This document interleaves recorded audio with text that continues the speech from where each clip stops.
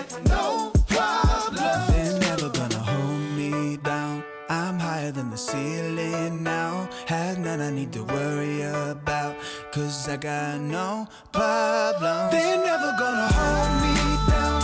I'm higher than the ceiling now. Have none I need to worry about, cause I got no problems. I know it's gonna be alright. It's getting better every time. Nobody's gonna kill my vibe, cause I got no problems. I keep your picture in my room, cause it gets me in the mood. You still live free in my head.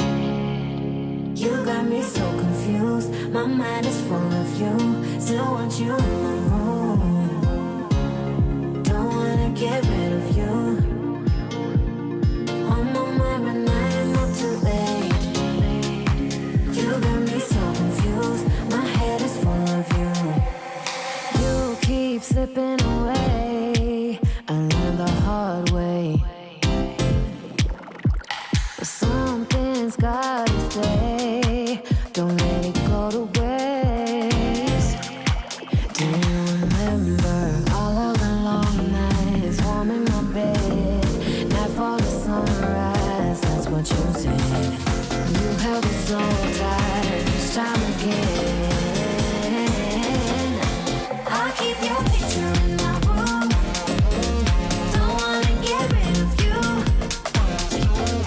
On my mind when I am up too late. You got me so confused. My head is full of you. Don't win silly games. Don't leave me hanging on.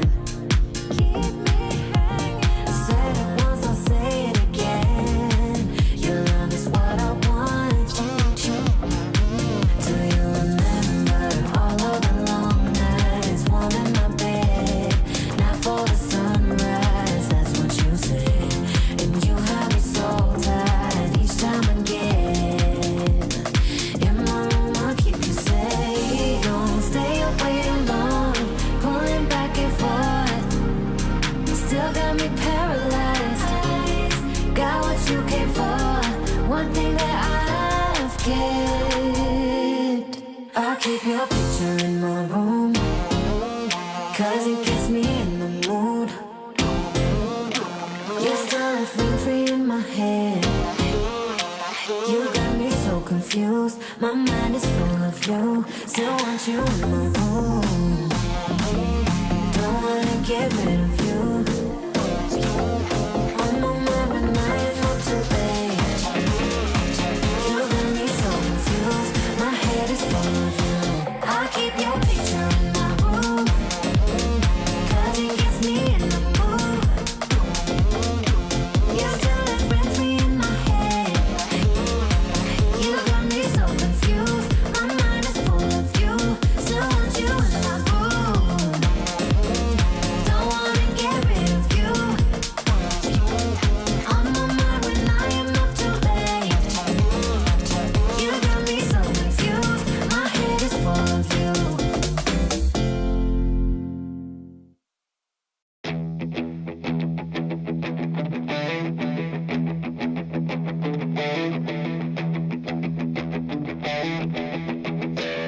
Within the body of a woman lies the heart of a man.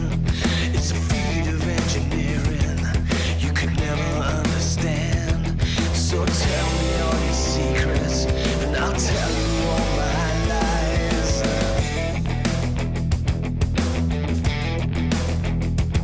I've been walking with the angels. I've been talking in my sleep. An electric conversation, pins and needles in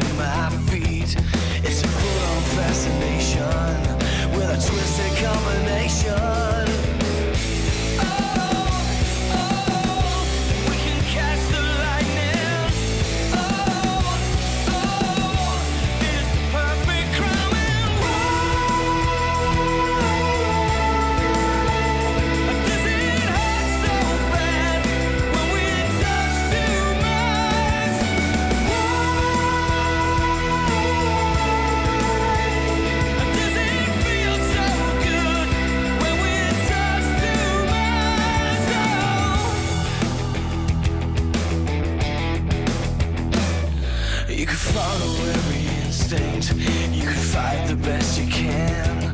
It's not easy when you're dancing, holding someone else's hand. I've got nothing more to tell you, I got nothing more to say, no. We can catch the lightning. It's the perfect crime.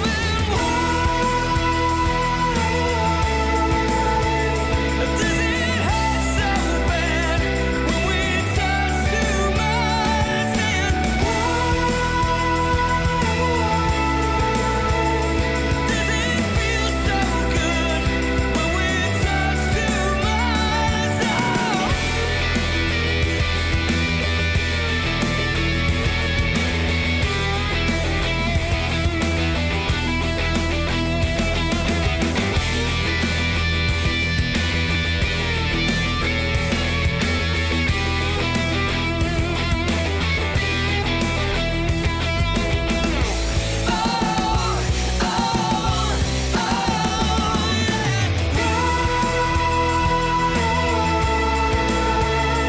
Does it hurt so bad when we touch two minds? And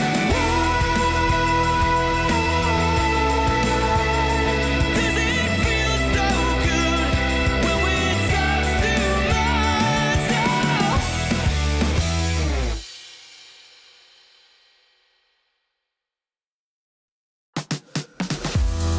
That same old feeling. Don't know what's right or wrong. Searching for meaning. I've been thinking about it way too long. So whatever you long for, don't give up along the way. Just don't give up along the way, you know, and cherish the moment. Come on up and just let go. Come on up and just let go.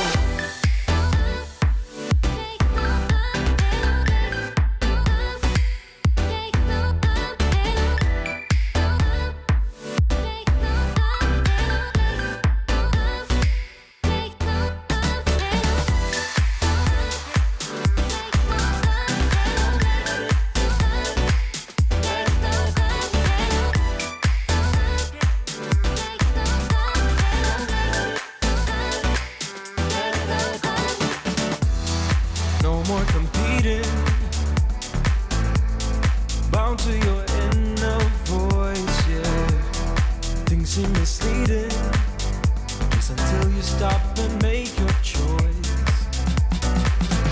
So whatever you long for, don't give up along the way. Just don't give up along the way, you know, and cherish the moment. Come on up and just let go.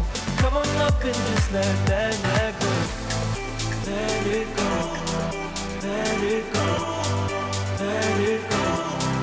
Let it go. Let it go. Let it go. Let it go.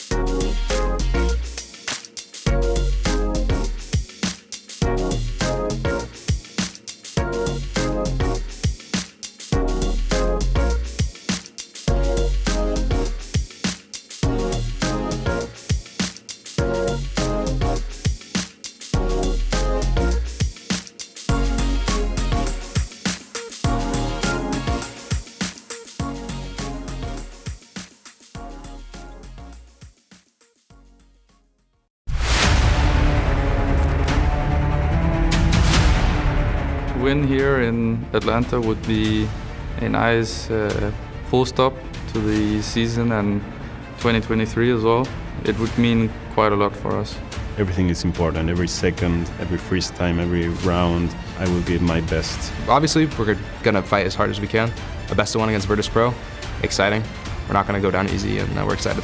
Winning this tournament here, the last tournament of the year, would mean a lot to all of us. We're always ready to fight, no matter what, no matter where, until we lose.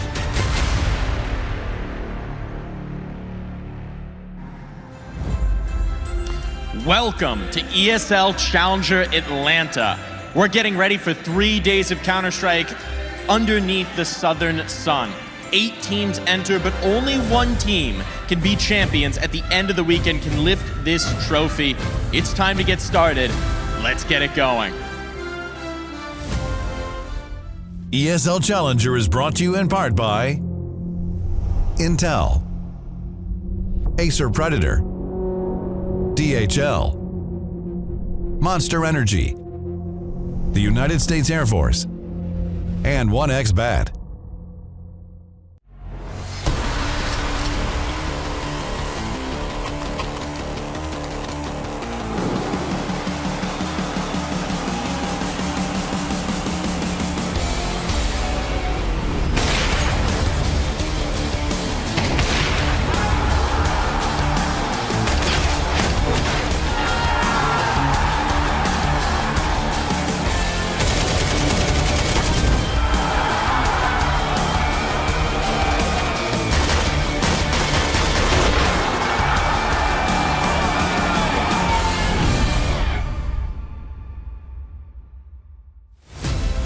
Teams are going to be battling it out. 3 of them have the hopes and dreams of America resting on their shoulders. This is ESL Challenger Atlanta, and we are getting ready to kickstart what is the final LAN event for CS2 from the ESL studios this weekend. And it's a big one because after this, of course, next up for a lot of these teams will be the first CS2 major RMRs. So lots to play for. This is an opportunity to get that test in to make sure that you're on form as we move into the new year. And also, it's just a really cool way to celebrate the festive season. My name is Tech Girl, also known as Sam. I'm going to be your desk host. And joining me with all that big brain analysis, Paladin and JRT are here. JRT, you brought me such a cool present. I have never seen this much.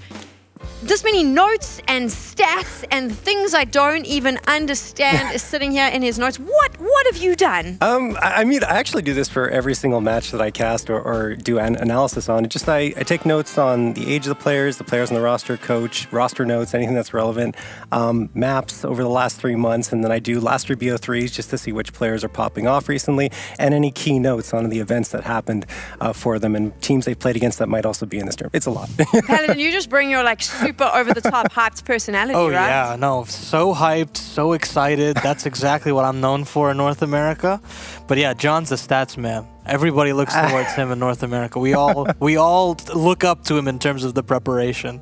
Let's talk about Atlanta specifically. How important is it for the North American Counter-Strike scene to have this event happening at DreamHack Atlanta? It means so much, you know. I mean, we are struggling as a region right now, but there's so many teams that are slowly starting to develop, start to ramp up. I mean, I look at a team like M80 who have really tried to dig deep and find the best talents in our region and try to develop the best possible team we can. And man, they're doing such a good job in our region to just develop, and slowly but surely we're getting back to that competitive region. And I feel like this is one of those events where we can see what is the fruits of their labor. Can they actually deliver on the big stage? Yeah, absolutely agree. I think there's another team that obviously played up against M80 in the finals, Boss, who are doing really well, and I think it's just great to see a lot of up-and-coming talent. Obviously focusing on the event here, M80 is definitely one to keep an eye on. They were undefeated in their Challenger League season 46, and obviously were the grand champions. And then you got Complexity, who I think there's going to be a lot of pressure on them to perform here, because one, I find that their group is kind of easy in a lot of ways, maybe Apex a bit of a challenge, and two, they've had some really good performances, but they haven't gotten that title yet in CS2. So I think this is a great opportunity for Complexity to come out on top, especially on home soil. So arguably, for NA, the thing everyone wants for Christmas is more LAN events. But let's find out what some of our players want for Christmas.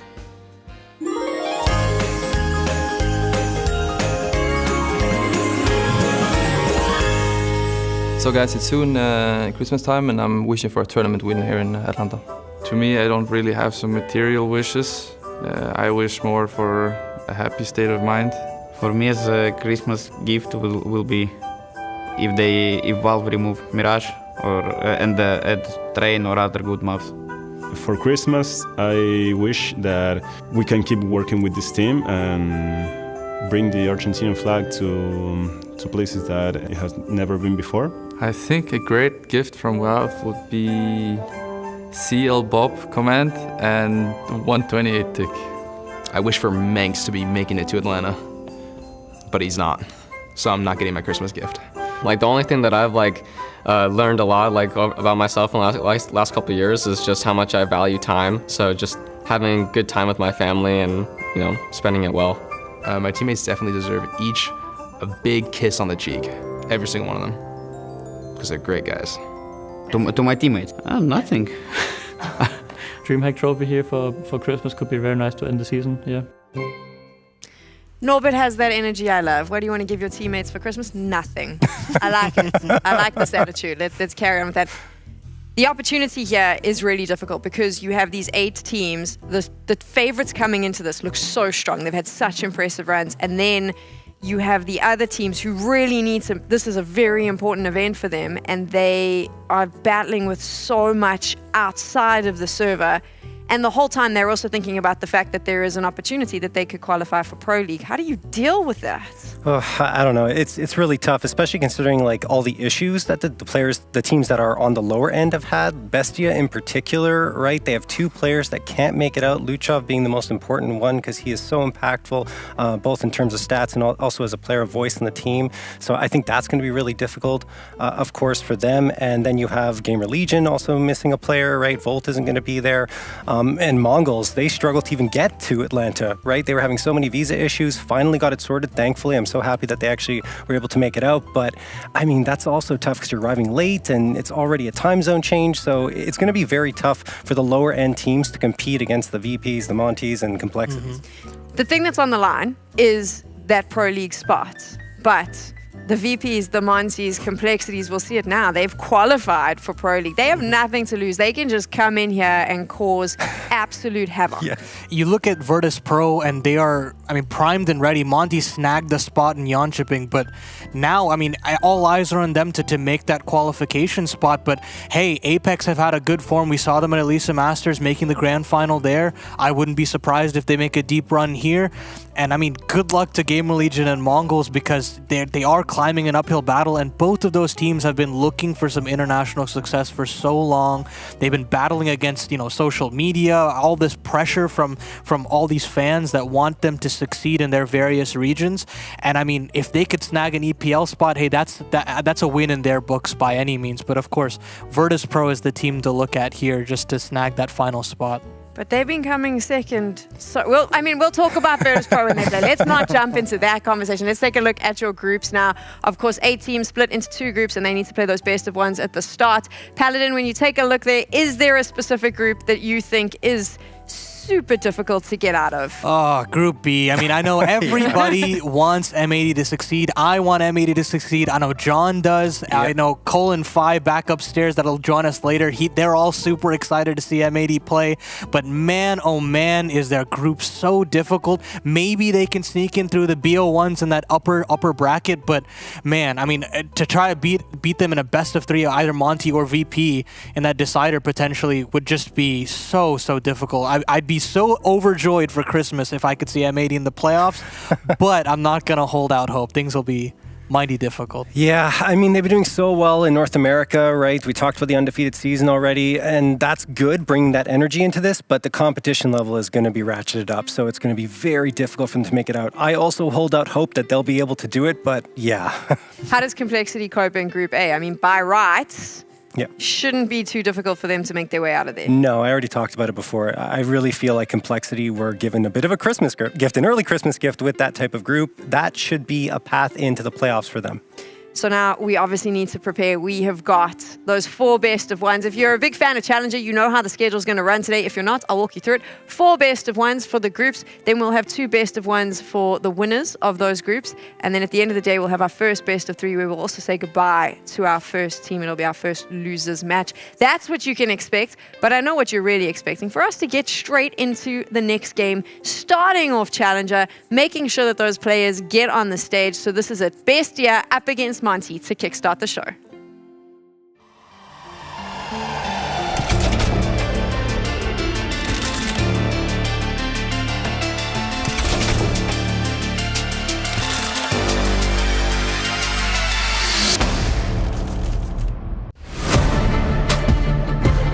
The most important thing for us right now here in Atlanta will be like getting the best result possible in order to keep grinding on the rankings and to keep, building that confidence, even though we had 2 standings and whatever.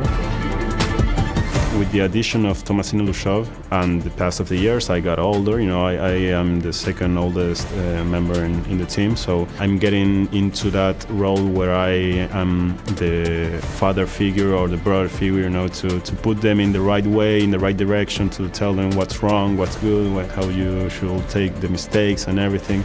And I think I'm transitioning to that role as a player, and I'm really happy with it. I like seeing that change in myself.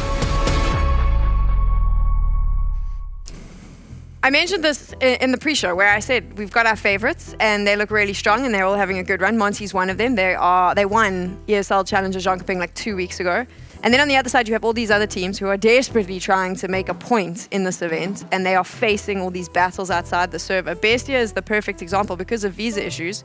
They're not even playing with their 2 best players. Like they have had to find these stand-ins, and the stand-ins haven't been playing competitive Counter-Strike. How the hell do you go up against Monte in your first game with that happening? I don't know. Honestly, I feel for them. It's a really tough situation. At least they got a couple of players to come in, and well-known players in Reversive and Nico M, but like you said, they haven't really been playing lately in the South American scene. Most of this action has been regional for Bestia. And missing Luchov is the biggest piece for them. That's their best player. We already talked about it before. He does their entries, he's supporting, he's got all the top frag on the squad. I don't know what they're going to do without him. And yes, Reversive and Nico M in their history have gone for opening frags, have gone for entries, so maybe they can fill that gap, but it's just such a big piece. It goes beyond that. It's really tough, right? Because Luchov, I feel like, is the identity of the Bestia roster. You look at the other players, they're more there to facilitate and make him feel comfortable on that team, but him not being there, and you have to rely on some just key players to just hold up their end of the bargain, that's such a risk to run. And against a team like Monte, whose chemistry is just so clean. And they have one of the most played maps in all of Counter-Strike, just outright. And to play against a team like that are that experienced, that just dialed in, looking for another title, even if it's a best of 1, it's just such a hill to climb almost. It's hard to even write that underdog story when you look at this kind of a team. Yeah. It's a hill to climb, and I suppose the question I should ask now is how do they climb it? But I don't want to ask that because for me, I'm like, how? You can't. Do you have to change everything? Have you had time to play with these players? Are you going to rely on? Maybe you're going to rely on their experience because they do have that experience. They're very celebrated in Argentina. Yeah, I think that'll definitely help them because it is some of their first lands to play. Obviously they were at the Americas RMR way back when for, I believe, Paris or perhaps Rio, but still they've attended at least a land. But this is going to be a different environment for them, and I have no expectation for them. But you look at Nico and Reverse, who have played just within Argentina for a while, that kind of experience will definitely calm the nerves of the younger players. You look at a Mayern or a Deco, maybe they'll need that little bit of pep talk behind to kind of ramp them up. But other than that, I'm kind of looking at Noxy to just lead from the front. He's that opping IGL. Yep. I'm looking for him to just really put a statement on the scene, because if you have to talk about potential weaknesses, I'd look at Waro2K. He sometimes has a bad map here and there. If you could try to impress me on the op, I think that's where I'm looking towards. We've spoken a lot about Bestia. Let's talk about Monte now. They are our reigning Challenger champs, and Mike caught up with DemQQ before this matchup to find out how they're feeling. All right, hey, I'm here with Demka, getting a little bit of words before they start their campaign here at ESL Challenger Atlanta. Demka, how you feeling this morning? I mean, nice. I would love to see America. It was my dream, I would say, from the young. So yeah, I really like the America, and Atlanta is a nice city. Well, welcome to it on behalf of myself and all of NA. Glad to have you here. Talking about this event, right? You guys are coming off of a win in Jönköping. You're defending champions. Does that make this a little bit sweeter, a little bit more motivation to win here today? I mean, of course, it's the last tournament, and our team would love to win one more trophy for sure. And yeah, the last tournament of the year, we need to make all our power to this event, and yeah, and for sure we want to win. And you got the soundtrack going too. Now, Bestia, that's your first matchup. How are you feeling about this game? I mean, I don't really know a lot about them, but I would say if we play our game, we should know its opponent. We cannot think they cannot win us. For sure, it's BO1. Every team can win every team. So yeah, we just need to play our game and focus on this because it's BO1. No chance for mistake. And yeah, all will be good if we play our game. Well, glad to hear it. Thanks for the chat. Good luck. You can see it there, and I saw it in Jönköping with them as well. There's really high spirits in Monte. They're feeling very confident, and rightly so, because they've had an impressive run these last few months. Yeah, I mean, they were in the Rubet Cup. They finished second there, defeated OG, NIP, Movistar, and Aurora to make it to the grand final. They ended up losing the VP there, 1-2. In that grand final. That's the one that VP actually managed to take. And then in Jönköping, we already talked about it. They made it all the way, had a lot of tough competition, including the grand final against VP. And that time, they were victorious. And I think VP wants that one back, to be honest with you, because that was worth a lot more than the win they had in the Rubet Cup. It feels so interesting to see this team develop. It's like these misfits that are kind of outcasts of the European region all coming together, and now they have this redefining chemistry between the five of them, and it feels like so exciting to watch a team with these five players that you potentially write off, and you expect, I mean, I'm not expecting a name like Krasnal to jump off the page, or Bro, or SDY for that matter, but with this team, these individuals are so strong. They all understand their role to a T. Their rotations are so crisp. And I mean, I am just so excited to see if they can hold that ranking. I think they're 7th on HLTV right now, and I'm sure a lot of people are kind of questioning how are they that high in the ranking. There's a reason for it, and I'm sure that they're looking to kind of solidify that ranking here at Atlanta, because another deep run here will continue to solidify that. I'm sure in the minds of a lot of CS fans out there, slowly but surely people are coming to the side of this team is not to be underestimated. They're not online merchants, as they say. They are legitimate, and their LAN contention shows that, at least with their record. It doesn't feel like there's any real drop-off in their performance, and that's what makes me super excited about them. I also think they transitioned so well to CS2 as a team. Yeah. We saw them on the rise after the major. They obviously had a roster change, and everyone turned around and said, oh, well, this is the end of them. That didn't happen. In fact, they looked really strong. We transitioned to CS2 where a lot of teams have struggled, and Monte continues that upward trajectory. Yeah, I mean, you talked about that roster change. Obviously, Boros, being picked up by Team Falcons, and we're still waiting for that roster to come through, but that's another story. Yeah, and they picked up Bro from Astralis Talent. I mean, he hasn't lit any fires necessarily, but he's filled the gap that Boros left adequately. And then you have Krasnal and Samdai Young taking care of the majority of the fragging duty. So, I mean, yeah, they hit the ground running in CS2. They performed very well up to this point, and I mean, a strong performance here again would really solidify their positioning in that top 10 of CS2. And Krasnal especially, man. I mean, you look at him in Go, and he was struggling. He had some really tough roles, and it felt like, maybe if there was ever a change that needed to be made, I would look towards him. But you move over to CS2, and this guy has just been lighting the scoreboard. They've moved him around a little bit to have a bit more impact in the game, and he's delivered in spades. I believe it was between like a 0.9 rating, 0.95-ish, to like a 1.2, which is just like star numbers that you're not expecting from this guy. But I think that extra 5 to 10% is doing so much for this team that now you can rely on individual skill, which is not something that I was expecting to say about this Monte squad maybe 3-4 months earlier, right? So that is just so exciting to see him specifically step up to the plate when they needed it the most. We've spoken a lot about Monte, and the truth is they now go up against Bestia, and you heard them say in their interview they don't know a lot about this team. I think a lot of you probably don't know a lot about this team as well, so let's find out who they are. I'm here with Deco to get a little bit of insight into how they're feeling before their opening matchup here in Atlanta. How was the travel for you, Deco? It was kind of messy. Some guys got caught in customs back in Houston, so they lost the flight, the connection flight. We didn't get that good sleep and that great first day. But today, we had our 6-7 hours sleep. We got some breakfast in the hotel, got the mood up, got some hype up, and right now we're ready. We're ready to go. Now you're playing with 2 stand-ins here. You're losing 2 key players from the team. How do you prepare with all this going on with the roster now? It's kind of hard, but we just focused these past 2 weeks into play a lot of scrims, just to get the communication flowing, everything set up.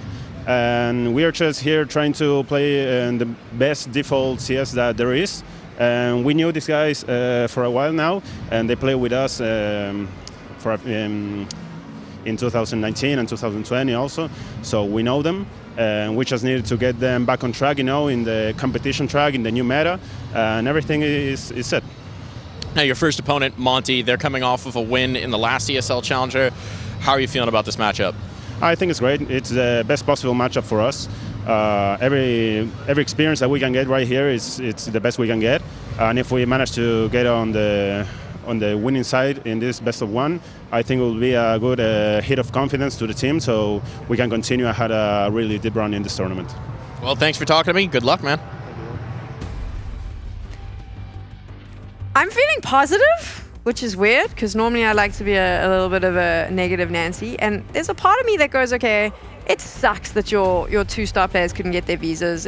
But you've got the experience now, because this was a very young, inexperienced team on LAN, right? We mentioned, I think they've played like 1 LAN together as an international LAN as a group. Yeah. But now you bring in 2 players that are a little bit more experienced. I mean, the positive part of me, maybe it's the festive cheer, wants to go, oh, well, this might help you because they'll be able to settle your nerves, get you focused in the server. And it is a best of 1, anything can happen. Yeah, it's a best of 1, anything can happen. There's no positivity there. I can hear it. Look, I'm just trying to be realistic here. I mean, maybe with Luchov there and having Thomas in there as well, it might have been a different story here. But without those 2 players, it's going to be really tough. And I think, Deco kind of covered it there. The fact that they have to bring Reversive and Nico M into the new meta, into the CS2 meta specifically, which is a lot faster in a lot of ways. T side, the Peeker's advantage has, well, maybe less so on LAN, but I mean, there's still that element of the T side, having a bit more of an edge, and I don't know, it's going to be tough for Reversive and Nico. That said, they were players who did enjoy taking first contact kind of fights, so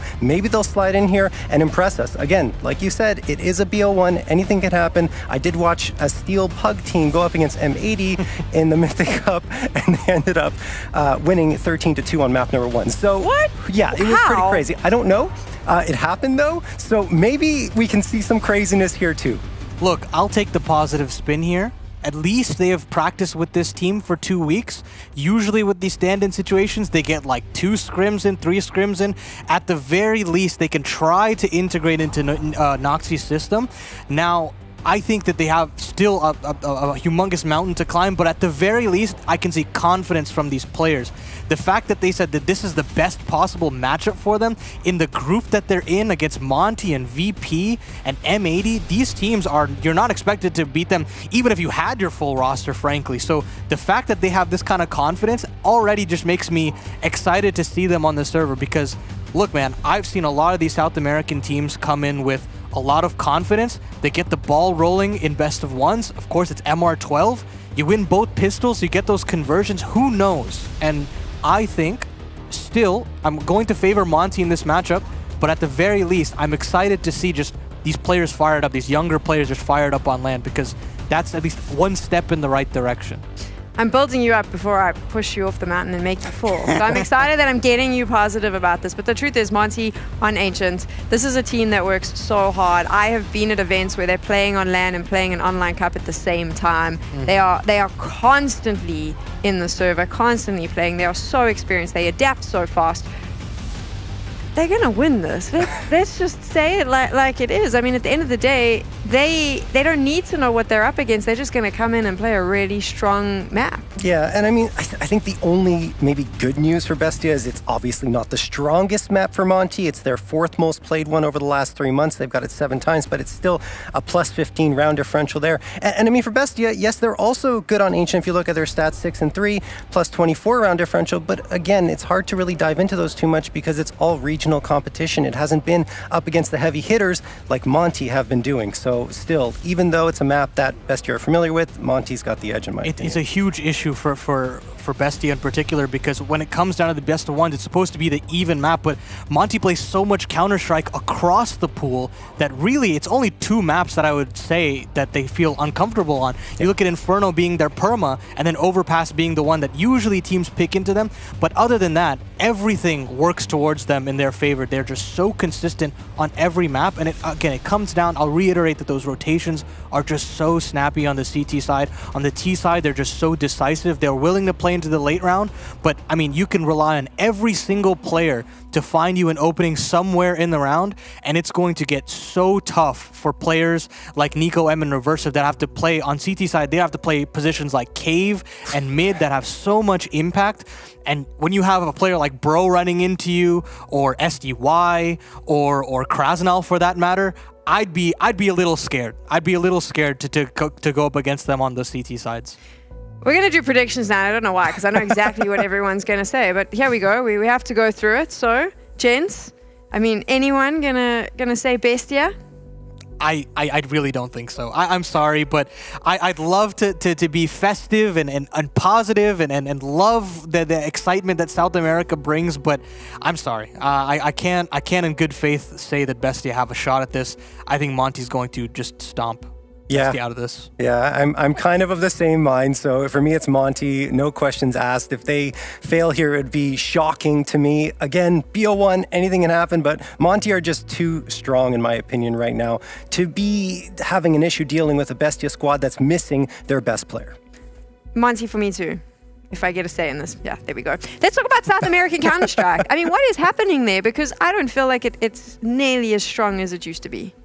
I think it's just a huge issue of just how they're bringing together talent. It's like there's so much talent in that region. You look across Imperial, Fluxo, Pain, even Furia. Like there's just so much talent across the board, but they've not been able to consolidate all of it on the same team. And I do like that Bestia, they want to stick Argentinian. They don't want to go and poach Brazilian talent. And so they're developing at a little bit of a slower rate. But overall, I mean, I just hope that when the new season comes along, that they reevaluate and they realize that we can make far better teams than that we have right now, and we can start contending for deeper playoff runs and potentially titles as well.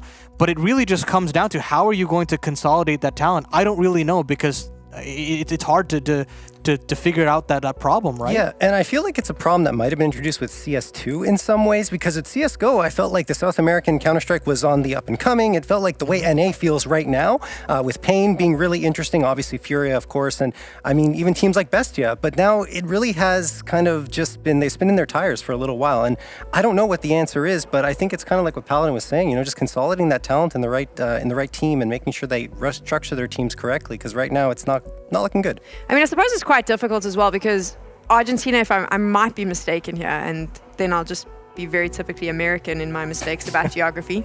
Hey, we're in Atlanta. We have the opportunity to be as American as possible. Argentina, the main language there is Spanish. Brazil is Portuguese. Yes. I'm pretty sure there's quite a few other South American countries where it's Spanish versus. So it's difficult to start moving talent around because you've got communication issues, right? And obviously, South America is quite big. So that's problematic as well. So when we talk about moving talent, we've kind of got South America, but then you've got Brazilian Counter-Strike, everyone else's Counter-Strike maybe. Yeah, I mean, I guess the language barrier could be I'm just going off on a tangent because it's fun, you know? Yeah, it's possible, though. Honestly, it's a good point. But I think that there could be a common language that they'll all speak and that they'll figure that out. I don't think necessarily that's an issue. It's just, I don't know. I'll give a bright spot to 9Z. I think they've figured it out. You know, you have players from Chile, you have players from Uruguay, I believe, in Max, and that team is just figuring things out. They're slowly starting to ramp up a little bit, but yeah, bar them, it's like people are very willing to stay within their country, and Bestia as well. Like they I don't think they've ever moved out of Argentina to even try to consider maybe a smaller country in South America and speak Spanish. They're very dedicated. We are just waiting to hear from Atlanta when we can jump into game. There's some issues going on, obviously, on the stage, because you know how LANs go. So once we find out, we will be kickstarting ESL Challenger Atlanta. But I mean, while we're here, yes, transitions to CS2 happens towards now the end of the year. How have you been feeling when you take a look at all the roster changes and the shakeups? I mean, are we excited moving into the new year or a little bit concerned? I think excited. I mean, I don't think there's necessarily any reason for concern. We haven't seen anything too crazy, but I always like to see when teams are trying to adjust themselves, improve themselves. Yes, it's great when players can stick together and you can have a starting five that continues to move forward consistently, but at a certain point you have to reevaluate and say, look, are there changes that need to be made? Do we have to try and do something to make ourselves better? One example I can think of with one of the teams here is M80. They had Wolfie on the op, and he was doing pretty well in my opinion, but behind the scenes, they weren't, I think, happy with the communication. Maybe things were not going as well as they would have liked. And Slacks was a player that they talked to and they had wanted to work with in the past. So they said, okay, let's try and bring him on board.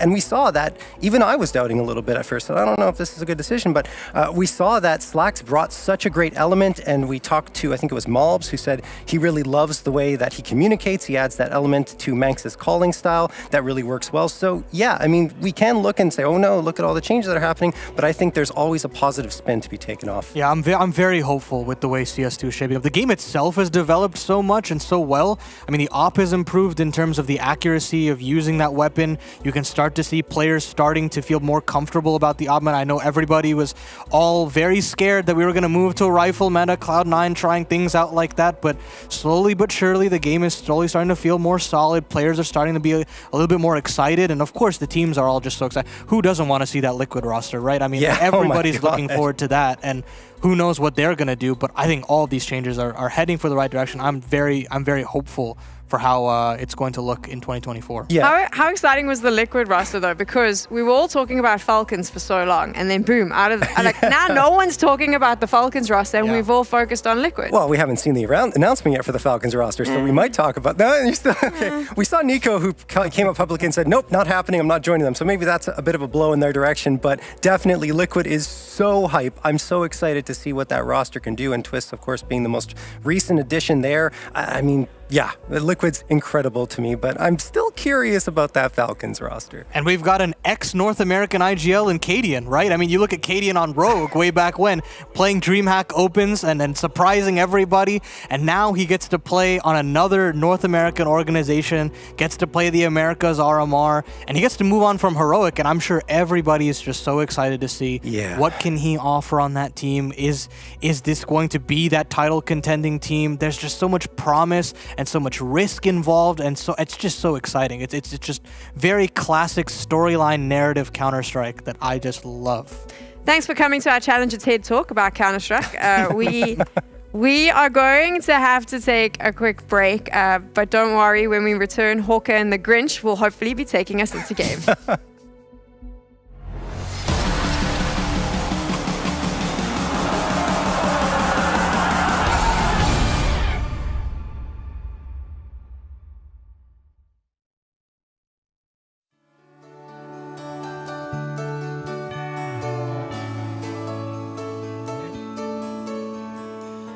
Rustling in the city wind, I feel the chill in the air again. Suddenly I remember way back when. I need some love and I need some rest, to see my mama who knows me best. I catch her out on the last train headed west. Time of year I've been dreaming of, gotta make it in time, because see the snowflakes coming down there, jingle belling all over town, and his goodwill as far as the eye can see. Make a wish on the northern lights, 'cause Santa Claus gonna be here tonight.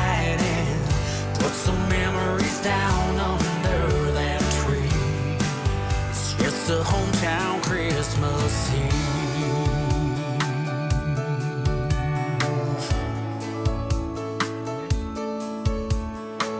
That drummer boy playing straight and true. The king is singing his holiday blues. And all I want for Christmas, girl, is you.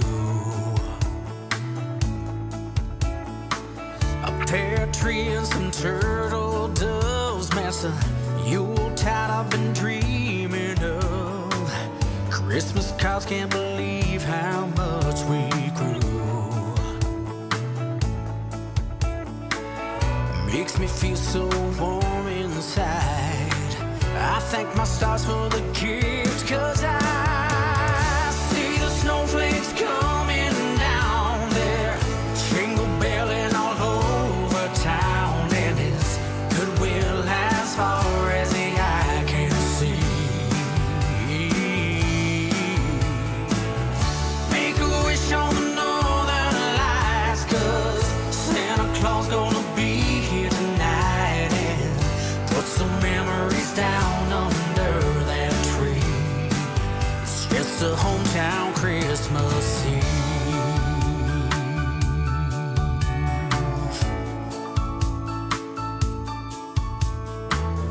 Grab a slice of that pumpkin pie and raise a glass between you and I.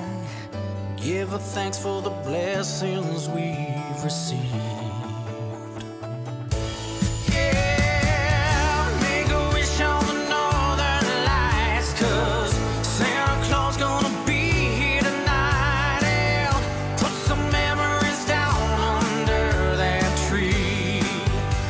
A hometown Christmas Eve.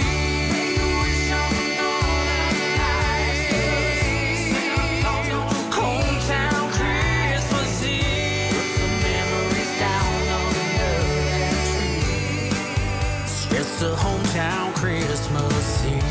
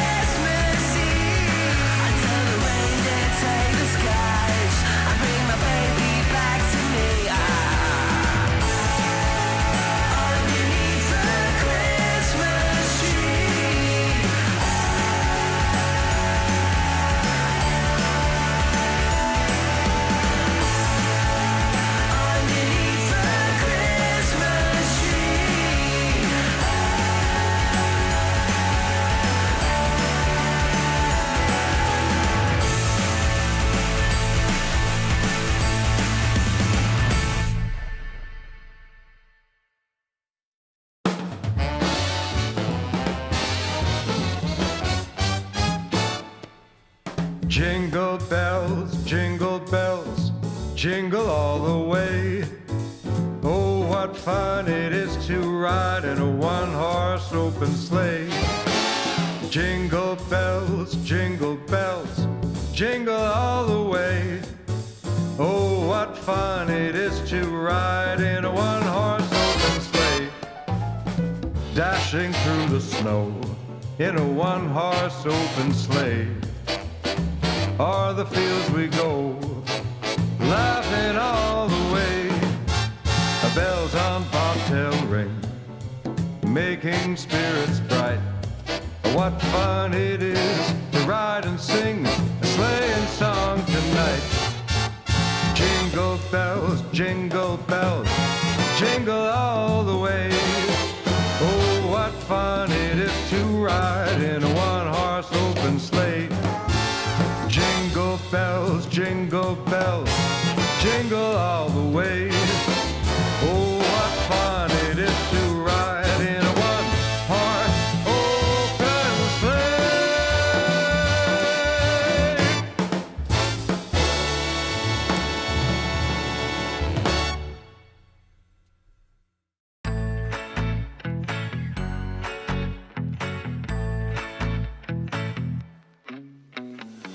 Maybe I just love the comfort of bed.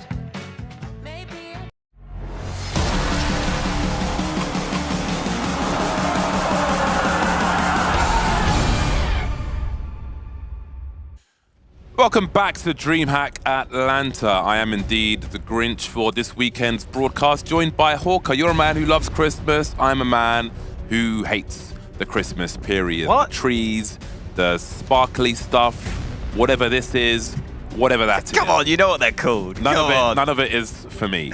Why are you lying though, James? At the break, you were telling me you want this break to never end because you love listening to the Christmas songs so much. That's a lie. That is slanderous as well. And just bear that in mind. I am considering my legal options. Okay, you consider That's those. what they say, right? When they have no intention of doing anything. Monte and Bestia is our first match of this weekend. Live from Atlanta. Very fond place for me. Many people there that I call family. These two teams, though, will be very much against each other to see who starts off with a better time of things here on Ancient. Monte versus Bestia, with most but not all of their original squad. Problems at the border for them. That's going to make life even more difficult versus the likes of Monte. Yeah, Monte, a team that have been in such a good mood lately. Winning events, having a good time. I think the team chemistry is just there for this Monte team. You can see it throughout. They're ready for the split into the A site. Plenty of players through. Donut and Waro with a great shot early. Promising start for Monte as they come through with more frags. Deco is in trouble now as they're coming from multiple angles. 3-on-1. Rather you than me, buddy. Less than 10 HP for Noxy as he tries to find a clutch, but Waro will be ready for that final frag. Monte take the pistol then. They won't be feeling the pressure, really, on this occasion. Such a good time for them. A great time for their... Like a great scenario for them to start off this best of one in such a fashion. You know, they'll take it, I'm sure. I'm sure they would love to play Bestia's full team though, but we'll see what this standing squad can do. Looking at the numbers, how much these teams have been playing, I often find it hard to find a team that has been playing more than Monte. They are just running with so much CS from day to day, from week to week. And that really helps with that synergy. Teams that have been in development for quite a long time. When you don't need to communicate so much because you know what to expect from your teammate, that's the advantage of having so much CS in your locker. So Bestia are going to have a very tough task ahead of them.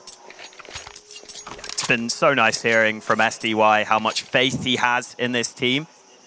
He was even the MVP for them in their recent tournament win as the in-game leader. SDY doing a fantastic job with this lineup. Has been a really nice resurgence for him.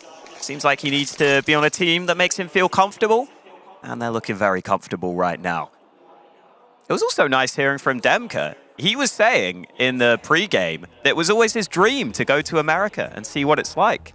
And it seemed like he was living up to expectations in Atlanta. I've never been, but you said good things. We all grow up, watching American movies and so on. So it does seem some pretty cool when you're watching it on your TV. And yeah, in the E-League days, I spent plenty of time in Atlanta. It's quite a cool place. It's very much like a club like nightlife type scene, which isn't really my scene. So when I was in LA, I'd be flying drones. When I was in Atlanta, that's where I learned to scuba dive. Actually, I would definitely recommend these guys all go to the aquarium. There's an aquarium in Atlanta which was built by a billionaire, so it's like epic. Ooh. I think it's top 5 aquariums in the world. There's a sound issue being resolved, so while that's being resolved, top 5 aquariums in the world. I wonder who decides that. They've got Who's been to every aquarium? Someone has. Their main tank has got. It's just got more gallons. It's got way more gallons than the other tanks. All the gallons. And it's got whale sharks in there and manta rays. That is cool. And you, if you're qualified to dive, you can dive inside the tank. With the sharks and the manta rays. With the whale sharks, manta rays, all kinds of business. The groupers. So I got qualified just to jump in the tank in Atlanta. Did you want to fight a shark? Was that the idea, or? No, whale sharks are they chill? They're like vegetarians. They're like filter feeders. They're not trying to eat people. Okay, they're chill. They're chill. So, yeah, it was amazing. That was a life changer for me. Atlanta's a good place. Great food, lots of shrimp and grits. Love that. I have a frozen membership in a hotel. So whenever I'd go to Atlanta, I'd unfreeze it for a few weeks and go to the spa. Not the spa, but the pool, the sauna and the steam room and so on. Love that. I wonder if Demka's going to stop off on New York on his way home. At Christmas, it feels almost like he should at that point. Atlanta's actually, I think it's the busiest airport in America. So really? It was always cheaper for me to fly home from any other airport. So I'd take a one-way to Turks and Caicos, Cayman Islands, Bahamas, and I'd get flown home from there. It was a great way to tour. Not quite America. Yeah. I don't know what's nearby to Atlanta, but definitely worth a day or two in a New York if you've never been. It is a concrete jungle. I prefer the grass and the trees myself, but definitely something to bear witness to. New York is definitely its own jungle. That much is definitely for sure. I went there for an FGC wedding a few months ago, and that place just gets crazier every time you go. If you are in Atlanta, though, they do have a branch of 678 barbecue, Korean barbecue place. Okay. So that is the Esports standard. Definitely look it up if you are in Atlanta. They also have a place called Battle and Brew, I think it's called, which is like a gaming bar, which was amazing. I went there to pay it a visit and was very hospitable. You can play games and order food from your station. I'll bring it to you. Wow. Yeah. They trust you like that. Really nice place. I feel like they would not do that in the UK because they feel like you just spill it somewhere or something. Just ruin everything. Yeah, those are my Atlanta tips. There we go. Hopefully people can take that on board. So we have some sound issues. So we will get that sorted ASAP. Good start for Monte though. Krasnow rocking the jersey over the hoodie, which I appreciate. Get the branding in there. If you're going to wear a hoodie, wear it under. Got to stay warm. Although Atlanta should be warm. I don't know why he needs the hoodie, but hey. Often called Hot Atlanta in the summer. Woro's so disappointed. Look at that reaction. He's about to cry. What's happening? Got a lot of friends roaming around in DreamHack Atlanta this weekend as well, covering different games. All right, back into the action then. Woro's a happy man. Just emotional at the beginning of the day. It happens. First gun round at the ready then. Let's see what Bestia can do on their CT side. Normally you want some map control early. You see the mid utility in play. That's a good start for Bestia, holding on to this area of the map. making sure Monte at least have to work for it.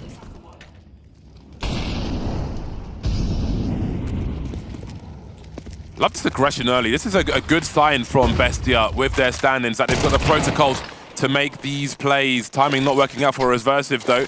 A late emergence from Monte, an expensive lesson to be learned early by Bestia.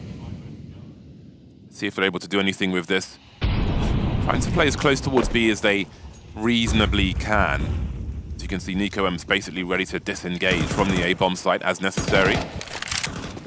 Monte using the clock for the time being. Still over a minute on the clock, waiting for response from Bestia. It's going to be a challenge in this game as well for Bestia to hold on to their utility. As you can see, they don't have much left already. So if they are to be nervous versus Monte, it's only going to make things harder later on, as Monte will exploit Deco for trying to find an edge. They're going to have to move together, really, Bestia here on the CT side, and at least get a trade frag. Oh, that'll certainly help. Yeah, maybe they don't need a trade frag. Nico M takes down 2. These smokes into the B site look good for Monte, though not much Bestia can do against this. And Bro even finds the angle through the smoke. Mayan trying to make a play through that smoke.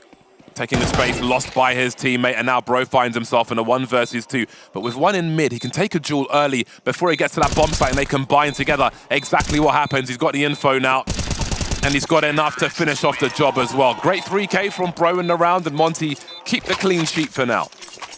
It's so easy to forget that Bro is the rookie on this team with how he plays. I mean, is anyone a rookie on Monte, considering they play about 200 games a week? You'll grow up real quick. This looks so good from Nico M, though. One of the stand-ins coming in with a big impact moment, but it's not enough. Bro looking relaxed, able to force that first fight. And then Nico M, despite doing so much, unable to get it going for his team that can't win the final fight. That means Bestia forced down to pistols again, and now this could be a tough start for them. Monte, on Anubis alone, have 25 games in the last 3 months. These guys take grinding to a different level.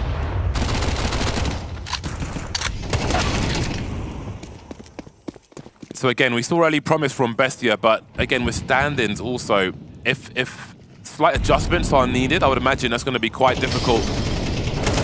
We saw Reversive. Oh my god, my words are all backwards today. We saw Reversive with that push through B. False sense of security, a sudden emergence from Monte, and just sat there on an island. Now maybe they can learn from that. I'm not expecting much here, so I'm not going to commentate an eco round, but again, looking at the bigger picture really for this half, can Bestia make the right aggressions and not be caught exposed like that? That's going to be the question moving forward. Yeah, listen, Reversive, one of those stand-ins as well. So I think the quick switch was a little ill-timed, considering he didn't have support there. But those mistakes are going to happen when you haven't played any official games of CS2. Just got to get over it. I think the other tough thing for Bestia here is Monte are just so willing to play at their own pace.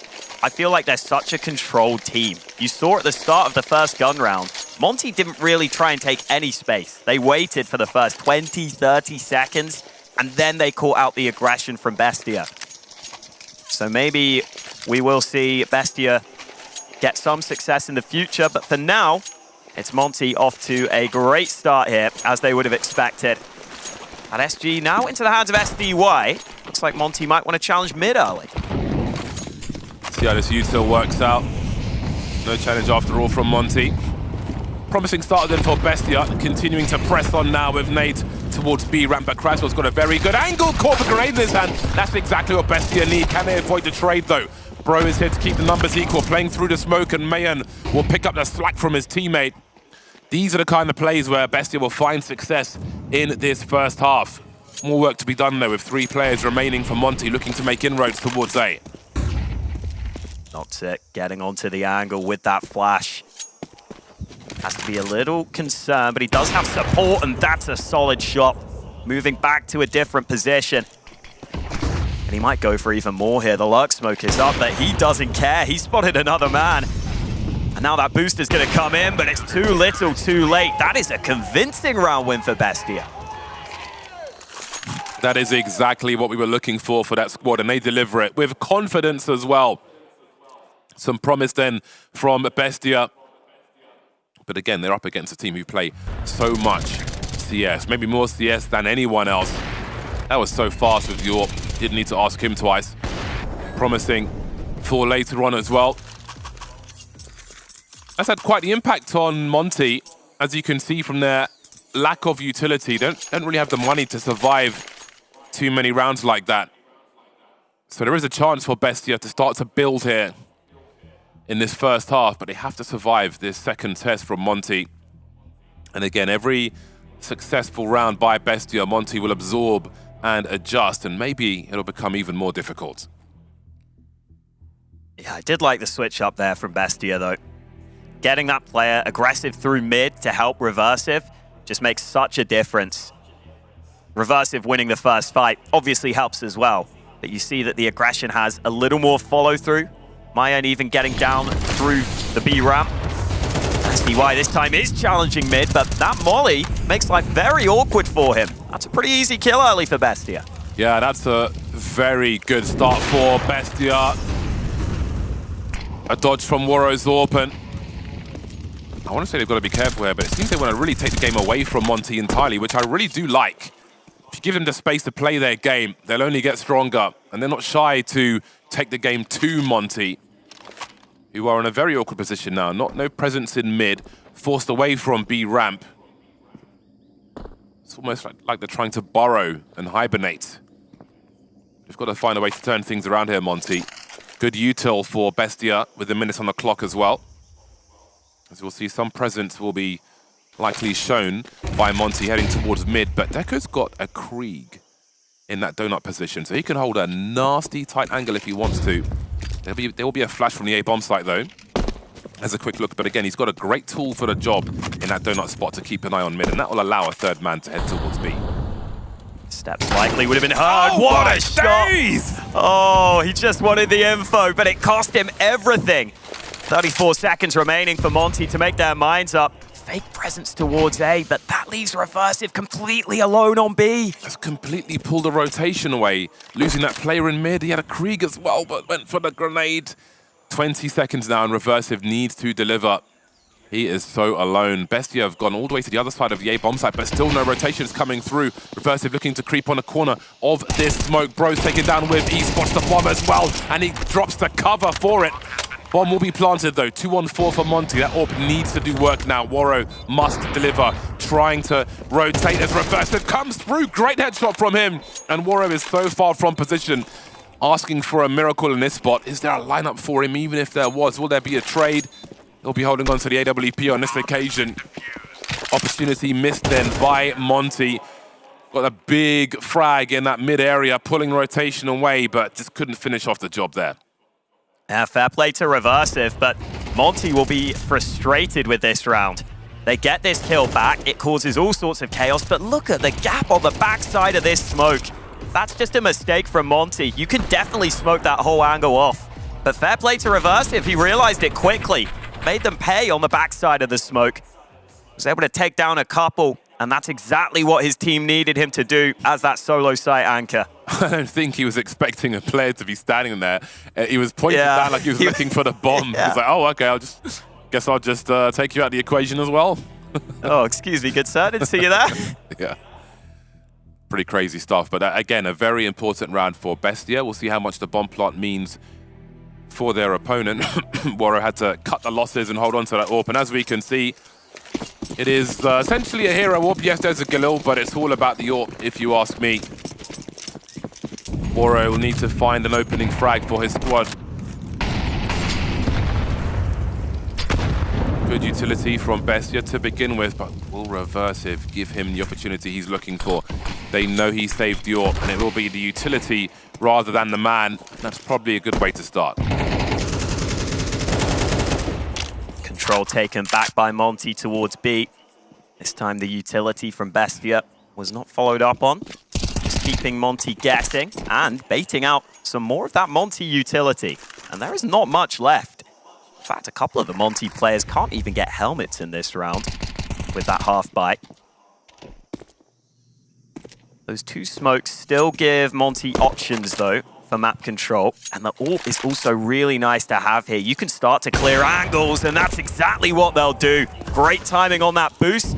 And now mid is under threat, and I don't think Bestia can hold this. Expensive lessons for Bestia. Wow. With the frags that are being caught right now by Waro. They are just giving him the peaks, giving him the jewels, giving him the 1v1s. He spotted another one as well. Demka taking one for the team. Keeping that AWP alive there is so important for Monte and their hopes to win this round. Getting into positions now. And it's position that has given him the advantage against Bestia time and again. Swing and a miss from Waro, but he gets another opportunity as they are just putting their fingers in the meat grinder here, Bestia. Won't be able to hold the ball like that. That was a rough one. Damn. That is crazy. Waro gets away with so much in this round on that AWP. I mean, the first pick is well set up for. I can understand why Bestia aren't ready for that angle. Nico, I'm trying to reposition, but then Waro just keeps on going throughout this round. It's a bit schoolboy football after that boost frag. They're all just chasing after the ball there. Yeah. And just getting dropped, just running at the enemy, basically. But that's when the AWP's going to clean up. And that's the main weapon that Monte had. So a little frustrating for Bestia to give so many fights away against that sniper, one by one. And now Monte might have something in mind from the start of this round. This A site looks like it's under threat. Big shadow seen by Noxy, but there are flashes here as well. Trying to reposition, but down he goes. It's going to be a rough scenario then for Bestia. Monte's got the numbers to trade, and Bestia don't have the position. They risk losing everything, although Demka is at the point of no return. He sent it too far towards Donut. Zero cover whatsoever. Mayan died, but he gave the space for Nico to trade. And again, it's down to Waro. 1 versus 2. Switching out for the AK. 20 bullets will be enough. He's got the sound cues on. They've heard him in the smoke, and that'll be enough for Bestia to hold on. An important round. They cannot let this slip away from them. They need to continue building through this half. That's a crazy turnaround. I thought Monte had that in the bag after the first couple of kills. And maybe they just got a little too eager because there were a lot of players rotated into Donut there. Those fights together for the CTs work wonders. I didn't actually catch if Monte had more utility they could have used, but maybe just slowing it down slightly. If they had a smoke, it would have been nice. Instead, the fights continue. And I mean, Bestia, they're grinding their way into this game. Getting a couple round wins. They look pretty well put together, honestly. They don't look too bad right now. And at the same time, Monte, at some of these rounds, have looked a little pressured. So maybe there is some fight here in Bestia. I think when you've got stand-ins, the mid to late game is often or always going to be your biggest problems, your largest weaknesses, if you will. I think in what remains of this half, Bestia have to be careful about not being too curious for information. Sometimes you've got to give up mid. And that needs to be part of the plan as well. On a map like Ancient, Monte sending it now into the B-bomb site, and Noxy is here. Mayan playing off of his teammate. And those are the kind of two-man setups that can work so well for the squad. A swing and a miss, though, changes everything, and suddenly it's down to, never mind. Nico will finish off Waro just as he tries to pick up the bomb. That was very fast-paced indeed, but they survived the test. Monte may be trying to overwhelm the decision-making with a fast round, but Bestia still stand by the end of it. Yeah, that was a really important round for Bestia to win. Monte investing heavily into the previous. Now they're only going to have pistols in this one, and suddenly Bestia have every chance of tying up the scoreline here, giving us a real game in our opening BO1. We heard Bestia talk about how they had about 2 weeks to practice with these stand-ins. This tournament is an important one for them. They don't get to play many LANs. That practice is showing right now. Maybe Bestia aren't going to be the punching bag that a lot of people expected. Waro is really feeling it right now, though. This time with the D, lands the shot at mid. Can Monte find anything else, though? Looks like Bestia playing pretty passive now. Oh, these are the opportunities that the Deagle wants. I don't know if you really want to give him. Bro and Demka remain then. These tight angles where you don't have much maneuverability in your peaks versus that deagle are ideal for the one holding that pistol. They want those engagements. This time, though, Bestia will best Monte in mid. But this is still a round where Monte needs to push all the way. They need to expire at some point. This is the best eagle for a Bravado sticker, by the way, in that spot. That is the best combo. You're welcome. Bro and Demka.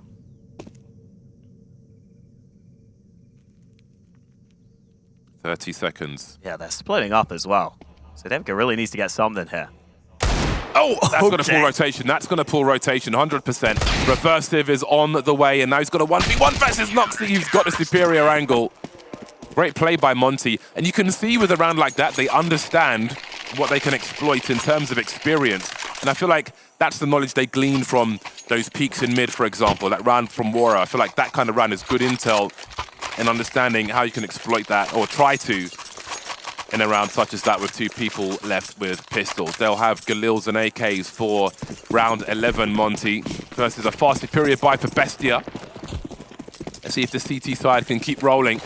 They'll have utility in that mid position once again. Kind of a default spread from Monte at the beginning here.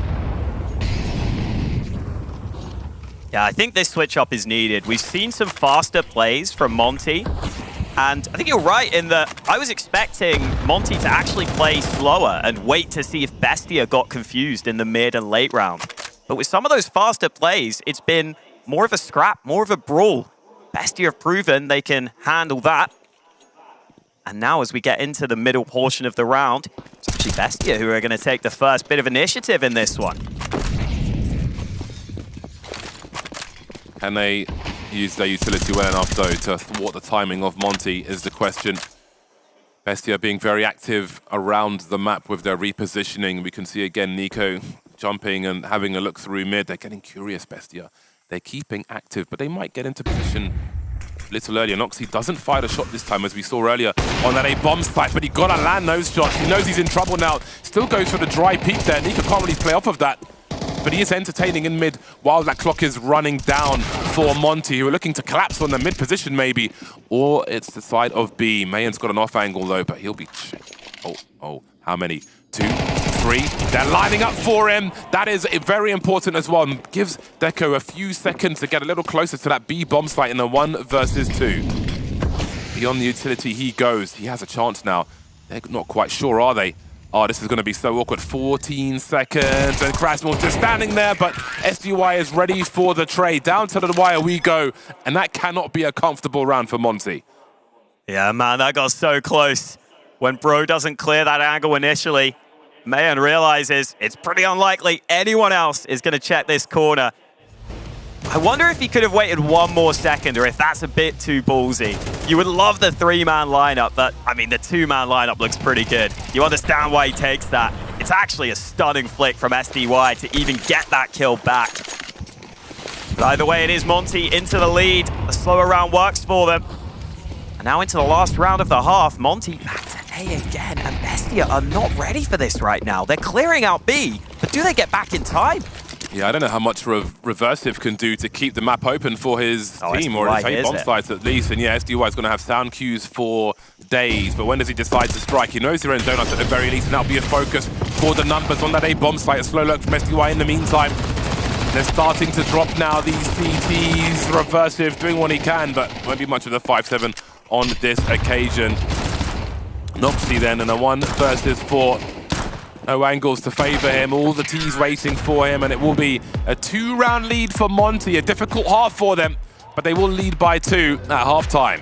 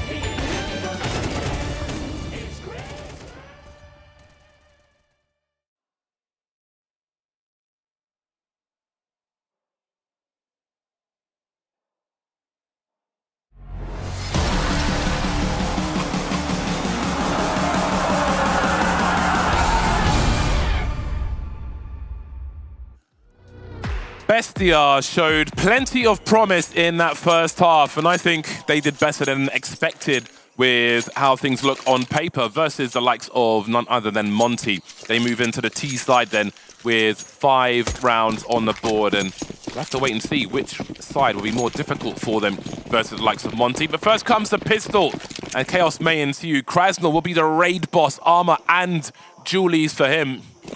On the other side, Nico M, the raid boss with the P250 and Kevlar as well. They start to make their way into the B bomb site, but Krasnal's getting active early, and he might catch a straggler here in Noxy. He's going to have a look for him.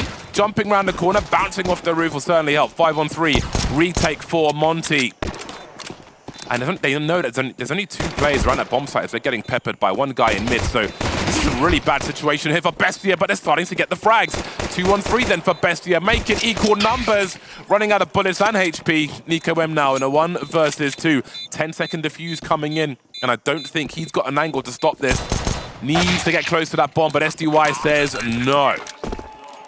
Monte just using that full swarm Zerg style of play there. So many of them sticking together, taking back the bomb site. 5 fingers put together as a fist. They punch their way through. And they just got all these kills so early. That's what made it so difficult. I think if they had a kit, they may have just stuck it straight away. But actually, Reversive got a couple of kills back, made it sketchy for a second. A final Bestia player just far too far away. There is still the ability for Bestia to force. That's the upside of going for that B play. You'll normally get the bomb plant. Demka straight up mid wants to contest this. Oh, wow. That's a big warning shot onto Mayan. Their turn to take control. Difference from what we saw earlier is that it's not just Krasnal here. Demka's here as well, covering the multiple angles and making sure they get the trade frags, or at least trying to. But that's such a deep frag. It forces Demka down so deep, but he's got Bro here also. Full control from Monte. Got the numbers to keep control and trade if they need to. And now Bestia have got to do the hard work, just as Monte did in that first half.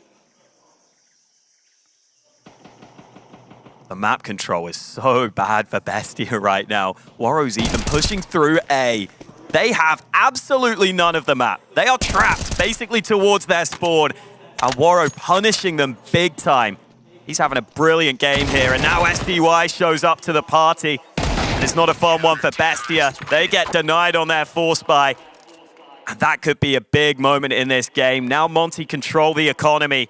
And they could just run away with this second half. Yeah, night and day with what we're seeing on the CT sides, and that is to be expected again. Swarming, lurking, roaming around. Rambling hikers, Monte, carrying M4s. Tech 9 rounds. Now, even if when you've had a few weeks to scrim, we know all the good teams will have a round with Tech 9 and Util because it can be so effective, but have they been able to go that deep? Might not even see that on this occasion as Warrow picks up a 3rd kill here. It's going to be hard to punish that through the smoke. He's got support also. Nothing for free versus Monte. This is so oppressive and wonderful to see in terms of strength from them. The barbecue towards the end, but 10 rounds for Monte is what's important. Yeah, they clean up comfortably. And that can be the issue on Ancient. It's not always easy on the T side to get that early map control. And we saw Bestia use that to their advantage in some of the rounds in the first half. But when you've got stand-ins... Oh, boy. Okay, Warrow. Didn't jump in time. Get those knees sorted. That might make some players mad that can't use the bind as we did before. But I guess the devs want there to be a human element to this game. And opportunity for failure. Well, it still worked out for Monte somehow. Bestia got the mid control. SDY was able to spray through and get the opening pick. And again, now that Bestia have mid, what do they do with it? Reversive can't get fully into top mid. Kraz now still has this map control. Looks like Bestia might group back to B. And currently Monte have loads of players here on A trying to fight through Donut. They'll win that. And elsewhere, Bro got a solid kill himself. Do they understand how many people are on the other side of the map? Bestia, this is a big opportunity for them. Get this bomb down quickly. so hard to go through that smoke. At least they've got flashes, Monte, but that's what they're relying on here. Yeah, one spray down from Deco, and this could be a dramatically different round if he keeps himself close to that corner. No pop flashes for his side, so it's going to have to be dry. The chain flash, the chain grenades come through as well. Rather. Is he going to go all the way around Deco? Mayan's been dropped, and he thought he tagged him, but he didn't quite. So that will be a round for Monte. There was opportunity, but there was also uncertainty for Bestia. Monte keep the train moving forward. There was a lot of activity from that donut position. I was thinking, are we going to see in the mid to late round on the T side some hesitation maybe from Bestia as they try and figure out what's best to do, no pun intended, with the stand-ins and such. Let's see in the rounds to come. Not many left if they keep losing though. Yeah, as always, Monte looking relaxed, even in a somewhat stressful position there. Able to bring it back, even though the 4v2 looked concerning for a second. Saw Bro get the wall bang back through that position earlier. Mayan still willing to play with fire. And this time, Monte pretty happy giving away the control here to Bestia. Mid has been taken. They've cleared out B. They're even starting to sneak up through Donut off the back of their own smoke. And look at how far back Monte are. They're basically all back towards spawn. This is big faith in retakes here for Monte. Oh, they just run through the smoke dry. I love that. Just emerging, a surge onto the bomb site. That bomb still carefully rotating there. Was holding an angle on B ramp earlier on. Demka almost catches Reversive, having another look, and we'll finish off the job there. Bomb just making it in now, but there are 3 CTs the bomb carrier's facing. That's big information. If they can get this trade, indeed they do. Waro just about going there first. Down to a 2-on-1 now. As I say that, Deco's gonna leave Nico M in the clutch. 36 seconds on the clock. 4 players in Donut with the bomb carrier holding ramp. Long time before they had a chance to plant that bomb. They never really did. Once the bomb made it to the bomb site, facing 3 Ts in Temple, basically. Rough situation. Yeah. That round kind of felt like a fight in like a pub or a bar or something. Like there's way too many people crammed into a way too small a space. And everyone's just kind of swinging and fighting each other. Just trying to shoot whoever the hell they could spot at any given moment. But hey, Monte get everyone into position in time. Maybe if that bomb was there sooner for Bestia, they could have got it down, get into post-plant positions. As you said, I liked the double push through that smoke, because you've got the 2 different angles coming out of that smoke. It's going to be hard for the CT to get both of you, and it can really mess with the timing sometimes. I think we are seeing the classic scenario for a team with stand-ins where the T side can just be so hard to try and get rounds on. Not a single round so far for Bestia. Look at these nades onto Demka. That's something at the very least. Oh. Is Deco making his way through? He is. Timing's unfortunate, but 3-on-3 favors Bestia. Absolutely, this is for the T side.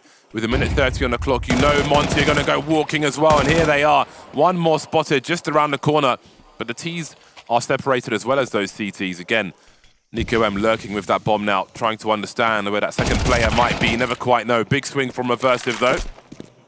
And perhaps they can join each other, though. He's carrying on to that A bomb site as Waro will be invited towards B.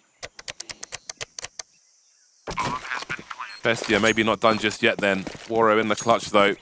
Don't count him out. 19 frags thus far. Not shy to go straight through that smoke like Rambo. Top fragger on the server, trying to understand where that second T might be, where either of these Ts might be, really. Flashes, but no smoke. Orp, but no AK. Oh! Did he just crouch just in time? I think maybe he did. Either way, Bestia survived for now. Yeah, that looked so close. Maybe just over the shoulder. Either way, Bestia able to bounce back. I thought they were in trouble here because Demka's timing was great for these first 2 kills. Sure, Deco gets him back, but then it's that second frag that makes it actually doable. And Reversive doing a pretty solid job in his position. Top fragging for the team now, the stand-in. Monte still with a solid buy. Moro able to get that AWP as well. He's been good today. Smoked off right now. Oh, SDY goes through the smoke. Didn't realize someone was already past him. Very nicely done by Bestia. Look at this response from Monte. They've abandoned the B bomb site. Very deep smoke to buy themselves some time as well, to have an extra man elsewhere on the map, and they might just need it. Krasnal here with the CZ. Catches Nico, not expecting that second man. Monte are often shoulder to shoulder though. Look at the response. Loxy hasn't taken the chance to go through the smoke, and again, that smoke has bought time. Did he just nade himself? I think maybe he did. Anyway. Yeah, I think maybe he's trying to wipe that smoke. I'm not entirely sure. Yeah, they didn't take the risk though, and before they even make a step forward, Krasnal is already back on the B-bomb site, but wondering about mid also. Monte are holding down multiple jobs with not enough hands, really. Footsteps heard on the B-bomb site. Do they go for this bit? No, he's disengaging immediately. Keep the money together, keep the 3 rifles up if you can, buy in the next round. I think it was kind of decided beforehand by Monte there that if it ends up being a B play, they save ahead of time, taking that tactical risk. If Bestia go A, they can fight. They've got the AWP there with a rifle support. But Krasnal maybe could have tried to spam the smoke, but even then, 3v3 retake on B, not going to be that easy. So Bestia hang on. And that's despite Waro having a really good game. SDY also solid. Bestia still in this one for now. Waro, the highest rated player on this Monte team, but he can be pretty inconsistent on the AWP. I know against VP, he actually bottom fragged in the previous ESL Challenger event. That was probably the biggest game that Monte played there. So normally when Waro's on point, Monte have a pretty easy time of things because I feel like their other players are pretty stable. But Bestia still putting up a fight right now. I think it's fair to say this was expected to be the most one-sided of our opening matchups. Monte are a team who just won the recent ESL Challenger event. They're a team who should be in the running to at least make it to the final. Bestia are a team with some stand-ins, have not played much internationally. And yet, this isn't a complete blowout here. Great to see for Bestia. But I'm sure they'll want a few more rounds. 5 more needed to take it to overtime. Monte still hurting, keeping the money together. So not forcing around the weapons, but they'll be ready to buy together in their next round. Playing that long game, starting with 4 on this B-bomb site, and there's going to be some pressure here in both directions. Keep that AWP alive. Got to keep these trades up, but what has happened? Krasnal has collected far too many players there. Reversive trying to hold on for his squad. 2 on 3, great grenade, but Krasnal's got good angles. That leaves Nico M versus 3 for survival, for Bestia to stay in this best of 1. He has the bomb, so he could be anywhere. Lost half his health now. Net starting to close, Waro on the way. It's been a reasonable showing, all things considered, and maybe there's more showing to be had. Heading towards mid, maybe both players. Flash. Krasnal continues towards that A bomb site. It is a coin flip for both these teams as to what play they make now. He's hoping to bait out the rotate, but Krasnal went through CT instead. And that means with 40 seconds, both players kind of have no information anymore. Surely you go B here, because the journey towards A gives you 0 time to clear anything if you try and plant that bomb. Whereas, if you go to B, you've got some time. Oh, no. 20 seconds. I thought that was a fake, but he's going off the back of it. On the clock. Smoke up. Krasnal's not moving just yet.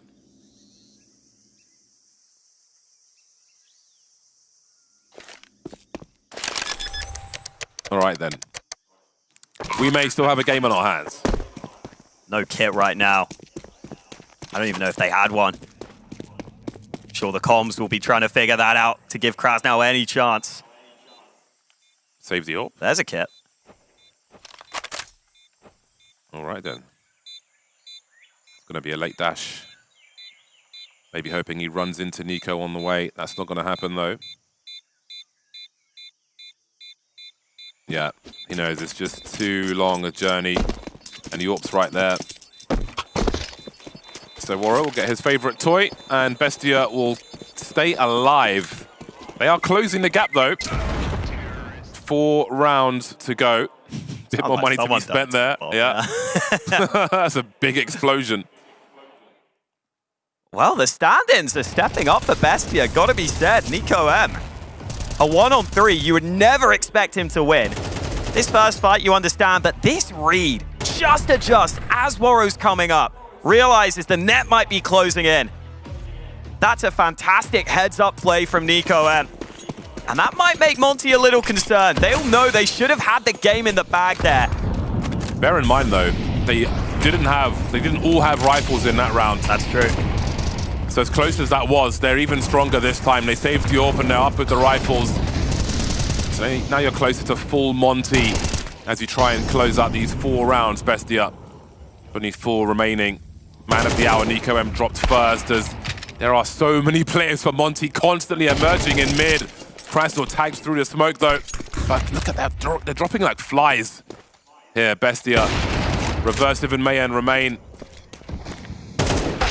Good pre-fire, but not enough. That leaves Reversive in the clutch then. 1 higher than Nico, 1 versus 4.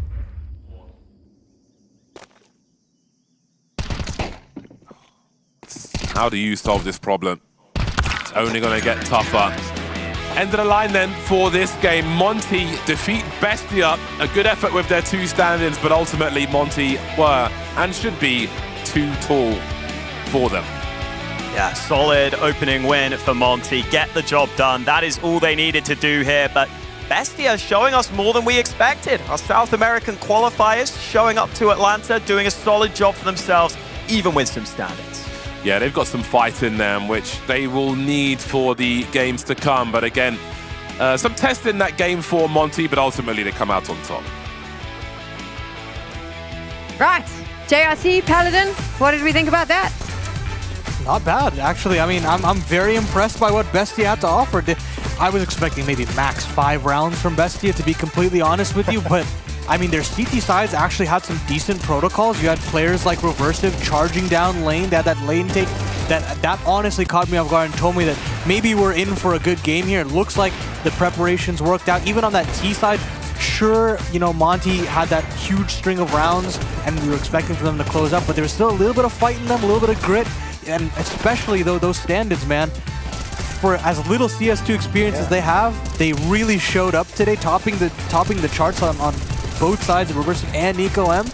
And hey, as far as I'm concerned, I think it's a win for Bestia. Yeah, honestly, I thought Bestia played really well at the beginning, right? Reversive and Nico M, you already talked about them. The 2 stand-ins performed best out of the entire team, which, I mean, surprised me. But sometimes that happens, right? You don't play for a little while and you pop back in, you're like, oh, cool, I can frag out now. Yeah. Maybe that won't happen in the next map. But that being said, honestly, I felt like Monte at the beginning were trying to bully them. They were trying to run them over, especially that round where it was a force buy and they tried to just charge on into that B site, denied by Bestia. So at the very least, Bestia forced Monte to respect them. But once Monte started to fall back to their style of play, waiting defaults, waiting back for a while, then Bestia started to poke around. Monte picks off a body here and there. And of course, they take control towards the end of that first half of action. That's what comes down to, like, the overconfidence that Monte has. I'm sure they're coming into this event knowing this is the cakewalk that we have in this group. The next one might also be an easier situation, knowing they have that grudge match potentially against VP later on. But I think that as soon as they scaled back, they started to have those slower defaults. They realized that that is where we have our bread and butter. It all clicked into place on that CT side as well. As I said in the pre-show, that those rotations were just a little bit more snappier. Waro was locked in, and as soon as Waro was locked in, I think things were pretty much written off. Yeah, Waro played really well with the AWP, and you talked about, you know, the CT side. They got super aggressive. At one point, they forced Bestia back into T-spawn. It was insane. Yeah. Fantastic performance from Monte. I know that they're with Mike now, so let's hear what they had to say. I'm standing here with Waro, the man who was locked in, here to get some words after their win. Waro, that win a little bit more competitive than expected, perhaps. Bestia with 2 stand-ins. Did they play better than you expected? Yes, they played good, but overall we didn't play like 6 days or 5, and we just need to up our individually, and I think next games will be better for us. Speaking of individually, you were popping. You had some big rounds with the AWP, some big clutches to keep your team in it, especially in that first half. What do you say to the team after one of those big rounds? How do you keep that energy going into the next? We have good energy, we have good atmosphere, it's going well, but yeah, individually we need a bit up and we will be good. Now, you're coming off a win in the last ESL Challenger. You guys winning this one again? Yes, we want to win. We come here only for the first place. That's it. I love it. Congrats on the early win. I'm sure we'll talk again. They come here for the first place, Sam. What do you think of that? I mean, if I was competing, I wouldn't come for anything else, to be fair. Yeah. I do think that Monte looked a little bit cocky at the start. It wasn't their usual game. They just, they wanted to run and gun in it. I don't think that they were expecting to meet a response. No, not at all. I mean, they obviously ran into a wall in that one round I mentioned earlier, and then, of course, afterwards, Bestia continued to kind of challenge them, in particular on their CT side. And I think that's good for Bestia because at first they seemed a little timid in those first few rounds. They weren't really taking that aggressive mid control that you need on Ancient.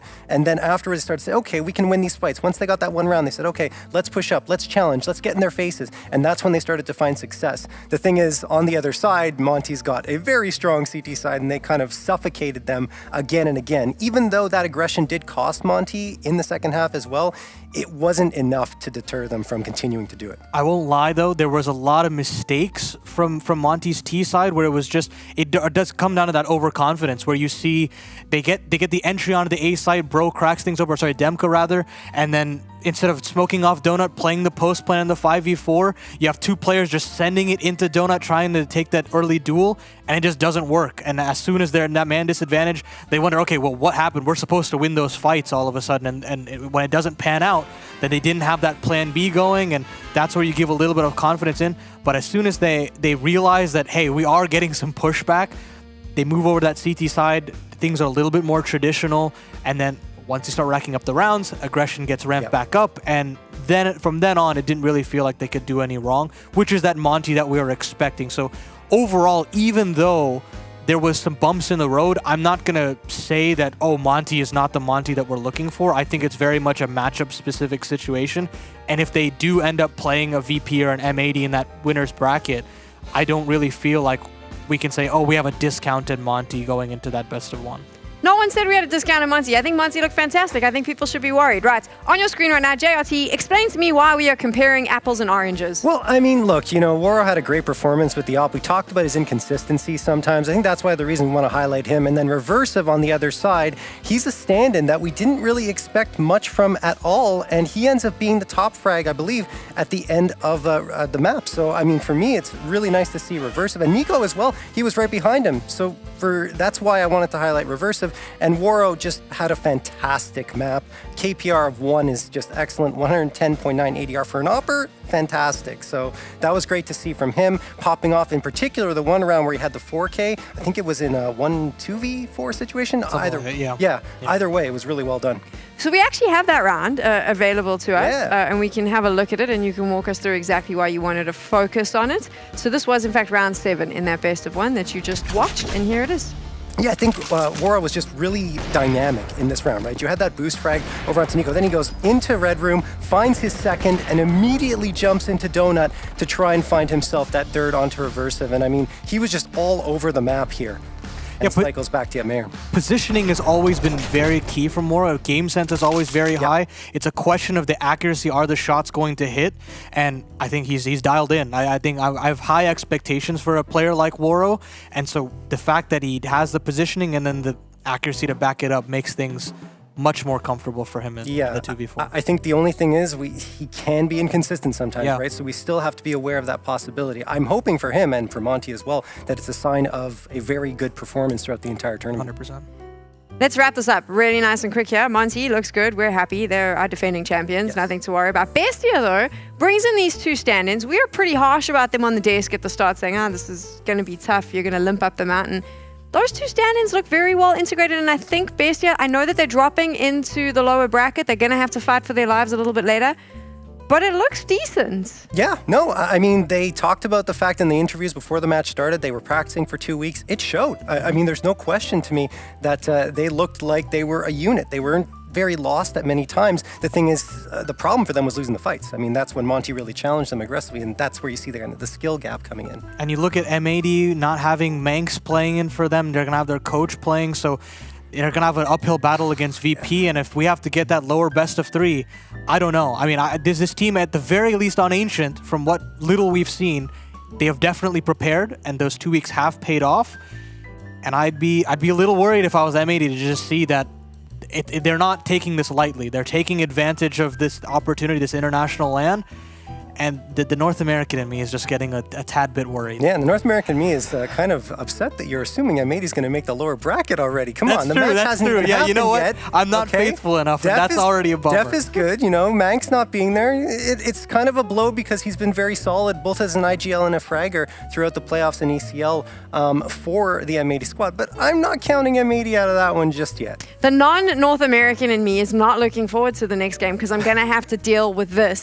M80 up against Virtus.Pro is coming up, and I feel like I'm going to get them little pom-poms. I'm sure we got something around the Christmas decorations because they're going to be cheerleading the North American team all the way.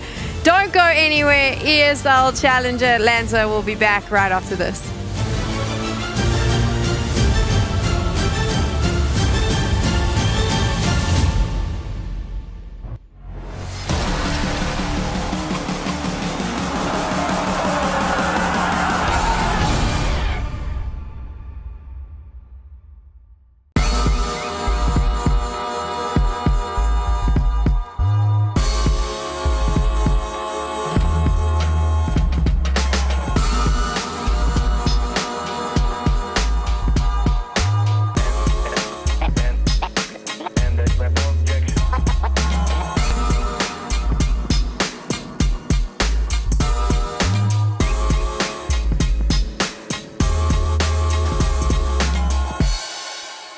Meet Bob. Today, Bob is going to demonstrate some of the things you're more likely to experience than playing against a cheater on Faceit. Ready, Bob? You're more likely to get a blue screen after updating your PC, find a 4-leaf clover, land 5 bunny hops in a row, meet 2 people who share a birthday when you play in a lobby of 5, score a hole in 1. You're also more likely to unbox a redskin than play against a cheater on Faceit. Life is full of absurd possibilities. Your matchmaking shouldn't be. Oh!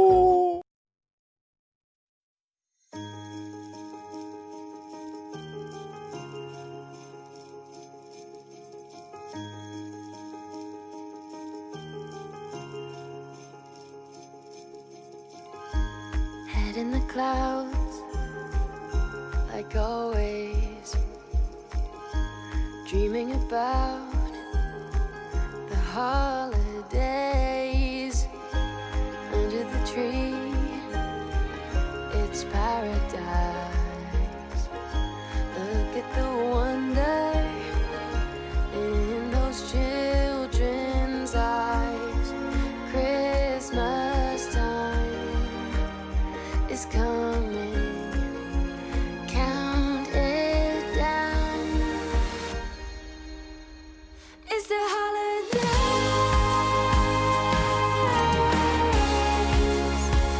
Let's celebrate.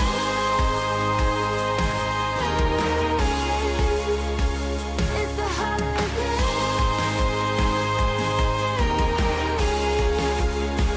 Let's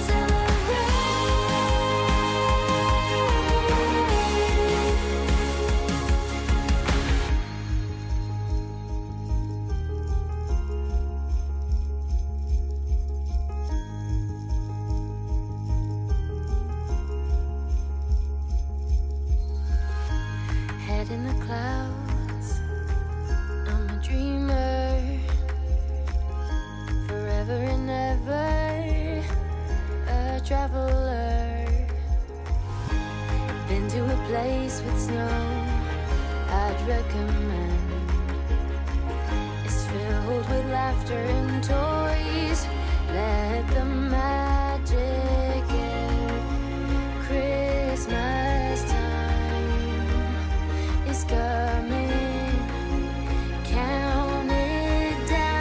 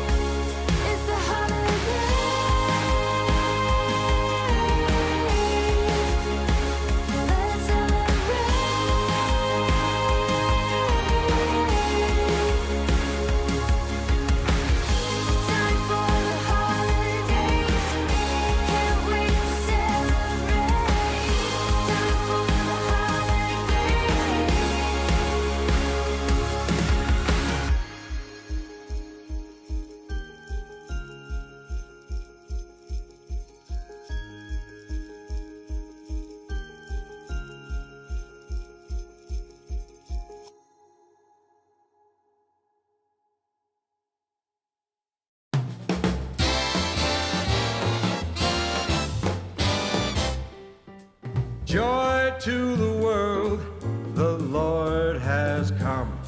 Let earth receive her King. Let every heart prepare him room. Let heaven and nature sing. Let heaven and nature sing. And heaven and nature sing. Joy to the world, it's Christmas time for every girl and boy. The fields and plains, the hills and dales, repeat the sounding joy, repeat the sounding joy, and let everyone repeat the sounding joy. Joy to the world, joy to the world.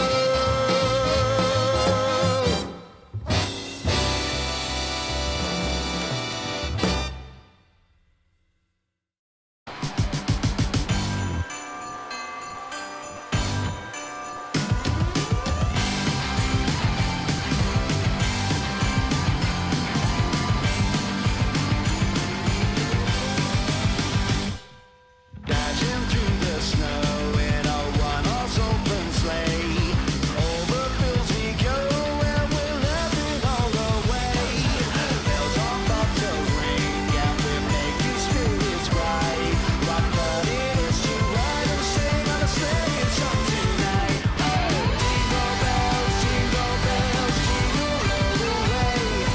Oh, what fun it is to ride on a one-horse open sleigh. Jingle bells,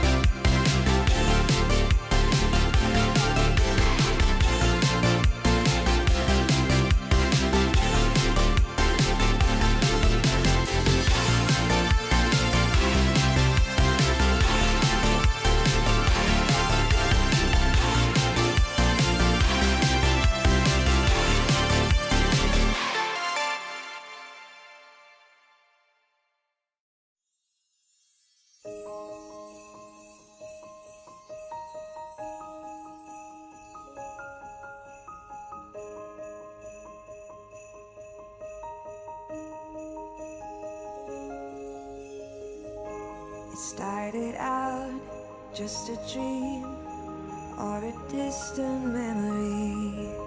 Now it's here, I start to feel the magic inside of me.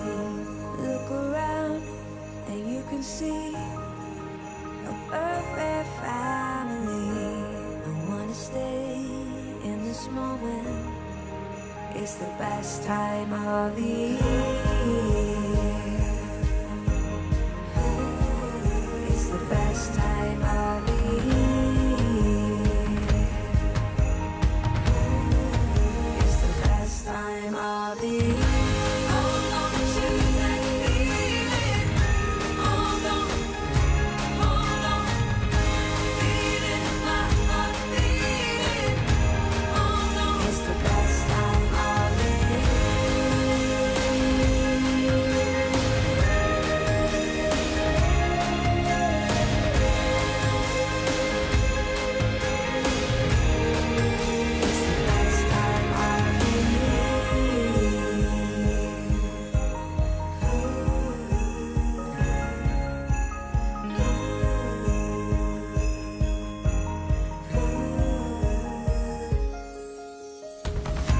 Hold on to that feeling. Hold on, hold on. Feeling my heart beating. Hold on. It's the best time of the year.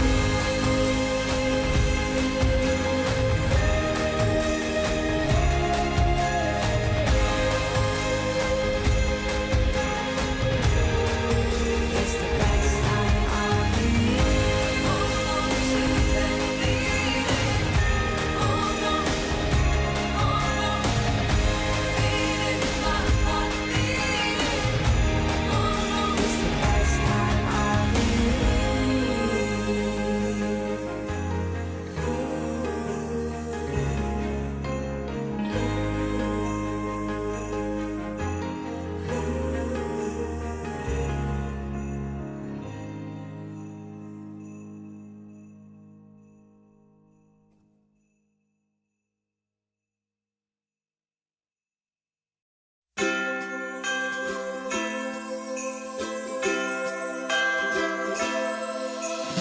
It's the happiest day.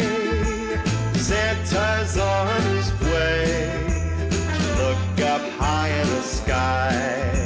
It's Christmas all around. Snowflakes all around you. What a beautiful view. All is merry and bright, dear. It's Christmas Eve tonight. Ding dong, Merry Christmas, ding dong. Ding dong, Merry Christmas, ding dong. Ding dong, Merry Christmas, ding dong. Ding dong, Merry Christmas, ding dong.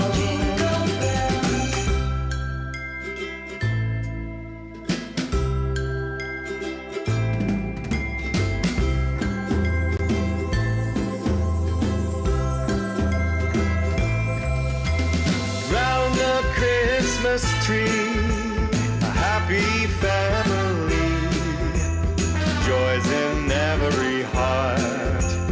What a magical night. Carols at the front door, kids are asking for more.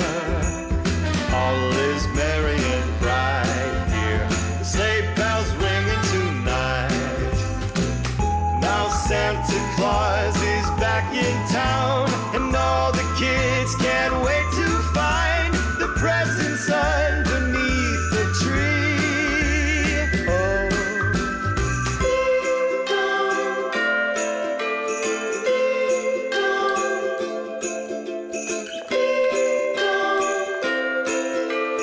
Ding dong, ding dong, ding dong, ding dong. Ding dong, Merry Christmas, ding dong. Oh, ding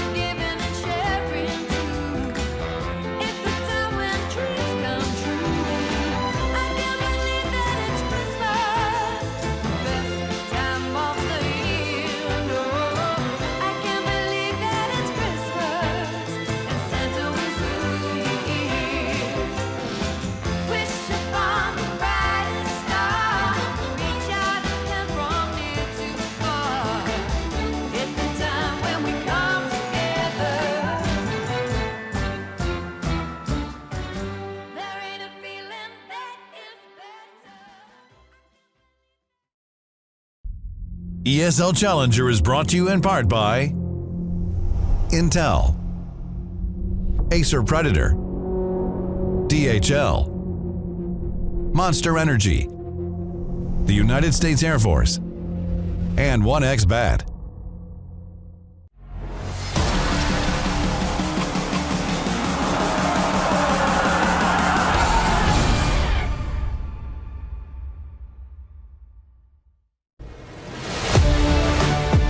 We're super confident.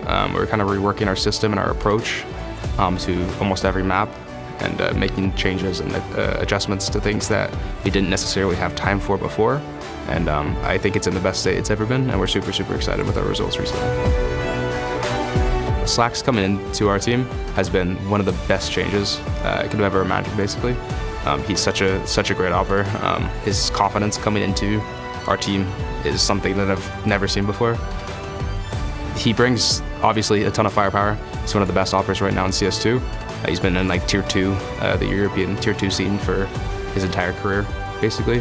We're less experienced in the European mindset and play style, so it's been helpful.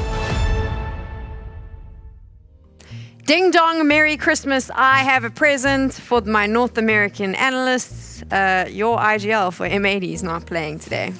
Yay! Look at that festive cheer that's going to happen on the desk. We are moving into our second game here at ESL Challenger Atlanta. It is M80 up against Virtus.Pro, and I have an analyst desk full of Americans, so expect exactly what you would expect from the Americans. They're going to be gung-ho about their home team, and rightfully so. We're playing in Atlanta as well. We'll talk a bit about the team so far, but I just want to point out, JRT, that Christmas shirt is just adorable. Do you have like little gingerbread men on there? Little gingerbread men, little Christmas trees, and oh snap as well. Yeah. He has so much Christmas spirit, and he's in the green room with James Bardoff the Grinch. Yes. You were convinced that you're going to convert him before the end of this event. I don't know if I can do that. I think his resolve is quite strong in not liking Christmas, which hurts me deeply because I love Christmas. It is my favorite holiday, as you can tell. So, and I'll be jolly this whole time for the whole event, and James will not be, which is sad. I want to put this challenge to you. I want to put this challenge to everyone watching. Let's try and convince Bardoff to find his inner Christmas spirit. I don't know. I don't think it's possible. You know what? Let's just get straight into the game now. This is it, our second best of one. M80 up against Virtus.Pro.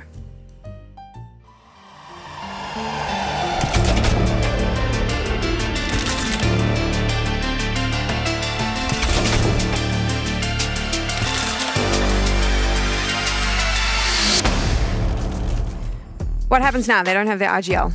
Oof. Yeah, it's going to be tough, honestly, without Manx there, especially considering the team has been gelling so well. Manx is taking a lot of the opening frag duties from the team, and he's been fragging out generally for them in key moments. So it's a big loss for them not to have him on the team. But, you know, Dev coming in, he's always right behind them. He's part of the calling. He calls, you know, a lot of timeouts for the teams, always speaking to them while the matches are happening. So, I mean, I think he'll be fine slotting into that role, but it's still a big hit. There's no way that this can't be bad for M80 right now. Yeah, and the problem will come down to those mid to late rounds. That's where a team like VP flourishes.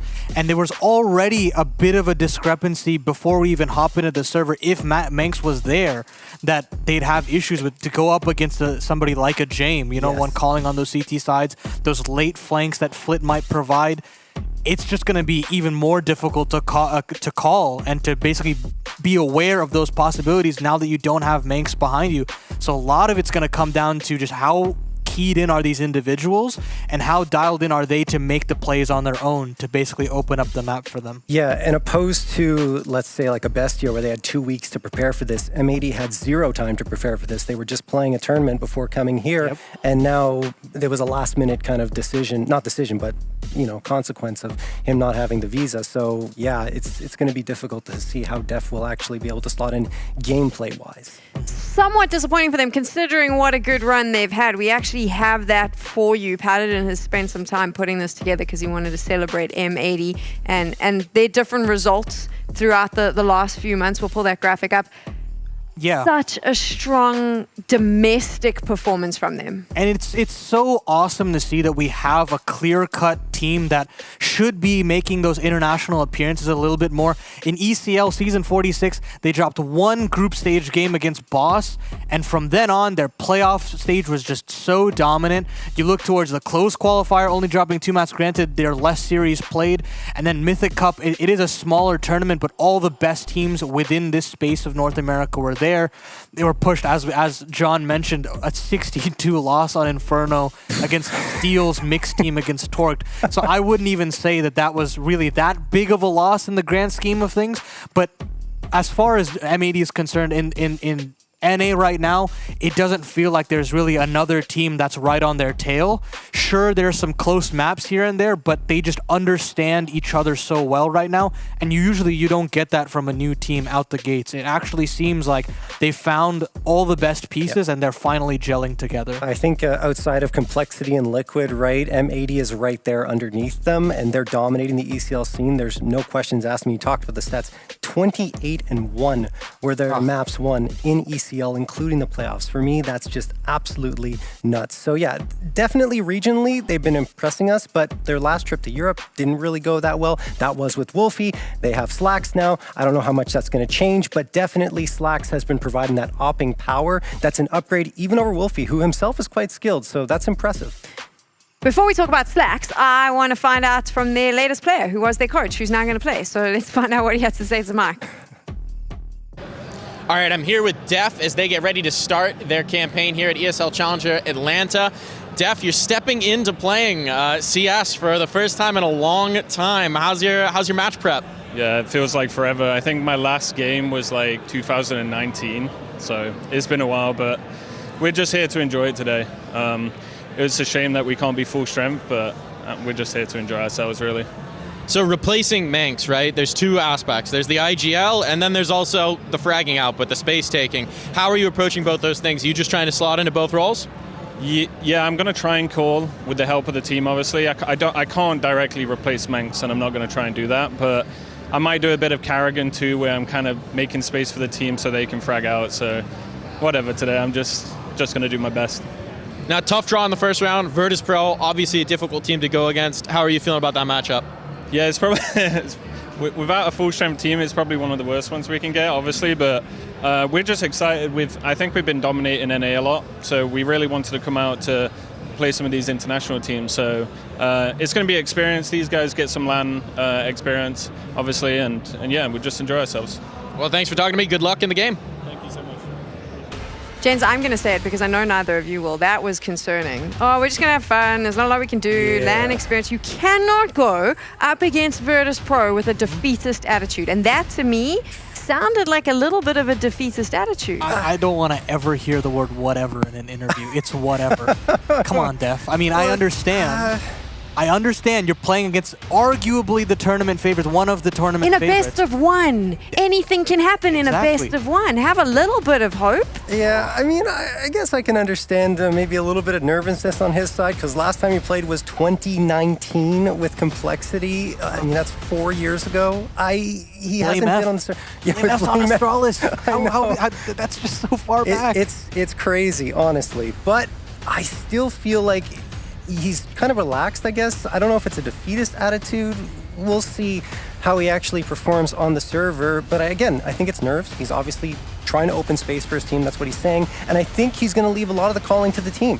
He's going to say, look, you guys tell me what you want to do. Slacks has already been doing that with Manx. I think he's going to be one of the more important voices on the team throughout ESL Challenger Atlanta without Manx being there. And Swisher's also very vocal. So I think it's all going to be down to the 4 players that are left outside of Manx.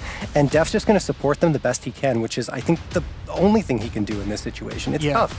I think there's more onus on Slacks now to call for himself a little bit more. I think it's great that the kind of journey that he's had with his career, playing on Sprout as a more defensive opper, very stable, passive, moving to alternate attacks, becoming more aggressive, becoming that playmaker, the person that's the star on the team.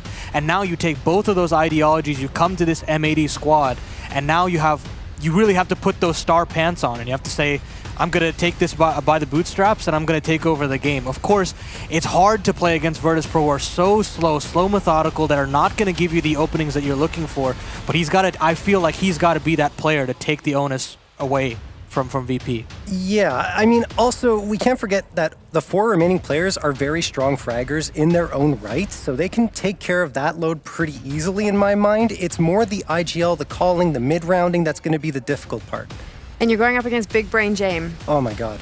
Like, it's a really tough matchup as a first team to go up against. VP, who since CS2 was released 14-5 in their series. It's ridiculous how good they've been, and surprising that they haven't gotten more first place finishes. I mean, I have an opinion on that. I'm not supposed to have one, but I'll share it in a little bit. First, let's find out what Fame had to say leading up into this match.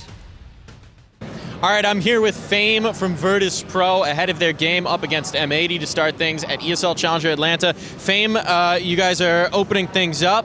You guys have been the kings of Challenger for so long. Last event, you finally got dethroned. Does that give you a little more motivation, a little urge to get revenge this time around? Yeah, of course. We want to take this trophy back, and yeah, we need some wins because we lost last couple of events, second places, nobody likes it. We want to win, that's it. Absolutely. So your first opponent, M80 on the other side, they're playing with their coach as a stand-in. Mank's not able to attend. How are you feeling about that matchup? Actually, I didn't know it. I noticed it like 10 minutes ago. It's surprising for me, but what can I say about this team? I don't really know them because they're in another region, in NA.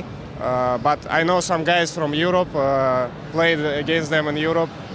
It will be interesting match. Unfortunately, they play with coach. It's always not good to have stand-in, but I think it's gonna be a nice game. All right, well, we'll see. Thanks for talking to us. Good luck, man. I love Virtus.Pro. You know, they just arrive, they play deathmatch, we come, we shoot, we don't care who's on the other side. So this is like a controversial take because you mentioned, they haven't won much, but consistently since we've transitioned to CS2, I know they've been coming second, but Hull, they've been coming second in big tournaments against big teams, time and time and time again. I would be terrified of what Virtus.Pro looks like. I feel like they are slowly moving into their final form and peaking just in time for the first CS2 major. I do agree. I think that they've got, a lot of frustration with the fact that they couldn't overcome FaZe in the Thunderpick World Championship 2023. Then BetBoom Dacha ended up losing to Spirit, right? And that was the toughest loss, I think, of all of them because they got the first 2 maps in a BO5, and then, Donk showed up and Spirit got a reverse sweep. I mean, 3 maps in a row. That one must have been so painful for VP, and now they've got all that pent-up frustration here coming into Challenger Atlanta. I think they're going to be one of the strongest teams. Their defaulting has gotten so impressive. I mean, I think all of these players have slowly figured out what their role is on the team, and there was so much roster disturbances ever since you had the Norbert Kyron situation, and now that Mir is fully on this team, it just feels like they've figured it out.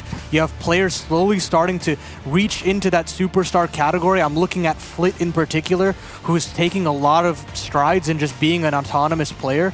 That makes me so excited to see him come into full effect. And James, this guy has figured out opping on CS2. I mean, he can take the game over into his control if he so pleases, but even if he is just a defensive opper, he still gets the job done. So overall, I just pound for pound, you look at every single player on this team, they know their limits, and they know where they can shine. And I think the one player that I didn't mention is Norbert. Norbert's just vastly improved, in my opinion. Just the amount of impact and stability that he has is just immense. So many question marks around him when they were doing that weird roster shuffle, but I do think he has now proven that he belongs. He was phenomenal when we were in ESL Challenger and DreamHack Winter, and he just looks really good in the team. It feels like everyone, all the past drama. I remember I actually got to interview him during ESL Challenger Katowice, and I asked him if the drama was done behind the scenes, and at the time he said, no, we have lots to work out. They've obviously worked it out because they look formidable. Yeah, and I mean, Norbert's taking a lot of the opening fights, which of course in CS2, or especially on T side, can be of great benefit if you're strong in it, and that's where he is. Got a 1.17 rating on T side entries over the last month, and he's got the most frags in the squad in opening/entry stats with 60 frags for him. So honestly, Norbert has been a revelation for VP, and I think they should be really excited, and of course they are. I will say that, like in CSGO, he would have those opening attempts. I think it'd be a similar score, but he wasn't actually getting the entries. He just run out and die. But now, having that entry, having those opening 5v4s, make them look so much more fantastic. And then on CT sides as well, this guy holds down positions like nobody's business. It's impressive, especially on maps like Inferno. You watch him in the pit, just so clean. Look at these boys cheering on Virtus.Pro. Watch how fast they flip-flop. Right, predictions, Paladin. I'm sorry. I can't. You're gonna do it? I have to go with my brain here. I know John. He's a heart man. He'll go with M80. I can already see it. One of us. But Virtus.Pro, us. I think, are the favorites in this tournament. I'm actually gonna put them over Complexity in that sense. I think this team is just figured out this game, and I think I'm gonna take them here. He went full European. Oh, Paladin, you have put me in the toughest of situations here because my mind definitely says Virtus.Pro without any doubts, but I have to pick M80 because I think you're legally required. Someone has to pick M80 on this desk, you know, and I'm going to pick him. Honestly, even without Manx there, I think they've still got a good chance here. It is going to be a very difficult BO1 for them against this VP squad, but there's always a chance, and these guys have been working their hearts out at practicing and preparing for moments like this. So let's go with M80. Lol. I'm going with Virtus.Pro. What? There we go. I say VP. I'm pretty sure the Twitch chat will agree with us. I think M80 is going to struggle. And based on what their coach said earlier, they feel the same way we do from the way he was speaking. I don't see it happening. You know what? We'll have to see. We'll have to see. I think, you know, just because he didn't interview too well for Def, I think that he still is going to offer them a lot on the server. And he was playing at a high level in the past. He just has to somehow channel that, of course, and not having played that much CS2 or any CS2 at all at an official level, it's going to be different. My sweet, sweet summer child. Look, it's on Ancient. Maybe. Your heart is about to be broken. You know what? I feel we need more of the Grinch in our lives and more of that realistic take. Here he is, Bardov's with Hawker right now. Yeah, you can't really pick M80. You know, man's willing to die on his sword. I can respect that, but they don't have a chance versus Pro. That's the way it should be. But in a best of one, there's always a little chance.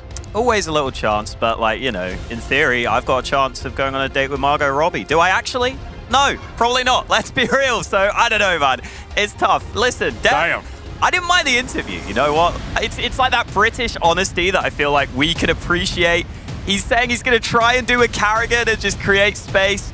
We'll see what he can do. Hasn't played since 2019. Let's see if M80, our NA qualifiers, can get off to a good start here on Ancient. They get to start on that CT side, and VP look like they are set for B, while M80 are all set for mid.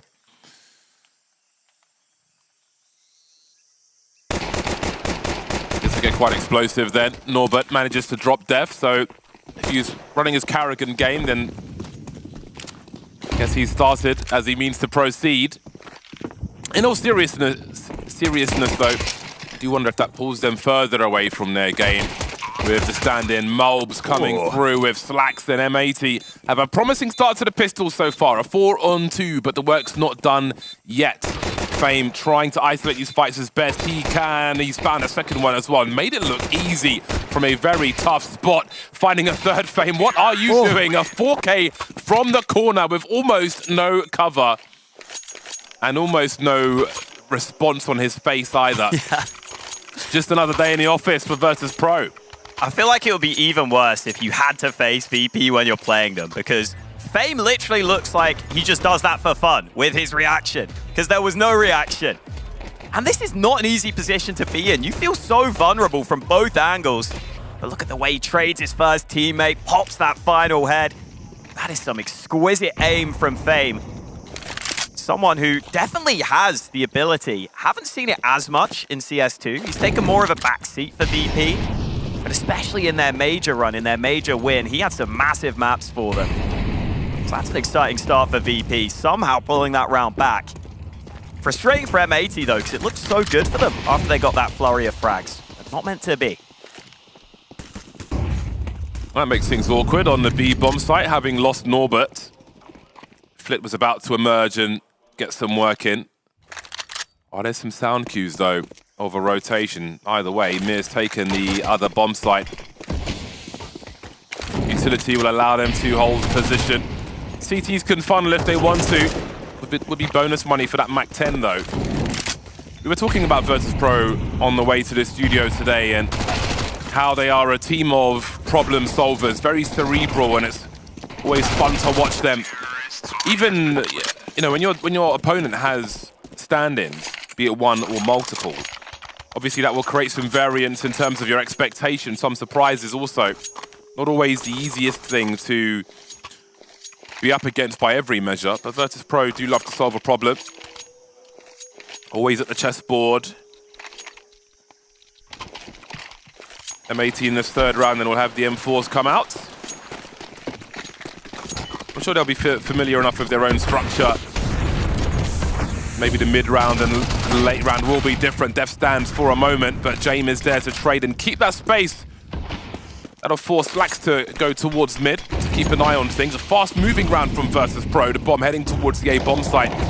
Ready to capitalize on this area. Now, the utility will come through again. We saw the mollies in that last round. We see them here also. M80 are close enough, though, to go for this round in the 4-on-4. Surely it's a suicide mission. And look how tight these choke points are. Slacks will be able to trade the frag, but Virtus.Pro are leading them to the point of no return, inviting them to lose everything from this one. James just biding his time, not quite seen, but collected by Slacks regardless. Advantage M80 then as Fame and Mir try to clean up the last two. Fame then in the 1v1 versus Mobs with 7 bullets in the magazine. The USP will be enough, and the retake will be successful for the CT side. Yeah, big round for M80. That's a round where VP kept a lot of their weaker weapons. They had 2 Mac 10s, a Tech 9 in there. You see Def get traded out early, which allows a rifle to be recovered. VP left a fair bit of money in the bank. They'll be in good shape still. But I think just maybe not having the full weaponry on that post bomb was what costed them. If James had an AK there, I think he probably wins that fight most of the time. But with the Mac 10, not as easy to get the clean kill. You can see it allows still a goodbye for VP into this round, though. Many more AKs in this one. And we'll see if they decide to slow down the pace at all, because that was a pretty quick mid-take into an A play there from VP. Now they've got the full nades, the full rifles. They could slow it down, or they could just speed it up. The mid-fight's looking great for VP. Swisher trying to do what he can. Been maybe the most promising fragger in North America for quite a while. Cut above many a teammate in the rosters he's been on in the past. You can see that mid is a big target for Virtus.Pro in these early rounds. Sending the numbers there and really getting advantages to build on for the remainder of that round. 5-on-3, surely M80 will have to combine and pick a bomb site. I'm sure VP will hunt them though, but they've got a minute to continue establishing their map control and head wherever they want. Slacks will be alone towards B for the time being. So M80 are going to be spread very thin in this 3 versus 5, actually trying to hold down both bomb sites for the time being. Surely is a recipe for disaster. Always nice when you can sneak into that site, but no clear vision. Makes it very awkward here for M80. 25 seconds, they have such little info. The bomb's being planted and they're only just finding out about it. Slacks needs to get something, but as soon as he loses that fight, that's got to be a death sentence to this round for M80. Yeah, nothing else to be done here. And look how bad the situation is in terms of economy. This is really going to set them far back, and Virtus.Pro can smell the opportunity with the last 2 frags to collect here. I mean, this is what VP do, man. Even in the way they played that round, it felt suffocating. But they also keep on top of the economy, right? In the previous round, they didn't invest massively, but they did so much damage to the CT economy. And now they get the full rifles. They win this round. Your money is being suffocated as well. Swisher needs to be careful. Common safe position, but he is okay. So a couple of rifles held on to. But still a pretty strong start for VP, all things considered. Yeah, very happy with the proceedings will Virtus.Pro be. And again, high urgency towards that mid position, yielding 2 frags, almost a third with Swisher trying to do what he can from the other side of the smoke. That leaves M80 very limited in options for round 5. 2 hero rifles. Risks must be taken. Virtus.Pro, not often the team you think of when it comes to pace as fast as some of these rounds have been. That makes it very hard to get these rifles to work. They'll give you plenty of space to try and use them. Big focus early, though, towards, say, bomb site from Virtus.Pro. And again, these mollies are confidently taking control for them. Swisher has an opportunity, though. They're lining up for him. That changes everything. 5 on 3. They've got expendable pistol players before they continue. And Virtus.Pro are abandoning ship in this position. Flick's going to try and get an upgrade, but can't rescue all those rifles. Actually, he is going to try and do that to some degree. With only 3 players left. Didn't think they'd be that brazen, but here we are. Yeah, that was a bit risky. There's a chance that M80 might have tried to get players in position and push that and try and get those guns. But instead he got both those rifles away, only left a MAC-10 behind. Still could be awkward though for VP. There's that second rifle in play as well. As it stands, the B site is incredibly weak though. The 2 CTs here both have default pistols right now. Might be about to change though. Morbs is arriving to reinforce. That 1 AK will try and trade off his teammates here. That was a big dink with the USP. Virtus.Pro are suddenly in trouble. 10 seconds. They can just stream in and try and shut things down now. Who's going to plant the bomb? 5 seconds. They're going to win by timeout. Worst case scenario. It'll be the frags after all. An unlikely disaster for Virtus.Pro. A tight angle and great multi-frag from Swisher. Daylight robbery there from M80. The NA qualifier comes through with a crazy round win. And VP, it's the time that actually costs them. I think these flashes as well, the early nades don't do enough against Swisher. And that really just took the sting out of the push. Suddenly VP have to go for a plan B, but they didn't have the full utility. Very awkward round for them. And now they have 1 or 2 weaknesses into this round, VP. Fame Force down to a Tech 9. Yeah, they've got 1 or 2 strengths though as well. Jame will have the AWP. That'll make angles like Swisher had last round more difficult, but Slax is on the AWP as well. Both teams looking to offer nasty surprises then. This time there's no aggressive swing from Virtus.Pro into that mid position. Both teams changing up their makeup on this occasion. Now we see a late swing from Virtus.Pro towards mid. Not poking in too much just yet. Smoke towards red room. We'll pull Slacks over with the AWP. Def's in donut though, making sure nobody crosses just yet. So he's got eyes on the situation, I think. There is a smoke up, a CT smoke by donut. Swisher is very alone on the B bomb site, but again, Virtus.Pro, a very, a thinking man's team. They're changing up their approach after their initial map control. They've got to be careful though about their sounds towards A, because they will be heard by Def if they are too fast. That's a great angle from Slacks dropping Jame. A great frag to start off the proceedings now. Fame is not far behind him, and Mir is lucky to be alive. Suddenly, there's only 2 plays left for Virtus.Pro. The bomb's been lost towards A also, and Flip finds himself alone. Looking to be a great round for M80. Yeah, this is a great sign for M80 because VP run the clock down in this round and M80 don't look concerned about that whatsoever. Slacks gets established on mid with that AWP, gets a nice early frag. That really limits the threat of that mid position. You see the M80 are much more confident in taking mid fights after that. I think Slacks is going to be an incredibly important player here for M80 because he has been their highest rated player in the last 3 months. But oftentimes we'll see these NA AWPers do very well within the region, but then struggle sometimes internationally. Slacks obviously a German AWPer coming into the NA scene. They've been doing great regionally, but sometimes feels like the NA squads, whether it's the lack of utility or the lack of trade frags, means that AWPs can do really good work over there. But against an EU squad, sometimes it's not as easy. So that's a really nice sign there, seeing Slacks get into a good position, read James' angle, getting his team off to a good start. It just makes the hold so much more comfortable there.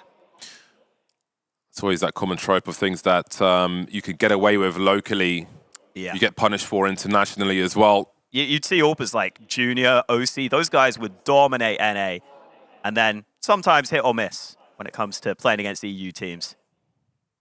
Wow, that's not bad though. Not bad at all. I mean, M80, they're on a 15-match win streak over in NA, and a lot of those are 2-0s. So they really have dominated. I've loved the way this team has been put together. Showing up early here, even with their coach standing in. Let's see if they can keep it up. Just the one hero AK here for Flip.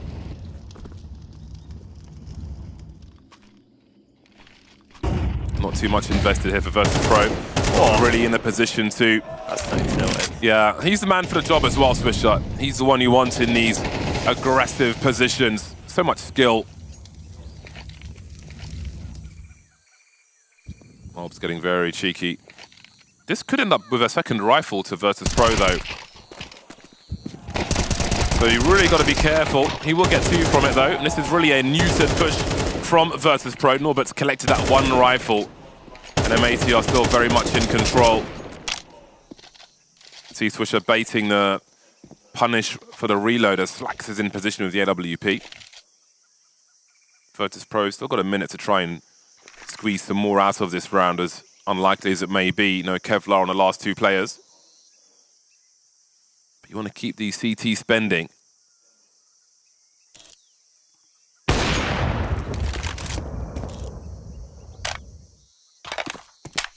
M80 will grow with confidence from round to round, especially with the success they've had early. Seem comfortable with their structure on Ancient. Maybe it's the right map for them to have a problem. What a weird smoke. 17 seconds, like Fame has nothing to save, so he's got to die. Norbert might want to save the AK. Yeah, that's not going to work, but had to die before the time. I guess Norbert will just look to hold on to the rifle. Oh, don't die after time, though. Okay, good shot. Nice. Well then, M80 into the lead. Gotta say, I love the way this team has slowly upgraded a lot of its positions. You said earlier, they've gone to previous pro leagues, and it's felt like they've had a couple of weak points, which they've slowly improved upon. Slacks now on the AWP instead of Wolfie. Big upgrade. Bringing Manx in as the in-game leader, really helpful. Unfortunately, he's not here right now, but the structure still looks like it's there for M80. You can see VP with a couple of Tech 9s in this round. Tech 9s are good buy these days. See it succeed far more than I see it fail, I feel like. Norbert will be looking to open the proceedings then on this B bomb site, but those flashes won't go in his favor. 2 T's down, that's a big entry from Flip, but he dropped frame as well earlier on, 3 on 3. M80 continue to rotate. HE past the smoke. A lot of fire coming from those CTs. They've got a lot of utility for a retake if they can keep these 3 players standing. Got Mir in the back. 3 AKs then for Virtus.Pro. Have M80 got the lineups to isolate these fights. James creeping around these smokes. Good at playing off of his teammates. U2 again just clearing things bit by bit. Someone's going to have to take a risk though. Def's going to get his reload in with no punish from Flit. Still standing in the smoke. Waiting for someone to touch the bomb. You can see he's holding for that lineup. So much junk being thrown. It's a straight up defuse from Def. No answer from Virtus.Pro. Too much util for M80 and there was nothing they could do. Lovely composure there. Keeping utility in for the retake. Looked comfortable in getting back into the bomb site. And yeah, VP just not able to get into the right positions. Got nowhere near that diffuser in the end. This was the initial pickup from Flip. Had to recover the AK, get that kill. But doesn't matter in the grand scheme of things. That looks kind of weird. Yeah. Didn't it look like he ran past the shot? Yeah, maybe a last second flick. Wow, either way, what a start this is for M80. It's the team again. They've been doing really well regionally. The last time they played an international event, they got knocked out in last place. They lost against Complexity and Mouse. Not easy games, either of those. Trying to show they can do it against international competition here. Said Swisher, such a consistent player for this team. Very happy to get active as well. You have to be when you're playing around that cave position. This round he has slunk back. VP grouped outside of B. But look at this from M80, taking initiative at just the right time. They may have spotted the gun barrel of that second man, but they don't need a further fight. They're happy with that man advantage. I don't know how they escaped without getting anyone dropped there, but they did, and that is a huge boon for them. Mobs can be the bait now with very low HP. Virtus.Pro hold position for now, but it seems that net might be closing. Long A is an unknown, but there's no one to really pull CTs away, and Def is getting into position at just the right time. Sees the bomb on the ramp as well. Not ready for Flit's angle, though. Again, that late game from Virtus.Pro giving them advantages now as things go back into their favor. Slacks on that rotation. Mobs dropped, and this one might be lost for M80 after all. Looking good for a moment, but it's gone from 5 versus 4 to 1 versus 4. Very expensive round for them, and the hunt will continue. Not everybody's got the money to survive this, but Slacks of almost 9K might be enough. No confidence boost for him towards the end of that round as Virtus.Pro start to crawl back. Great views of Atlanta here. Shout outs to the crowd and everybody behind as well. Love to see ya. Oh, yeah. I think the NA teams can do something here as well. M80 definitely showing up so far, but this is more like it from VP. Just ready for these flanking players, and then Fame gets in. Those last couple of players were so stuck in that position. Big round here towards the end of the first half. M80 with very little money in the bank. They could really do with winning this one. Flit's going to help his teammates get that mid control early. So M80 struggle here a little earlier. They have Def standing in this position, so some of the timings might be off. Look at this, though. Oh, God, it's so awkward. But it's a 1-for-1 in the cave area. CT aggression continues, so important as well. They need to stifle Virtus.Pro as best they can. Virtus.Pro looking to head in towards B again, an exchange of utility though. They've got the time to wait this out, should that be required, but I'm not sure if they're going to do exactly that. The HG will open the proceedings, and they've got the numbers to overwhelm. That was such an important frag for Mir. I think his teammate had the bomb, Fame-added bomb in his hands there, so trade wasn't coming. That was a big swing moment in this round, and that gives Virtus.Pro the advantage. 3-on-2 post-plant. Fame has a molly. There is a smoke for the CTs, and Mir's being dropped. Now that util could be a big problem for Virtus.Pro once again if Def can find a place to deploy it. Indeed, he can. Both T's on the ramp now. Flashes coming in as well. And Flax has the angle. And now Def can defuse that bomb. I'm not sure if James can do anything about this, or can he? Flax looking the wrong way. The timing, James was just a little bit late, and that might be enough. It's going to be a close one. It's going to be very close indeed. Have the CTs got it? Just about.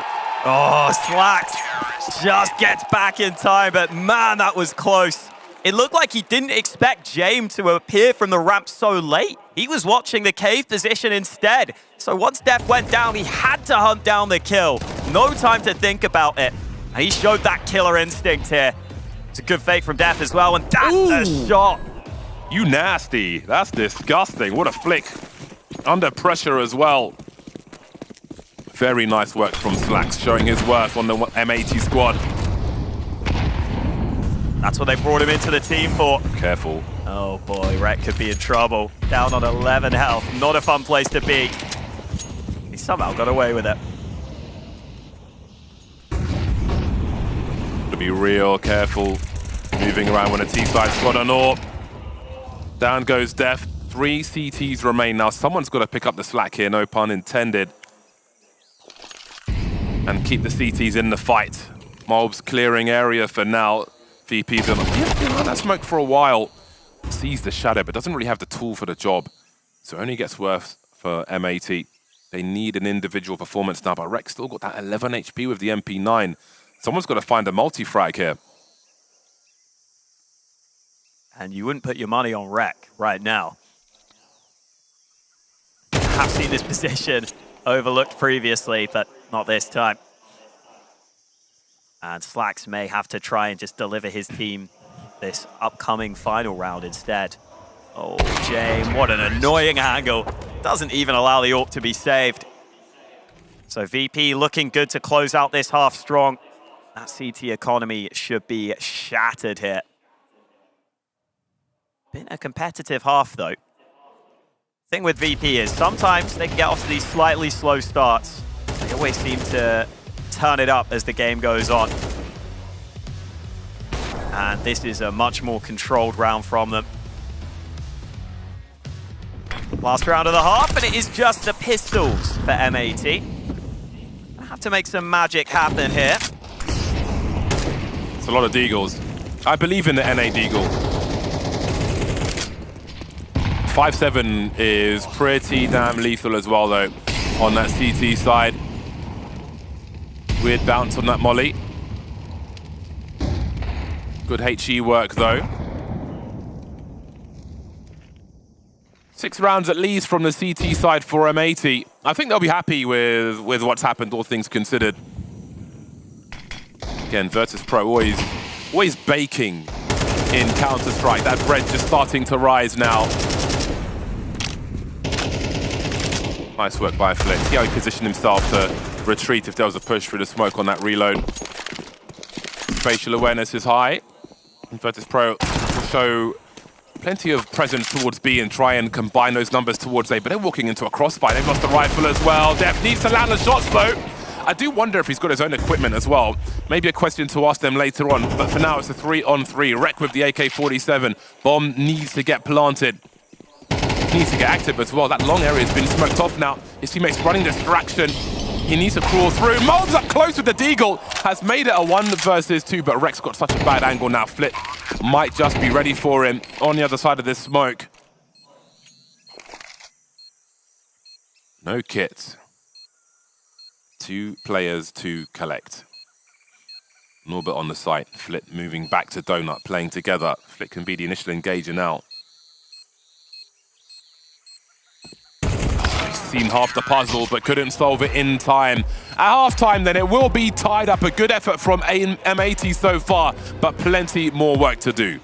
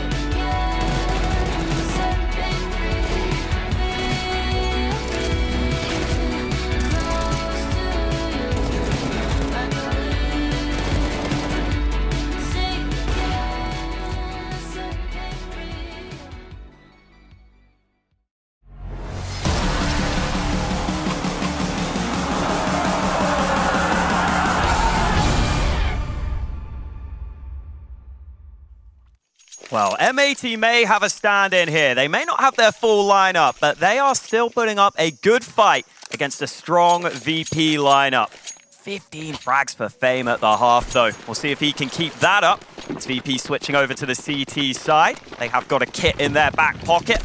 Meanwhile, M80 with a good bit of utility. They'll use that to take mid early. Quick one for M80. James letting 3 run past him. What does he do now, though? What does he do now? Press forward and drop Dev. And Mir's here to collect the ones at the back. Looks pretty calm for Virtus.Pro. Surviving in the chaos. They are comfortable.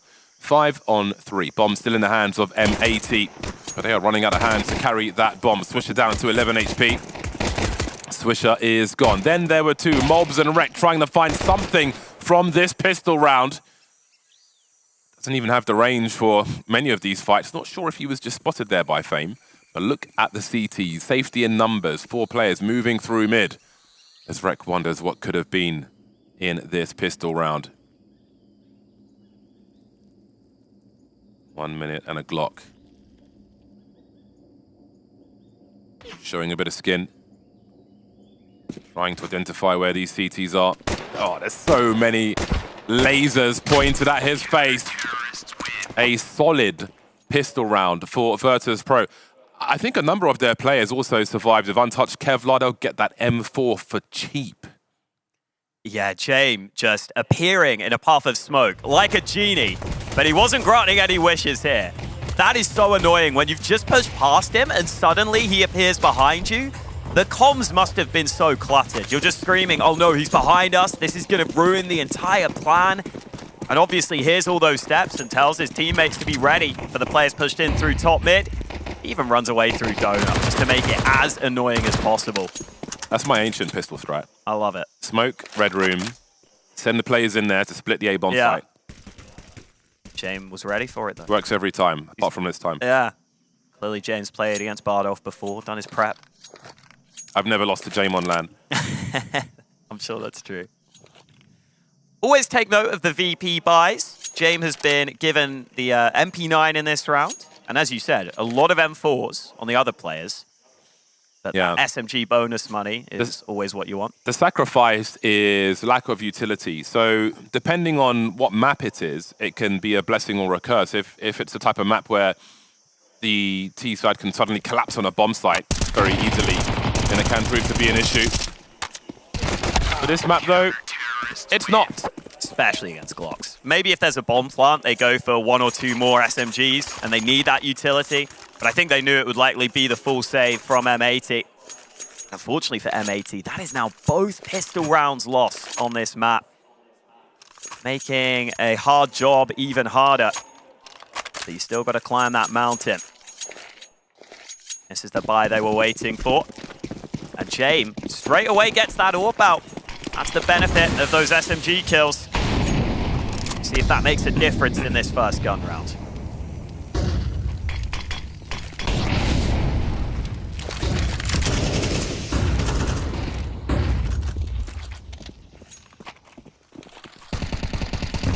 I think Swisher might have to be the main point man. He's going to punish the reload. He's going to punish the reload, but James... Oh, no, he's not. I'm sure he was tempted, though. Yeah, I think he was waiting for those clicks. Virtus.Pro setup. Not going to give you anything for free. So you got to be real careful. This is just the power of Virtus.Pro. You don't know where that AWP's going to be, and that's how you find it out all too often. James just in a position where they get an early 5v4 because you're not expecting the AWP to necessarily be in a spot like that. And suddenly they've got a monstrous advantage for the remainder of the round. Norbert's just going to try and delay, and that kill is huge. Oh, wow. Swisher tried to hunt him. You can't blame him for that. But it's just a really good reaction from Norbert. And now look at where the AWP is. There's not even that much utility to deny James here. This feels awful for M80. The boost though from Slacks, he was fully focused on the low ground, but there are so many more CTs there. Might not matter because Slacks wants that AWP for himself. and Rek is here to trade. This is how the numbers game works. There is a flank on the way, though, and that could really be a deciding factor. Mir coming in from the back as Fame will surely run distraction. Will they consider this angle? If they don't, they'll be in trouble, but he's left the bomb site, and that will certainly help M80 stay alive. They've got no util, but I'm sure they've got a wallbang lined up and ready for this bomb plant. Everybody knows it.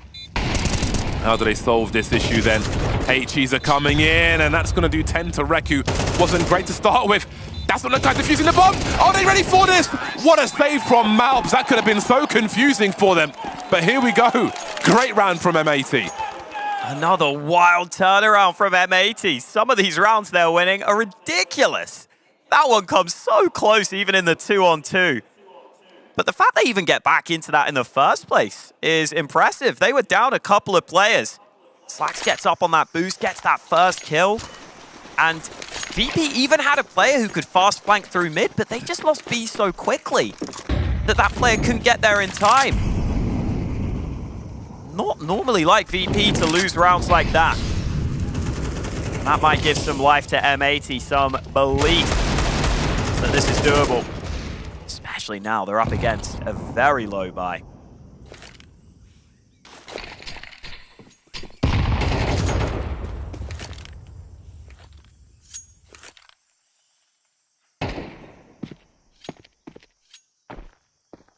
Look at the angles Virtus.Pro are inviting these duels to happen in. Aim punch will be a problem though. Again, you want to try and force the riflers to engage at tight angles. So your correction is minimal. No pop flash for Fame, just good timing. A robbery. This is where rounds can collapse. There's only one Molotov here as well. To clear a bomb site, to clear some angles, just a one Molotov. You can almost smell the danger, the air becoming thicker for M80. Hair starting to stand on end. Is anyone going to check this corner? You know there's going to be a CT here. You must know, not like this. Disaster with a capital D. M80 are losing everything. This is going to put him into eco territory.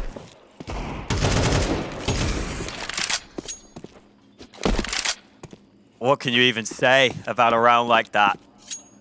So much promise shown by M80. So many rounds they won that you could argue they shouldn't have. And yet this is the round you lose. And it might make all the difference. That's rough. I mean, it looked like they just started to panic, honestly. Like, they stall out in the same positions. Surely they had to be aware they'd lost map control elsewhere, but as you said, even the actual site take, not quite methodical enough. A pretty standard position goes unchecked. And that was really the final nail in the coffin. Yeah. Got to be able to bounce back from rounds like that, though. You're going to lose some silly rounds sometimes. It's about how you try and fight through. Util so key in a scenario like that. And again, those are the edges that Virtus.Pro seek. I think that's the only time they might be able to concede a round like that in this game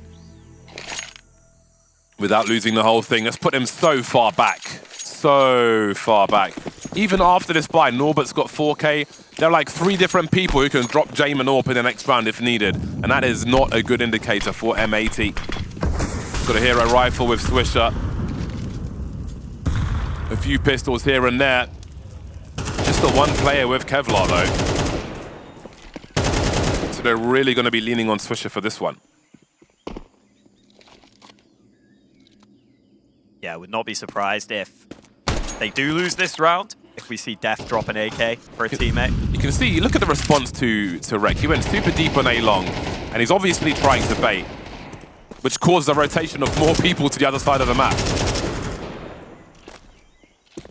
That is quite a response from Virtus.Pro. Yeah. There's a guy making noise in A-long. Cool, I go B. It was the right call as well. They just know. Well, this time the bomb is coming back to A. Looks like VP are wise to that as well. Players pretty close by. Ooh, I thought that was a kill. Nearly another opportunity there as Norbert puts a smoke down. That AK still trying to activate. It's an extremely passive hold here from Fame, and the support is actually fairly far. This could get dangerous. He'll get one, but he can't get anything else, and now that bomb plant looks pretty good here for M80. That's exactly the bonus they need. Def having a look, and then there were two. Swisher in the clutch then. $100 in the bank. It's a long rotation for Slacks. We'll see how long Swisher can stay alive for. He's going to have a lot of people trained on him. Nothing doing there. Nothing doing at all. They've got money for the next round, though. The bomb plant will certainly help. However, Virtus.Pro are now on 10 rounds. This could have been very different. M80 could have maybe been in the lead right now, but history is just that. And this is a scenario 3 rounds behind. Much work to be done. Yeah, and something that has been hotly talked about in MR12 is that you have much less room for error. 1 or 2 mistakes at the wrong time will make all the difference. M80 have got to try and force the mistakes or just play well themselves. Def did indeed drop that AK over to a teammate. He'll take the Galil instead. But the buy pretty good here for M80. Massive mid presence from VP early in this one. They're getting up close and personal. The flash will force him back. VP happy to concede for now. Flick's still up above though, and look at the activation. James getting involved as well. And suddenly Def is the sole survivor on mid. It's a lot of control for Virtus.Pro.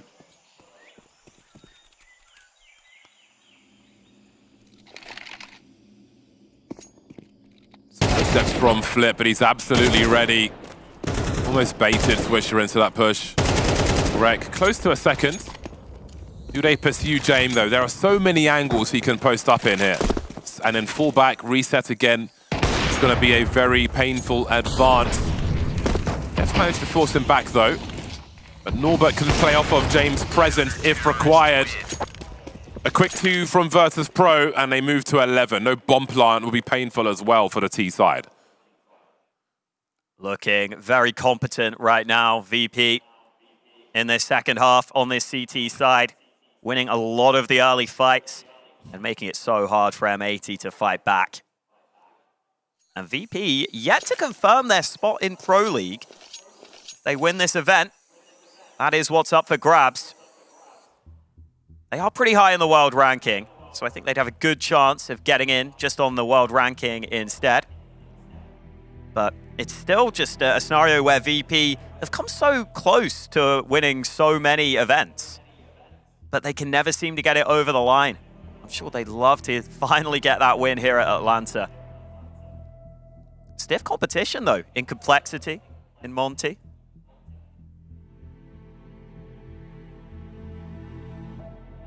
Yeah, definitely a tough group.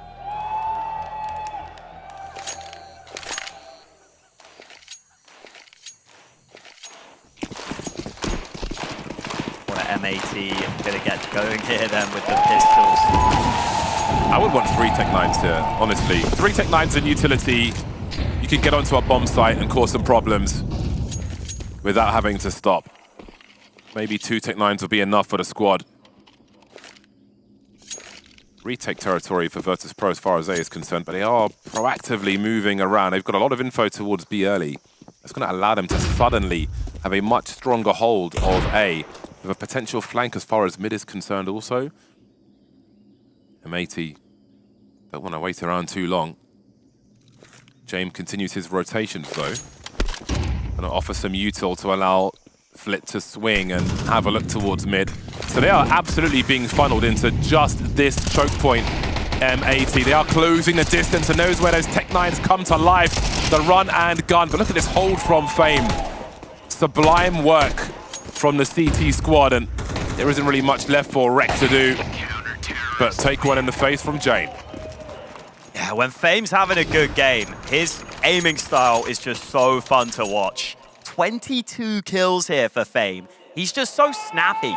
He's a real headshot aimer. You see it there in all those kills he gets on the site. Kind of reminds me of Twist sometimes with the way his aim just snaps to heads. And VP taking over entirely in their second half. Only one T round picked up by M80. And now they need 5 in a row just for overtime.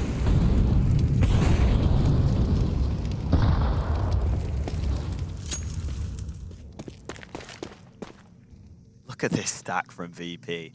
If they get the right read here with 4 on B, it's going to be brutal for M80. If that's the way they lose, running into a 4-man stack, that would feel so rough. Being one step ahead must feel nice. But they might wait out this util, and in that time there may be rotation. Yeah, James got to have a look at mid eventually, he decides. 3 mollies for M80. What time is the go command? Seems to be the 1-minute mark as the facility starts to stream in. Very aggressive flashbangs will slow down the T's on the ramp. Flit saved by the barbecue. Tri-tip on the ramp for Virtus.Pro.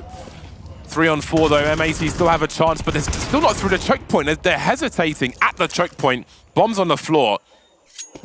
Being real careful.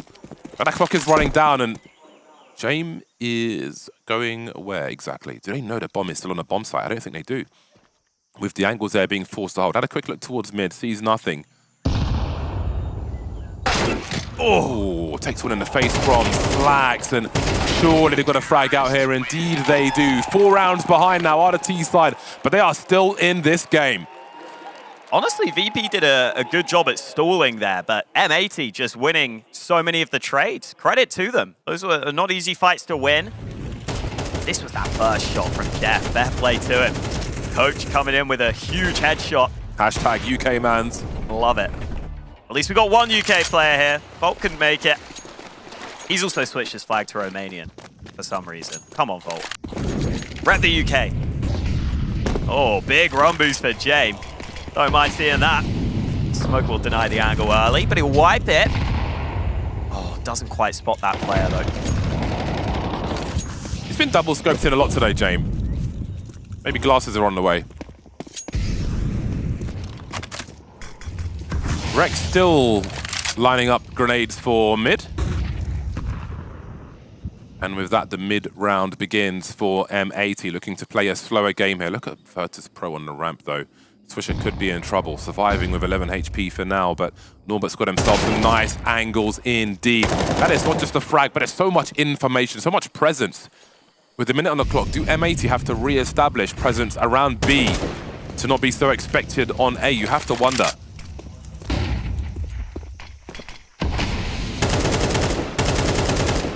Seconds. They remain undecided. Making noise at mid. Still a couple of smokes, but again, no flashes. And Jamie even tucks in. This is ballsy. He's committed here. Doesn't matter, because it doesn't look like they're coming his way.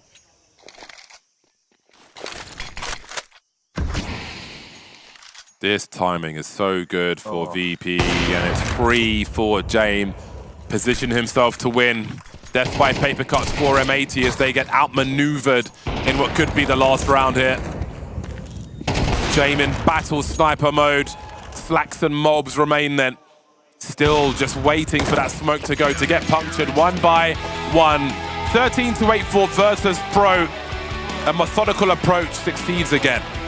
Yeah, Virtus.Pro, big favorites in this matchup. M80 put up a pretty good fight, but listen, VP, such a classy team. When they're favored, they so often come out on top. It's exactly what we see here. Yeah, some very close scenarios in 1 or 2 rounds, which could have gone either way and had a big impact on the rounds to come. And of course, losing that essentially eco round was maybe the death knell for M80 versus the likes of Virtus.Pro. They will take an opportunity like that and they will run with it miles and miles. A promising start then for Virtus.Pro in the final challenger of the year. They are so impressive, and they are obviously in contention for that ESL Pro League spot. They want it so badly, and this is just one step closer towards it. Virtus.Pro They looked good. They looked chilled. And now I'm going to give it to the North American analysts who are going to tell us all about what a great job the other team did. There we go, boys. Look at that. I'm sad to say that I'm correct, but I mean, I think M80 pushed Virtus.Pro at least a little bit. I had some worries about them in facing Virtus.Pro. I think they've had some trouble playing against slower styled teams. And I mean, VP is basically the kryptonite of them in this situation, right? And it doesn't help that you don't have Manx to allow those mid-round calls to flourish. And Fame ripped them apart. I mean, on the T side, get so many openings on that B bomb site. And then when they switch over to the CT side, he locks down A. And he had that P250 kill in round number 16, that double kill. I mean, this guy just ate them all up. There we go. I mean, he mentioned him, so we might as well chat to him, right? Fame is with Mike right now. Let's hear how he's feeling after that. Got Fame. Oh, we've got Fame here after his big win, after his big map. Congratulations on the win. Monster performance for you. How's the individual form feeling? First of all, thank you. Feeling okay. We had some long flights, but we managed to play some deathmatch and get our form back. But I think our form is normal one. It's okay. Yeah. Expectation. You and I were talking right before we went live here. You were saying, yeah, we got the win, but there were some rounds we should have had. What's the mentality on that? All about improvement? Yeah, it's sad because we lost some our situations, some clutches, but it was very nice game, very nice mentality from our opponents, even playing with coach, but they took some crucial clutches, break our economies, but yeah, we managed to win, it's nice, but we need to fix these mistakes. We need to play better. Now we've got a matchup with Monte on deck for qualification into the next stage and the next day, give you guys some time off. You ready for a little revenge? That's a rematch of the Jönköping final. Of course, I'm always ready. And how do you think you'll do in that match? I don't know, it's usual match, nothing special. We're gonna prepare as always, nothing special. Keeping it level, keeping it steady. Nothing special here, but it's time to go back to you, Sam. I love that Fame in every ESL Challenger has the same response about every match. It's nothing special. Okay, mate. You know what? I'm going to give this one to JRT, though, because I know he's been waiting for it. M80 playing with, let's make the picture pretty here, playing with a coach who seemed very dejected before the game, someone who hadn't played competitive Counter-Strike in a long time, very last-minute stand-in, taking over from the IGL. That's pretty rough. Going up against Virtus.Pro, previous major winners, definitely the ESL Challenger stars. They've won so many of them.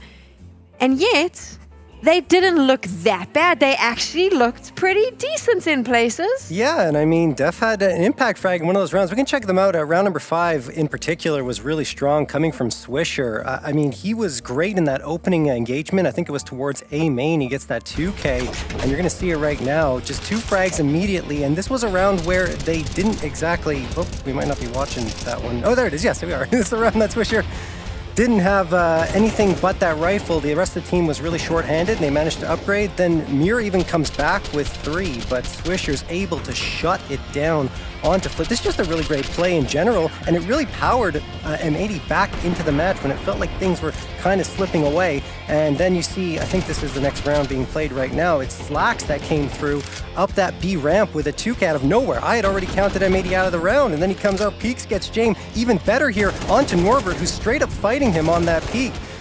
Well done from M80 overall in these 2 rounds, and just showed that at the very least they were present, they were able to contend with Virtus.Pro, but unfortunately, it wasn't enough, right? And Virtus.Pro are just too strong. They overpowered them with that slow style of play. You know, they came and they played back and they wasted time off the clock, made M80 a little bit nervous sometimes, and that late round push, especially on T side, late round push from VP is just too strong sometimes.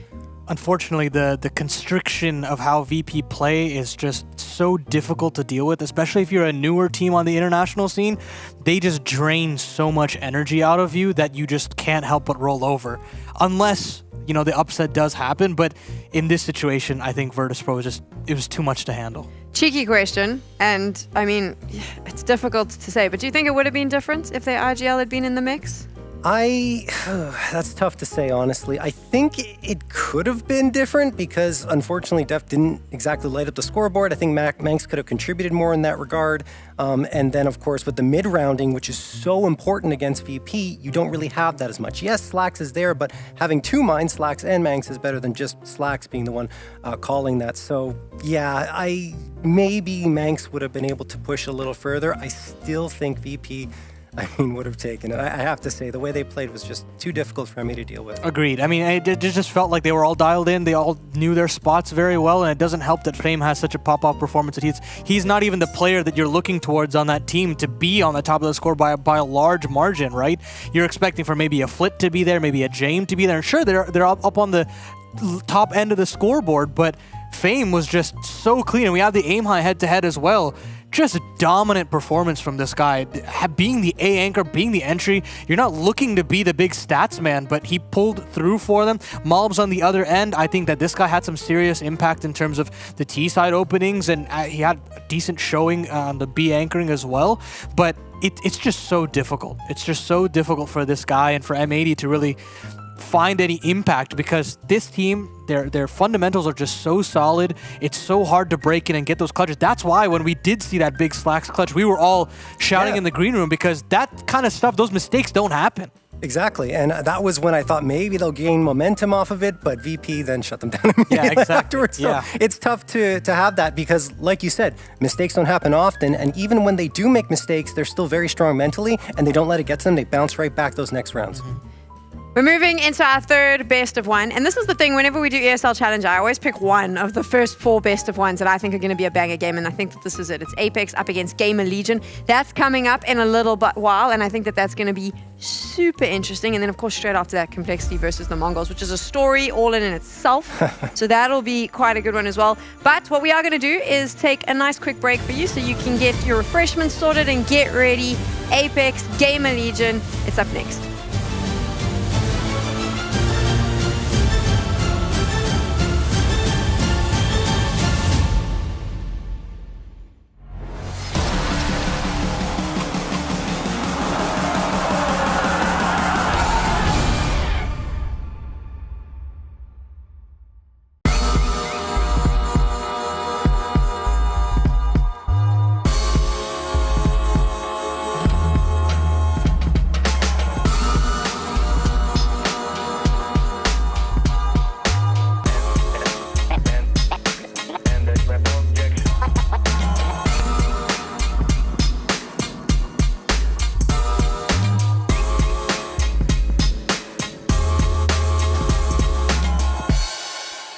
Meet Bob. Today, Bob is going to demonstrate some of the things you're more likely to experience than playing against a cheater on Face It. Ready, Bob? You're more likely to get a blue screen after updating your PC, find a 4-leaf clover, land 5 bunny hops in a row, meet 2 people who share a birthday when you play in a lobby of 5, score a hole in 1. You're also more likely to unbox a redskin than play against a cheater on Face It. Life is full of absurd possibilities. Your matchmaking shouldn't be. Oh! Straight for the title, no time to idle. I'm finna get it, put that on the Bible. This is survival. Gotta treat every move like the final. One by a mile. Nobody believe it, they all in denial. Look at me, look at me. Still in the show, that's the crook in me. They want me gone with the hook in me. Asking why is he here like I shouldn't be. I've been on grind since Auto. 10,000 hours the motto. They see the bag is coming out, they flocking to me like I won the lotto. Dancing with the devil, there's no recital. I'm killing competition, ain't no revival. I shoot it to kill it, I'm aiming for vitals. I'm showing no mercy when facing my rivals. Snakes in the grass, they getting exposed. I know they be lurking, I'm watching them close. Acting like friends, but really they foes. Thought they be scheming and said adios.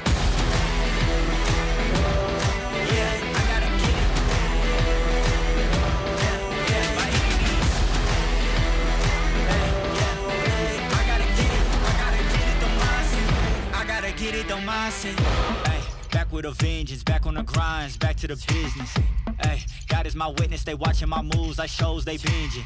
Ay, best keep distance, all of my haters send best of wishes. I get to the bag with the quickness, no I don't need no assistance. Oh, yeah, no playing it safe. I said let's get it, you say not today. What can I say? You ain't gonna go for it, get out the way. Yeah, got no time to waste. Can't be with me if you're not at my pace. You're not at my level, you're not in my race. One foot on the gas, I'm pushing the pace. You dancing with the devil, there's no recital. I'm killing competition, ain't no revival. I shoot it to kill it, I'm aiming for vitals. I'm showing no mercy when facing my rivals. Snakes in the grass, they getting exposed. I know they be lurking, I'm watching them close. Acting like friends, but really they foes. Saw they was scheming and said adios. Yeah, I gotta get it. Yeah, by any means. I gotta get it, the mindset.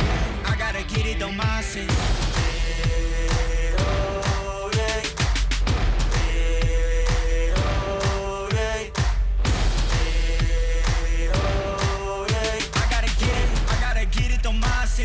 I gotta get it, the mindset.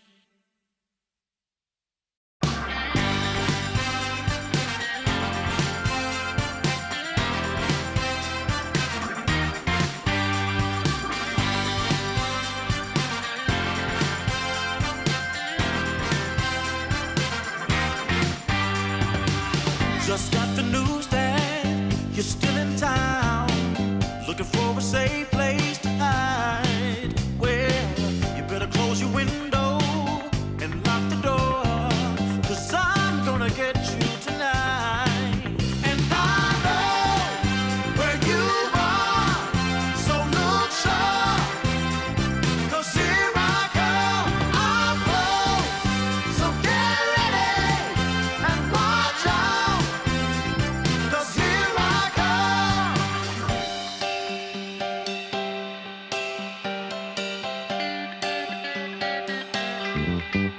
Love has a way of seeing through all of your wants and the shadow of doubt. So just get dressed and know for sure I'm on my way to take you out. And I know where you are, so look sharp, 'cause here I come, I'm close. So get ready and watch out, 'cause here I come.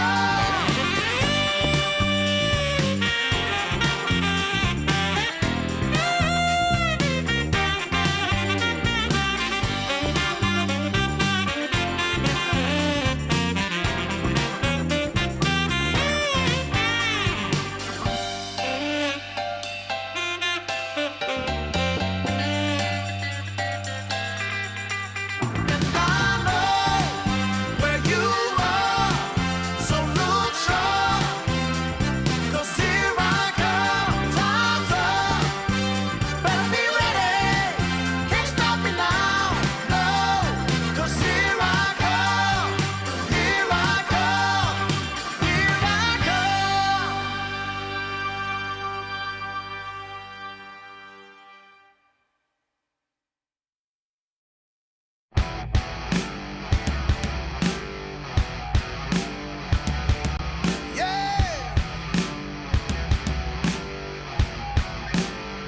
Now tell me, how's I supposed to know she's a devil and you take her place?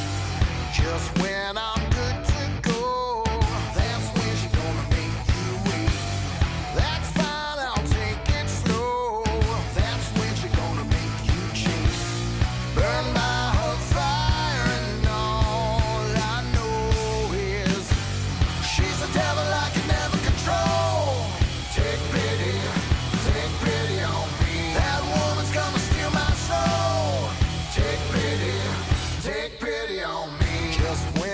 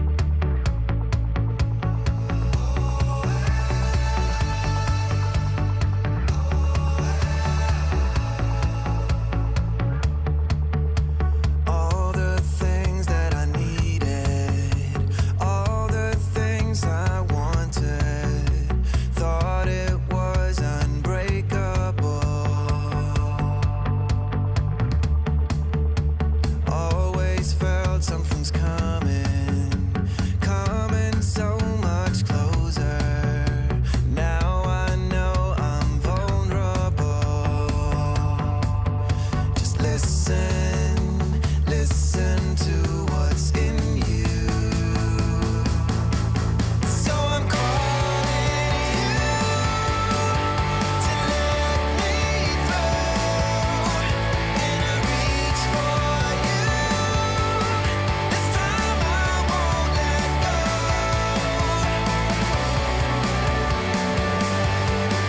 This time I won't let go.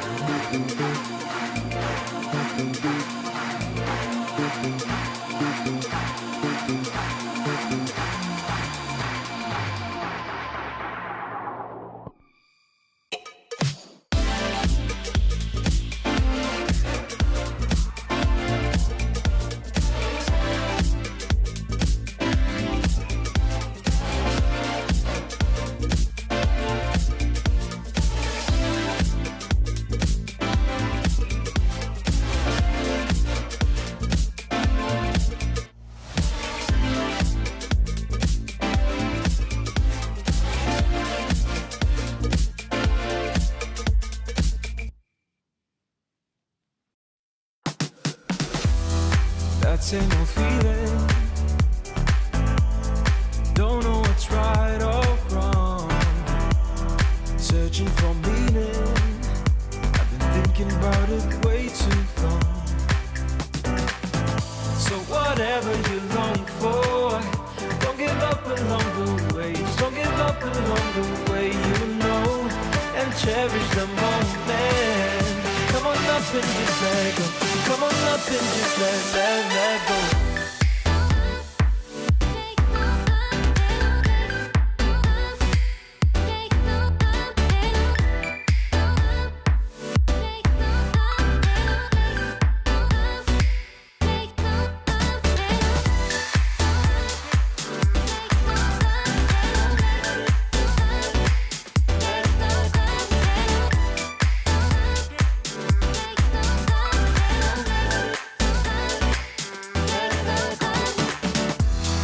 No more competing, bound to your inner voice, yeah. Things seem misleading, just until you stop and make your choice. So whatever you long for, don't give up along the way. Just don't give up along the way, you know, and cherish the moment. Come on up and just let go. Come on up and just let go. Let it go. Let it go. Let it go. Let it go. Let it go. Let it go. Let it go.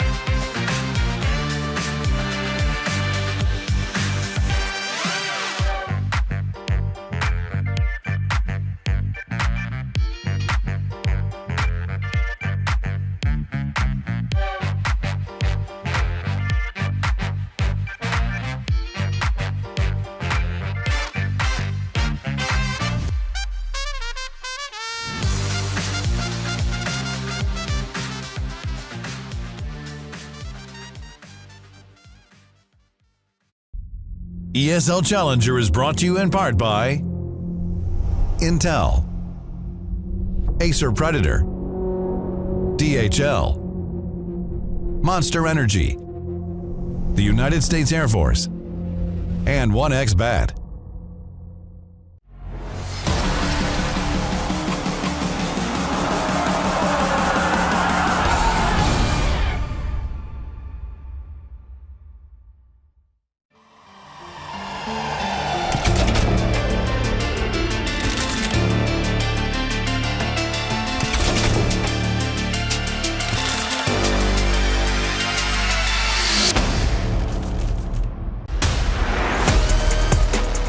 What I can say right now is we are a good group of guys.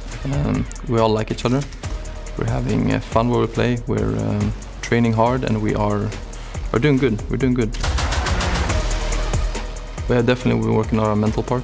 We have always been the type of team that can almost beat everyone, but we can always lose to everyone as well, right? We know we have the skill within us. It's just that our mental has always been so weak in a way. We're always losing to ourselves, it feels like. It's always something happens mid-game and we lose a stupid round and then we can't come back from it. But now, I feel like when we've been working with Esports Gallies, like we're so much more mentally strengthened in a way, which is what we've been working on a lot recently. I think we're starting to finally feel each other in game, to read each other in game and work off each other, which is a good sign. Two teams facing off, probably the game of this first round of best of ones. Apex up against GamerLegion, and it's going to be a clash of two teams who are dealing with drama outside the server. On one side, you got GamerLegion, who now has lost Volt for this particular event. That's heavy for them. And then on the other side, so many rumors swirling around about whether or not this Apex lineup, who apparently is working with a psychologist, is immensely prepared, as you heard in the interview, clicking together, might not actually be Apex anymore. So this is a bit of a rough one for both of these teams. How do you switch that all off and jump into the server? I think the Apex stuff is tough because it's the IGL. It's not like on the GamerLegion side, it's just another player. It's replaceable, it's possible, but I think Kixan is like the lifeblood of this team, right? So if you lose him, if you don't have him fully committed to this event, that worries me a lot. I think it really comes down to how these players tackle that. We've seen even in the top level of the game where people like ENCE, teams like ENCE are not believing in Glaive's calling. They're looking towards another team. If that happens here in the Apex camp, this thing can run away from them very quickly. This group can get very deadly very quickly. And this best of one matters a whole heck of a bunch. Before we get into the gossip, because I have a whole gossip girl segment planned for that one, we got to talk about GamerLegion. Obviously, Volt not able to come, and we've now switched him out for someone in their academy team. That's going to be an interesting one. Yeah, I mean, it's going to be tough. I think Volt is around the middle of the scoreboard in terms of frags for the GamerLegion squad. So it's not exactly a massive loss, but it's an important player that they don't have on their roster, and it comes down to chemistry as well when that's missing. So Andu's coming in, who over the last 3 months has only played 7 officials, but he's got a plus 13 kill to death differential and also has been pretty competent in terms of entry frags. So he's been very strong in that regard, which is important because Volt is doing a lot of the work there as well. He's number 2 on the team over the last month with 33 frags, and you have Kioz at 35, who's above him. So hopefully Andu can fill that gap, but yeah, it's still tough not playing with Volt. I think it's something they'll have to accept. I don't feel like it's going to impact them too much, though. I think the tough part about GamerLegion is that they don't have that it factor of a specific player that you look towards saying, this guy's going to take over the game, right? And if there was ever a player that I would have to talk about in that way, I'd talk about Volt. I think that he has a huge upside on that T side, and then he's very safe on the CT side. Anchoring on something like Mirage, which we'll see today, that's difficult. I don't think anybody can play that. But on the good side of things, the reason why I really like this Mirage pick for GamerLegion is that, I mean, this is like bread and butter for young players, right? This is where people like Andu, he might not have to play that same style as Volt does, but you can kind of be pretty autonomous and just go about doing your own thing, and it can all work out. So I think that overall, it's not the worst thing in the world to have young blood in this team, especially for this best of one. I'm curious, when you take a look at both of these teams, the conversation we've just had, you would say that actually they'd probably be fine in the server then? I think GamerLegion will be fine. I think the problem with GamerLegion isn't Volt. It's the fact that they haven't really been good over the last little bit. No, you know? So, no. Yeah, I'm sorry. No. Like, I'm stopping this now. I'm stopping this now. I don't care about your numbers. I don't care about stats. What? I am so sick and tired. I'm going on my own rant here. I am tired of analysts just being so mean about GamerLegion. And every time, I remember at the major, everyone was just like, they're GamerLegion, they won't do well. They go all the way. Then we go to IEM Cologne, they're GamerLegion. No, they've had a change. They won't do well. They put up a good performance. They had a terrible time at DreamHack Winter, but in their defense, they were sick. I feel like maybe we should be a bit nicer to GamerLegion. And instead of letting you talk and have an opinion, what I'm going to do is throw the mic at the interview. I'm here with Jacob from Apex as they get ready to start their ESL Challenger Atlanta campaign. Jacob, how is the team feeling headed into this event? I think we're feeling pretty good. We are coming just from having a really good event in Finland. Not much rest, but we're here and we hope to do another good event. Now, looking at your opponent on the other side, GamerLegion, this is a team, it feels like your fates are like weirdly intertwined. Both sort of had that blow-up event at the Major, have played a lot of events since then. Do you feel like there's a rivalry here?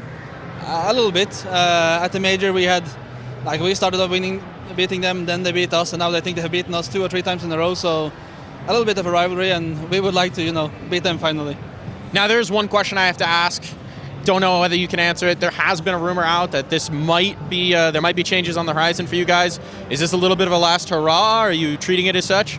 I will not comment on any of that, sorry. That's completely fair. Good luck on this matchup. Thanks for talking. Okay, JRT, I promise we can have your GamerLegion discussion. I was joking when I said you couldn't, but I want to, obviously they're on your screens now, so we'll talk about Apex for a bit, obviously not willing to address the rumors. But again, I do want to use that example that you brought up with ENCE, where afterwards both the coach and Glaive said this is really difficult. We know that things are up in the air. We know that some of the players are in talks. I mean, they were quoted in interviews as saying it. We know that they're in talks and it makes it difficult in the server. And I was happy that they were honest about that, because I think a lot of the time the teams don't talk about the fact that that does play a role in what's going on.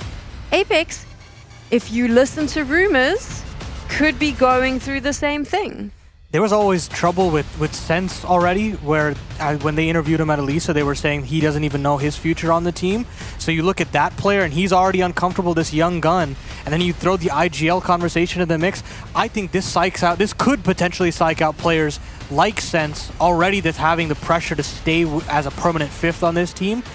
And then you add on top of that there are a little bit more inexperienced players like Sasanito that has played with Kickstand for so long, and to potentially see his close teammate fall apart and go to a different team, that might hurt as well. So it really depends on how those younger players, I think, perceive this whole situation. But I'm not going to say it's something easy and it's something that you can just put to the back of your mind and think about the game. It really all just boils down to how do they react. And I can't say that I'm looking forward to seeing what the results are. Yeah, I think for ENCE, it's an issue of management and communication. If you have a player kind of talking like that in an interview, I think it's because they're not having those conversations off the server, and they're just hearing bits and pieces here, and they're getting frustrated. Whereas you saw Apex, there's no comment. Obviously, they're talking about it. Obviously, there's something going on. They're saying, oh, we heard this stuff. But management saying, or coaches, whoever is saying, guys, it doesn't matter. Let's focus on the game. Let's be professionals. We have a match right here, right now. Everything else doesn't matter, which is, I think, the approach you should take. I don't know if outing things going on behind the scenes is the best approach for players. I guess we can appreciate the honesty sometimes, but some of that stuff needs to stay, internal. Do you think that sometimes we don't really put enough emphasis on the mental struggles and battles that these players have to go through outside? I think being a professional player is a lot more than just clicking heads, and maybe we don't give enough attention to how much they're probably dealing with outside of just playing the game. It definitely used to. It used to be easier, right? When you go way back when to like 2014, 2013, it really just came down to the games themselves. But as our esport developed, people got personalities, and they were all being filmed, they're being recorded, and then it just kept blowing up from there. Now you've got full-on content teams that are putting out vlogs and communication and all this stuff. So now, I mean, the public perception of players has completely shifted. Now you can see what they add to the team, what they might detract from the team, and they start getting these ideas of what a player should be in and out of the server. And then that builds on social media. That's when you suddenly think that you know what a player is like, you know how they act, and you can just kind of say that this player is not good or this player is good, and that builds and builds and builds. And I think it's really hard to just overcome instantaneously. And it can potentially spill over into the server. Stuff like those frustrations can really boil up. I think that's the importance of having a team psychologist, honestly, and I do believe Apex has one, right? So, I mean, that could be a difference maker too in terms of the interviews they take, like how do you guys talk about it, how you're going to present yourselves if these questions are asked to you, and also they can speak about their concerns. So, yeah, I agree 100%, Sam. The psychological element is something that we don't necessarily talk enough about and definitely exists as a lot of pressure on these players' shoulders. I'm sure the team psychologist at Apex is having that conversation. How are we going to deal with your IGL? No, I'm not doing that. Okay.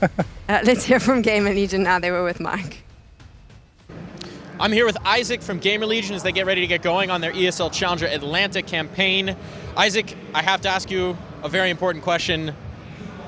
Who is this guy? It's our new star player. We kicked Volt. Kicked him? Got rid of him? Yeah. Out? All right, tell me about Andu, right? This guy, I mean, he's signed to GamerLegion Academy, hasn't even really played with them yet, so what can we expect? I think a lot of aggressiveness. You know, he's a talented player. He's more of like a brute player, you know, likes to go in first, likes to be aggressive, space taking, so I think you're going to see a lot of him. Now, speaking about your opponent here, you're up against Apex. They're a team that you guys have kind of had like an intertwined story with. You've had the better of them the last few matchups. How are you feeling about it this time around? I mean, we're always feeling confident playing them. They're a team of like our skill-wise, like we're on the same skill-wise, I would say. So, but you know, we've had a really bad form recently. They've had a good one, so we'll see who can win. Well, we'll find out. Thanks for talking to us. Good luck, man. Thank you. Okay, JRT, here's the thing. I will say this. GamerLegion has had a bad run of form. I do agree. I joked around and said I don't care about the numbers, but the numbers, they do speak pretty clearly. I just feel like this year, I never hear anyone say anything good about them. And what happens is they have deep runs.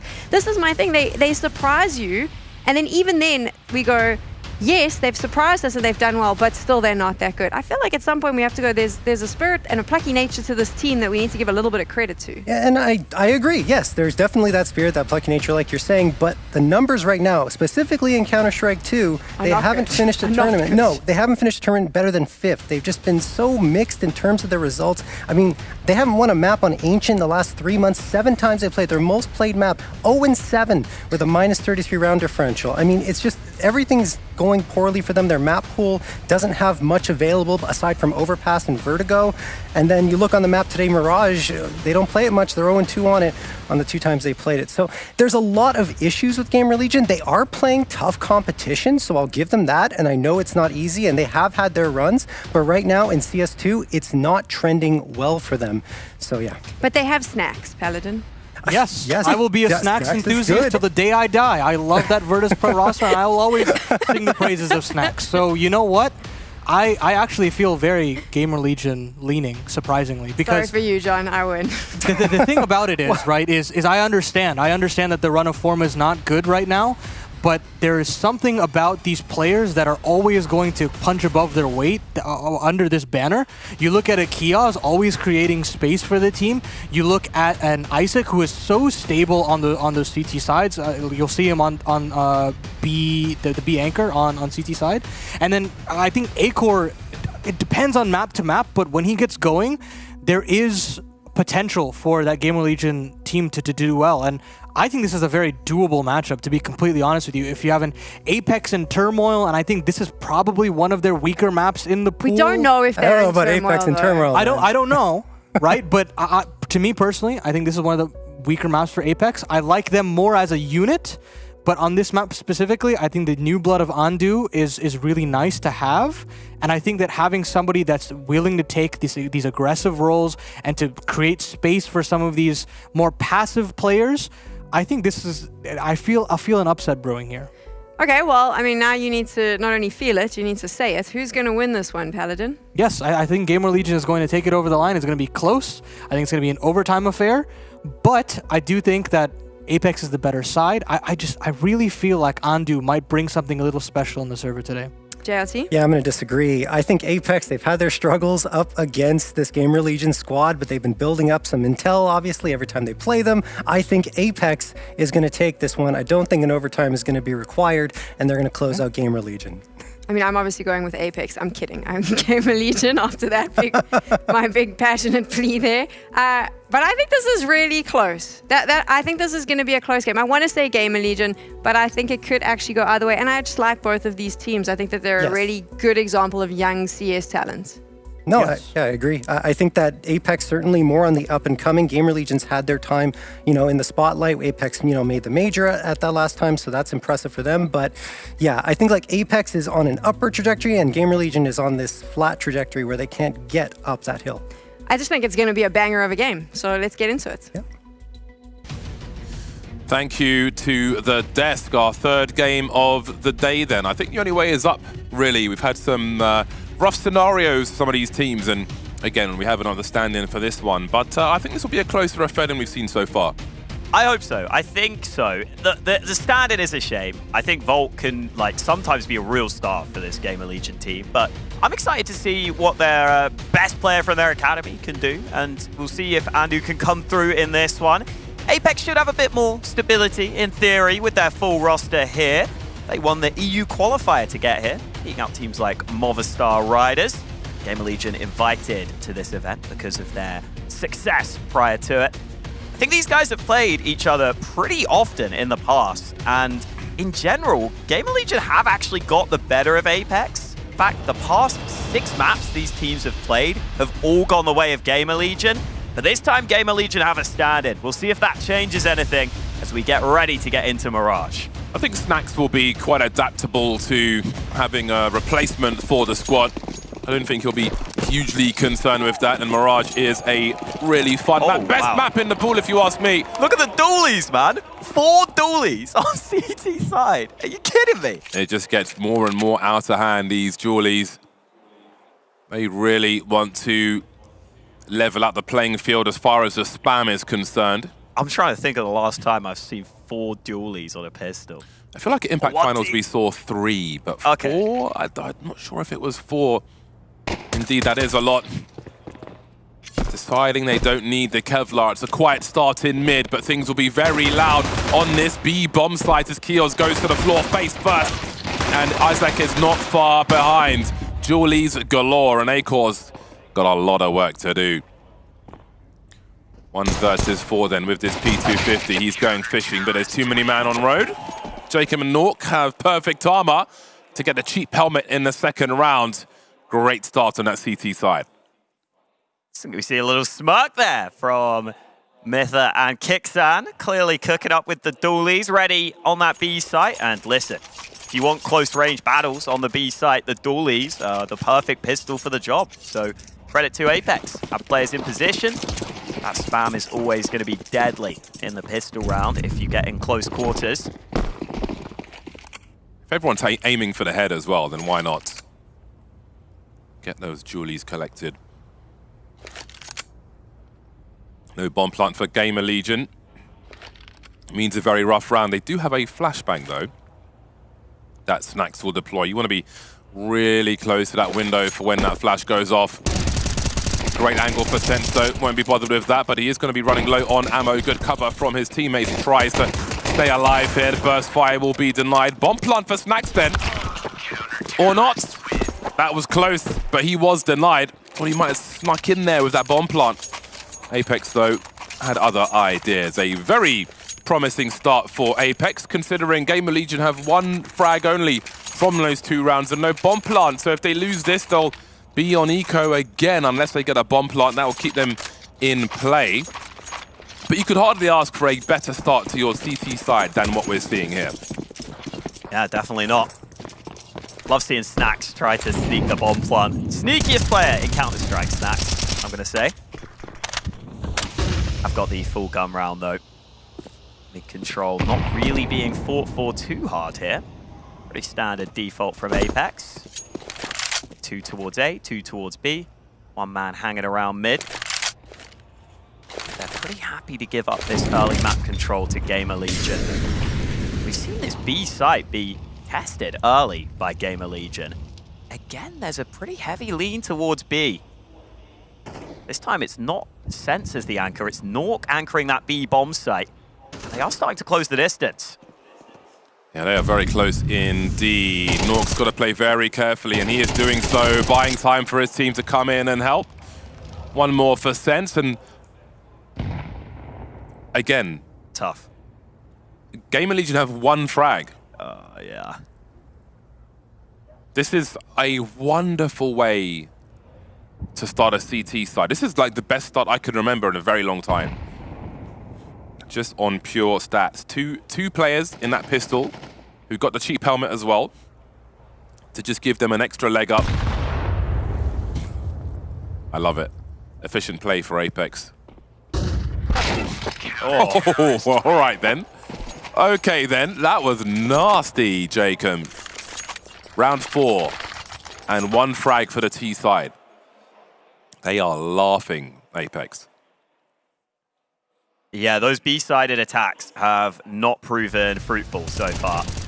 We heard the desk talk about how Sense has maybe been talked about and whether he's going to stay on this Apex roster. He's normally that B anchor, so maybe they were trying to exploit him early. He is the weakest fragger on this Apex team, but he wasn't there that time. It was Nork backing up the B site instead. The fact they've got no bomb plant from that last round either, the scenario just gets better. Airstrike attempted in connector to no avail. And now with no flash, you can see Kioza's got that smoke. I wouldn't be surprised. Okay, they're not really in position, but I'm thinking, does that go to that waterfall palace smoke, but it's going towards window instead. So their options to close the distance will be quite limited in this round. And again, I'm just wondering, the curious man in me wants Apex to win without losing a single player, just so we can see what that looks like in CS2. They've almost got a full buy in the hole already. Careful with that reload, Jake. I'm in trouble now. The Julies are out again, but space has been created. Almost said Croatia. Assassinito dropping the Brom carrier now. And 2 players remain. That rifle has been secured again, but so has a second kill. Acor making the CT spend some money, so they got something from some round finally. GamerLegion moving into round 5 with just the 3 frags. Yeah, still so hard to break through when the CTs get this sort of cash in the bank. You're going to have to do a lot of work. Good to see Apex off to a good start then. Really has been a decent team effort. Kicksan hasn't had to do a whole lot, but that's kind of the in-game leader's dream. Let the fraggers wow, frag. That's clean movement. All you guys blaming the game now, what's your excuse? Well, GamerLegion finally get that out for Acor. Good utility as well. But Apex taking initiative in this round, and getting a player into Palace like this is so strong. You can often rotate reinforcements away from A because this position is really powerful, makes it awkward for the T side to get a bomb plant in. These positions in Palace caused Sense to dump a molly early into apartments as well, and a smoke. He's been given a second one by Nork so they can buy time towards that bomb site, but again. Oh, kickstand with a lovely peek there, and they've got to know the game is up. They have to win that duel in connector, GamerLegion, and maybe the trade will be enough. Chances to split the A bomb site still exist then as the remainder come towards the ramp. Kickstand will still be an issue though. His presence will slow this round down, but 45 seconds will be plenty for GamerLegion as they look to collapse on the A bomb site.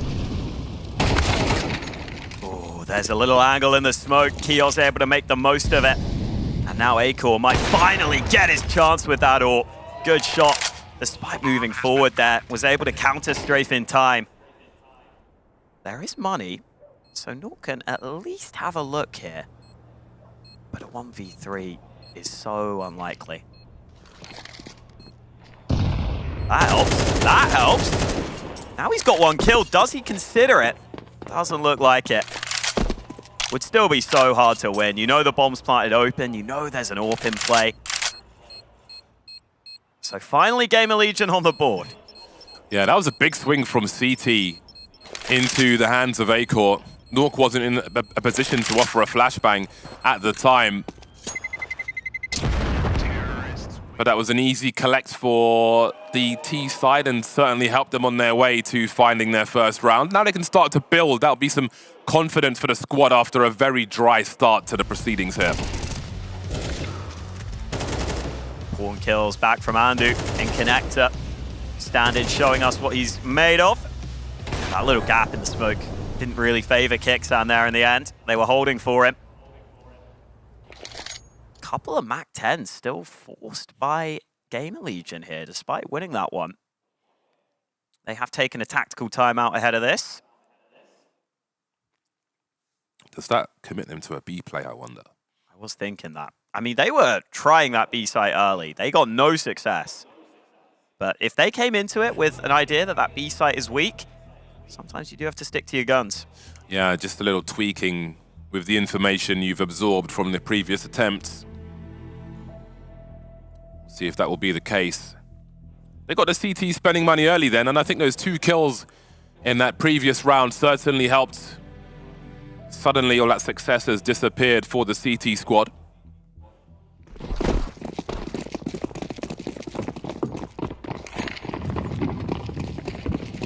Wow, on the AWP again. Yeah, it definitely looks like this P play then. Yeah, so they're going to just storm the B bomb site while the CTs are still setting up the round in general. But Sassanito doesn't get there with the M4, will with the Molotov, and Sense is able to hold position, smokes her up, and Kickstand's able to rotate in. Bench taken by GamerLegion, but they still got angles up top, and that AUG will slice through armor like a hot knife through butter. Jacob on the flank then.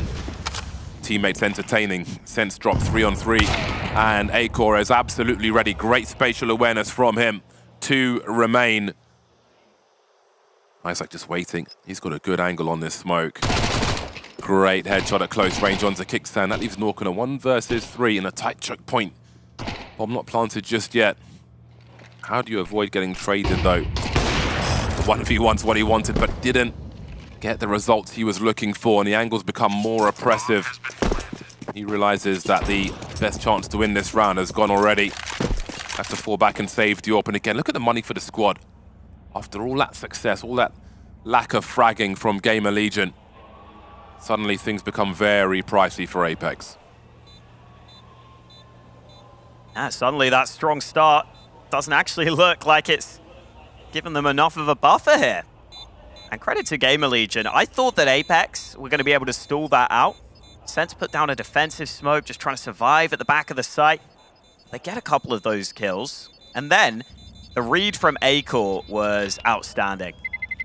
This Nork could be taken away. Nork, oh, he just about adjusts in time. Snax could have had him there, but misses the opportunity. Either way, this read from Acor is really the most important thing. Do you win that first fight? Oh, he even got that shot onto Sense. That was Sense trying to play passive. And then to read Jacob on the flank, fantastic work. I think Acor often works best as an AWP like that. More of a turret style, back of the pack. Showing us what he's capable of there. Wow. Snax tried to send it. They are going to try and send it onto A. Trying to keep Apex flustered. They are defending though. Jacob re-emerging to drop kills. Then with 1:36 on the clock, it's Acor versus the world. This might be a long round for him. Then again, it might be a short one. Sassanito in position already. That's one of the fastest buy rounds I can remember seeing in recent memory. 5-2.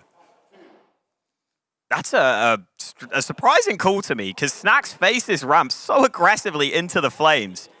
And then you will see those Palace plays sometimes where players just try and storm out of Palace like that. But once Snax shows at ramp, I feel like the CTs are kind of put on high alert at that point. Whatever the plan was, did not work for GamerLegion there. High-risk play that did not pay off. They still have guns, though, and Acor trying to get aggressive, but 2 CTs in connector waiting. Apex adjust their setup. They fight mid aggressively, and it works.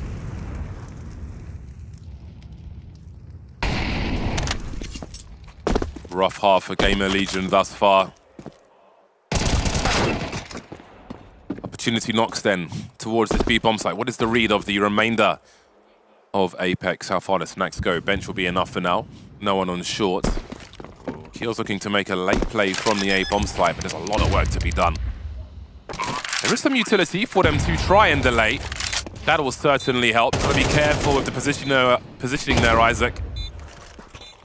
As only in jungle is Keels. Will anyone be looking for this? Sassanito falling back to reposition. Could be a multi-frag here for GamerLegion. Second by the window. Has he done enough though? Jacob lurking without a kit. That bomb is pretty far ticked as well. I'm not sure what else there is left in this bomb site for Apex. Jacob's just going to lose all his money here. Get out of there. GamerLegion on the scoreboard once again. That is a frustrating round loss from Apex. They get off to such a great start, denying the early play, but credit to Snax. He always knows when he has to make a play to win his team the round. They lose 2 players at mid early, and Snack says, I have to take a fight. I have to get us back into the round. He knew there was a chance for a 1v1 on B. He gets given it. And then Kios with a ballsy decision to go for the big flank. But the players on the site can delay enough with their utility, and they never expect Kios in behind. A really well-managed round from GamerLegion, considering the odds were so far against them. If they can keep that up, maybe they can get enough T rounds on the board here. Will Isaac be ready for this? Peek's coming in real quick, but he wasn't. Pika's advantage, very, very nice. Oh, Snack's lucky to get away with that one. But they'll retain the advantage, Apex. Putting GamerLegion on the back foot.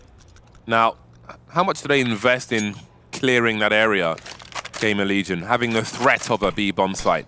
Are they committed to A now?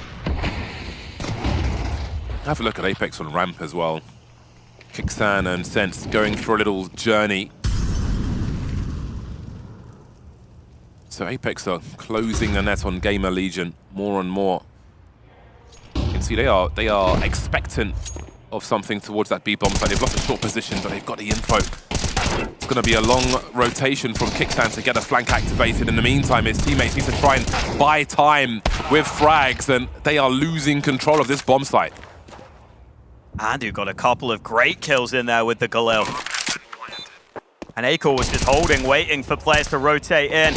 Apex thought they had all the information they needed. And yet still GamerLegion scrape their way to a round win.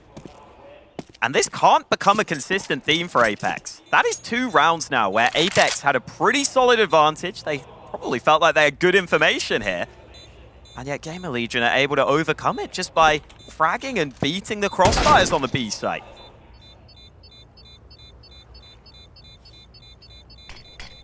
Starting a little cold.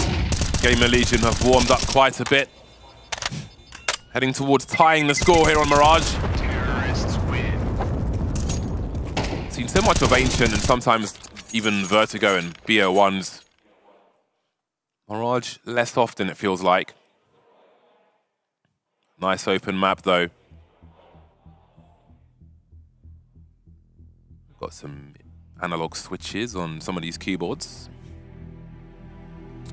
For the movement gods.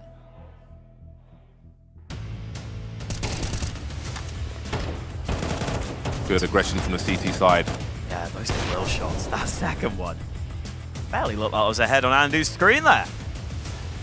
Stand in, delivering. Showing what he's capable of, the man from GamerLegion Academy, stepping up to the main roster in the shoes of Volt for this one, who could not make it. I think it was Stiko I was talking to recently, who was talking about the keyboards that, like, as soon as you press the key, you start moving, rather than having to press the key entirely down. He was saying that makes a big, big difference for the minute movement details. Cool to see how many players adjust to that, if they can master movement even more. Yeah, I haven't gone down that route. I think he said it's quite a recent thing. Some of the pros are starting to pick up on it now. Yeah, I think it's the Hall effect. Yeah. Hall effect switches. Yeah. Look at this, stack on A. Apex have the right read again. This time their buy isn't as good though. Oh, and Jacobs 5-7 betrays him. Sense trying to hold on though. 3 on 4. The CT numbers are dwindling once again. Apex's kung fu grip on this half. It's proving to be quite slippery now. Kixan tries to stay alive. Willing to stand and fight, it seems. But GamerLegion are about to tie the score. Snax is a man who likes to play off the feel, as we have seen with some of these faster rounds. And he'll be growing with strength as this game continues. Suddenly a very different affair. And you wonder how important these T rounds will be for them to have an easier task on that CT side. Although I feel like with a stand-in, it can often be the T side and the mid to late round which can be the more difficult part of things. But again, I think Snax is the right man for the job. I think his style better weathers the storm of a stand-in here and there. Ouch. Oh, that's not good, is it? When the nade hits you like that, it can do even more. Oh, and he's even been spammed through the smoke. He's been seen. Sassanito has been spotted. Absolutely. Unfortunate timing for him. A window for GamerLegion. 4-on-4 this early will much favor the T side. It was the timing that they needed. Nork's in a high variance situation now. He's got the sound cues of the player below, but he'll assume someone is up top until he sees otherwise. Just going past the angle, not quite spotting Snax there. And again, Apex are just disappearing one by one back at the milk carton. Unable to respond to GamerLegion. That's so far away. That's a good reaction shot. But then he quickly spots a smoke. I think that might make his decision easy. GamerLegion with a real grind to get back into this game. There have been a couple of rounds where it's felt like very specific things have had to happen to get GamerLegion the round win, and they found those solutions every single time. To get into the lead here is honestly really impressive, because Apex, they were so dominant at the start. They took that 4-0 lead, barely taking casualties. You said earlier, it's maybe the best start to a half I've seen in CS2. And yet it's GamerLegion who have come back and taken the lead right now. From humble beginnings. Lots of work to be done. But again, spotted there. That's one thing, like I keep telling the developers about this. In CS2, right now you can't inspect the agents, because if you look at some of the the custom models for us casual plebs, like Agent Voltman, the woman with the big personality, like she's got a rucksack on her back. So if you rotate her sideways, you will see that in a situation like that, if you're looking to the right a bit too much, and that bag will concede your position, but you can't inspect. You can't 360 the agents in CS2 at the moment to see those kinds of angles. I'm sure it's low on the list. It better be on the list, though. Yeah. Of things to do in the game. Bring back Wingman and that guard map. Don't disagree.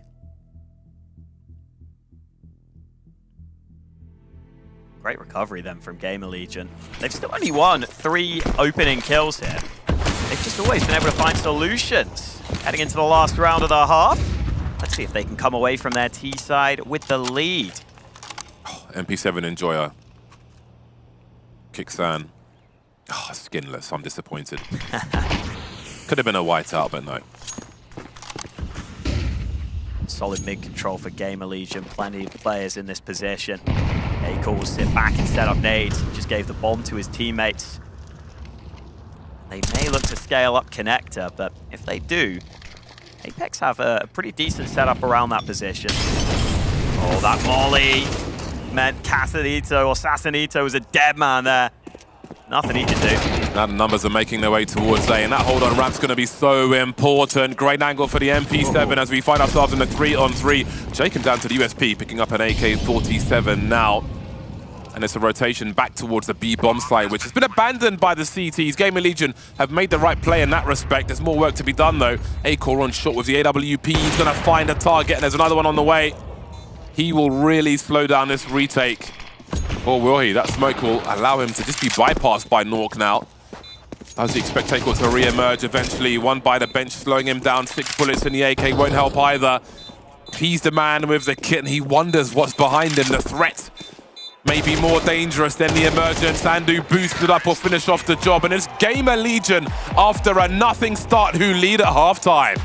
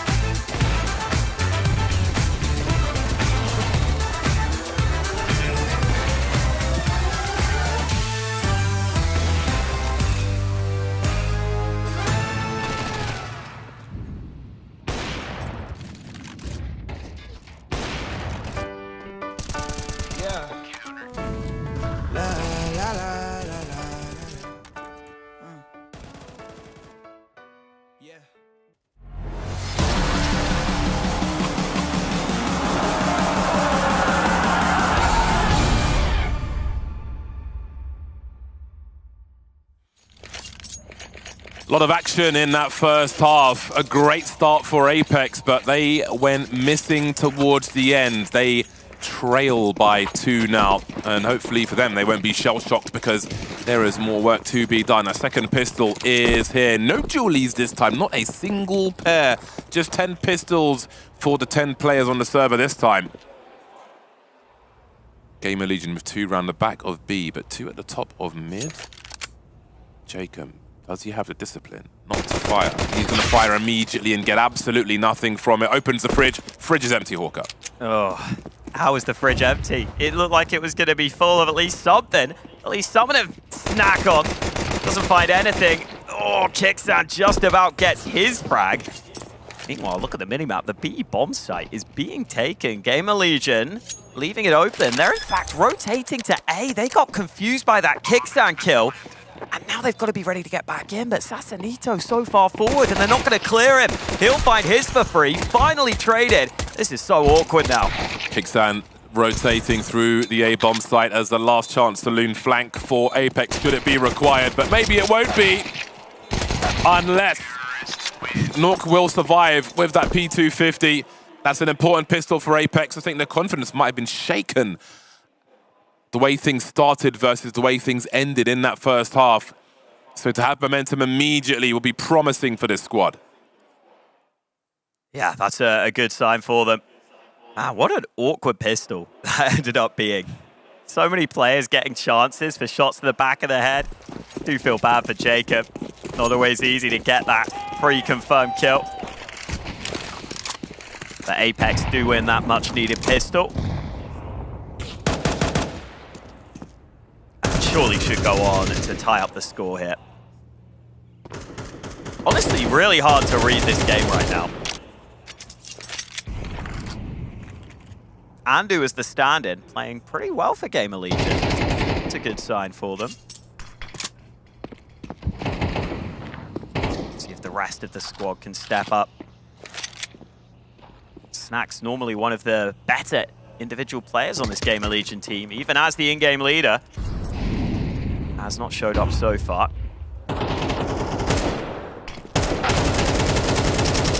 Big dink onto Sassanito. Fall back into another pistol, but that works out fine. And the bomb will be hand-delivered. Wrapped up on this B site.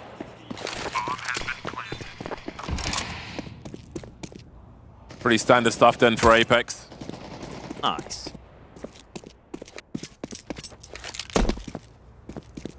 Max manages to find something. That's a great pickup. How's he always so cheeky? In a nothing round, to find himself an AK-47, if he can save it, would be awesome. Senses on the way, though. But the bigger picture is that Apex will have a tied scoreline.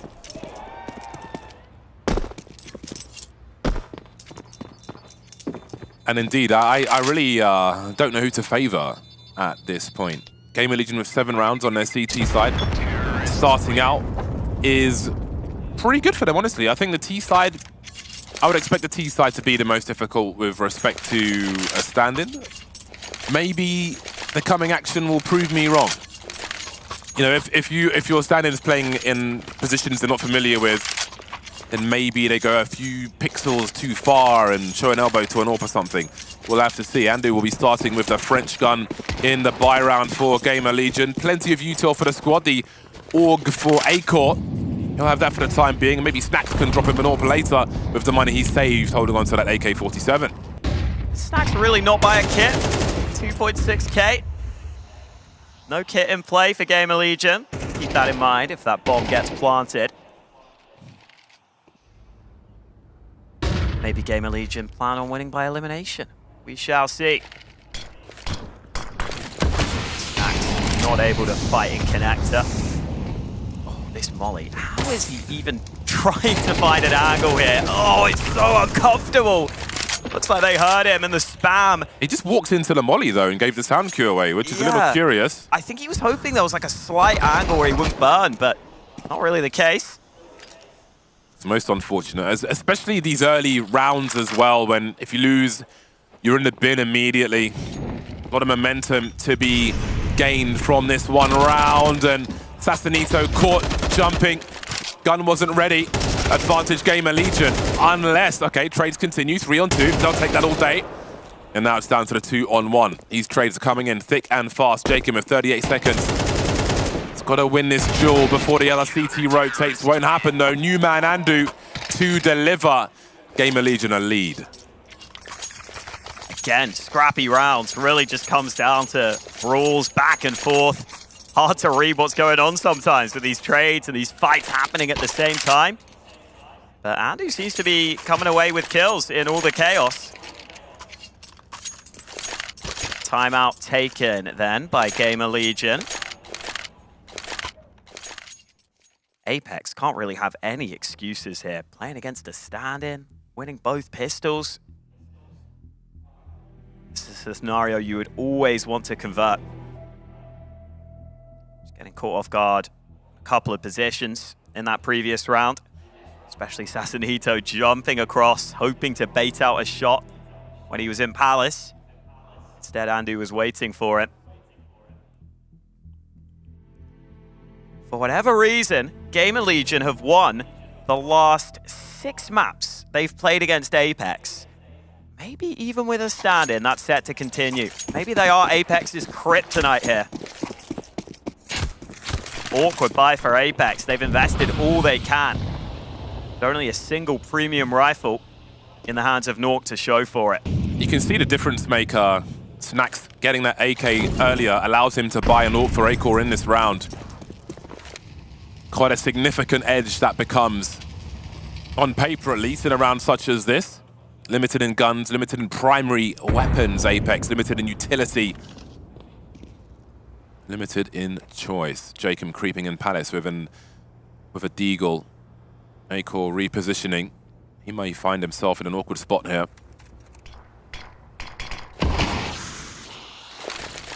Really?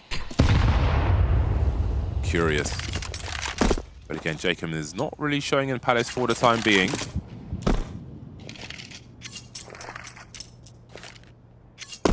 Uh-oh, timing.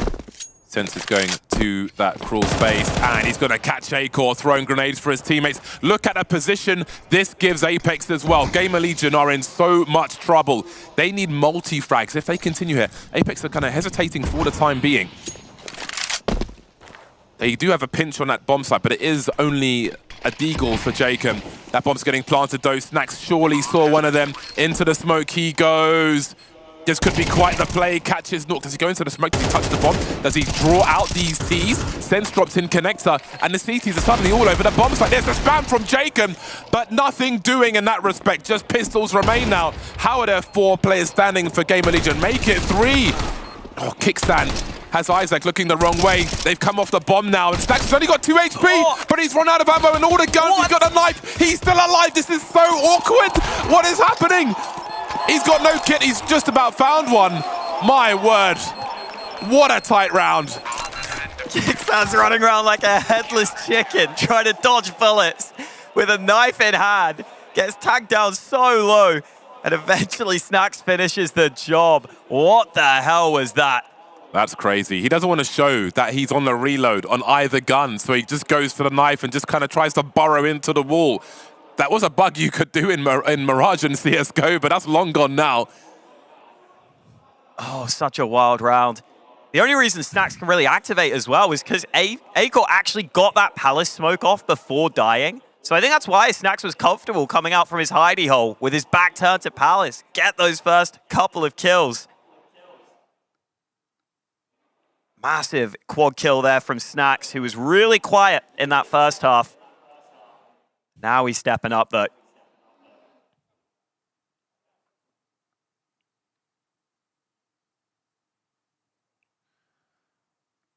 Incredibly awkward.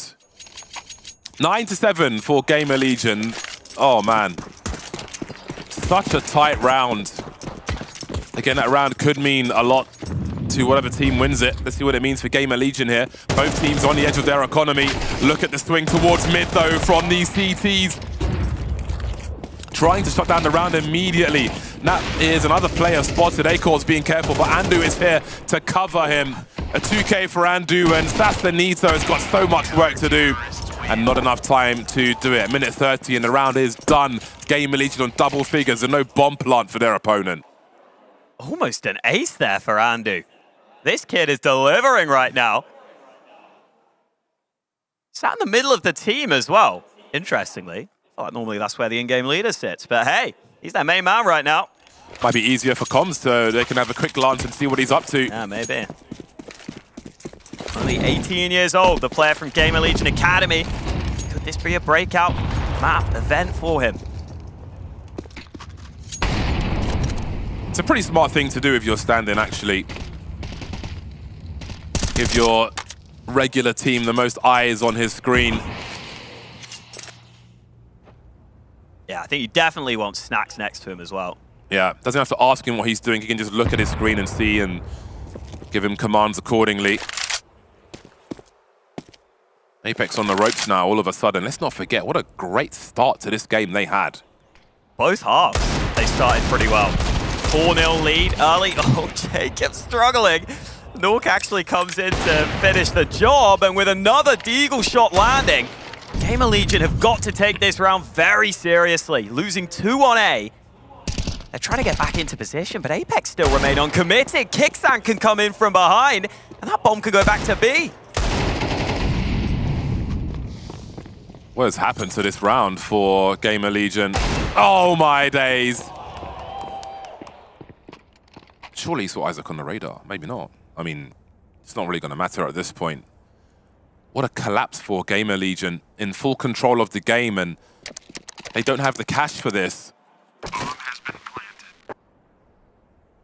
See the AWP there. I'm sure he'll kind of lurk near it and pick it up later. Long spray will fail, and that's an awkward one for GamerLegion. I would imagine they'll be quiet after that game. What does their economy look like now? That's Apex right back in this game. Ooh, that's a great shot from Sense. Up against the AWP of Acor, holding at range. He just lands the shot so quick. That's the first round that Andu maybe got a little too eager.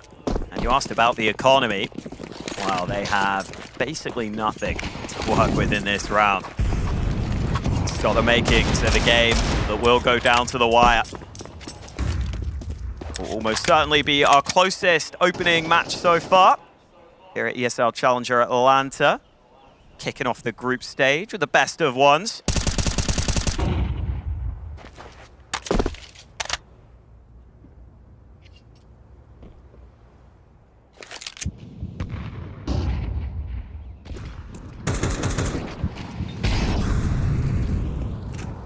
Apex on their way to B then.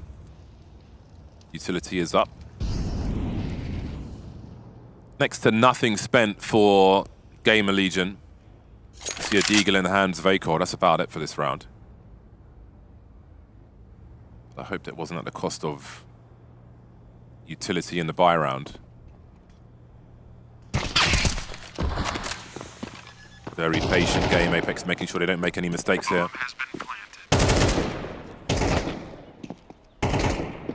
Snacks will soon expire.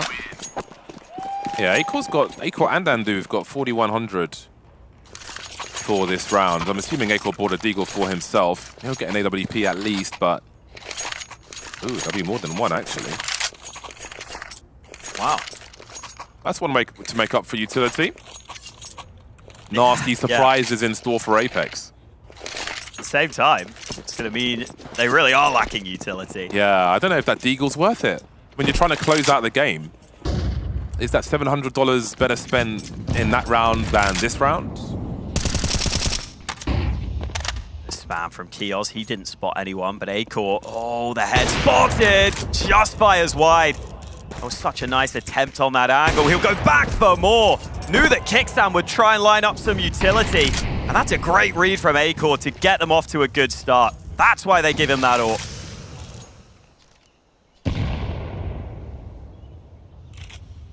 How do you respond?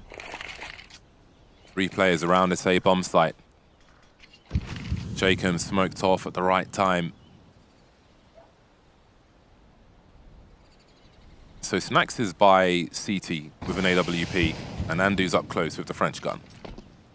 How now. Snax posts up for him.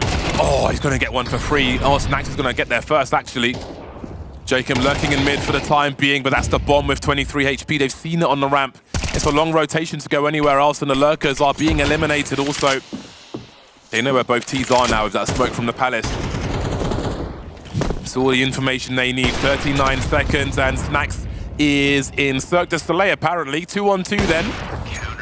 And they won't last very long either. Back to winning ways are GamerLegion. No bomb plant for the other side. Just so hard to cross to the site there. Assassinito had to use his smoke to try and lurk out from Palace. And then you see those two remaining CTs working in tandem, dealing with that cross to the bomb site.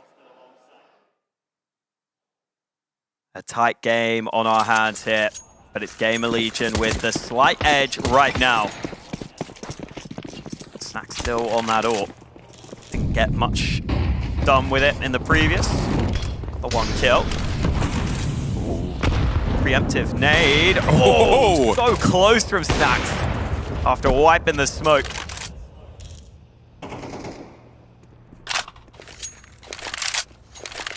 Slower start from Apex. Some early flash points. It'll take a different pace now. In default positions, basically, so just hold their map control, and they've missed a smoke in the window. How on earth do you do that? Oh! Problems then for Apex. Their timing has been somewhat ruined here. Snax has been dropped, though. They forced a short player back, so that's good map control for Apex, despite that smoke going wrong. They've been allowed opportunities. They still have a good spread across the entire map. With 50 seconds, which way will that bomb go in the hands of Nork?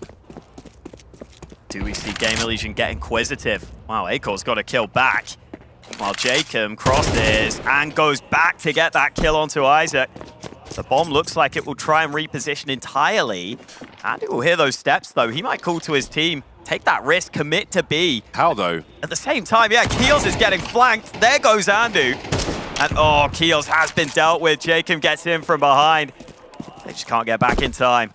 This is going to be such a problem to the economy of GamerLegion. Such a crucial, critical part of this round as well. From the ramp comes Sense. Assassinito from Connector will finish off the job. And suddenly the game becomes really, really tight. And you almost wonder if they might not be in control, even if they're in the lead right now. I think you favor Apex at this point because their money was just so bad on the GamerLegion side. I don't think one save is enough for them. Heading into deep waters, the economy being broken, and you see Mytha getting his team hyped up because he knows that was a big, big round. Oh boy. Their money's so bad. That is a reset. That is the title screen with no memory card. Impossible difficulty in these upcoming rounds. Oh boy, that's as rough as sandpaper. They are in all kinds of trouble. Do they double eco? You'd almost be tempted to. I mean, you can maybe afford some pistols at some point. Oh! What? Pump. Snax has gone for big popper pump. He's got the Scott Steiner out. Get her done. Oh, Maybe this is... Ooh. I mean... Oh, it's just painful to watch, isn't it? It's like reality TV, man. It just hurts. If you have a buy like this, there's going to be conflict, drama. Who gets what? Should call this by 90 Day Fiancé. Shotgun wedding, perhaps. Kios. Oh, Quite man. a headshot. Hi. There is a stack on B. Could Apex get baited into it? Even if they do, they should be able to deal with these weapons. But you never know. A man can dream.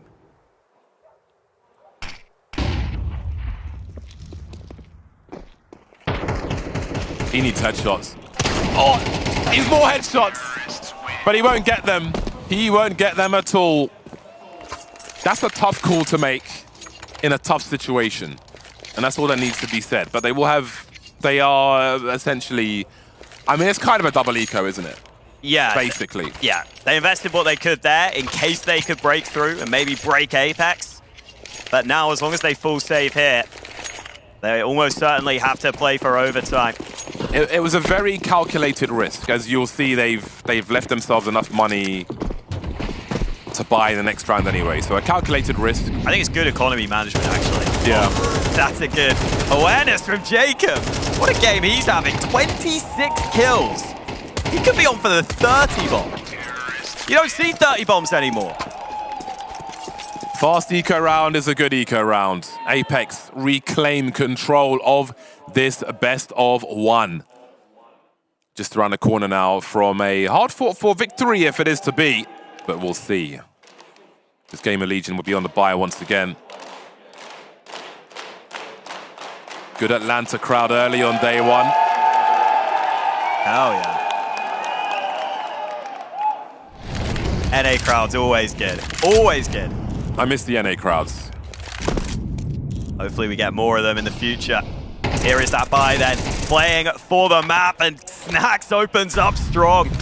GamerLegion need this to hold on. And who else but Snacks to send them off to a good start. Not about how you start though, always about how you finish. Kixan keeping his team in the fight, dropping Andu. And maybe there is a chance. Sassanito moving through.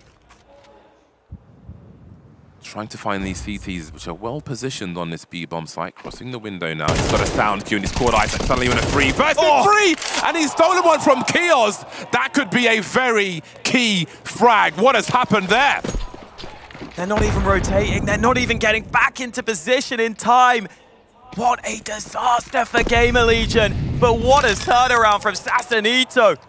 That might just win his team the map and the match. Oh boy, that's one of those scenarios where you don't open social media afterwards, as Acor has a swing and a miss, a rare miss from him. Very oppressive angle to try and find a clutch now. 1v3, the slightest tag through the wall. You might want to stop picking him now though. That said, he doesn't have a kit.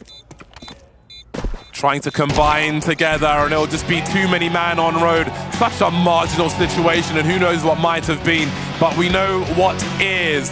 And that'll be a hard-fought-for victory for Apex. These two teams often play close, but man, that one came really, really close. So many rounds that could have swung either way, that could have made the difference. That was a fight of mental warfare at times, but it's Apex who hold on and get that win. Very back and forth game, and I think it would have been a shame for them to lose after such a fantastic start at the beginning, but a great effort from the stand-in for GamerLegion. A closely fought game on Mirage, opening series for these two squads, but only one can come out victorious. Well, I mean, now we know why I'm a desk host and not an analyst. JRT. Congratulations, your team won. There we go. Thank you. Yeah. I mean, how at the end there, because it looked very convincing from GamerLegion, it looked like they were going to take it. How was Apex able to turn that around at the end and claim the victory?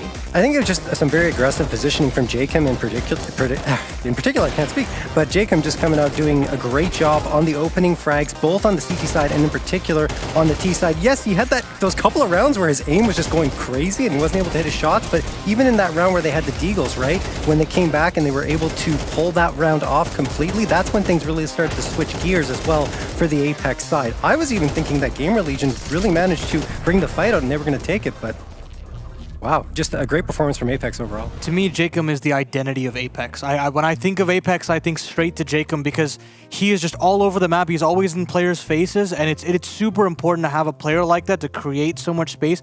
Yeah, he had those fumbled rounds here and there with the Deagle, but as soon as I'm sure he's an experienced enough player to know that those kinds of things happen. Sometimes the gun gets away from you, and he immediately picked it back up. As soon as he had the rifles, the positioning was always correct, mind you. Like, I never felt like he was in the wrong position.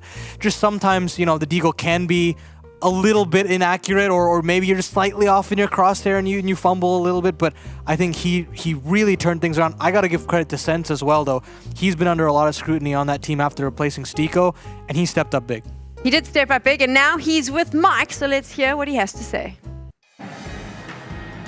stepped up big indeed. A massive map here on Mirage. You're filling into your role. You're stepping up. You've had a little bit of time now to settle in. How does your role feel within the team? I mean, it just becomes better and better for every day. I'm trying to adapt as good as possible, and yeah, it feels much better. Now, you and I were chatting a little bit before we went live here. You reminded me that this is your second trip into NA because, of course, you came to a Fragadelphia with the Apex Rebels. Second place in that one. Hearing some cheers for Fragadelphia. Let's hear it. You know, is it good to be back in North America?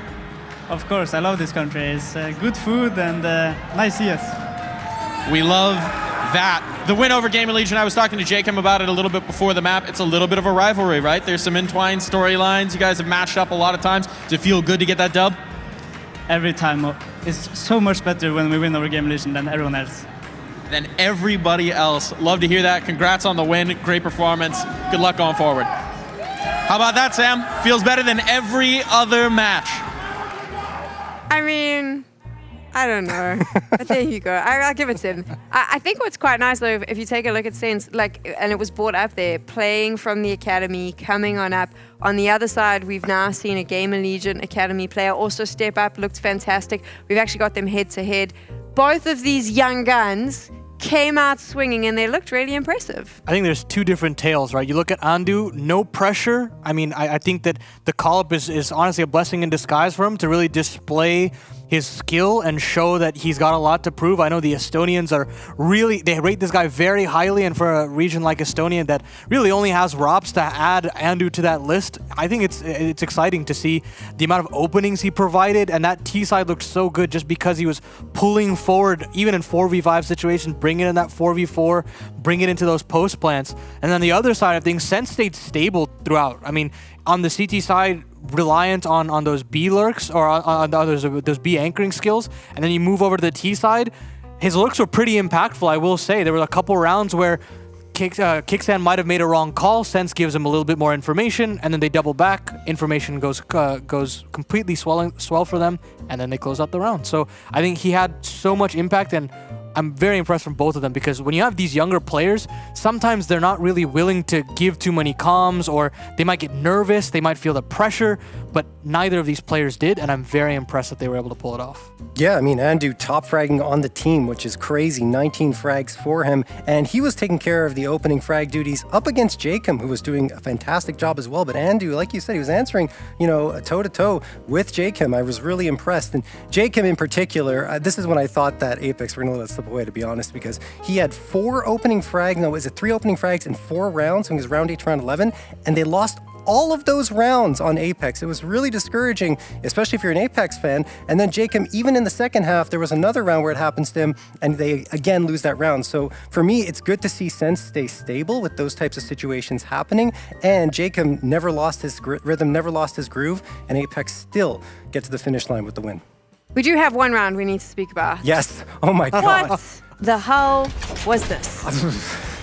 I saw this round and I was like, look, this is a round that if I'm losing, I am tilted off the face of the earth. If this happens in my pugs, I'm going silent. I'm not calming.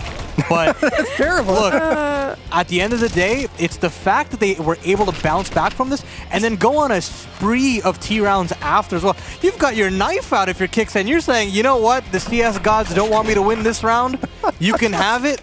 And I'm thinking, hey, they're tapped out. That's it. And somehow, some way, they stayed in it. And that's what happens when you have players that have played this game for so long. People like Jacob that just stay stable. I'm sure the comms went silent for a little bit, and I'm sure he got back on the mic saying, guys, we are the better team. We have the better players.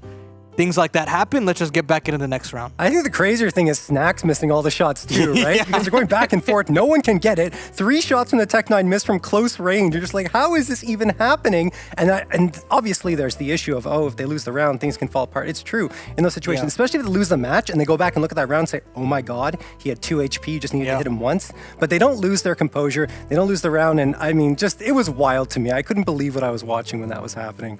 It was tons of fun. Yeah. And I'm hoping we'll have even more fun, because our next game is Complexity up against the Mongols. It blows my mind because Mongols, they had so many visa issues. They had all their fans on Twitter sending out messages to the embassy, desperately trying to get them visas. They got them, and I can confirm that 4 of them landed this morning.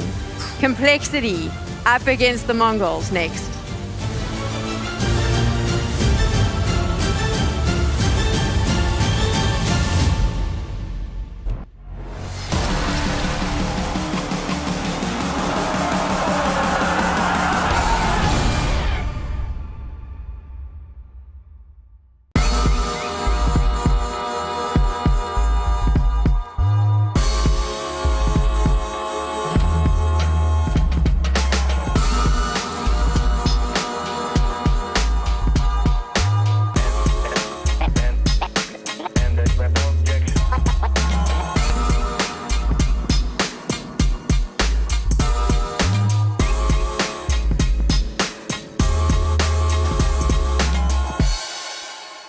Meet Bob. Today, Bob is going to demonstrate some of the things you're more likely to experience than playing against a cheater on Face It. Ready, Bob? You're more likely to get a blue screen after updating your PC, find a 4-leaf clover, land 5 bunny hops in a row, meet 2 people who share a birthday when you play in a lobby of 5, score a hole in 1. You're also more likely to unbox a redskin than play against a cheater on Face It. Life is full of absurd possibilities. Your matchmaking shouldn't be. Oh! Do you think you know everything about CS? Then stay alert and look out for the DHL Drop Quiz on the ESL CS Twitch channel.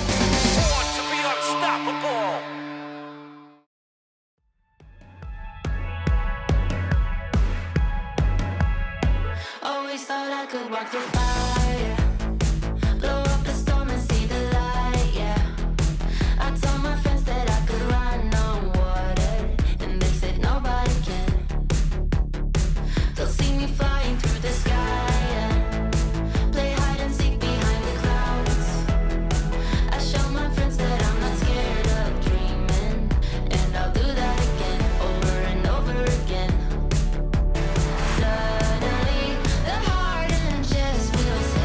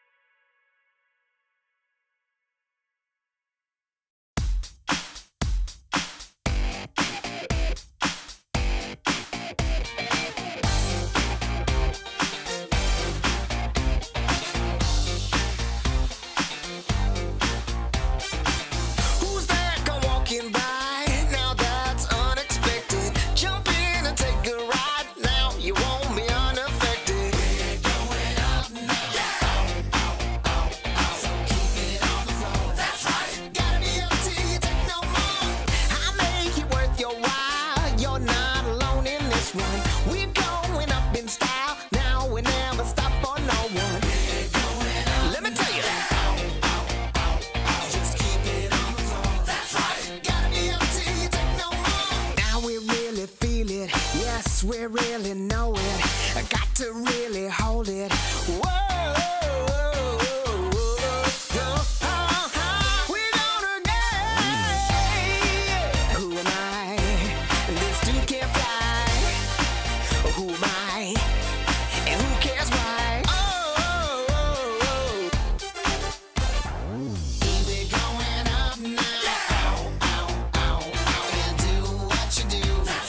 Keeping it up, wanna do some more. We're going up now. Just keep it on the floor. Gotta be up till you take no more. Get your satisfaction. Everybody just wants you there. Give them some attraction. Come on up and just pay the fare. We're gonna get down. We're gonna get down. Get your satisfaction. Everybody just wants you there. Give them some attraction. Come on up and just pay the fare. Get your satisfaction. Everybody just wants you there. Give them some attraction. Come on up and just pay the fare. We're gonna get down. We're gonna get down. We're moving up now. So keep it on the floor. Gotta be up till you take no more. Light up and shine the crowd. We'll burn the house right down, yeah. No thing you're not allowed. The party just begun, yeah. Keep it moving up now. So do it like before. You better believe you got something more. So now you're number one. You feel the satisfaction. And when the night is done, you like that interaction. We're going up now. Just keep it on the floor. Gotta be up till you take no more. We're gonna get down. We're gonna get down. Get your satisfaction. Everybody just wants you there. Give them some attraction. Come on up and just pay the fare. Come on down, let's pay the fare. 1, 2, 3, 4. Get your satisfaction. Everybody just wants you there. Give them some attraction. Come on up and just pay the fare. Get your satisfaction. Everybody just wants you there. Give them some attraction. Come on up and just pay the fare. We're gonna get down.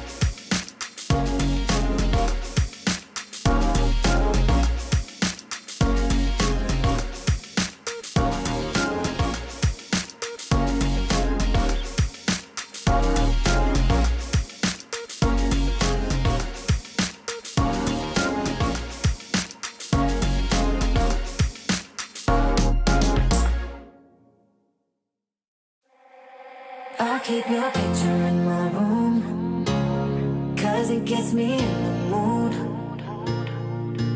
You're still live rent-free in my head. You got me so confused. My mind is full of you. Still want you in my room. Don't wanna get rid of you. On my mind, but I am not too late. You got me so confused. My head is full of you. You keep slipping away. I learned the hard way. But something's gotta stay. Don't let it go to waste. Do you remember all of the long nights, warm in my bed, nightfall to sunrise? That's what you said. You held me so tight each time again. I keep your picture in my room. Don't wanna get rid of you. On my mind when I am up too late. You got me so confused. My head is full of you. Don't win silly games. Don't leave me hanging on. Keep me hanging. I said it once, I'll say it again. Your love is what I want. Do you remember all of the long nights, warm in my bed, nightfall to sunrise? That's what you said. And you had me so tight each time again. In my room, I'll keep you safe. Don't stay away too long, pulling back and forth.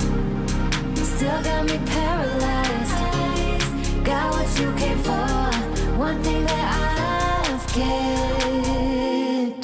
I keep your picture in my room, 'cause it gets me in the mood. You're still free in my head.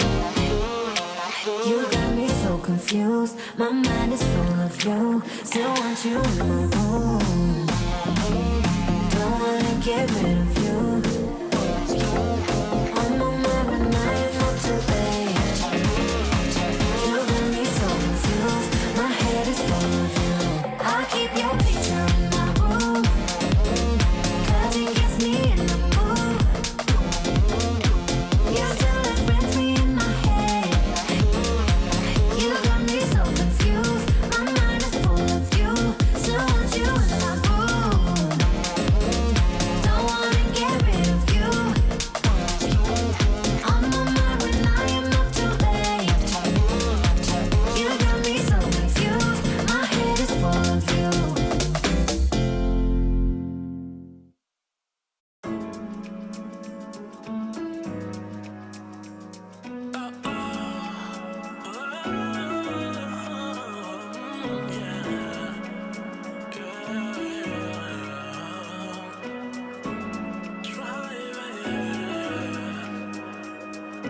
Driving down the boulevard, I see you.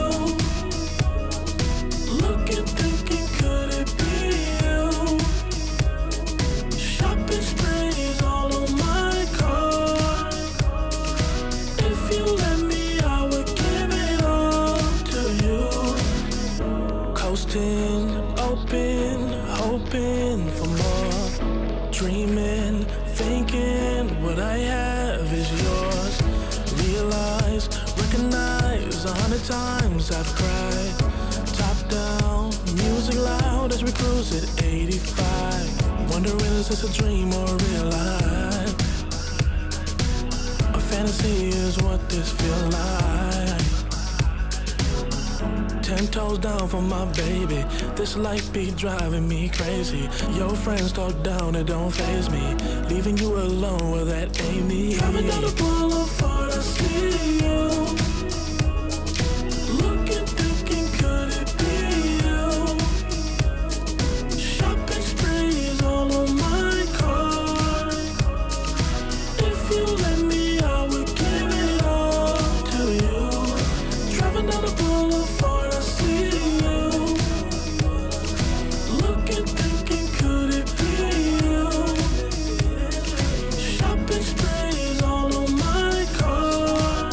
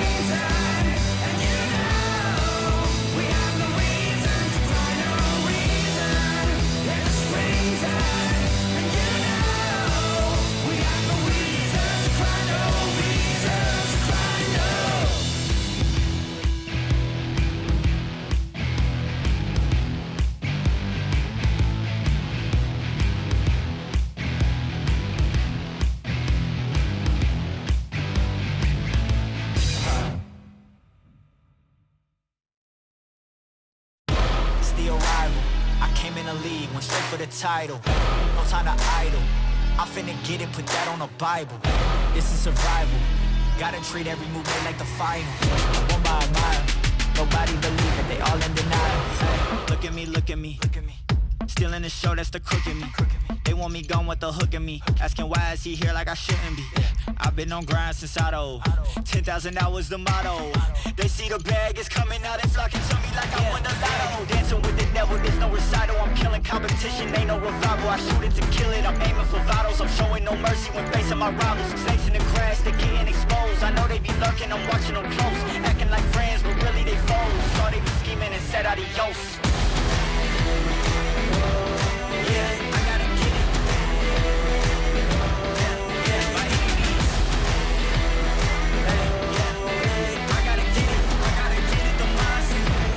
Get it, don't mindset. Ay, back with a vengeance, back on the grinds, back to the business. Ay, God is my witness, they watching my moves like shows they binging. Ay, best keep distance, all of my haters send best of wishes. I get to the bag with the quickness, no I don't need no assistance, no. Yeah, no playing it safe. I said let's get it, you say not today. What can I say? You ain't gon' go for it, get out the way. Yeah, got no time to waste. Can't be with me if you're not at my pace. You're not at my level, you're not in my race. One foot on the gas, I'm pushing the brakes. Dancing with the devil, there's no recital. I'm killing competition, ain't no revival. I shoot it to kill it, I'm aiming for vitals. I'm showing no mercy when facing my rivals. Snakes in the grass, they getting exposed. I know they be lurking, I'm watching them close. Acting like friends, but really they foes. Saw they be scheming and said adios.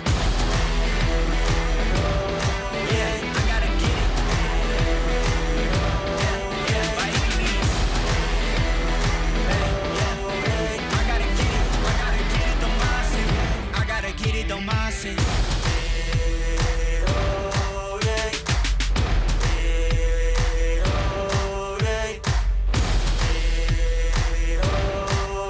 I gotta get it, don't mindset. I gotta get it, don't mindset. I'll keep your picture in my room, 'cause it gets me in the mood. You still live rent free in my head. You got me so confused. My mind is full of you. ESL Challenger is brought to you in part by Intel, Acer Predator, DHL, Monster Energy, the United States Air Force, and 1xBet.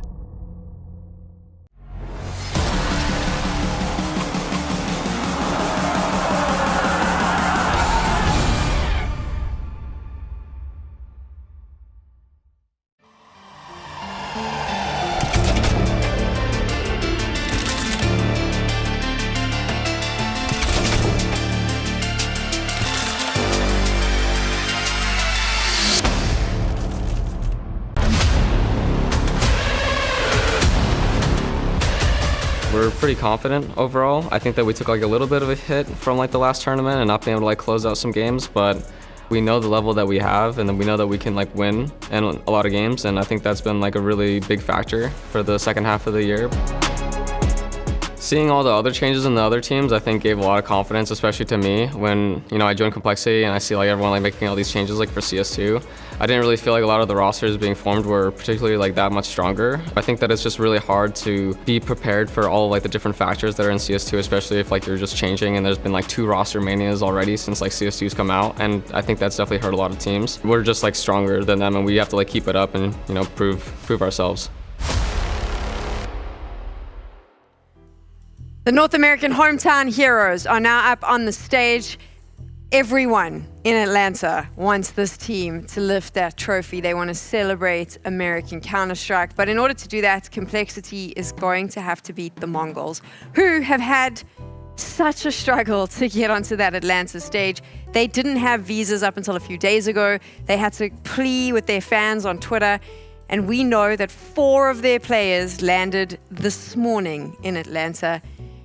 Joining me on the desk now, Lucy is here along with JRT. And Lucy, the amount of grit you're going to have to be as a team after that long haul flight to now go up against the crowd favorite Can the Mongols do it? Yeah, it's like straight from plane to LAN, which is a really good joke if it's written down because LAN's in plane. But, you know, I think for Mongols, right, this is a really young team. They're a team that I think the average age is like 19, right? You've got Scott Sensu, who's just coming to the squad, 17.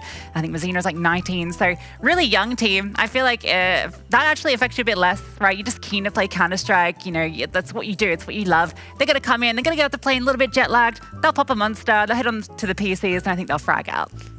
Yeah, I mean, I'd like to be as optimistic, but I mean, I don't actually disagree with her. Like I've seen, like as you get, I've got older and now it's hard for me. But before we used to play till like 6, 7 in the morning. It's No just another problem. day for them. Yes. We had to change our sleep schedule for North American time, and I thought that was the hardest thing I'd ever done. And I realized I used to stay up till 6 in the morning playing. There wasn't an issue. Absolutely. I think this is jet lag is still an issue, especially if they haven't experienced that much and going to NA. It's going to be tough. I'm not saying that they're going to struggle necessarily because of it, but they're also facing off against Complexity, which is going to be another challenge on top of all the challenges they've had getting to the event. So it's going to be interesting for them. I think the Mongols have had a really cool history in terms of what they were able to do this year in Counter-Strike Global Offensive, you know, attending IEM Rio, the Paris Major, IEM Cologne. The thing is, they didn't really have many results there. They were always competitive, which is great, but they didn't have the wins that they were looking for. Not quite the same roster anymore, though. No, that's the A thing, little right? bit different, yes. They've got rid of Hastika, who was obviously, you know, was like Yes. 25. He'd been in the squad for a long time. They brought in Senzu, and this guy is an absolute fragger. He's just this young kid, 17, but he pops heads. And domestically, they've been doing really well, right? They beat Tyloo to qualify for this event, which is revenge from the Yongshifeng qualifier where they lost out to them. They beat Tyloo in the ECL finals for Asia Pacific. So domestically, they're looking like one of the hottest teams right now. That's what's got them here. And I think that's, you know, going to give them a bit of self-esteem, you know, a bit of confidence going into this matchup, especially knowing you're the underdog. I think on that level, you know that you're going up against potentially the tournament favorite, I think, in a lot of people's eyes. I think you just throw it out the window, focus on your game, click some heads. You say all of that, but the problem is they're not only going up against 5 players, there's a 6th player as well in terms of the Atlanta crowd. And the Atlanta crowd was very excited when Darth Mike got to catch up with Holzerk a little bit earlier on. I'm here with Halzerk at the start of their campaign at ESL Challenger Atlanta. Halzerk, Complexity coming in as the top-rated team. You guys winning this one? Oh, I think we take this. Give me all the ops, and I control every round. Halzerk, there's 2 of them now. There's 2 of them. Halzerk, I swear I was just talking to you. I mean, got some good lookalikes, so I mean, sometimes you get wrong. It's a good look. It's a good look, man. Look, this is your opening matchup. You're up against the Mongols. They had some last-second issues. You guys feeling confident in this one? I mean, yeah, we are confident into every game. We feel like we are improving as a team, and the last few months we have improved very much after we got the lead. So I think no matter who we play, we are very confident. The expectations here are different, right? You're the top seed. You're the team that's expected to win it if you looked at this on paper. I think that's probably the first time that's happened for this roster. Does that change your mentality coming in? No, I think we had the same mentality going into Eliza. It didn't go so well, but we were expecting to win it, and it went badly. So we just go into this tournament with the same mentality as we have been doing the last few tournaments, and I think that's going to be good for us. Well, I'm glad to hear it. Good luck in your opening game. It's time for some serious deep diving analysis here on the ESL Challenger desk. I have the question we all want to know, the one that really matters to those that are super serious about CS2. JRT, why is Holzerk more American than the rest of his team? I don't even know the answer to that one. He's more American than you Yeah, and everyone else. He's so American. Yeah, no, I mean, that skit was fun, right, with Halzerk, but I don't know. Like, I don't have much to say on that. I mean, speaking of more American, right, TC is not with the squad, right? So you've replaced the South African with an American. That's an upgrade in every sense. Lucy. Complexity, which is America's favorite team at the moment, is only so good because they have a South African in the lineup. His name is JT. We all know they had to bring us in, but I'm going to let you have that joke because you're Australian and you suck at rugby and cricket. So it's all fine. This is going to hell now because the Australian and the South African, we have sport wars for the rest of the desk. They are looking very good though. Counter-Strike 2 has been good to Complexity. Honestly, it felt like they were going to win the first CS2 event in IEM Sydney, right? The big LAN. Double OT, I think, in that 3rd map on Ancient. It felt like it was theirs for the taking. Obviously, FaZe, that was kind of the start of their early legacy in CS2, but Complexity have been there the whole time, making it to the grand finals, making it to semis, making it to quarters. They've been doing damage, right? They're kind of the team that stepped up alongside FaZe early on in the CS2 era. Yeah, I think the disappointment, of course, and Lige was talking about it, is that Eliza Masters Espo, they didn't really win at all in there. They got a map, I think, off of Mouse, and after that it was kind of a struggle. So for me, what I'm looking for in Complexity is consistency, because we've seen this before. We've seen the flashes from Complexity in CSGO, but unfortunately in CS2, yes, it's been a great start for them. IM Sydney was amazing, but that's when everyone was still adjusting to the game. So I'm hoping it's not, oh look, IM Sydney's great, and then after that we can't really perform at the same level anymore. As an NA fan, I don't want that to be true. I want there to be teams at the top in NA and Europe in an equal amount, but if we can. But right now, I just want to see that consistency coming through. I mean, logically, they're going to beat the Mongols. They kind of have to. They should do, right? They're the favorite in this group, just hands down, even with the home crowd. And yeah, look, I think there's definitely a conversation around, they were one of the first teams to fully embrace CS2. There's a question of, have they kind of reached their ceiling already in this game? Now other teams start to catch up. I think even if that is the case, here with the teams present, they should still be the one that stands above all to kind of lift that trophy.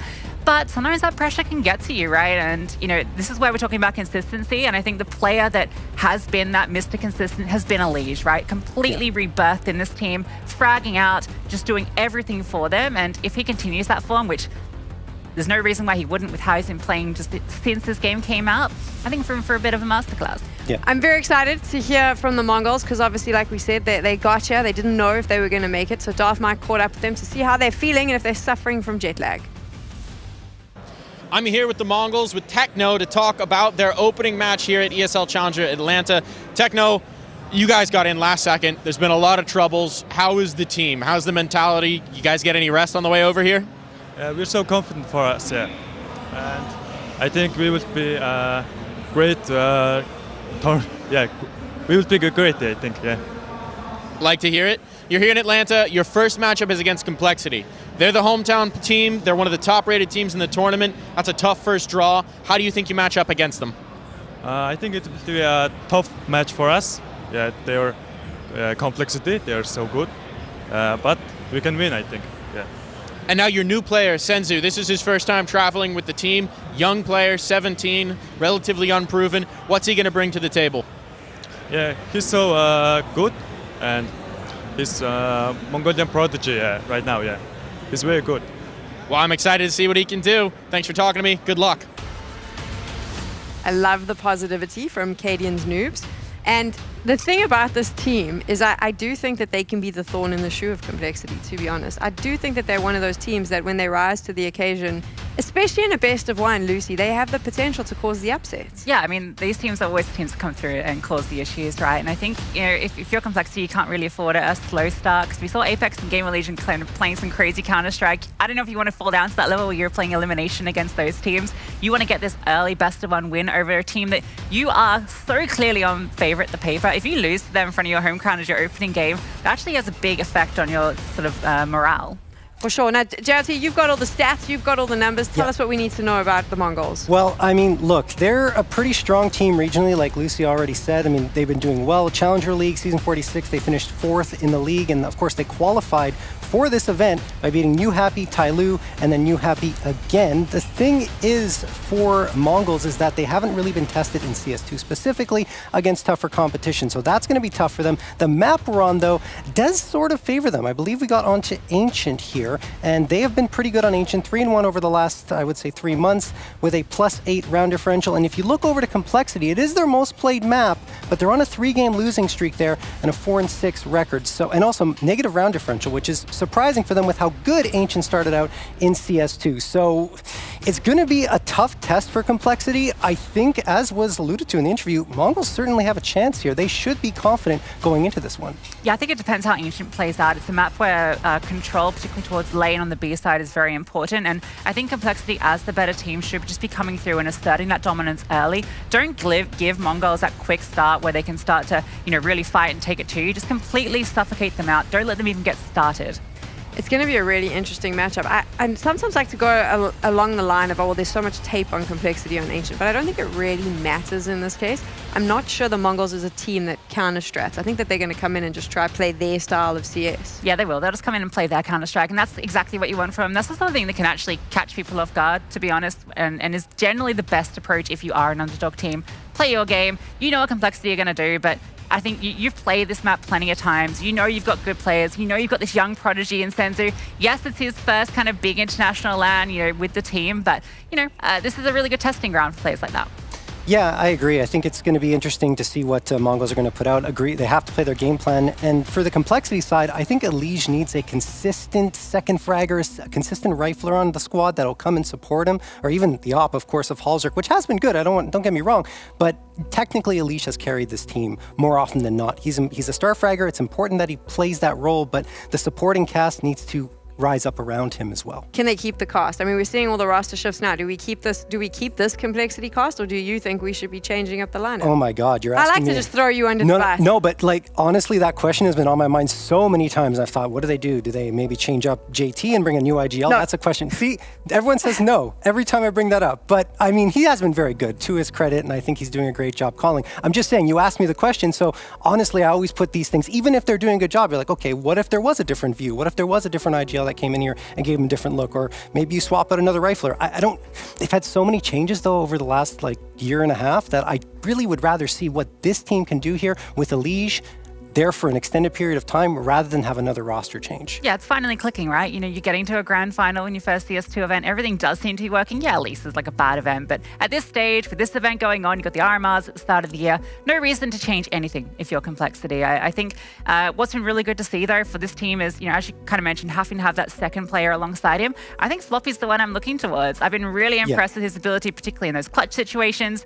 Consistency has obviously always been a question with both him and Grim on this squad, but I do think normally you get one of them showing up, and normally that's enough against teams like Mongols. So, nice and quick, we're going to go through the predictions. Tell me, JRT, where's your heart lying? My heart lies with complexity. They should be winning this. It's the odds in my mind are a little closer. I'd say 60-40 probably in favor of complexity. Mongols are going to be a tough customer because they're going to play, like you said, their style of game, and complexity hasn't gone up against them much, so it might throw them for a loop early on, but I think complexity should be able to close this out. How about you, Lucy? Well, I know who you're going to pick, I'm going to go Mongols. I do think there's definitely a case for them. I think best of ones is their best opportunity to win anything. I think a best of 3, that's going to be a real struggle. But a best of 1 against complexity, I don't know, just come in and do it. I'm going to pick JT. I can't do that. Told you I knew what you were going to pick. Now, you know what? I'm actually going to say the Mongols. I think that they're going to throw in a surprise. I think they're going to shake things up. And I think that they always bring something different and something interesting to the table, and I think they're going to do it here. So there you go. I'm going with Mongols. Sorry, JT, I still love you. It's time to get into game. Bardoff and Hawker are ready. Thank you very much. Has to be complexity for me. I'm a big fan of Jason Lake, fellow scuba diver, and I love the guys joining the Shaved Head gang as well. So, what about you? Yeah. I almost forgot to ask your opinion. That doesn't mean I don't care about it, but sorry. Anyway. I have to go complexity as well. I'm with you. But I really like the Mongols. I hope they do well here. Fun fact, the oldest Mongols player, Blitz, is 22 years old. The youngest complexity player is 23 years old. The Mongols are so young. They've got a 16-year-old, a 17-year-old, an 18-year-old on this team coming to America. And honestly, in the past, they've looked pretty composed as a team in some of the big moments. I think Mongols play good team Counter-Strike. Blitz as the in-game leader has got them all in a really good position. So I'm hoping they can show up here. I know they've had the travel issues, but if they play to their best, this could be the game of the day. It really could. It's definitely going to be the most interesting game so far. They're definitely the home team here, ready to deliver on the server. Mongols, I'm so glad they made it as well. It's a great opportunity for them, and I'm sure they'll come into this with plenty of discipline. Just a slight delay before we start, as one game needs to be restarted. Such a contrast. We've got lots of hair or no hair across the complexity squad here. Mongols have still got their hair, man. I mean, if you're 22, you've probably still got it. There we go. Okay. How about that for a crowd? Where are you now, Artosis? I know you can hear me. Tweeting StarCraft has got more people than Counter-Strike. I don't think so, buddy. Look at this crowd. Make some noise, Atlanta. Let's go. There we go. We've even got Halzerk in the crowd. His twin brother hyping him up. Put that in your pipe, Artosis, buddy, pal, friend. Yeah? Thank you. Oh, Mongols fans in the building. That's great to see. Shout out to the Mongols fans as well. They've come a long way. Hopefully the jet lag doesn't hit too hard. This will be an interesting one. I think Complexity really want to win this tournament. If I were them, I would really want to win this tournament. Home soil. And they came so close at Sydney, right? They played incredibly well there. This is an event where Complexity should be looking at this and saying, we are one of, if not maybe the favorite here. If you're not familiar with Complexity, if you're in the crowd and you've come to watch some Counter-Strike, Elige is the man to watch. He has a lot of freedom on this Complexity squad, and maps like Ancient is where he really comes to life. He delivers for the team. He often over-delivers for the team. He is probably the most dangerous man on the server for my money in this particular series, with Ancient as the pick. That's my man to watch. Elige is going to be the key player for Complexity, in my opinion. I don't know if you have the same opinion or you're going to be watching for somebody else on the server here. No, I'd agree. I'd agree. He should be a cut above really everyone in this tournament, I would say, Elige. He's just that good. And he will take a lot of initiative. He will take a lot of fights. He gets set up to do so. I think Floppy also has come into his own on this team. Very good trade fragger, Floppy, oftentimes, on the T side. So definitely will be keeping an eye on him as well. I know Complexity have got some support from Goose Breeder in the crowd as well. Another great player from the North American waters. So props to her. Mongols looking to spoil. Oh, beautiful. I love it. That is wonderful. It's so big as well. That's the best sign we will see today. Love the Elige meme. Shout outs to you guys. Thank you all for coming to the first day of DreamHack Atlanta, and it seems that the game is ready to start now. Time for the action. Ancient for Complexity versus Mongols. And it's a tech pause again. I hate you, producer. I don't really. I love you. Almost there, people. Almost there. Look at that.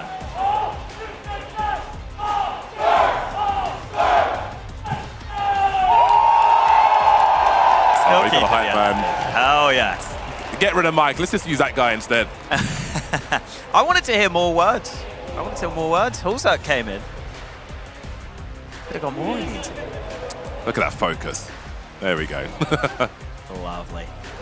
Well, listen, Complexity, especially IEM Sydney, were one of the teams that looked like they adapted best to some of the new changes. It's game time, Hawker! I don't care about these stats. It's game time. It's time to start Ancient.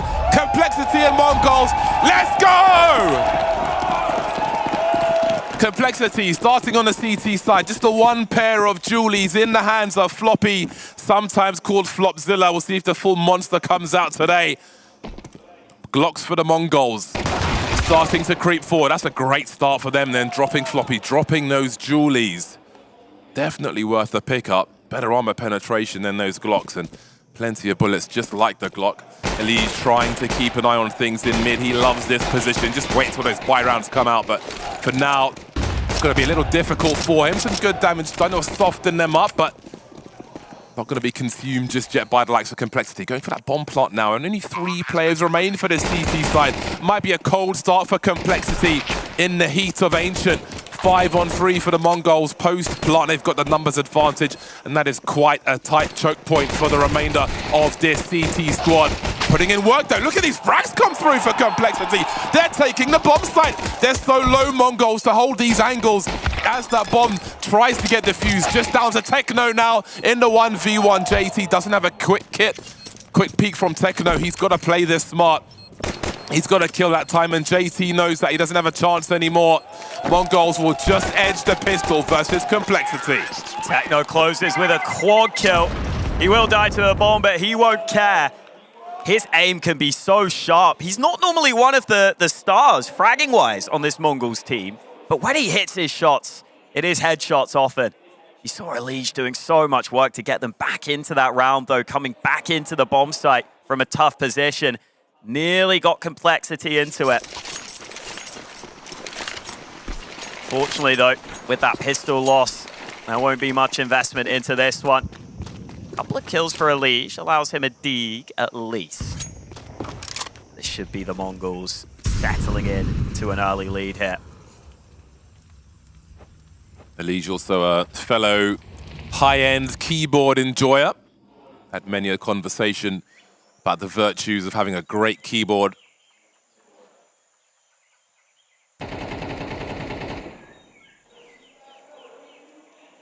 Best of one's always dicey at the beginning of a tournament, but so important as well to stay in that W column. There is one flash from JT here. He's setting this up. They might just try and push this smoke and disrupt. There's the surge in the chaos, but Mongols are ready to deal with it. Very well equipped, obviously. A small chance for complexity goes the way it should most of the time.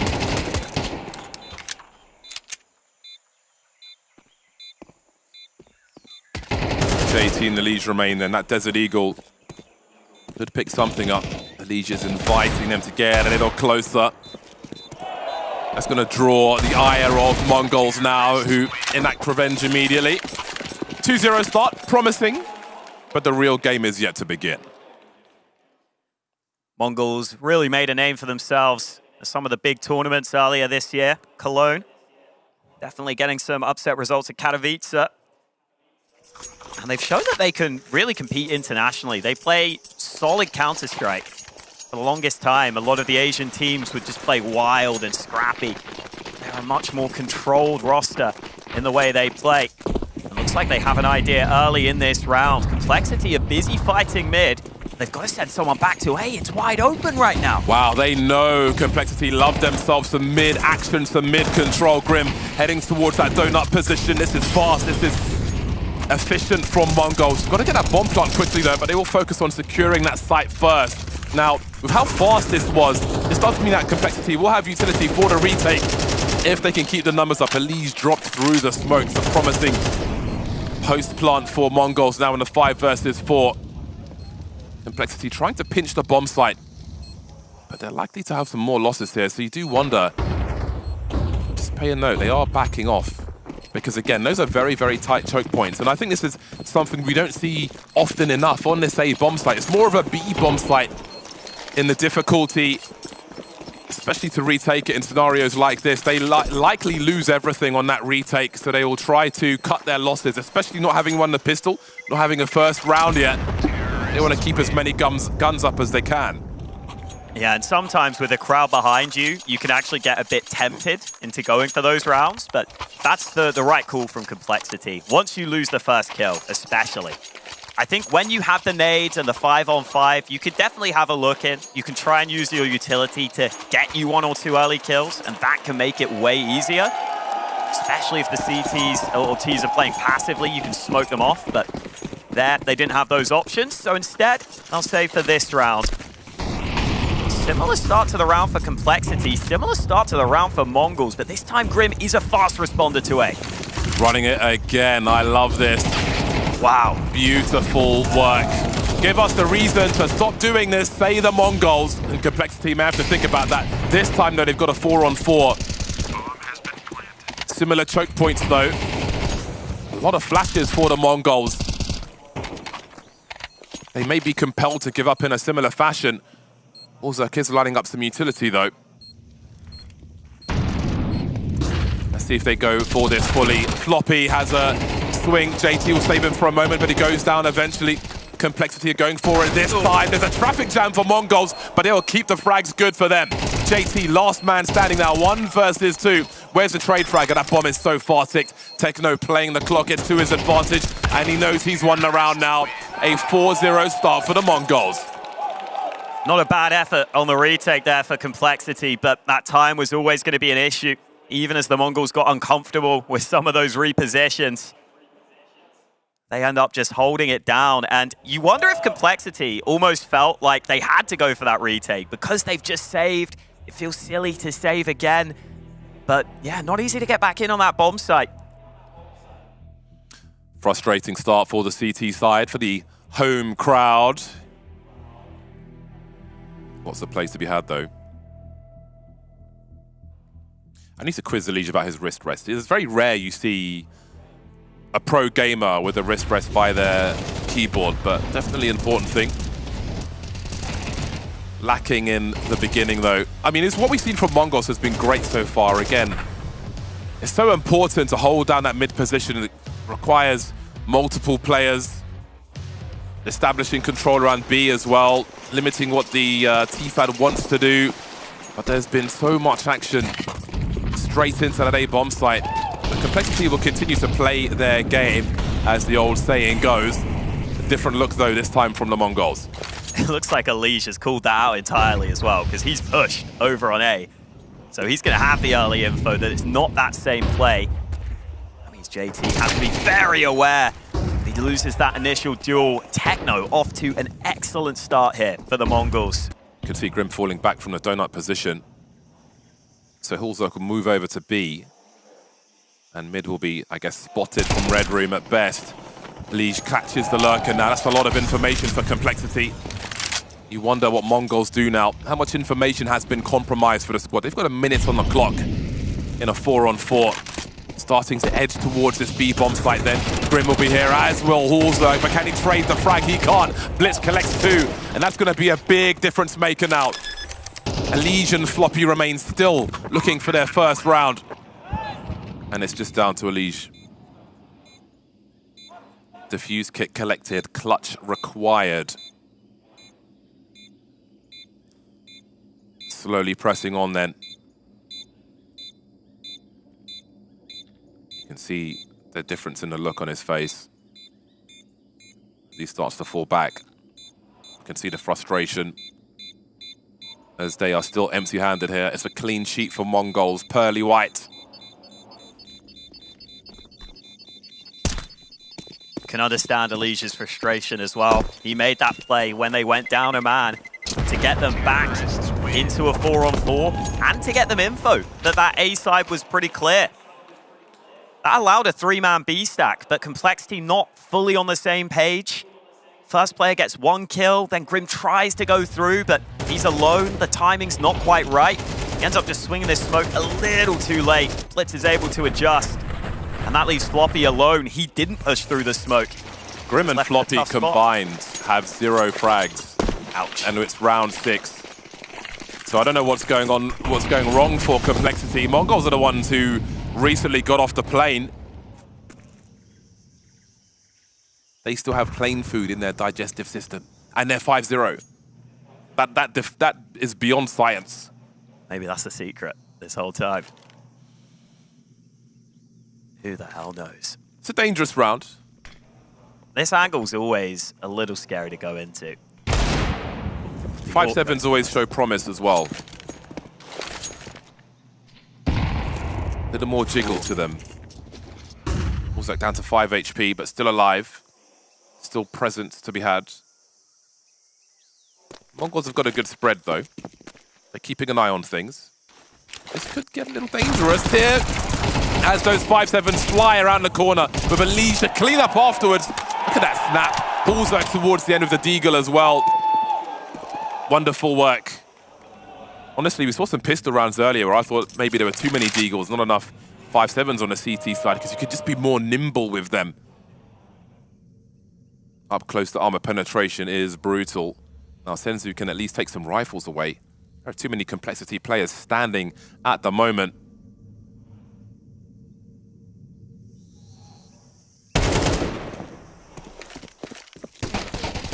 Good positioning. More work to be done. 20 seconds and 2 will survive at the end of the round. Those frags are important for the Mongols, but Complexity are finally on the scoreboard. That's what they needed. Elige with a couple of big kills, and then looked like Hulzok got the deagle headshot through his teammate here. This was the first couple from Elige. Well taken. Oh no, it's just through the wall, in fact, from Hulzok. Really quick. Then elsewhere, the CT still have players on the other side of the map, so the luck from the Mongols completely snuffed out.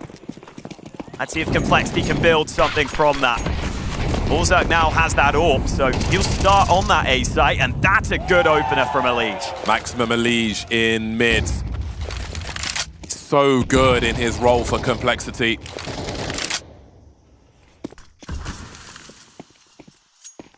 Got a sound cues from Floppy. It's a tight fight for both squads though, and Techno might have the advantage.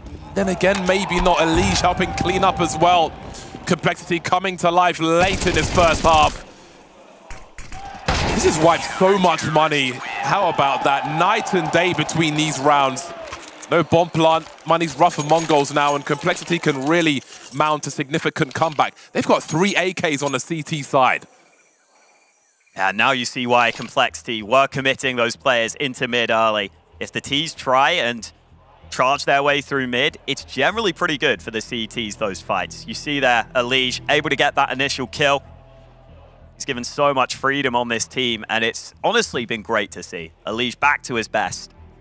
I wonder how Elige focuses with a big flag of his own head in the crowd, like in his peripheral vision. He's in his own vision. That's so bizarre. Would you get distracted by your own head? Probably. Narcissist. Unbelievable. It was actually in Columbus where I was walking down the short north and bumped into somebody who was holding a massive printout of my head. Must have been interesting. Well, Mongols buy what they can, but it is limited here. This is a great chance for Complexity to build a good streak. Grim lets the first man by, but he goes back for seconds. And he gets both of them out of there. But that A site is under threat right now. Complexity don't have control here. Yeah, this is fully compromised. I wonder what Techno's role is. He's got rifles to collect in mid if he can make it there. We'll see what Complexity do in the meantime. They are cutting the numbers before this bomb is planted, and Senzu may feel frozen in this position. Techno went from a Galil to an AK-47. Senzu goes for some pre-fire. He's got to be careful with this angle because Hulzak is waiting for him. Power of the AWP on the retake. Techno in the clutch now. Maybe it's about damage, maybe it's about the round. 1 versus 4. Trying to isolate the fights, but faces 2. Complexity stand with 4 at the end of the round. Reducing the deficit by 1 more. Yeah, nice to see Grim getting a couple of important kills from Donut. We saw him get caught out in that position previously. It's a really important pressure position to hold from. If you are that A player playing in Donut, you can't give that up for free. And then Complexity rotate in, and they let the site go, but they just wait for any further aggressions. They know that the Mongols might feel uncomfortable being down a man. Hulzak gets a couple of kills because of that patience. Really well controlled by Complexity, who now have 3 in a row. And they force Mongols down to pistols. Time to take control. Showing presence again. Very tough task to be successful in this position. JT's the man for the job.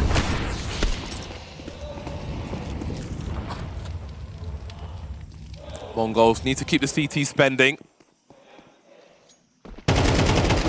for the few rounds that remain in this half. Might be a tall order though. Elige in a driving seat now. 9 frags for him. Leading on the kill count.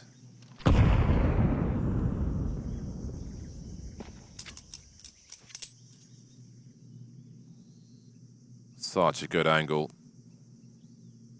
No, it's Atlanta, but you don't want to show your ass to Hulzak. And Zeno and Senzu, the last 2. Great work from Hulzak, just falling back. So good with a P250 as well. They'll be happy with that. That's perfectly fine. 3 surviving. The gap close to 1 now. Mongols on the buy once again. Need to see if they can wrestle control of mid away from Elige. Won't be easy though. And the money shows you how easy the last couple of rounds have felt for Complexity. Got a good bit of money in the bank now. Elige given a lot of freedom, doesn't always have to play mid. He's going to go there this time. Meanwhile, only 1 CT left on B. They're trying to get active elsewhere, but that means Floppy's left alone. A lot of pressure on him in this round as Mongols are ready to pounce. You would have heard that util in mid. I wonder if there is a giveaway, a clue to this. Elige trying to get active, but Floppy will drop Senzu and stay alive. Cavalry is on the way. Elige is here. That's going to be a problem. 4 on 2 for Complexity just as the bomb tries to get planted. And it will. This will be a difficult hold for Mongols, and Zeno making plays around the Molotov. Down to 27 HP as Blitz. Surely his days are numbered. There's no one to cover his back. He's holding down multiple jobs, multiple angles here. But here comes a flashbang. The swing will fail. And Zeno It's in a 1 versus 4 now. It's a good effort, but the trade is there. Too many man on road for complexity. Yeah, Floppy not left in an easy position there, but he was able to get around to the other side that wasn't smoked off. He just got that 1 kill, and that makes sure that he's still a threat. That means the Mongols aren't maybe as aware of some of the other positions. Makes that retake a lot easier. Not an easy position when you're left as that solo anchor on a site, but Floppy did exactly what he needed to do. 5 in a row for complexity. What a turnaround this has been. Time for the Mongols to wake up then. Not too many challenges in mid. I feel like if they do go mid and they win that area, they probably win the round. The question is, do you want to take that risk versus a complexity who are very comfortable defending that mid position?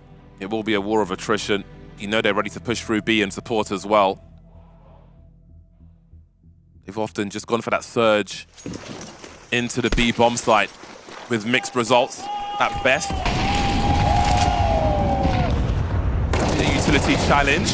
Here we go. See, you fight for mid, you take it, 5-on-3. But they're fighting back, immediately aggressive towards that A bomb site. I don't know if 2 players were identified there, but the bomb's rotating over towards B immediately. Yeah, those nades from complexity wiped the smokes, but Mongols were there, prepared. Still opportunities, but these smokes make life so difficult for the AWP to know what's going on. Floppy decides he has to come help. In fact, the entire team on the right side of the map, the Mongols are taking their time to get that bomb down. Looks like they'll finally try and punch in the digits though. Without a kill here, complexity have a really hard retake on their hands. They've got money though. I think they might as well go for this. JT was being entertained for a time by Blitz, who was lurking in that red room. But he's rotating all the way back, but JT's still wondering if someone's behind him. Floppy saw 2, Hulzak drops 1. And there goes the second one, just Hulzak in the clutch. No, they still face him! Blitz the last man, oh, he was so close! He was so close! That was terrifying. Maximum Hulzak on the server. Not enough this time though for Mongols. He's getting kills while blind, he's getting kills through smokes, doing all he could to make that round winnable, but had to push through at the end. Blitz was waiting. As those first fights. They got 1 back, but still great shots here. Hulzak trying his best.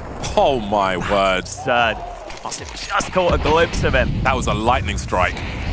Last round of the half, complexity similar mid-play, this time not challenged. So the CTs will hold mid this time. That gives JT confidence in his position as well.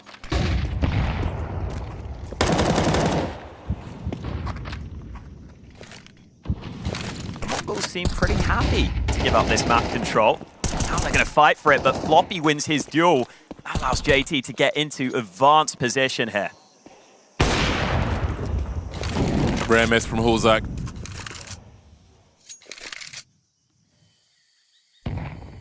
Are the Mongols really happy just conceding all this B control, trying their luck elsewhere? It looks like they might be right now. I think their choices have been taken away to some degree. They may have to pull rotation and hope that Techno catches someone if they're successful in this mid position, because Elige is in trouble. But what is the response from JT and Floppy? Techno will take 1.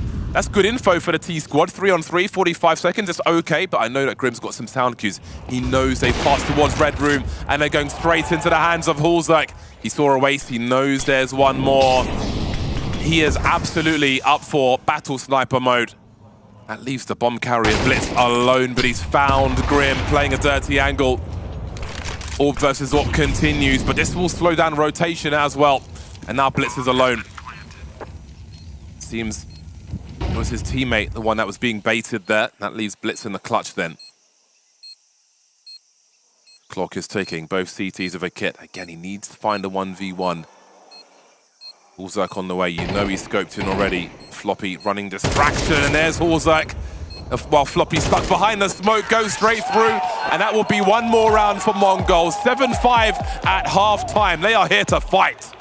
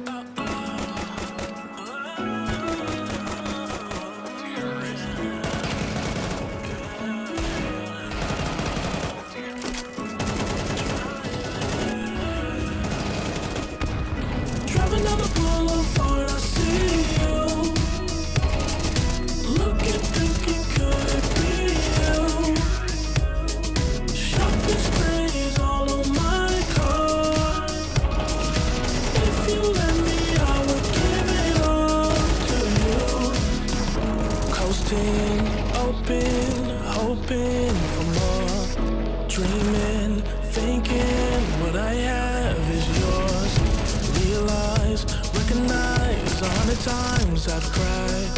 Top down, music loud as we cruise at 85. Wondering is this a dream or real life?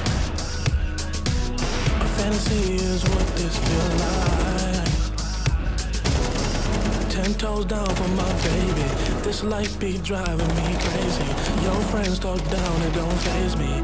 Leaving you alone with that ain't me. Driving down the boulevard, I see you. Looking, thinking, could it be you? Shopping sprees all on my car. If you let me, I would give it all to you. Driving down the boulevard, I see you. Looking, thinking, could it be you? Shopping sprees all on my car. If you let me, I would give it all to you.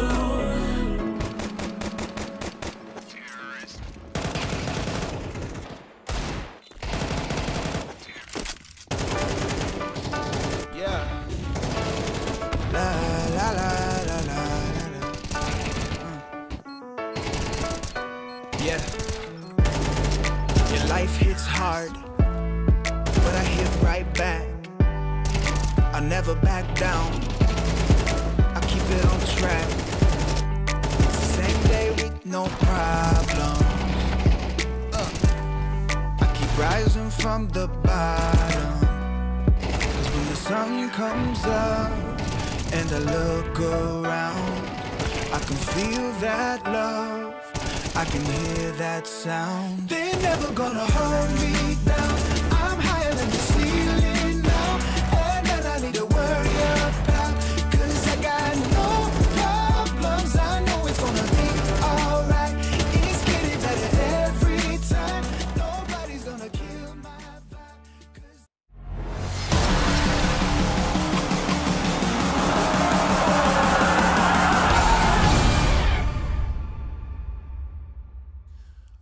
A late resurgence from Complexity was not enough to lead at halftime. Mongols take 7 rounds into the CT side. And a pair of Julies into this pistol in the hands of Techno, the raid boss for the CTs. That'll be a P250 for Hulza, and one for Elige as well. Elige will be the raid boss. That added range for the one-shots in this pistol round could be crucial.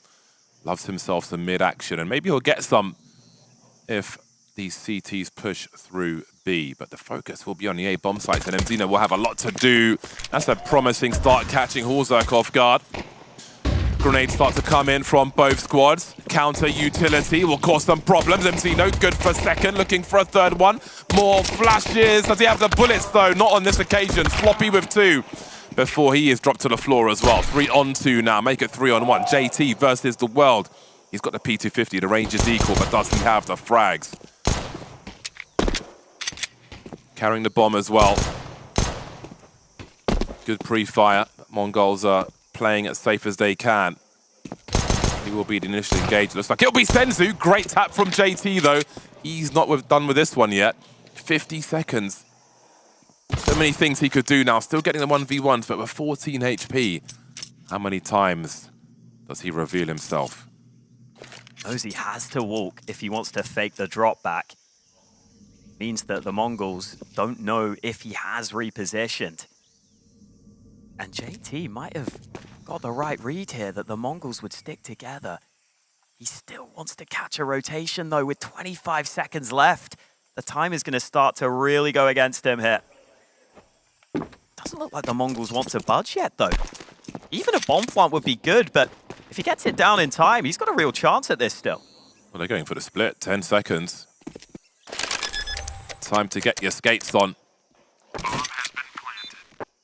Got the sound cues for 1. But what of the other one? Senzu on the way. He's made it doable, JT. He's got to be quick. He's got to have good timing. Oh, he's both of them. He's still alive somehow, though. Dancing round the pillar. Down to 4 HP, but not quite. A good effort, a noble effort, but a big round for Mongols. I love the way JT played that. The way he got that first kill over on the other side was incredible. The fact that he just shows enough of a shoulder, goes back, knows that someone will try and peek him and try and fight with the team. And he's done well to at least get a bomb plant there.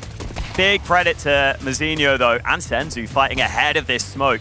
They just stalled out on that site for so long. It allowed a big rotation. Mazinho landed some really sharp shots as well.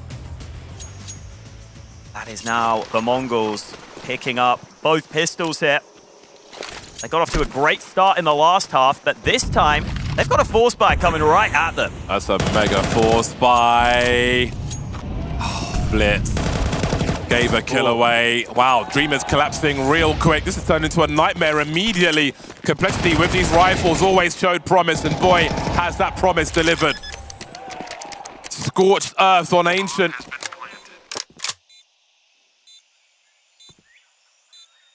Nothing really for 910 to do here. He is surrounded, though. He's so screwed. Oh, maybe not. Okay. Wow, he didn't get a kill there. Respect to Floppy. Nice work. When I saw all those rifles come through, you knew they were going to deliver. Oh, check out that guy in the back left there. That guy. Just mean mugging. Oh, that's a massive round, though. Massive round for Complexity.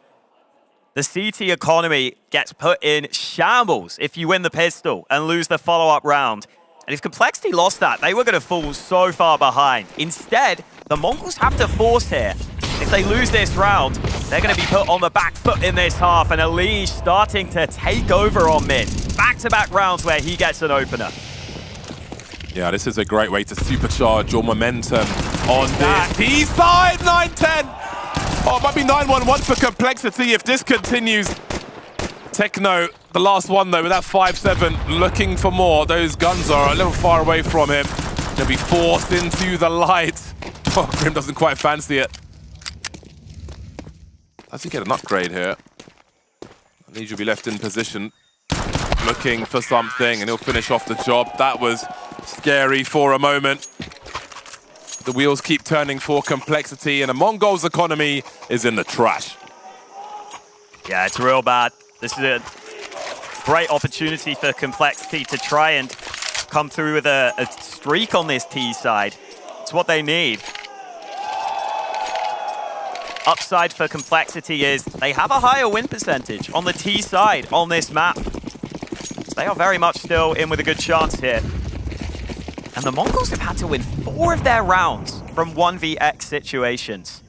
What if their rounds have come close? See if they can keep that up. Grim holding. This should be easy pickings. Still nice for Grim to get some kills on the board, though. Get him warmed up ahead of the gun rounds. Basically bowling for those frags. Wow, what a dire way to start your next buy round. FAMAS for Techno. Sacrifices made perhaps to furnish an AWP. Utility might be good enough, not much in the way of incendiaries though, so this is quite lacking for Mongols. And the loss here would be quite concerning for the squad. Look at that T-smoke early. Little luck smoke up. They found a gap in it, and that's going to allow them to get onto the site quickly. Space has been created real fast. They've almost cut the bomb site in half like it's overpass B. Techno coming through with the FAMAS, nothing doing, and they're taking heavy damage at the back as well. Shock and awe. They were barely on the server for that round. And the North American crowd is very happy with that. They're getting hyped. Ozat looks happy. And that was such a cool round. I don't think I've seen that smoke used before, but you see that it basically cuts off the entire side, except for that slight angle that Complexity are just holding. Yeah, I feel like the Mongols weren't ready for it. They bit as well. Yeah. They just kept fighting behind that smoke and they kept getting caught. Stuff like that makes me fall in love with this Complexity team even more. I feel like they're one of the most innovative teams we have right now. Ouch. It's a great way to have a decisive win in a swing round as well. Put the Mongols in the bin once again. You also just see the confidence of Elige. Like, he's running at any fight he can get. I think that's what he needed. Yeah, can't think of Elige in a better role than he's in right now. So fun to watch.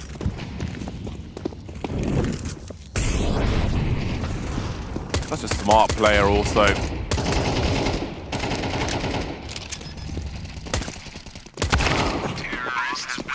Pressure on for the Mongols.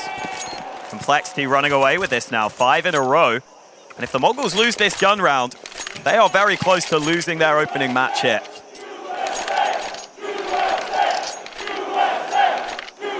Just wondering how long before the USA charts came out. I don't know, I feel like if my team was playing an international team, you could shout TSA, you know, they're going back to the airport, right? Eventually. Second option. Oh, Complexity have thrown that same lurk smoke out to the B site, but they're not following up on it this time. Trying to fake that presence again, and maybe they're going to send it onto A instead. Will they be able to get 9-10 off this angle? That is a fantastic flashbang. And indeed, they will force him from his position. Heavy rotation from Mongols. But they are stuck in a very tight choke point. Once they've lost that angle, what is left for them? Because you know the spray is going to be coming. And again, oh, M80 catches 2. He's made this doable. I thought that was going to be the end of the round, but he had something to say about it. Pre-fire won't catch a Liege with his 9 HP. Ready to stand and fight. So much pre-fire from Senzu. But will he see a Liege over the top? Doesn't seem so. And he might catch himself with 2. He make it a 2 versus 1 for his team, and that might be enough. Senzu with 15 HP. This would be a miracle to find a way to win this round. There is the bomb. Where's the gun? He tried to switch out for another rifle, and things just went from bad to worse. Running out of guns, running out of ideas, running out of teammates, running out of health. Love some of these ideas from Complexity. They try and fake that B lurk smoke again. They go A, and then they have that deep smoke in Donut. Normally you'd smoke towards the front, or a lot of teams smoke towards the front. The smoking deeper meant that the Mongols were awkwardly stuck ahead of the smoke, but there's not that many angles you have to be worried about. The Mongols have to decide, do we want to fight together or sit back? It was all very uncomfortable for them. James IRL has been working out, man. Jesus, look at this guy. Look at this guy. What a chiseled specimen behind Complexity. Love to see him here on the LAN as well. Nice chap. Great effort there from M80, but not to be Complexity and Ancient. They are definitely fans. 43% with 14 maps played recently, but I feel like they're better than those statistics suggest. 11 to 8. The MP9s are coming out for Mongols as it becomes more urgent for them in this second half. Damn. Trying to beat a Liege on mid is just not a good idea. As necessary as it might be, you are going to lose. Liege has just run over onto the A site. This man is not being stopped right now. He's not even needed though. Grim gets another kill. This has been a complete NA takeover in this second half. 7 in a row for Complexity. They've caught fire and the Mongols can't do anything to stop them. Nothing to be taken into the next round for Mongols. That is a very happy crowd with the proceedings so far. Just one more round then. We haven't even got enough seats anymore. Love that. What a way to come to life. Complexity delivering the goods on Ancient. Job's not done yet, but it's looking pretty damn good. And again, Liege winning every fight on mid. But the other point is JT is second top fragger right now. South Africa. And when they had their run at Sydney, JT was the difference. Finally, Liege falls at mid. That's what the Mongols have been waiting for. Big swing and a big frag to get as well. 22 frags for Liege. And then there were 3. But look at the urgency from Mongols. They're not done with this game just yet, but it's still clutchable by the likes of Floppy and Horzak. Horzak, it will be then. AK-47 for him. Minute 25. Trying to get this bomb planted before the CTs are in position. 9-10 creeping through the smoke, and Horzak's got the angle already, but 9-10 will be faster. A 9th round for Mongols. Not far behind, but again, their margin for error is nil. That first fight they win against the Liege is just so important there. Because you saw the Complexity players were about to push from B and about to wrap up above. And if a Liege survives a little longer, You've got both angles to contend with, and then the CTs are going to feel strangled. But instead, they win that first fight. They can focus back up above. That allows them to win the early trades. Even though Complexity still had chances in the 2-on-3, they couldn't win those follow-up fights they needed. So the Mongols finally pick up another CT round. That's their first since winning the CT pistol. It's got to be so hard for them. Complexity have got full buys for days. Even after the buy, JT's got 11K in the bank. Oh, that's a good HE. It's the HE of promise. You've got to follow up behind that high explosive. Techno starts off well, gets his second 1v1, and the bomb site has been cleared. They've got control of the bomb also. Legion Hulzerk remain. 2v5 can be done. Unlikely to be done, but it can be. Mongols still have to be careful. Don't give too much too easily.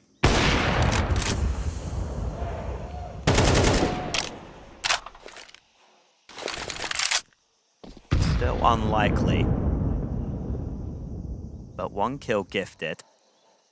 I don't think the Mongols will give up much more. They know they have the bomb. Plenty more utility as well. Follow-up smoke could be deployed just to deny Hulzerk options. And elsewhere, Elige falls. Oh, careful now. There's no reason for them to save. The more CT frags they get, the better.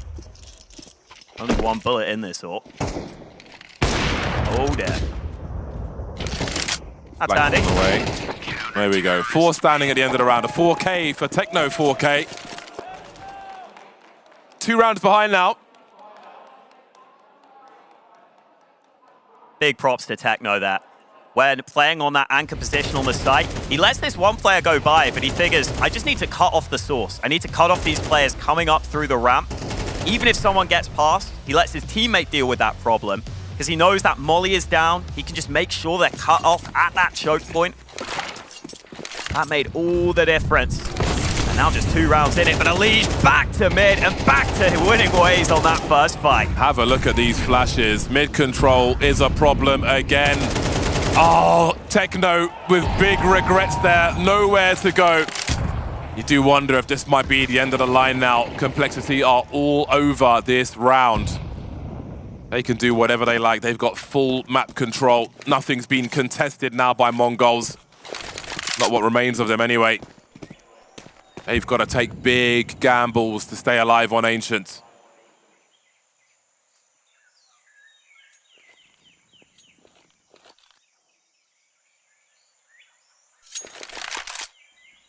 Complexity more than happy to take their time. Make sure everyone is on the same page. Even if they run into a stack, if they manage it well, they should be okay, but they've lost their first player. Smoke finally comes in, 9-10. Let's see what he can do to fight through it, help his teammates. Oh, look at the read though. Complexity, have they figured this out? They're all backing off. This can be heard though by Enzino, and the CTs can get there faster. It's a foot race. They can get there faster. The AWP can get into position faster. They've got such good info. That's a great flick. And Grim suddenly is alone. He's only got 2 bullets left and 2 CTs to catch, and they won't do it. They had the audio cues, they had the position, they had the skates to get there faster, and they had the guns to shut it down. That is a window of opportunity missed by Complexity. And this Mongols team looks so calm under pressure. That's the first fight, and then 9-10 gets back in time. This second shot isn't easy. Tight angle. Repeats at the right time to get the shot off, to not allow the site to crumble, and to force Complexity to play for one final round to try and win in regulation. After a start like that in mid, that was so close to over. Gambles were taken. Mongols made the right play. Speaking of the right play, again, they know their util to avoid these AWP angles. 9-10 will be smoked off. Oh, that was a close one. So many targets, but no connection. Counter-strike can be cruel, but Blitz is here for 2. An unfortunate jump by Floppy, and he tries to control the space now. Bombs on the floor. Elige over the top, but Senzu is here. Where are we going, Hawker? It seems it might be overtime. JT needs a clutch of his career to stop this from continuing.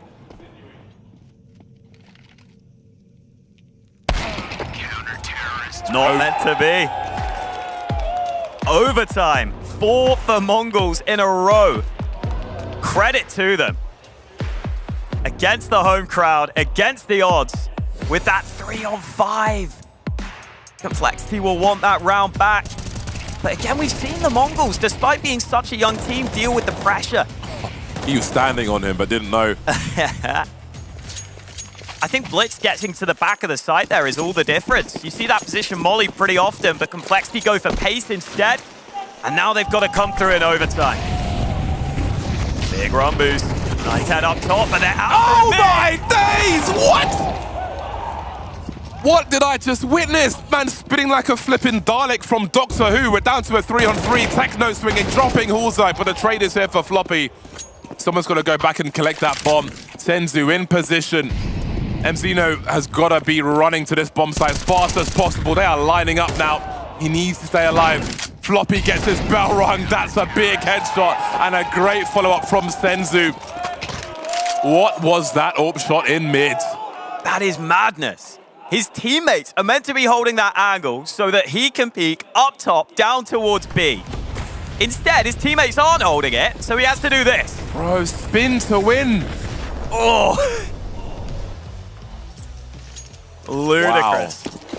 You're not going to do that many times in your career, that's for sure. That is a highlight frag. Mongols suddenly in the lead. There's surely no way Complexity loses, right? Surely. With all those game points in normal time. 9-10 dropped early in mid. Blitz still holding things down for now. It will surely feel brittle though.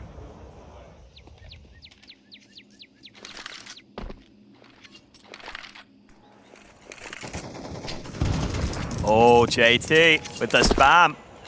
And now it's a clean 5-on-3. Then again, Complexity have been here before. This round is not confirmed until they can get it over the line. Blitz is creeping with the big green gun because someone's got to make a difference here. Someone's got to make a play. Oh, it doesn't hit the sound cues in time, JT. And Blitz is able to take one and fall back. Now the numbers are dwindling for Complexity. There's still one to the good. MZino still rotating, but it might go straight into his arms because they're running away from that AWP. Is he going to get the angles? He's seen some big info. He can hold from long. There's time for Blitz to rotate with the AWP as well. 36 seconds for that bomb to get planted. He won't get to donut in time if he chooses to go that way. And Hulzak is posted up in a great angle. Again, missing a swing upwards. And MZino, they might line up for him. It's a big swing and Elish will drop him. Now leaves Blitz now in a 1v1 as he drops Hulzak. 15 HP. How could he possibly find the angles versus Elish? Into donut he goes. Such a secure position for him. Blitz has a kit. Does he realize where Elish is? This is killing a lot of time. He's got to touch that bomb to draw him out. Deploys the flashbang, goes to it, but Elish peaks in time, and the score's tied once again. Complexity's main man, Elish, there for them when they need a round. Every clutch up until that point had gone the way of the Mongols. That's a 1v1 that goes the way of Complexity. There's the spam through from JT, giving them such a big advantage. Elish heard the flash coming in and knew he could peek as the player was about to try and get on the bomb. And boom, gets the round win. So finally, Complexity put a stop to that streak. Still more to do for them. And again, the Mongols just never show any reactions. They're a very level-headed team. It doesn't feel like either team is in control right now, and I love that. Winnable by either squad. Opening match of DreamHack Atlanta for Complexity and the Mongols. 27 frags for Elish now. Perhaps not enough just yet. Heavy damage for Complexity at the beginning of this round. And it continues with the molly. Techno saying hello, dropping Hulzak. Not sure if they can respond to this. Elige taking big nade damage as well. Look at this push through the smoke from Techno. Wild swings, but JT's ready for it. Hoping to catch the man reloading, instead sent out to his death. The Mongols still with so many players on B, but do they want info here? Oh, this boost up. Do they expect a player so close behind this smoke? Senzu decides to slip back. Floppy can't find him. One smoke comes into the site. Complexity testing the waters, but they don't have to commit with that. Mongols are set on this B bomb site. They believe that the player's coming this way. Elige just lurking, looking for pushes. We've seen brazen pushes, disrespectful pushes from Mongols in this round so far. But are they committed to this bomb site? Mongols are waiting for them with the utility they have remaining. There's Grim with the bomb, JT in tow. This fight might win everything. Blitz about to pull out some util, but that 2K surely secures a lead at half-time here. Floppy desperately trying to claw things back as the util will be deployed into the hands of 9-10. He goes, and there's not much for Elige to do but drop to the floor. 14-13, Mongols lead by 1, but it's tense for both sides, and you can see that on the cameras.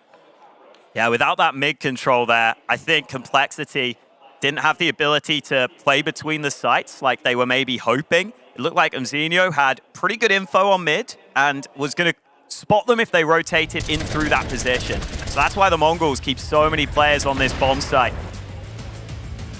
Blitz with that double lineup makes all the difference. Complexity got to dig deep here then. Down by 1, but still in it. 9-10 holding, but Grim with the wide swing wins the fight against the AWP. Wow, I don't know where that CT smoke went, but they got what they were looking for. A strong start in this round. 4-on-3 then for Complexity. Disengaged from mid for the time being. How will the Mongols respond? Moving forward towards Red Room is Blitz, carrying the bomb as well. He'll have to be real careful. I think he'll be holding position for now. You can hear Grim jump peeking, but Grim's got his gun out. That's a close fight. They show the bomb, and now they have a lead. Hulzak in donut with the AWP as Blitz falls back down the other end of mid. Surely he's got the sound cues, but what can they really do with them with only 2 players remaining? Floppy getting into position, a good angle, but a better snap from Senzu. Some of these shots are stunners from the Mongols. 2 players low, and Hulzak looks like he knew it there. Had the pistol out briefly. Has utility as well. But can he predict these positions? This is so hard, even with the low health players.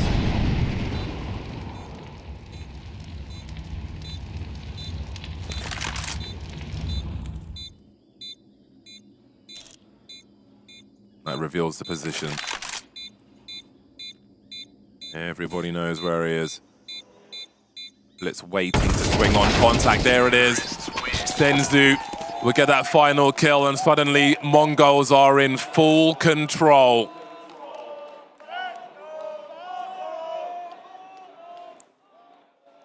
Two map points for the Mongols.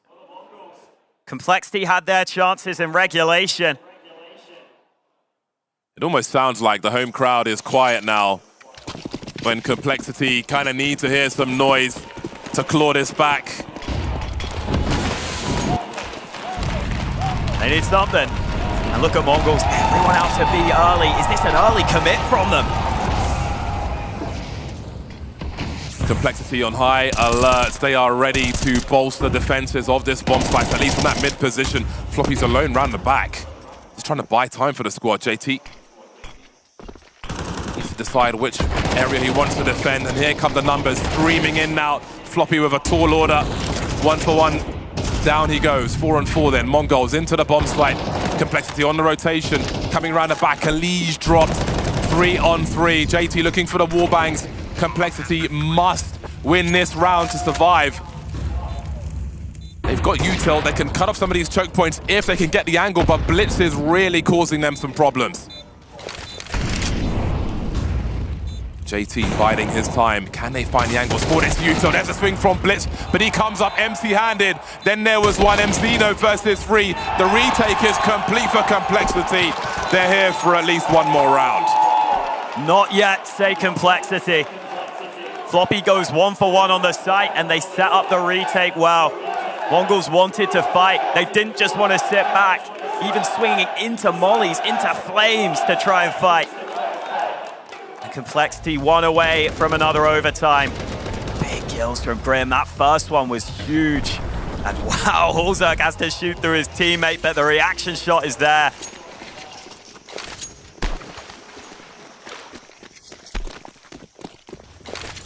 Complexity storming down mid once again, no challenge from Mongols. Focused around B. JT again in a forward position, business as usual. Look at the exchange of util as well. You wouldn't dare try and challenge that if you're Mongols. You want to keep your HP. Complexity making all their initial plays. It almost seems like Mongols were waiting for it. They know the pop flash is coming. I'll try to punish JT for his swing.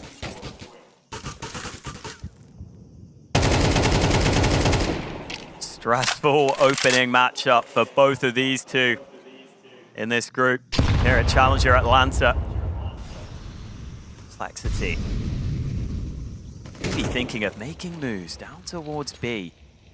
The Mongols players could get caught by this. Smoke up. They will be aware, but Sensu blinded. He needs assistance. Floppy spams him down, but only one foul. They fight back into a 3-on-3. It's a game changer. Lurker towards A, dropped by Complexity. Someone's got to rotate and pick up that bomb though. Elijah alone on the B bomb site. There's so much spread for Complexity. They're spread very thin. Does anyone make a daring play? Hulzerk might with the AWP in a donut position. Bomb collected by Blitz. 30 seconds on the clock. Almost no util for Complexity. They would love a smoke or an incendiary here, but they've got nothing to hold down this bomb site. Whereas the Mongols can control these angles. Those flashes will be key, but Elijah standing here. He needs a multi-frag, but Blitz with the 180. Leaves Hulzerk in the clutch for survival in this best of one. He's got so much work to do. Unbelievable 180 from Blitz, and it might just win them the game. Indeed it will. Mongols squeak past all those game points in normal time, and in overtime will secure their victory. Straight off the plane, straight into the action, and straight into that W column. What a win from the Mongols. Having to come through into overtime. We talked about how this team always needs to stay so calm despite their young ages. And an incredible team effort as well. Everyone fragging pretty much evenly across the board. A big opening win for the Mongols. I mean, the positive for the crowd is that they get to see their favorite team play again tomorrow, because Complexity isn't out of the competition. They're going to play in the lower bracket and they'll be fighting for their lives tomorrow. But Lucy, you called this. You said the Mongols could do it, and they did. Really impressive stuff for the Mongols, right? They come out swinging with that great start, get things rolling, and yeah, they struggled a bit in the gun rounds, right? That was where the real issues were with their defaults once they slowed it down, but when they're putting the pace on, it was enough to get them over the line, and some insane heroics as well thrown in the mix to push OT. Yeah, honestly, I thought that Mongols were really strong, never really had those moments where they gave up, even in the man-down situation. I think multiple times down 3v5, they're able to come back and strike their way either onto the bomb sites or on the defensive side, get the retake. So really nice stuff. And I think one thing that Complexity could never really do is after Mongols got a round victory, they never immediately shut them down afterwards. It's always a bit of a round run by the Mongols. They had 3 in a row to end that first half of action after Complexity got back into it. And then when the lead was there for Complexity, the chance to close out the map, it was 4 in a row won by the Mongols. And then finally, there is a team that gets that shutdown round, but it's Mongols in overtime. They one win for Complexity. Mongols immediately retaliate with a round victory. And that, to me, was the turning point where I felt, uh-oh, this is problematic for Complexity. Mongols do it again towards the end, of course, and that wins them the game. Well played. I mean, full credit to them. Full credit to them. They also just got off a plane a couple of hours ago. They came straight to the venue, and now they're celebrating with Mike. Celebrating indeed. Talk about tenacity off the plane into the server, and I've got Techno here to talk to me about that win. 16-14, you take it in overtime. How did you hang on? I said this. I was said earlier it would be a tough game for us, and Complexity. Yeah, it was. It was tough indeed, but you get the win. You get the all-important win. You move on to the upper bracket, get an extra try here with a little bit of buffer. How are you feeling about it now? You've got one more BO1 between you and the playoffs. I'm so happy, proud of my team, and we will be go far more. Far than one. You guys are always good for a clutch, always good for a big play, always good for a pop-off. I mean, the aggression, the relentlessness through the smokes. Are you just always ready for a fight? Yeah, we're ready. Yeah. Got a match up against Apex. How do you feel about them as an opponent? Against Apex, we're confident, yeah. That's it. All right, we'll see how you do. Congratulations on the early win. Back to you, Sam.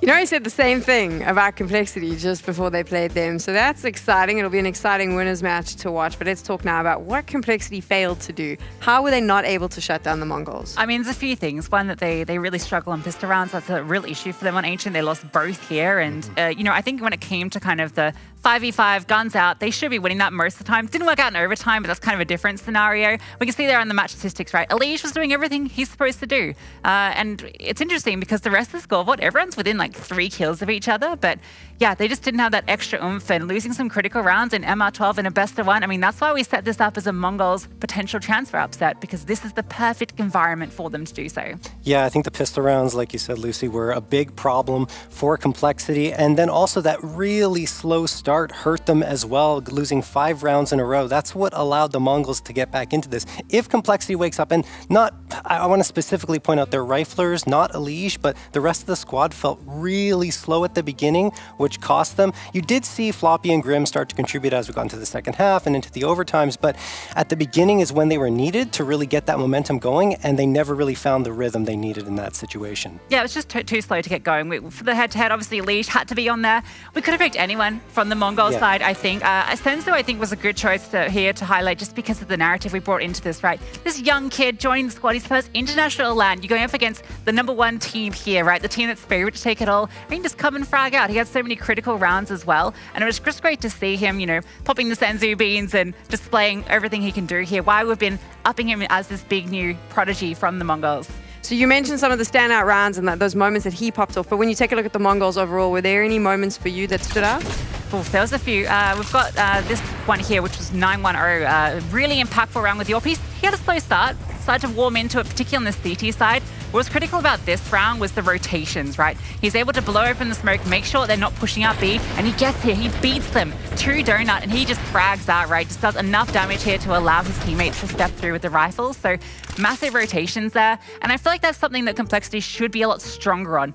You know that you're the better team. You've been playing tier 1 competition. Your rotations, things like that, should be your strengths against a team like Mongols. Yeah, that was, I mean, I liked the idea from Complex in a situation. Go to the site you feel is softer, and they were right with their read, but the Mongols got some sort of audio cue and some sort of information to go back to that site, and they always have the faster path when you're on CT to get all the way back to the A site. You just, like you said, beat them to it, got some great shots, and that wasn't his only great shots. Like, he was solid throughout the entire map, 9-10, so really impressed me, honestly. It's also really nice for Mongols now because they're obviously in the winners bracket. They have one more best of one, and if they win that, then they can get some sleep on Saturday. So they're in a really good position to potentially make the playoff. Yes, the best case scenario for them, right? And I think when we watched that Apex GamerLegion game earlier, that was a little bit messy, right? And I feel like with Mongols playing the Counter-Strike they're playing, I actually favor them in that matchup too.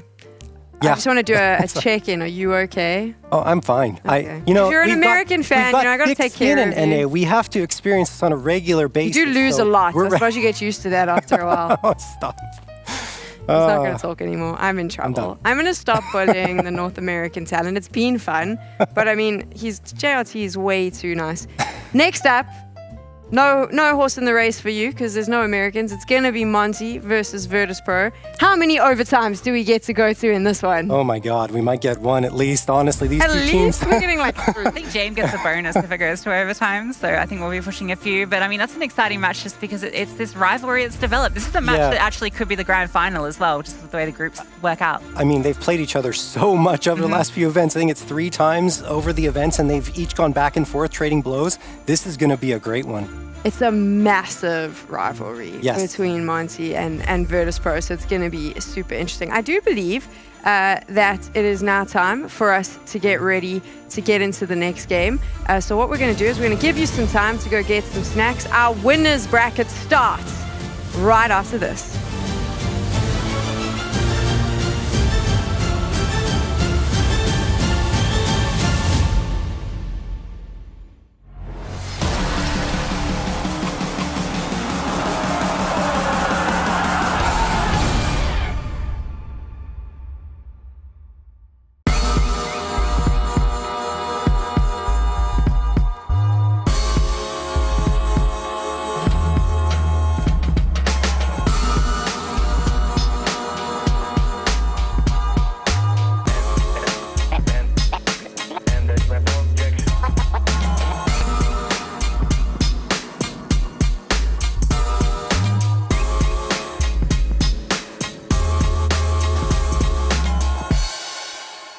Meet Bob. Today, Bob is going to demonstrate some of the things you're more likely to experience than playing against a cheater on Face It. Ready, Bob?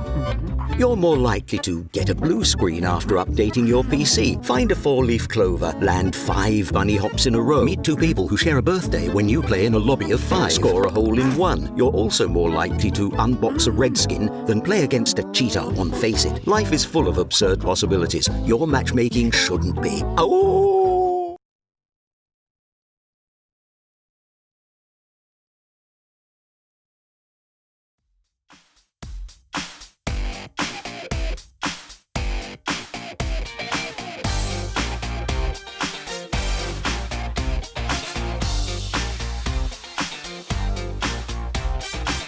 Who's that come walking by? Now that's unexpected. Jump in and take a ride. Now you won't be unaffected. We're going up now. So keep it on the floor. That's right. Gotta be up till you take no more. I make it worth your while. You're not alone in this one. We're going up in style. Now we never stop for no one. We're going up. Let me tell you. Just keep it on the floor. That's right. Gotta be up till you take no more. Now we really feel it. Yes, we really know it. I got to really hold it. Whoa. We're gonna get. Who am I? This dude can't fly. Who am I? And who cares why? Keep it going up now. And do what you do. That's right. Keeping it up, wanna do some more. We're going up now. Just keep it on the floor. That's right. Gotta be up till you take no more. Get your satisfaction. Everybody just wants you there. Give them some attraction. Come on up and just pay the fare. We're gonna get down. We're gonna get down. Get your satisfaction. Everybody just wants you there. Give them some attraction. Come on up and just pay the fare. Get your satisfaction. Everybody just wants you there. Give them some attraction. Come on up and just pay the fare. We're gonna get down. We're gonna get down. We're moving up now. So keep it on the floor. That's right. Gotta be up till you take no more. Light up and shine the crowd. We'll burn the house right down, yeah. No thing you're not allowed. The party just begun, yeah. Keep it moving up now. So do it like before. That's right. You better believe you got something more. So now you're number one. You feel the satisfaction. And when the night is done, you like that interaction. We're going up now. Just keep it on the floor. That's right. Gotta be up till you take no more. We're gonna get down. We're gonna get down. Get your satisfaction. Everybody just wants you there. Give them some attraction. Come on up and just pay the fare. Come on down, let's pay the fare. 1, 2, 3, 4. Get your satisfaction. Everybody just wants you there. Give them some attraction. Come on up and just pay the fare. Get your satisfaction.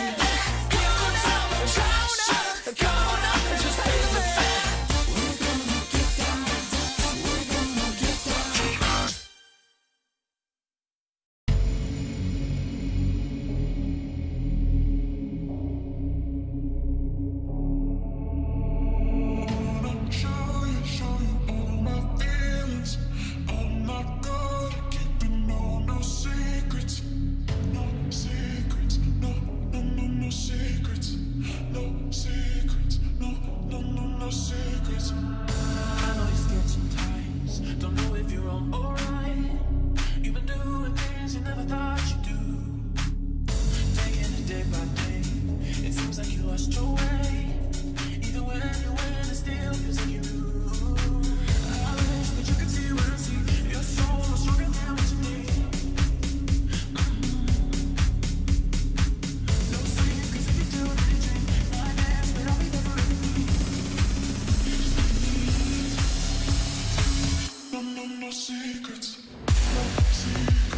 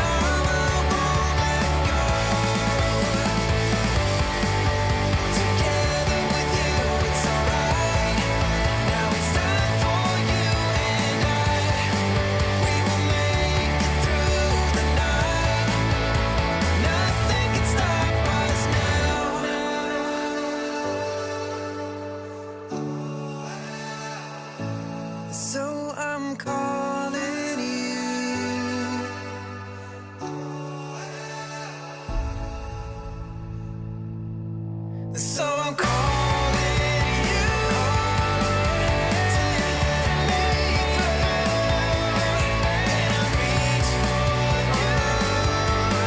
This time I won't go. So I'm calling you to let me through, and I reach for you. This time I won't let go.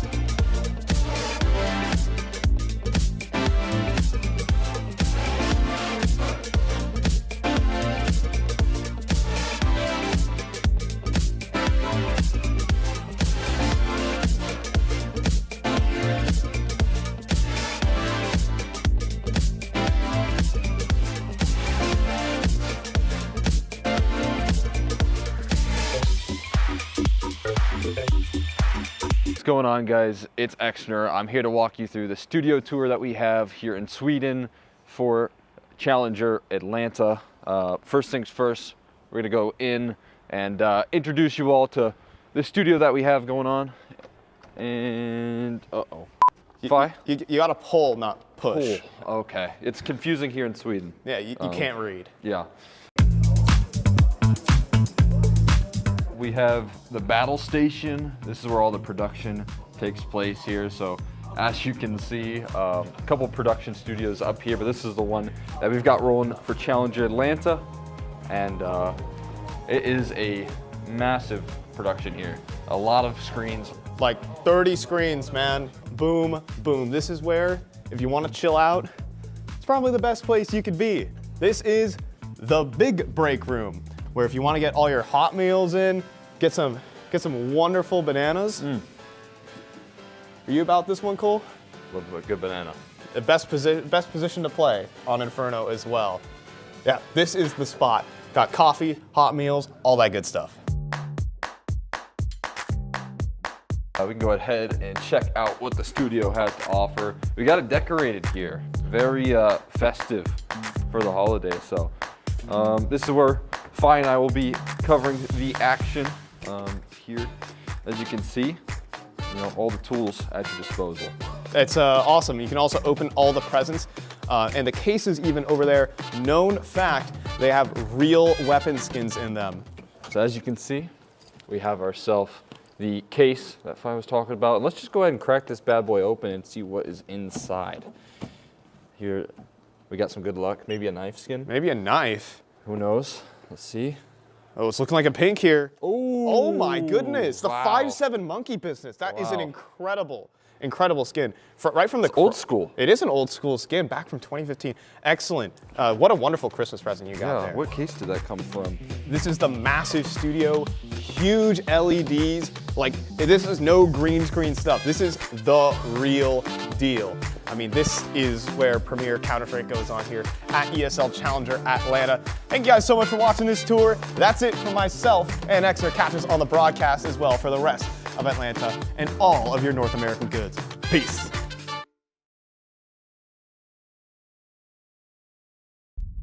ESL Challenger is brought to you in part by Intel, Acer Predator, DHL, Monster Energy, the United States Air Force, and 1xBet.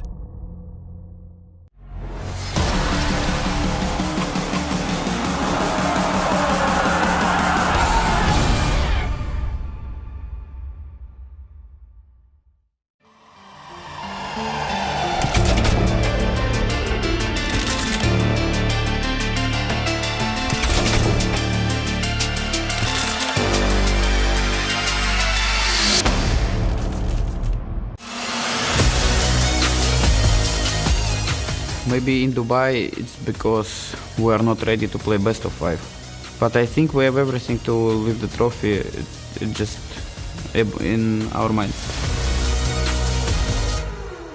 I think we just need to win one LAN. We need to win the LAN to think that we can win not the only ESL Challengers tournament, but we can win the big tournament because we didn't make the roster changes like other top teams did. I think it's the really good time for us to prove that we're a good team and we can lift the tier 1 trophies and we can go on top of the rating. So it's everything in our hands. Good morning, good afternoon, good evening. Welcome to ESL Challenger Atlanta. My name is Sam, also known as Tekel. I'm going to be your host, and joining me on the desk, I have Lucy and JRT. We have seen our 8 teams compete in the first matchups in the group stages, and now we are on to the winners matches, 2 best of ones for our 4 winners from, I had to do maths so fast in my head then, I wasn't very good at it, if you were wondering about the pause. You know what, let's just get straight into our first winners match. It was Virtus.Pro up against Monte. That's what's happening now. And we heard Norbert say, They haven't been winning. They're a little bit disappointed. But I mean, they've been coming second against some top tier opposition. Yeah, no, they've been doing really well. I think what Norbert's kind of alluding to there is they just want that victory for the confidence building and also just going into next year with the major coming up. Getting a win here is massive for them just as a team, as a confidence builder. They've been working as this squad, trying to get everything perfected. And yeah, you know, they kind of allude to the best of 5 being a struggle. Can't blame them for that. But, you know, I think in the outings that they've had, they've looked very good and could have won most of them.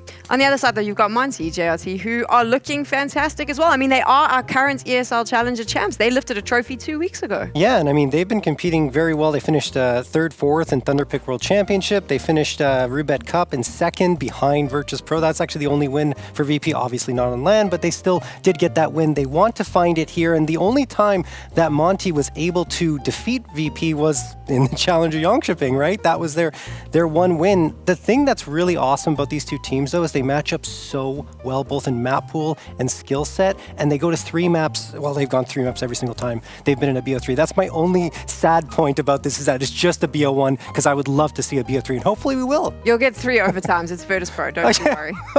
Yeah, I mean, and Mirage, no surprise to see that come through as well. That's been the 3rd map, I think, in every single series that they've had so far. So I think it's the most fitting map for this best of 1 for these two teams.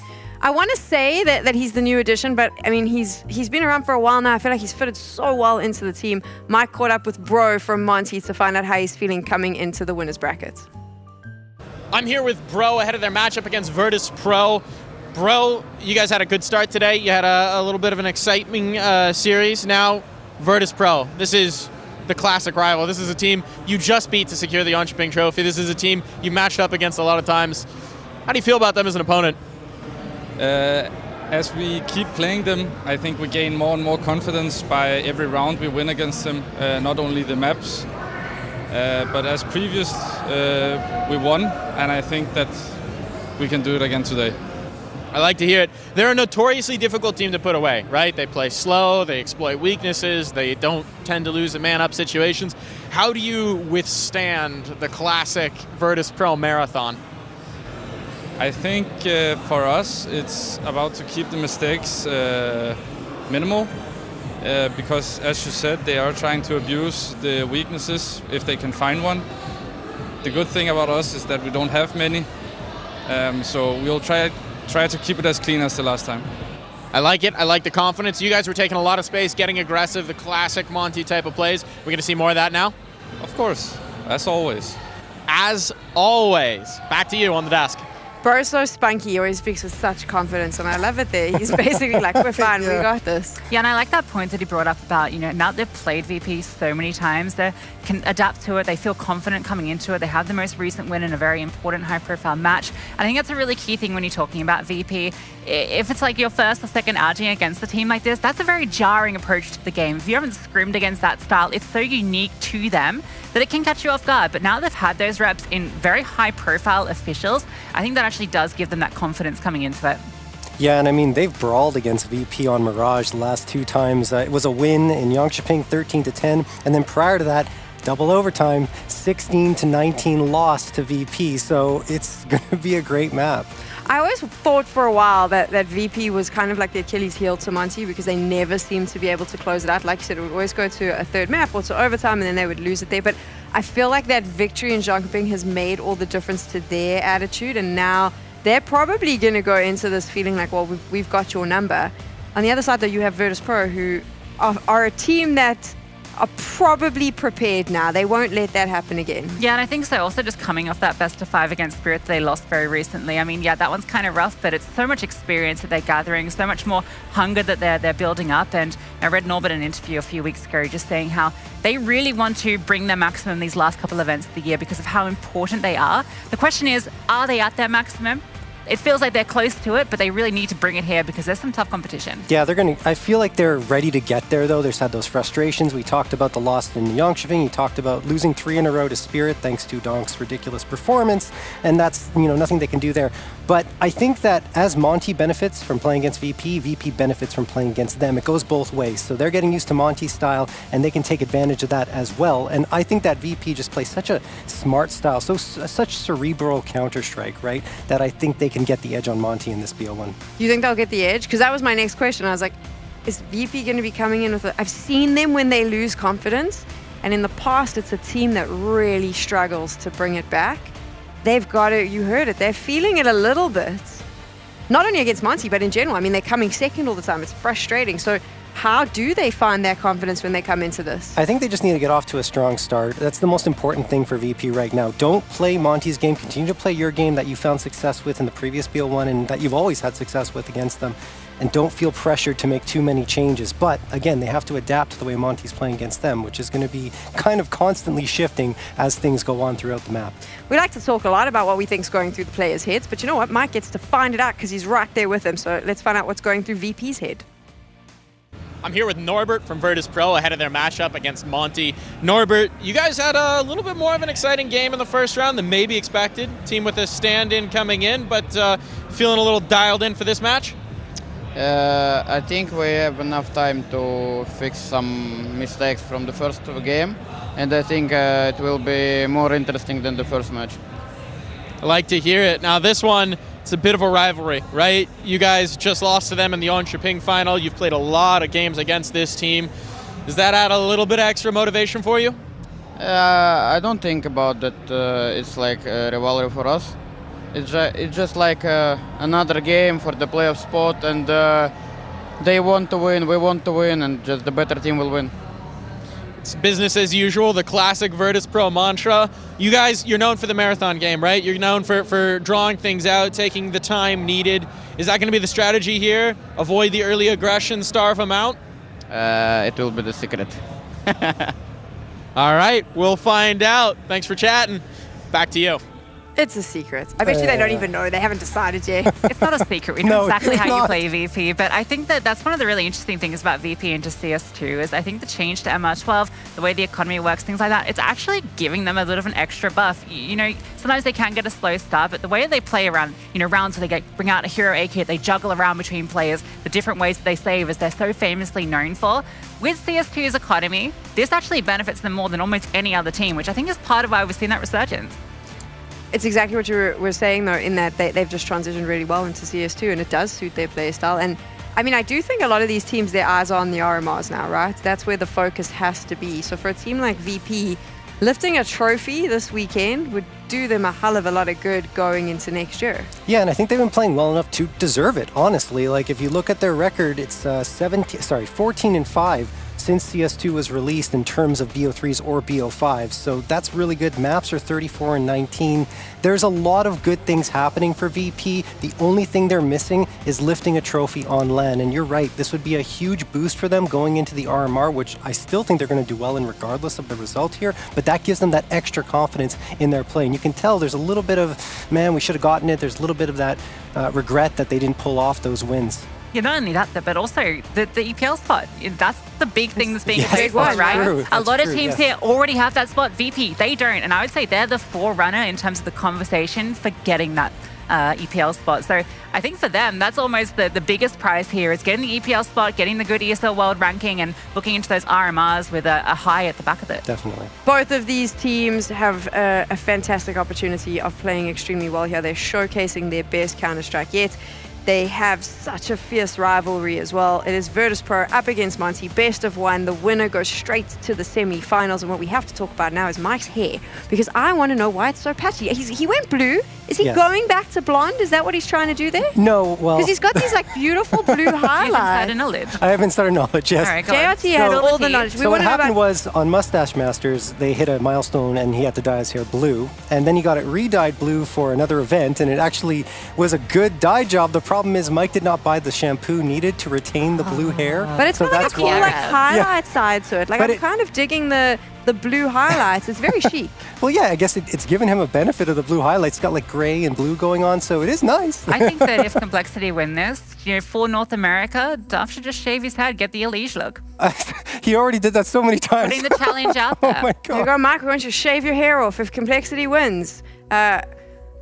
Wow. Sorry, Mike. I'm so sorry if that happens. Okay, let's get into predictions now. This is a difficult one to call. Where are you leaning? I'm leaning VP, honestly. I think that they've done well enough against Monte in the past, aside from the one BO3 they lost, to pull off the win here. It's going to be close, no question in my mind. They're going to trade blows back and forth, especially the way Virtus.Pro plays. That's kind of how it happens more often than not, but they will be able to secure the win here. How about you, Lucy? I think it's Monte. I think they come off the recent victory. I think they're a team that is in really good form at the moment. I like what they're showing. I like the fact that they've got kind of almost a dual IGL going on. Sometimes Warrior tunes in for different rounds, and we've heard Red Bro saying before just how important it is to have these different voices. I don't know, I just feel like they got something different, and I think with the experience of beating VP in the past, I feel good about them taking this. I'm going with Virtus.Pro. I think that they're going to go through to the semis. I think that Monte is going to drop into the lower bracket. They're going to fight their way back, and they'll face off again in the playoffs, and it'll be a fun revenge match. Sometimes I just talk absolute rubbish. It could happen. I mean, that's what I'm saying. Virtus.Pro. There we go.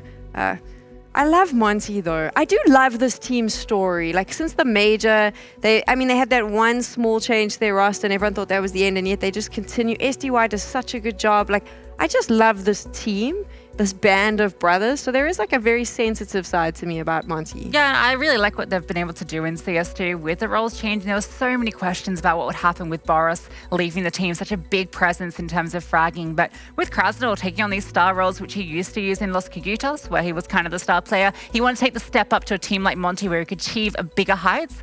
And he's doing it. I mean, he's performing. That's been the big conversation point. Him, and then on the other side, obviously, Flit has been the player that's really been thriving in CS2. That's kind of the head-to-head I'm most interested in watching in this matchup. It's going to be fun. Yeah, no, I was going to say Flit, along with Fame, Norbert, who's been a standout player for them as well, has got 299 frags over the last 19 maps played, not including, of course, that last BO1, but still, I mean, he's been solid for them. And then you look again on the other side, Krasnodar, we already talked about him, and Sundai Young, not only as an IGL, but as a fragger too. So it's going to be a bloodbath, honestly. I'm really looking forward to this match. It's going to be fun. And you know what else is fun? They got us some Christmas elves, and they've brought them into the studio. So I'm going to introduce them to you. It is Fi and Exner. I mean, a Christmas elves, Cole. That's not the first. That's not what I wanted for my international introduction. Well, welcome, folks. A North American tournament needed North American casters. We're so back. Yeah, I mean, absolutely. I understand the Christmas elves for you, but for me, standing at 6'8", I don't know if that really makes much sense. Cole, I'm 6'3". You don't like what is going on here. Well, welcome to VP versus Monte. It's a matchup we've seen so many times. We saw it back in Jönköping, and now, well, they're back in it for a spot in the playoffs. It can't get any better than this here to cap off this group stage. No, absolutely, and an absolutely electric finish here to one of these two teams' day and group stage play here, of course. Just talking about the history of these two teams constantly battling out against each other here, constantly facing off here. There's just another case of it, and honestly, one of those matches that I think a lot of people are anticipating to see in the playoffs as well, and it's just a lock in that playoff position here early. Have yourself a nice day of rest tomorrow as well. Get yourself prepared. Of course, VP totally want to do that. They want just a little bit of, I guess I could call it sweet revenge here in this group stage right now between themselves and Monte. They want to get a leg up. They want to get that extra day to take down a lot of the other tougher competition. Of course, Complexity dropping down to that lower end. They're facing down an elimination match today, so which is going to be really terrifying. But, you know, a lot of still good teams in this. VP want an edge. Yeah, absolutely, and definitely come into it here with a history of having that sort of advantage. Obviously, again, when we talk about Jönköping here, you know, that was a surprising loss. I feel like VP usually control Challenger so often, constantly getting those belts here, but you know, obviously, like you said, I think they're coming into this one with revenge. Sometimes in those interviews here, it seems like they're nice, cool, composed, and collected, but I'm not really buying it. I sometimes feel like VP, they just put an act on for some of these interviews, and in the server, man, you see a pretty fierce roster here, a roster that, you know, likes to sit back, likes to, you know, let their opponents play into their hands here, but I'm looking forward to the action. Yeah, let's go ahead and get it. We're kicking it off on Mirage. It's a brawly map for a brawly team in Monte. Can VP handle that? Can they strike some revenge here in this matchup? Let's get it on. Yeah, absolutely. Starting it out of the gates here with a nice little pistol round and what looks like a simple B rush rolling out here for VP. Got all 5 players stacked up, grouped up, ready to go.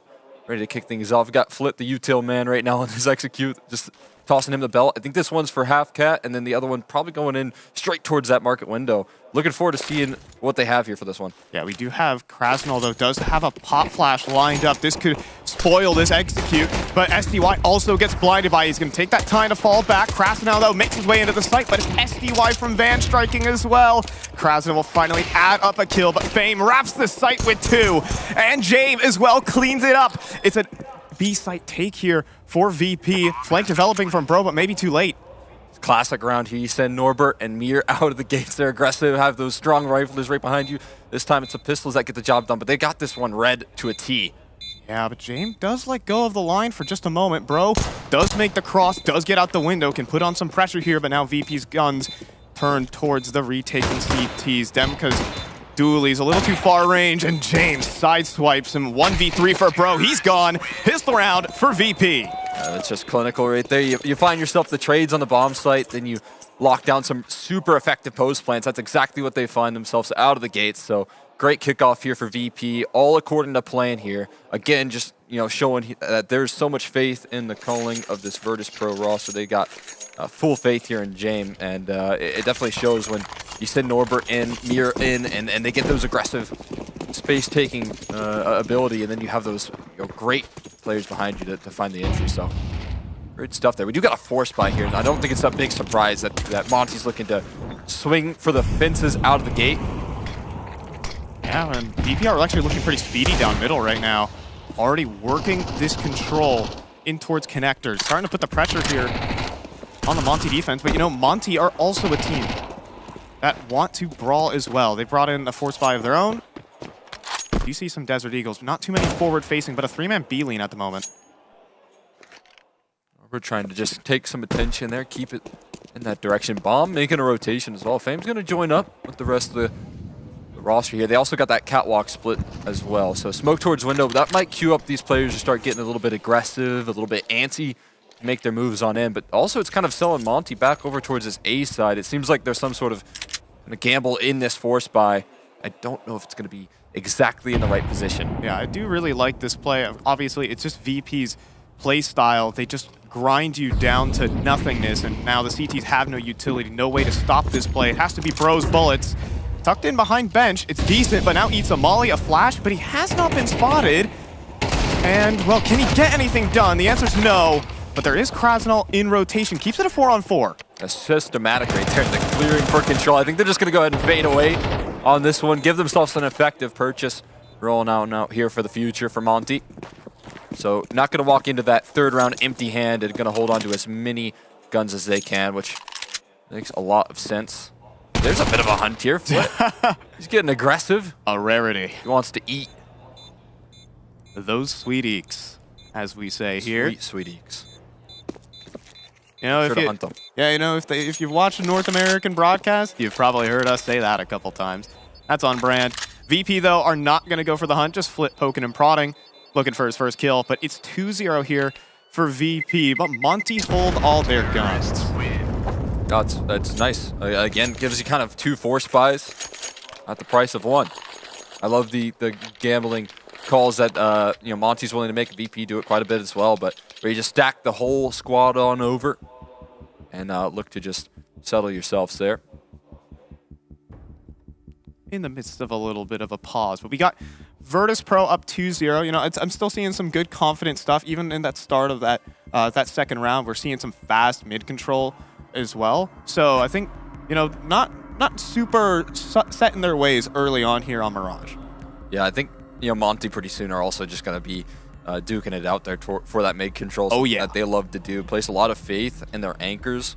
When we talk about Krasnal over there towards the B side, Demka playing over towards that A side. I mean, they place so much faith in those guys to play with limited resources and place a lot of that emphasis towards middle to take that control. It's super valuable. It works out very well for them. I like to think Monte as like a half North American team. All right, look. Excuse the cope, guys, but Monte as a team just play really some individualistic Counter-Strike. They're not necessarily relying on a set system, like, oh, we're going to set up this one player every single round. You know, this guy is set to be the star. Anyone on this team can step up at any moment. You know, there's a lot of freedom to make the individual plays. It's a very looser team. You know, even in their run at Jönköping, it wasn't Woro. Like, that's the star of the show normally, the, you know, flashy CIS offer, taking all the duels. But it was SDY who stepped up and had a live tournament. Yeah, I mean, I think that's what it opens up capabilities.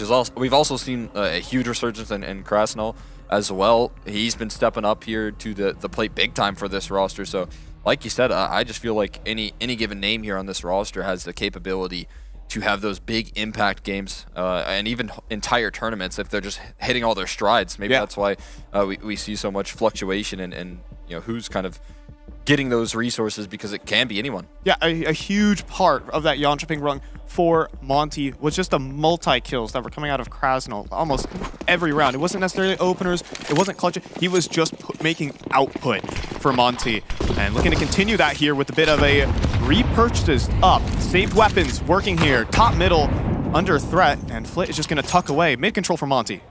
Just taking that quickly. Again, this is kind of what we expected, maybe not on the best of purchases here, but they show that threat and then they reposition here very quickly, changing things up just a little bit, slowing things down here. Could be interesting. Again, we got that proactive play here. There's a flashbang coming through, potentially. Not really. Yeah, I think they're just positioning themselves to take those close range MP9 duels as much as possible. Yeah, contact walk here could be very deadly, but I think VP are now going to back away. They don't sense any aggression, maybe line up some nades for the execute. Oh, but there goes Demka. He just goes in for a pop flash swing. Norbert's down. Yeah, that was set up a little while ago there. It's just on a feeling, on a timing right there for Demka to call that play. Some Dayoung to set him up with that flashbang, and it just nails the opener. Norbert gets caught with his teammates readjusting for just a little bit of time there, just enough for Monte to capitalize here for the 4v5.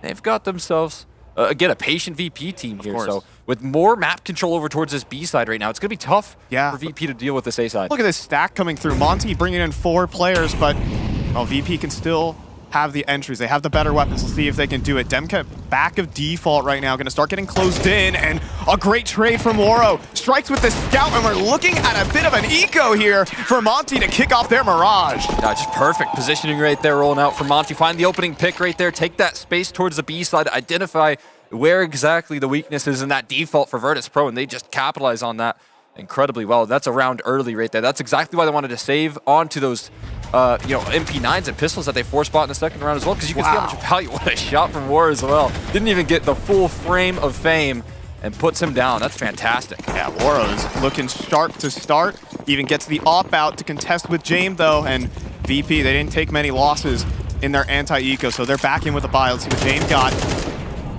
Down towards the apartments. Instead, it's in middle, and a great setup. Bro just drops a nade onto his opponent's smoke. Easy kill for the opener. That's nice to pick up here. Top shots rattling off here, but it doesn't scare VP too much. They're still fighting forward here. Wrist from Mir tries to get aggressive early and is able to equalize very quickly. Yeah. Some Dayoung caught off guard. Yeah, Bro can't overextend either. Mir is certainly marauding for fights. I thought you were using the Zoomer lingo there. You know, Bro can't aggress there, you know what I mean? Bro got to keep it back. Oh, okay. You following? No, I'm not following. You're the I'm like the most younger one here. I'm like the most unzoomer there is. I'm sorry. All right, but back in the 4-on-4, VP with mid control, but they're thinking about vacating right now. At least they're going to get James on an angle with his flash. But no one is answering the line. Oh, Dimka's not going to give that one up here. Again, not given the most resources here to really handle an A-side play. He's just going to take a more passive approach. James has the line covered right now, and it might be more so retake-centric right there. There's the spot. It's going to queue up the rotates. But in this 4v4 post plant, they really have got some good positioning. Oh, a missed shot though from James. Makes things weird. Monte can still kick off this retake, but Norbert is locking things down jungle, and James just clay pigeons there for Krasnal. 2 versus 3, but Woro with the smoke. The problem is there are no kits on this play, despite having the cash in the reserves. Monte don't have any. Maybe there is one in front of him. Maybe they can kickstart something, but these missed shots from Woro are not making life easy. A good exit from Bro, but this is VP's round. Yeah, Bro is fighting mid right there, see? And he gets a kill, walks away with the only 3 that Monte able to find, not going to win them the round though here. Might need to hold on a little bit longer. Norbert thinking about that fight, but not going to take it, not going to risk it. VP happy with that one round. That's just, again, more systematic control from him. Take advantage of that mid control, kind of press on the extremity of that opening duel that Mir was able to find and take it all the way home here. I mean, even then, again, lovely individual plays from Monte. You know, freedom to act wherever they please. Bro just sets himself up with a nade, but the rest of the round just doesn't simply work out. Of course, just some good A entries coming through from VP. Yeah, I mean, the big one was on the Mir. That instantly causes Monte to kind of play a little bit more passive, again, towards that A side. That's something you'll see a lot of times here. I feel like with Monte, is that Dimka has a really tough job on this team here, playing over towards the A side. Yeah. A lot of weight is put on his shoulders to make sure that he's locking things down, and oftentimes he doesn't get given the most options, the most resources to work with. And right there, you can kind of see that VP were able to pressure that fact. Just jump spotting in CT. You start things off with full jungle control in a post plant. Very difficult to recover from that point forward, and that's the problem they fell into. So a timeout rolls in, and free from the pause. Double ops, though, were saved over, so we have some spooky stuff ahead for VP, but oh, this is going to be fun. Alice pop. Let's see it here, rolling on out. There's the smokes, there's the flashes here. Catch Timka in transition here, trying to lock down the bomb site, but having a tough time dealing with all the opposition flooding his way. And Jame and Fame both find their entries here to maybe just secure a round. And this is brutal with the double ops in play here for Monte. There's just no axes. Oh no, bro almost goes down. Fire is hot, ladies and gents. And well, it's time to back this one away for sure. Smoke, flash, we're out. VP with a change of pace. Yeah, that's the perfect time to pull it out right there. VP, this has been something I feel like they've added to the game plan here. Krasnov trying to hold on to his AWP. Oh boy. Not over, but he has a tough challenge ahead. They are hunting him. Wow, this is really aggressive from Virtus.Pro. Bro just surfaced for one. And, well, the hunters are starting to get hunted, but eventually Norbert from beneath drops down Waro, and this is going to be difficult for Krasnov. Are we leaping through smokes here to beat the AWP? Absolutely, but... it's going to get messy. Same team. Oh, boy. Krasnov gets the headshot, but VP with 4. That's all good. I mean, that's a lot of damage done right there towards the tail end, but they do drop 2 guns as well, so it's a little tit for tat. No big deal for VP. Happy that they got away with this big pace change there. It's going to put a lot of fear into the hearts of Monte. Again, it just kind of makes you think throughout the remainder of this half, what do we got to do to make sure we've got more resources towards that A side? I love Norbert right there. A little bit frustrated, but hanging in there. VP got a nice 1-4 lead. Yeah. And again, some solid mid-control. But Flick gets himself onto an excellent line that SDY certainly doesn't expect. Maybe he doesn't see anything. Maybe there's some false information in play. Well, good he didn't stick around for too long, or else, well, he would have been on the floor. Waro, though. Oh, I love this angle. This angle's always fun. Gonna escort in Demka. Looking for that 1v1, he finds it. Where's the re-swing? There is none. Norbert reading into the AWP, and there's a trade back. Demka sends it so far forward right there and ends up falling. The 1-for-1 trade there. I mean, that's discipline for VP. Mir as well able to extend it, but there you go. Finally, we're able to find his fight that he was looking for. And we keep an equal standing here. More fights taken, though. Krasnov playing over towards that B side. This time takes a fight towards the middle. One at a time out the murder hole there, but they make it successfully. And again, that A side going to be pressed upon. Yeah, it's open right now. There's no one actually home, at least just yet. Waro's starting to walk forward, get on the line. Ooh. Maybe a barrel spotted.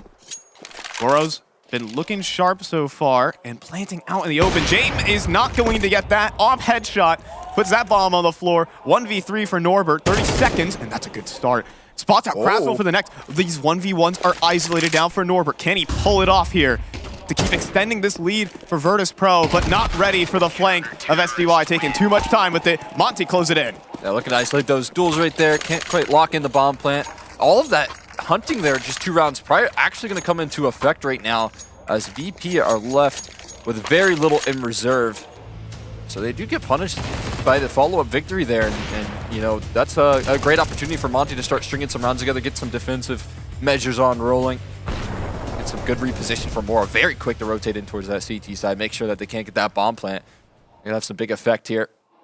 Yeah, it was a little bit of an awkward timing as well, because the players moving out from A main never got the angle into the op. They thought, okay, he's probably rotating from deep CT. And then as they walk onto the site, he crosses over to the right side of Ticket. There's nothing you can really do about that in that situation. Counter-Strike is a game of timing, and timing is not known for its mercy. Not a chance.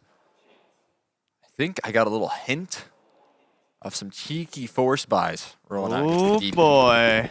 Okay, we have a little bit of a hero rifle for James. Sacrificial right there. James said, "You're gonna drop me this," and Mir said, "Absolutely."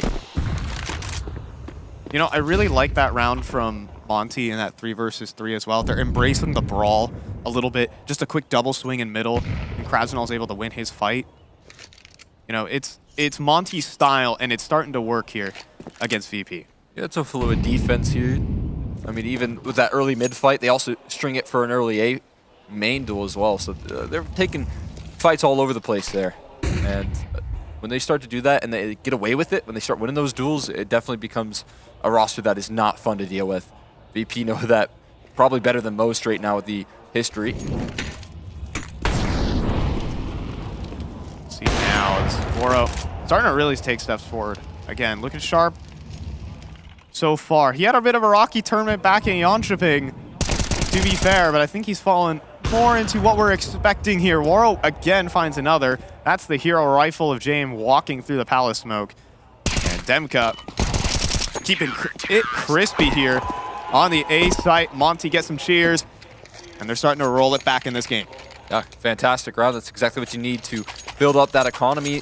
And honestly, not the most effectiveness. You want to go for that hero rifle to try and you know, just threaten the economy there. If James can find 1 or 2 kills, it actually ends up being so worth it. But now they're going for another purchase. Wow. Here as well. They're rocking the Tech 9 Galil combo, which is just a massive risk right now in this half. VP feeling confident to go for it. I mean, there is a small chance they can break Monte's economy, I suppose, but even with the round win here, this is still very, very risky from VP. I guess they want to get things started on their T side now rather than later. Just get the ball moving here as soon as possible. And again, it comes down to what they have cooked up for a round like this here. Do they have some sort of, again, identification of weakness? It looks like right now, kind of, yeah, just huddling in towards where they need to be. In the right position right now to capitalize on a bit of a weakness here once again for Monte, but will they hit it in time? That's always the big question. Will they find those right timings? Because again, there's some pressure points elsewhere on the map, and now they're starting to reinforce it. Yeah, Bro gets himself to the long-range angle of Ticket. It's a very brutal angle to deal with, but they're sneaking underneath him. Demka gets uppercutted, and Fame and Norbert double swing in. Now the bomb is on the ground. That does need to get picked up, and it will, but a 3 versus 4 here for VP on the force. And there's a bomb plate wide open there. Maybe can catch a toe right there, but not going to find it. Running through the smoke there for Waro, and he gets taken care of by Norbert. This retake is happening, though. They're making a bit of an effort out of CT. Yeah, so SDY gets some space here. James down 2 versus 3, but the problem is no smoke. But they do have some frags to work with.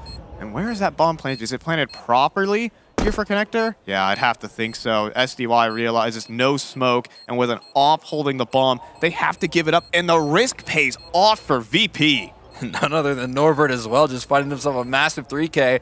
Again, this has been, I would say, a big part of VP kind of reaffirming their position right now after some tough stints in the early part of the year here. Is Norbert just being so much more effective on some of his entry positioning right there. I mean, you could see how much faith they played and how good of a read they had in setting up that round. His entry pathing was exactly where it needed to be to take care of Dimka early on, and gets just about perfect right there.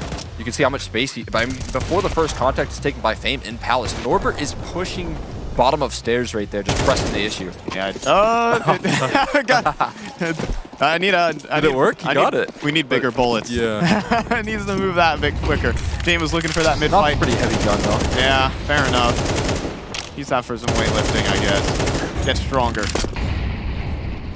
You just need some longer arms, really. As if the arms weren't long enough. They aren't, man. I have a tough time still clicking E on guns. Fair enough. Not as bad as it once was. Yeah. It's gotten better. It has gotten better. Complain all you want. I will. I will. Look at that spam. Krasnell trying to just, again, press the issue. Right now, make it uncomfortable here for this VP squad to just default for this control, as well as just kind of set up his player on balcony so effectively, because if they do pull this execute off, are you going to be expecting that sort of positioning? A great timed smoke. That is going to make VP reconsider for a little bit, but I forget. I'm talking about the team with infinite patience. You bet you're waiting that one. Ooh, that's great a perfect play. popper. Wow, bro, completely blinded up. A great setup. And that just leaves another avenue into this B side, but Krasnell can pick up the slack and a huge off angle. Will this get cleared? They're going to boost. Oh, they're going to boost up, but this gets spotted. Even doesn't matter. Flint, what a shot to crack this one open. Waro, back of bench, faced with 5 players running at him. I mean, he'll be good on the first and a second. He's doing work here. He makes it doable. SDY also cleans up the rear end. There goes Mir, 2v2. Chance, at least in this post plant right now, rolling up quickly on these retakes. Something moving right around the op scope there, but James does miss. And maybe that's some space to get on the site. James eats the grenade, nearly 60 damage. And that barrel, it's going to get spotted out. James is down. Demka's made the space in. Coming back down from a 3 versus 5. Let's see VP Norbert trying to hold on for it to stop it. He crosses back over to bench, and Demka without a kit needs to run him down. Time not on his side. And Norbert's going to be able to hold on for the clutch. 1 HP. 1 HP, just enough there for Norbert to get the job done. Hanging loose there on the B site. And then what a fantastic finish there. VP being able to close out that round. Super diligent still in the clearing, but I mean, Waro, credit to him for trying to fight for his life in the back of the bomb site. Little resources right there. That'll do the trick. Jumping up there not only once, but twice, finding himself 2 entries. Massive work from Flit, who has, I mean, really for that round right there, that's his first 2 kills of this game. So finally a chance to lift off and show what he can do for this VP squad. Yeah, and 2 very impactful kills. It puts Monte down to 0. A huge chance for an extension of this lead for VP. They started off this game really rocky. They started up trying to switch up the tempo a bit in this game, and they got punished heavily for it. But now they are in cruise control. They are in the driver's seat on this T side. And I think that all starts with some risky calling from James, some risky economic management. You wouldn't really think that's a trademark of his, but it felt like they came through with such a great idea on that round. Yeah, that it was 100% for the better right now, especially considering the position it leaves them in this half.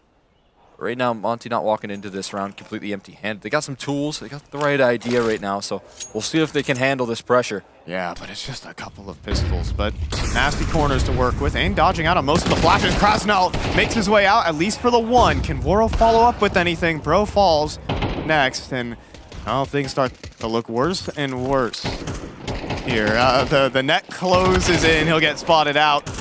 And these pistols mopped up 7 rounds for Virtus.Pro. Still so diligent right there, clearing every corner before they even tap the bomb, before they dare bring that out, making sure that things don't get out of control right there on the bomb site. So now just 2 saving players here on Monte, holding on to a USP. Someday I can just have some armor. Yeah. Demka maybe go in a little bit aggressive, but see if you can find yourself something sneaky. That bomb does a lot of damage, so it does. Contained. But now they're going to exit out of apartments, so shouldn't be too much of a fuss here, and VP gonna now win this half. Yeah, this is just some masterful stuff so far from VP. They're playing the methodical game plan, and it's working out. They've had some risks involved that have caught off Monte, and despite some nice individual plays that we've seen Monte make in some of these mid-rounds, Virtus.Pro have been able to hang on. I think the overall game plan that they're bringing to the table is holding them in. Also backed up with some good impact fragging from Flit right in that previous one to break their economy. Yeah, especially considering it's his first 2 of the game right there. Oh, yeah. Perfect time to just step up to the plate and say, I mean, hey, this is a kind of a turning point gun round here. If Monte win it, they can start to maybe build some steam. Able to make sure to deny that. LMBT is going to get onto the mic for Monte. It doesn't look great, to be fair. Yeah. A little bit of think, a little bit of frustration, but maybe we can get things into gear. Twin teams, both teams ended with a score of 13-8 on Ancient. I think one was a little bit cleaner than the other. You know, I think M80 were able to give Virtus.Pro a bit of a scare over there. While Monte, they pugged it out for the first sample. They ran a really pacey B-side. They got things under control quickly, though. Yeah, 100%. I agree with you. It was, you know, impressive. Always down to back M80, of course. Oh, yeah.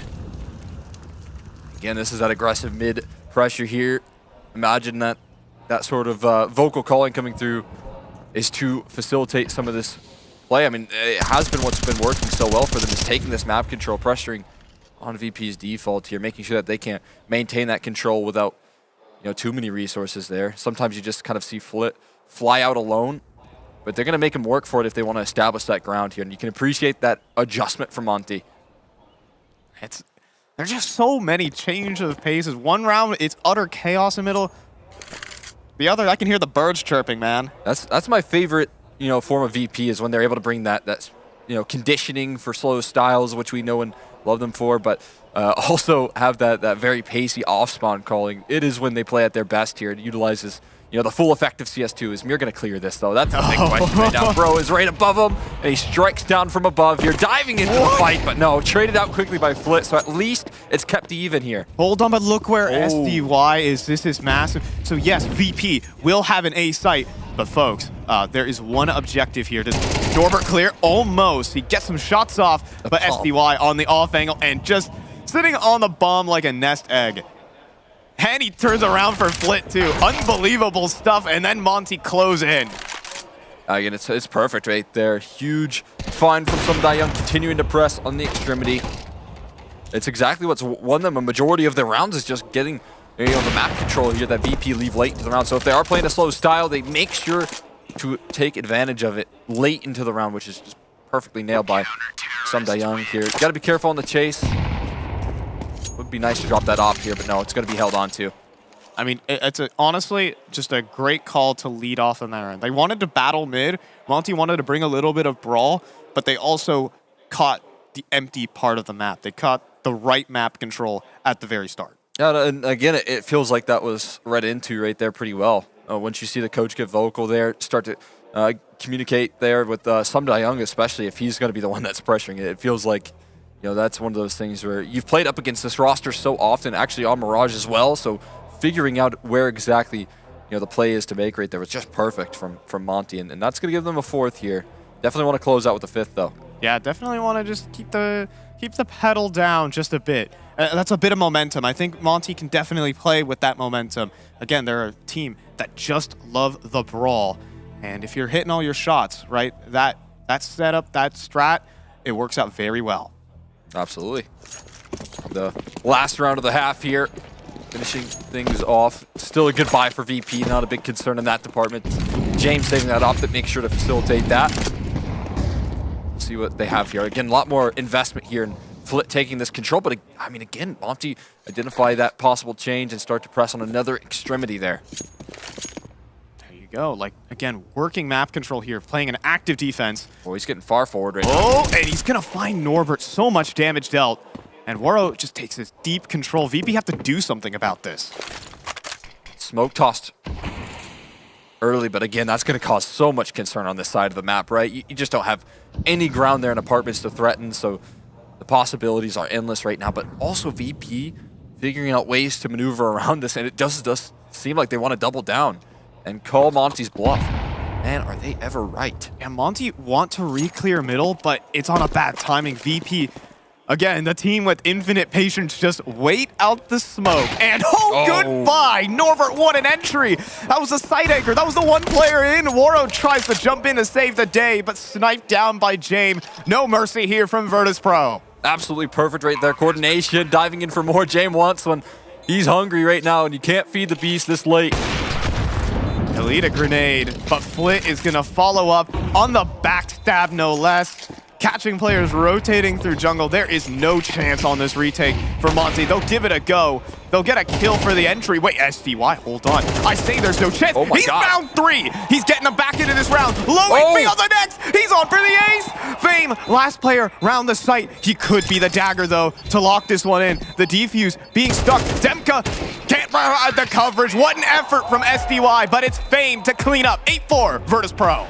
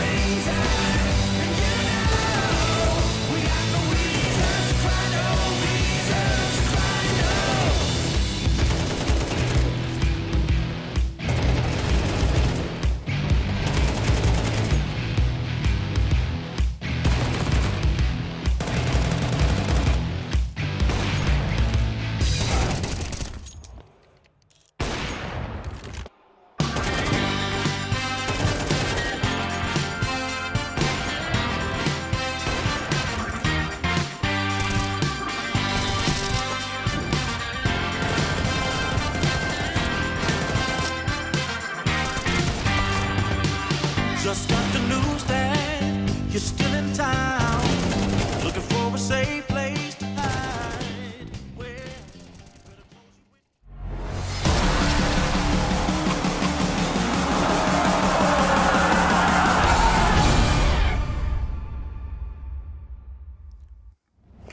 And so some individual efforts from Monte trying to get themselves back into the game, but Virtus.Pro have just been playing solid, brutal Counter-Strike. I'm fine, joined by Cole Extra McHenry taking out the second half here between VP and Monte. Playoff spot on the line. Just some really good calculated CS coming through here out of the gates from Jame, and it ends up locking them 8 rounds here to kick things off. Now onto their defensive, looking to try and finish. And right now, got a tough task ahead here. Again, limited resources sent over towards that A side here, but Mir taking the high up angle here. We'll see if Bro can get another one on this angle, but no, he gets surprised just the same. Yeah, Bro gets surprised by his own angle, but Waro and SDY have 2 right back. Entry into the A site. Plant should just be a guarantee. A kid at least available for Norbert, but deep control here for Demka. But Norbert clears, has been having a stellar game, running in, making space for his squad. A high impact here out of Norbert. Didn't catch the drop there on the player. Wow, the flank coverage rolling on off, but a smoke on top of the bomb and a kit. Hold on, but no armor is the problem, and he just gets melted. But it's Mir, 1v2, trying to spin between the angles. Waro's got his back, though, and that is 8-5. Pistol for Monte to get it started. And after a fresh half there, start things off with a nice little pistol there for Monte. It's going to be a big boost of confidence rolling on out there. That's exactly what they needed to kick off this second half. Close things out. The tough pistol starts off in a 4v5, but able to recover with 2 sharp entries. Look at that from Waro. And making sure, okay, sticking out through that smoke there. It's a little less effective in CS2. Can still be useful. But obviously, you know, when smokes fade away off the shots, it becomes tricky. We do have a James Zeus. He's going to tuck himself on in here, so taking the close range angle. Absolutely love this. I also love the fact that Norbert's feeling it. He bought an armorless Deagle. Not the normal financial decision that you're making if you're on Virtus.Pro. I like that. Oh, I love it. There you go. Hammers down SDY to start. Yeah, that's going to put a fear in Monte's heart right there. Maybe it'll bait him up catwalk where the stack is. They're swinging, and another kill rolls out there. Jame finding one, but finally Bro able to keep things calm, and Krasnall just the same. We're back to the 3v3. Yeah, backup has gotten called in, and the MAC-10s start to sear through, but okay. Flit on a Mirage World Tour has... I mean, this is looking good here on Demka, but Norbert does extend. So we do see Flit toss into a 1v2. He gets a Galil, a flashbang, and spots him coming up catwalk. Huge opportunity, but the aim punch a little too much. Now down to 3. And I think he's called it already. I know my limits right there. We got to test it over towards the top of connector, but have to bail shortly after. Good damage already confirmed right now. Yeah. And if you're Flit, I mean, you know, Galils are nice. They're not bad. They're serviceable. But hey, maybe if you can find 1 extra kill there, walk away, you're still buying an A1S in the next round. It's no biggie. I don't know if this is the type of team to ever really make those risks, but worth a shot. Well, we've seen it already this game, Cole. I think VP have switched up their branding a little bit in terms of a team. They've been the one taking the most risks this game, I'd actually have to say. Almost panned out there with just a wide swing middle. Nearly got everyone. Honestly, yeah, we got a decent amount of saves there rolling out from Monte throughout that first half there, where they found themselves in positions where they were playing a super safe game. So not quite going as far as to say the roles are reversed, but definitely you know, the back and forth here for sure there, and VP giving us some flair. Okay, but I like that old-fashioned Astralis mid-control smoke. Again, VP trying to threaten some aggression, but Monte are not buying it. Just complete disrespect as they just walk through the CT side smoke. And there's nothing behind it. That was a lot of resistance here. And again, Monte putting so much reinforcement on making sure that they maintain that control. They don't give it up to VP for free. It's the buddy system right now. They got a couple players hanging about towards the top and middle. Running up catwalk, though. They're really kicking it into gear. That's a fantastic trade from Waro to keep things contained at least. I mean, that is the one saving grace here for Monte. Waro is on lock. Quick scope, but you need to get your gun out. Norbert immediately refrags that one. And now Monte with no map control again. That's where that instinctual Counter-Strike right there can cost you a little bit. You do see War just diving up catwalk, expecting for some free range, but kind of finds himself on an island right there. Not a lot of options, and they still got to crack through with little utility, little resources. I mean, they only have 3 flashes left to get past these angles. Yeah. Fortunately, there's not an op for VP. And a swing from Norbert. Oh, it could be risky here. A kill back from Monte could get him back in, but Norbert is holding strong with a 3-piece. Doubling up on the catwalk side. Get out of here, he says to Monte, as now VP are starting to march away with this game. Yeah, just swiping them aside right there in catwalk, just making sure no one passes. Norbert, again, playing like an absolute madman so far in this map, making sure VP stay on top once they get those rifles back out. Instantly manufacture some success there. Norbert even able to claim AWP there towards middle, making sure that they walk away with some extra bling. And Demka, again, just holding on to a Galileo. That's all he'll save. This is a really terrifying looking VP. I mean, individually, they are on form right now. Looking at that from Norbert is just magnificent. Even like, we were talking about the confidence buy in the second round, you know, little armorless Deagle, brings the headshot home, and look at him, just solo, no support and ladder, deals with the entire push. Pretty. That is real pretty right there from Norbert. That is going to keep VP here on top. And again, now we get that risky purchase. Monte ready to throw it right back in VP's face right now with the force buy of their own. Have been able to do good work already with it, but again, we're getting that off-spawn call here straight on in towards that B side. Norbert doing great damage. That's information as well. The ADR farm from this guy. The stats are going to look crazy at the end of this. Can he back it up with some frags, though? They're getting into the site. What a shot from Woro to get him in, but it's bot time for Jame. Mir doubling up back site. And the force buy attempt from Monte is falling flat. The bomb is in CT control. Nade in the smoke, don't blow up your teammates. That is very possible. I've seen a variety of team kills and maybe one back as well. SDY gets some back site control, but at the off angle from Mir, the triple kill on the hold leaves SDY in a tough spot. Nothing but resistance here from the rotates. And again, Young left in some trouble right now. Has a couple Deagle shots he wants to rattle off, but again, tough angles here. Will Mir give himself up, though? Damn. Oh, no. Mir is just alone at the moment. There's a headshot. Mir is one bullet away. Fame, maybe the same if it goes down to the torso, if it's up close enough. 40 seconds to think about this one, to maneuver these angles, and he finds another! SDY's up for the clutch on the Desert Eagle. One more around the corner, but not enough. Not the headshot, and Fame will follow it up, keeping it together for VP. Yeah, that right there is some MVP stuff right there. At least attempting to get the job done and puts them down to 1 HP, one shot away from closing that one out. Really making VP sweat for that closure as he fights his way all the way back into a 1v1, but just not enough in the tank right there, not enough HP to finally finish that job. On to, you can see a little bit of frustration here, but knows that he walked away with a lot of fight in him here. The issue is VP, how much fight are they going to give Monte? They're getting close to closing this one out here, and it's an eco that they have to fight up against. Yeah, and this could just be the farm, the shooting gallery out middle, wheeled out, Jame helping out, and just Demka top middle, not wasting any time about this one. Montino, this round is it. In this best of one, Virtus.Pro individually have played strong. There have been some good clutch moments, like SDY has tried to bring back a lot of these rounds, and we've seen some style from Monte, but rock solid Counter-Strike from Virtus.Pro. Yeah, I've just really kept Monte so far a bit uncomfortable with some of the changes, with some of the differences in positioning here. They've had those very effective fluid T-side calling where it's just so hard to read if you're Monte. You might get it one round there, but following up is not easy at all here. And into the second half, once they get those rifles out, they immediately start fielding more success. Putting a real scare here.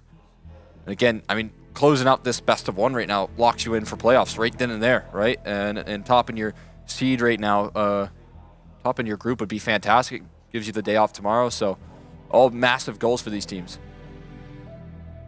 Yeah, I gotta say, I mean, at least for Virtus.Pro, it means so much because they don't even have the Pro League spot. There are a ton of teams here who are, they're already off the Pro League. Maybe the stakes aren't as high for all these squads, but Virtus.Pro are one of the teams that are missing. And again, they spent this entire year kind of going through some rebuilding as well. And they're trying to make it happen here in Atlanta as kind of, a year on from the major win from these guys. Yeah. And now they're trying to bring themselves back to the top of Tier 1. Yeah, I mean, it ended up there with Not too many changes, only Mir, the introduction there, getting that experience rolling out here. Great mid-fights taken from said individual.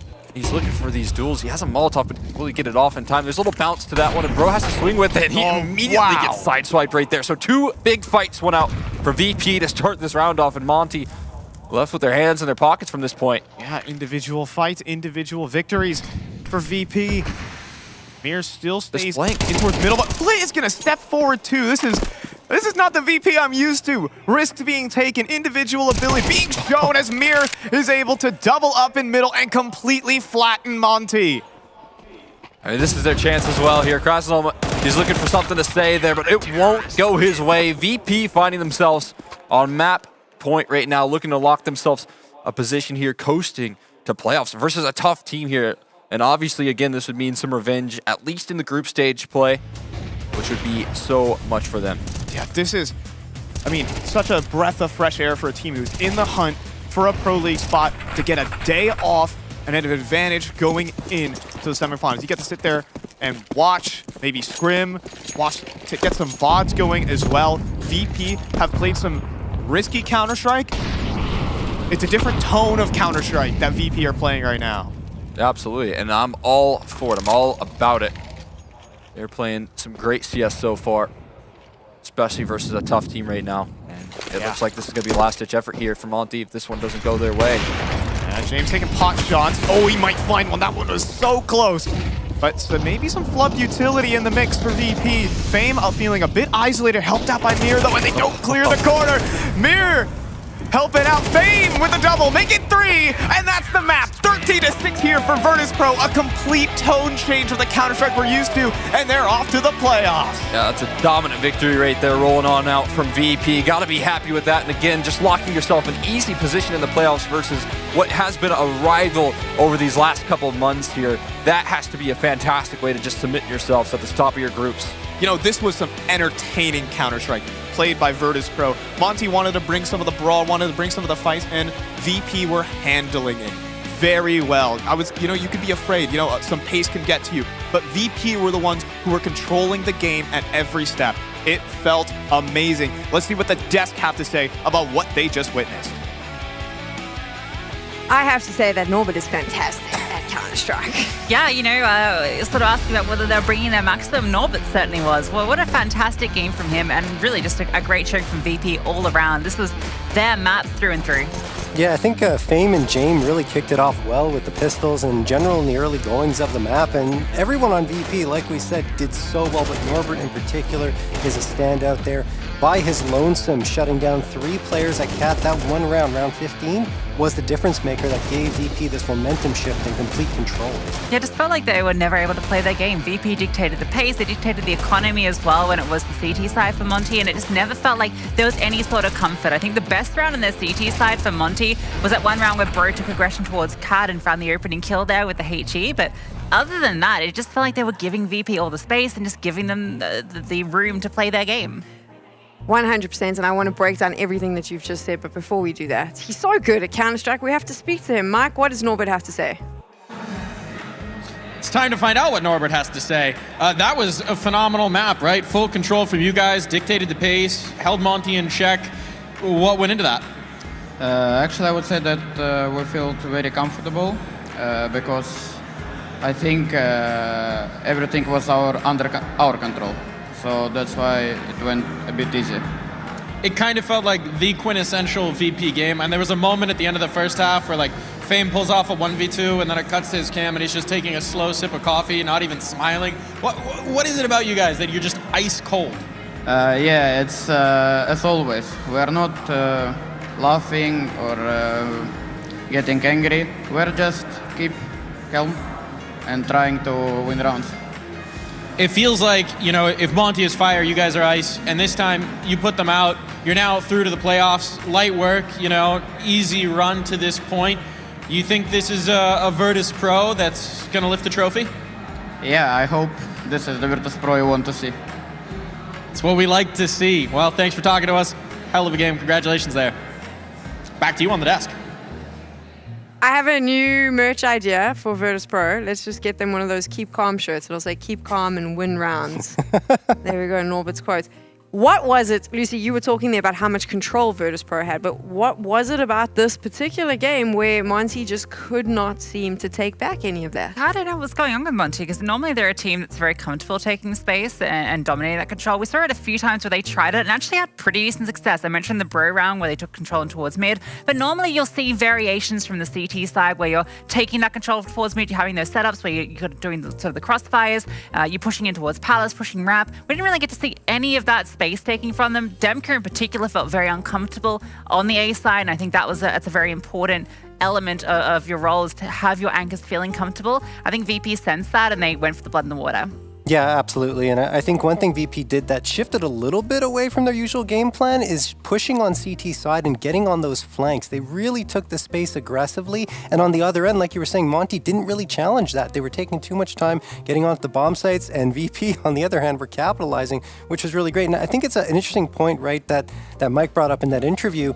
That VP is so very calm under all circumstances. You remove that emotional element, right? Instead of getting hyped for the big plays or down for the ones that aren't too great, you just stay neutral. And it works out so well for VP game after game. So, I mean, if it's working for them, why stop, right? That's how they've got to play it. It's classic VP style. Any standout moments for you, though, in that series? Yeah, I mean, it was a lot of very normal VP gameplay. There was a particular round I thought was really cool that I wanted to highlight if we can bring it up. I think it was round number 5, where the round prior, the context here is really important because they knew an AWP had been saved. The death cam had come across and they knew a second AWP was going to be in play. If there's a second AWP in play on Mirage, it's going over to B. It means there's normally a second player on B at the beginning to set that AWP up to get the control. They knew immediately. Demka's feeling uncomfortable. There's going to be 2 players over towards B. It's going to be a double AWP retake. We hit A fast. Complete change up. You're never expecting VP to execute quickly onto A at the start of the round, and that absolutely caught Monte with their pants down. I think that was a really cool change up from VP. Being able to pull out rounds like that really is what elevates them to the next level. Do you think that they're changing it up because they're clearly feeling confident as a team and now they're experimenting with a few things? Yeah, I think so, and also confident against Monte in particular because of how much they've played them and their playstyle on Mirage as well, and they understood how they were going to lean, what sites they were going to hold on to when they were on CT side and on T side, where they would go for an execute based upon opening frags and opening confrontations. So, I mean, that's why they injected that other element of play. And when you have VP, who are already incredibly strong at the long game, come in with that short game immediately and just stun you, you can't really adjust from that, and Monte couldn't. We've got our aim high head-to-head. We're going to pull it up now. We've spoken about him. Norbert, CS2. I can't believe this was the guy that they kicked and then they brought back, but then they weren't sure if they were keeping him. Right now, I think he's solidified his spot. Yeah, and I think he plays a really important role in this team because he does take a lot of those spaces, a lot of selfless plays, and I think that's something that's really necessary on a team like VP when you have such a passive play style normally. But I do say, what we saw today was a little bit more aggressive, particularly on that CT side, and Norbert was the helmsman to that. So many opening fights he was going for, so many multi-kills he was just winning. We saw him in Cat fighting for him, ladder room where he was having a lot of impact. We highlight SDY on the other side, obviously the MVP from Yongshipping coming back. A rematch here, obviously just in the best of 1, but couldn't quite get over the line. Had some good rounds. There's almost that, ace attempt on the retake, which that could have been the turning point. And it felt like Monte were looking for that turning point round that just never came. They are not out of the competition. They now drop into the lower brackets. But of course, Virtus.Pro all the way through to the semi-finals, JRT. This is a big one because they don't have that Pro League spot, and that is what is up for grabs if you win this. Yeah, I mean, that's obviously really important to them. They're such a highly ranked team that it feels like they belong in ESL Pro League, and I feel like they've got that on the back of their minds, thinking, okay, we got the 2-0 to start things off in the BO1s. We're in the semifinals. We have 2 more BO3s to win, and then we've got the title. So for me, it feels like they have the right mentality and the right gameplay right now to get that win. Our first semi-finalists here at ESL Challenger Atlanta. They are Virtus.Pro. They're Challenger Kings. They've won so many of them, and now they have a chance to win another. We have another best of 1 coming up. Our winners, we'll see who will secure their spot in the semis. Will it be the Mongols or Apex? Stick around to find out.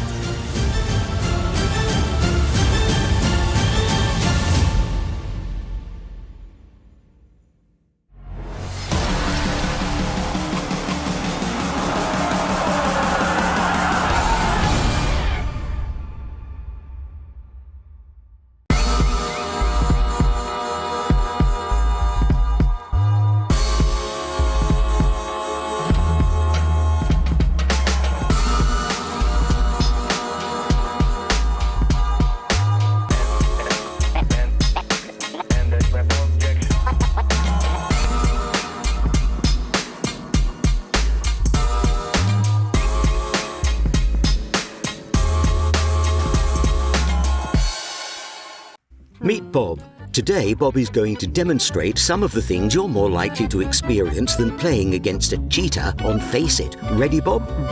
You're more likely to get a blue screen after updating your PC, find a 4-leaf clover, land 5 bunny hops in a row, meet 2 people who share a birthday when you play in a lobby of 5, score a hole in 1. You're also more likely to unbox a red skin than play against a cheater on Face It. Life is full of absurd possibilities. Your matchmaking shouldn't be. Oh!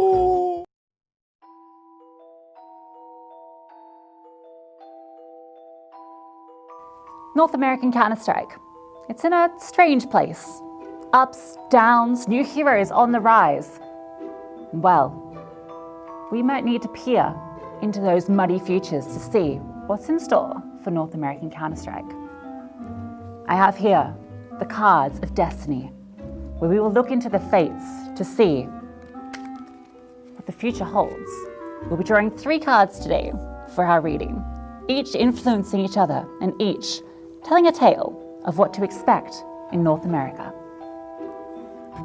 We start with the Tower, a major arcana, a card that when you see this in your reading, it holds influence. It represents destruction to creation. You see the crown crumbling from the top of this tower.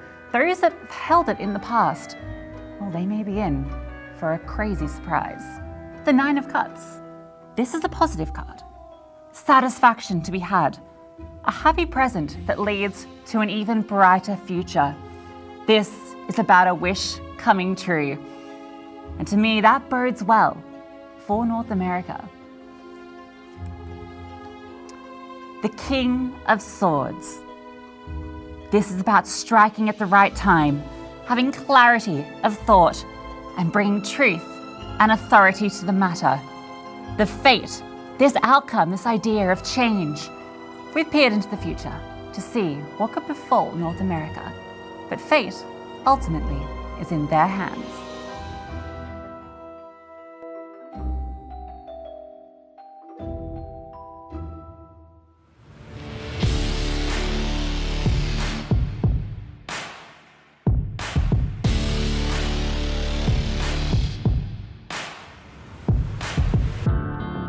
I'm taking my pain away, nothing else more to say. Everything that I have, I'll give. First, you gotta pick a side. Now you got a team and you're rolling with the pride. Wanna play the game, make it to the end. I wanna bring it back again. I feel it inside. I'm reaching my stride.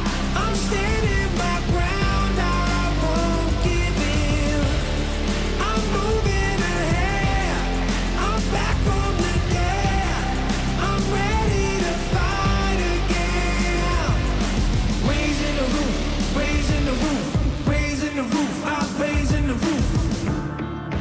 All the mistakes I made, now I can change my fate. No one can take this heart away. First, you gotta pick a side. Now you got a team and you're rolling with the pride. Wanna play the game and make it to the end. I wanna bring it back again. I feel it inside. I'm reaching my stride. I'm standing my ground. I won't give in. I'm moving ahead. I'm back from the dead. I'm ready to fight again.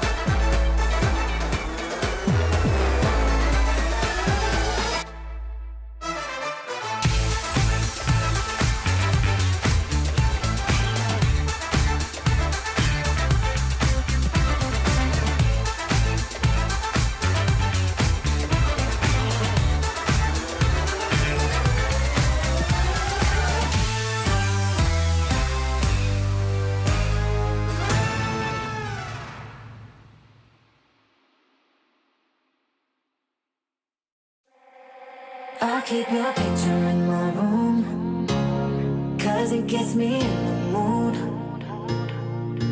You still live rent-free in my head. You got me so confused. My mind is full of you. Still want you in my room. Don't wanna get rid of you. On my mind when I am up too late. You got me so confused. My head is full of you. You keep slipping away. I learned the hard way. But something's gotta stay. Don't let it go to waste. Do you remember all of the long nights, warm in my bed, nightfall to sunrise? That's what you said. You held me so tight each time again. I keep your picture in my room. Don't wanna get rid of you. On my mind when I am up too late. You got me so confused. My head is full of you. Done with silly games. Don't leave me hanging on. Keep me hanging. Said it once, I'll say it again. Your love is what I want. Do you remember all of the long nights, warm in my bed, nightfall to sunrise? That's what you said, and you had me so tight each time again. In my room, I'll keep you safe. Don't stay away too long, pulling back and forth. Still got me paralyzed. Got what you came for. One thing that I've kept. I'll keep your picture in my room, 'cause it gets me in the mood. You still live rent-free in my head. You got me so confused. My mind is full of you. Still want you in my room. Don't wanna get rid of you. On my mind when I am up too late. You got me so confused. My head is full of you. I keep your picture in my room, 'cause it gets me in the mood. You still live rent-free in my head. You got me so confused. My mind is full of you. Still want you in my room. Don't wanna get rid of you.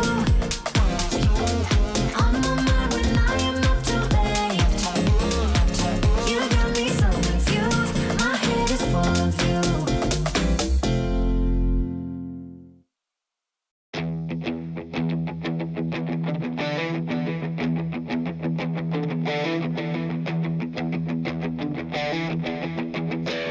Within the body of a woman lies the heart of a man.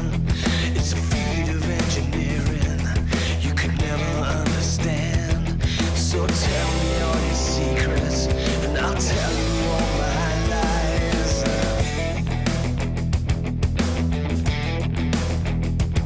I've been walking with the angels. I've been talking in my sleep. An electric conversation, pins and needles in my feet. It's a full-on fascination with a twisted combination. We can catch the lightning. It's the perfect crime and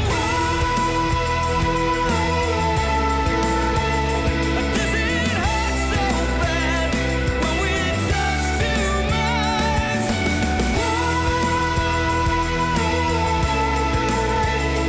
Does it feel so good when we touch too much?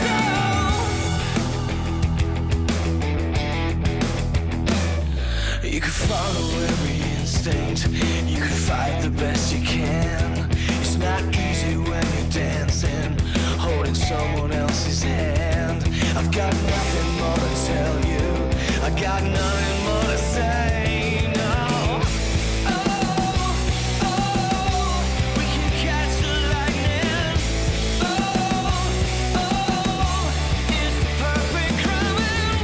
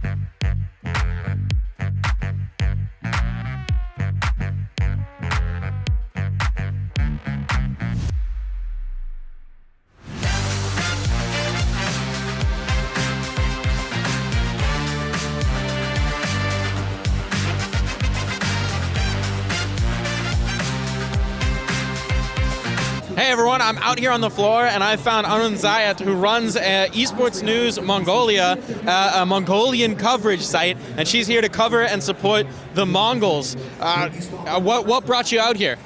Yeah, because this team in the vibe in Mongolian youth, all this vibe and everything, it brought me here, and I'm so happy and I'm so excited, and even I'm a little bit shaky here. I love it. Now, you live in San Francisco, you were saying, so how happy were you to see the Mongols qualify to a North American event? Yes, that was the DreamHack. This one is my third time. Okay. Yeah, and then I didn't plan to come here in DreamHack Atlanta, and as soon as I found out Mongols is qualified here, and I just bought ticket in my flight and applied for press, and they got me press media, and then I'm here. Now, obviously, they've had some trouble getting here, travel, difficulties, but this is a really exciting, talented young team. What do you think we can expect from them? I'm expecting from them win, of course the win. And I met them before they come here, and they are very energetic, laughing and running, and I really do believe in their youth energy and the challenge. Now, what do you think of the new player, Senzu? Because I got to talk to Techno before the game, and he said Senzu, he's a Mongolian prodigy. Do we think we're going to get big things from Senzu? Yeah, I'm waiting for this one, because everyone is, they are young, but they are experienced in their age. And also the team is, and the coach is, they gave everything to him, I think. Yeah. Well, that's exciting. I'm looking forward to it. Thanks for talking to us. Good luck to the Mongols. Thank you so much. ESL Challenger is brought to you in part by Intel, Acer Predator, DHL, Monster Energy, the United States Air Force, and 1xBet.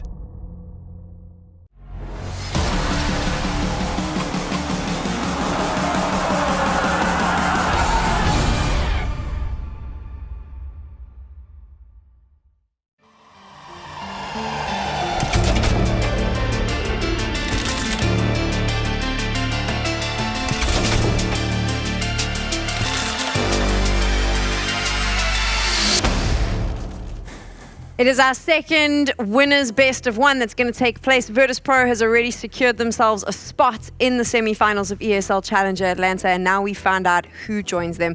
The Mongols versus Apex.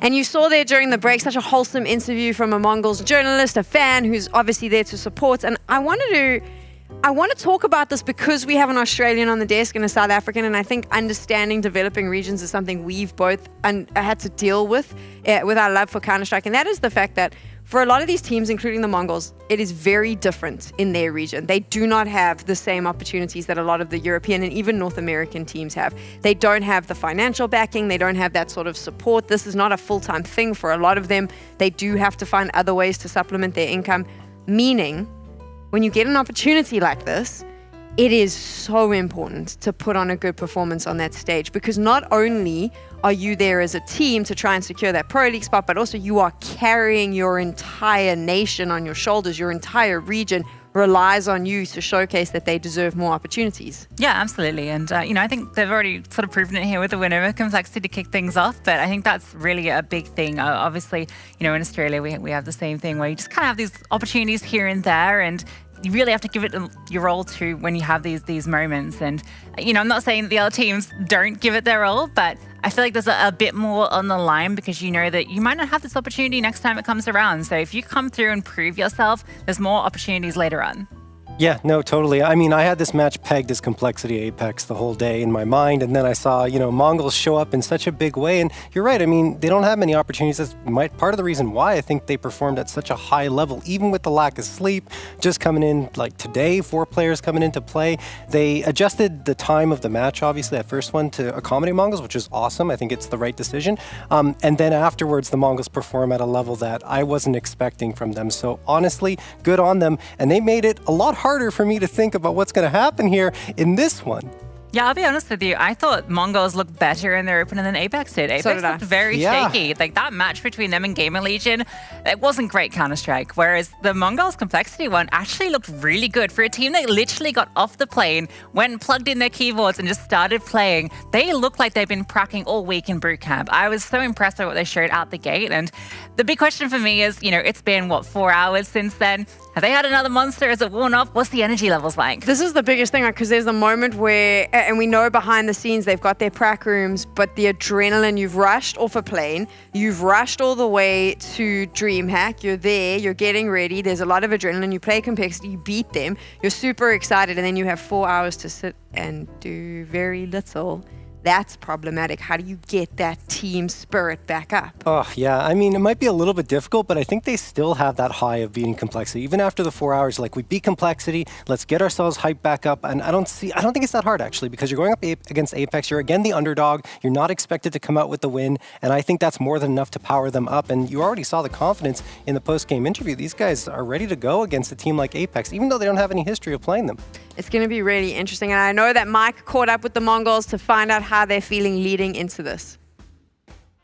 I'm here with Techno once again ahead of their matchup against Apex for potential qualification of the playoffs here at ESL Challenger Atlanta. Techno, your opponent across the stage, Apex, how do you feel about the game? We're confident for us. Yeah, that's it.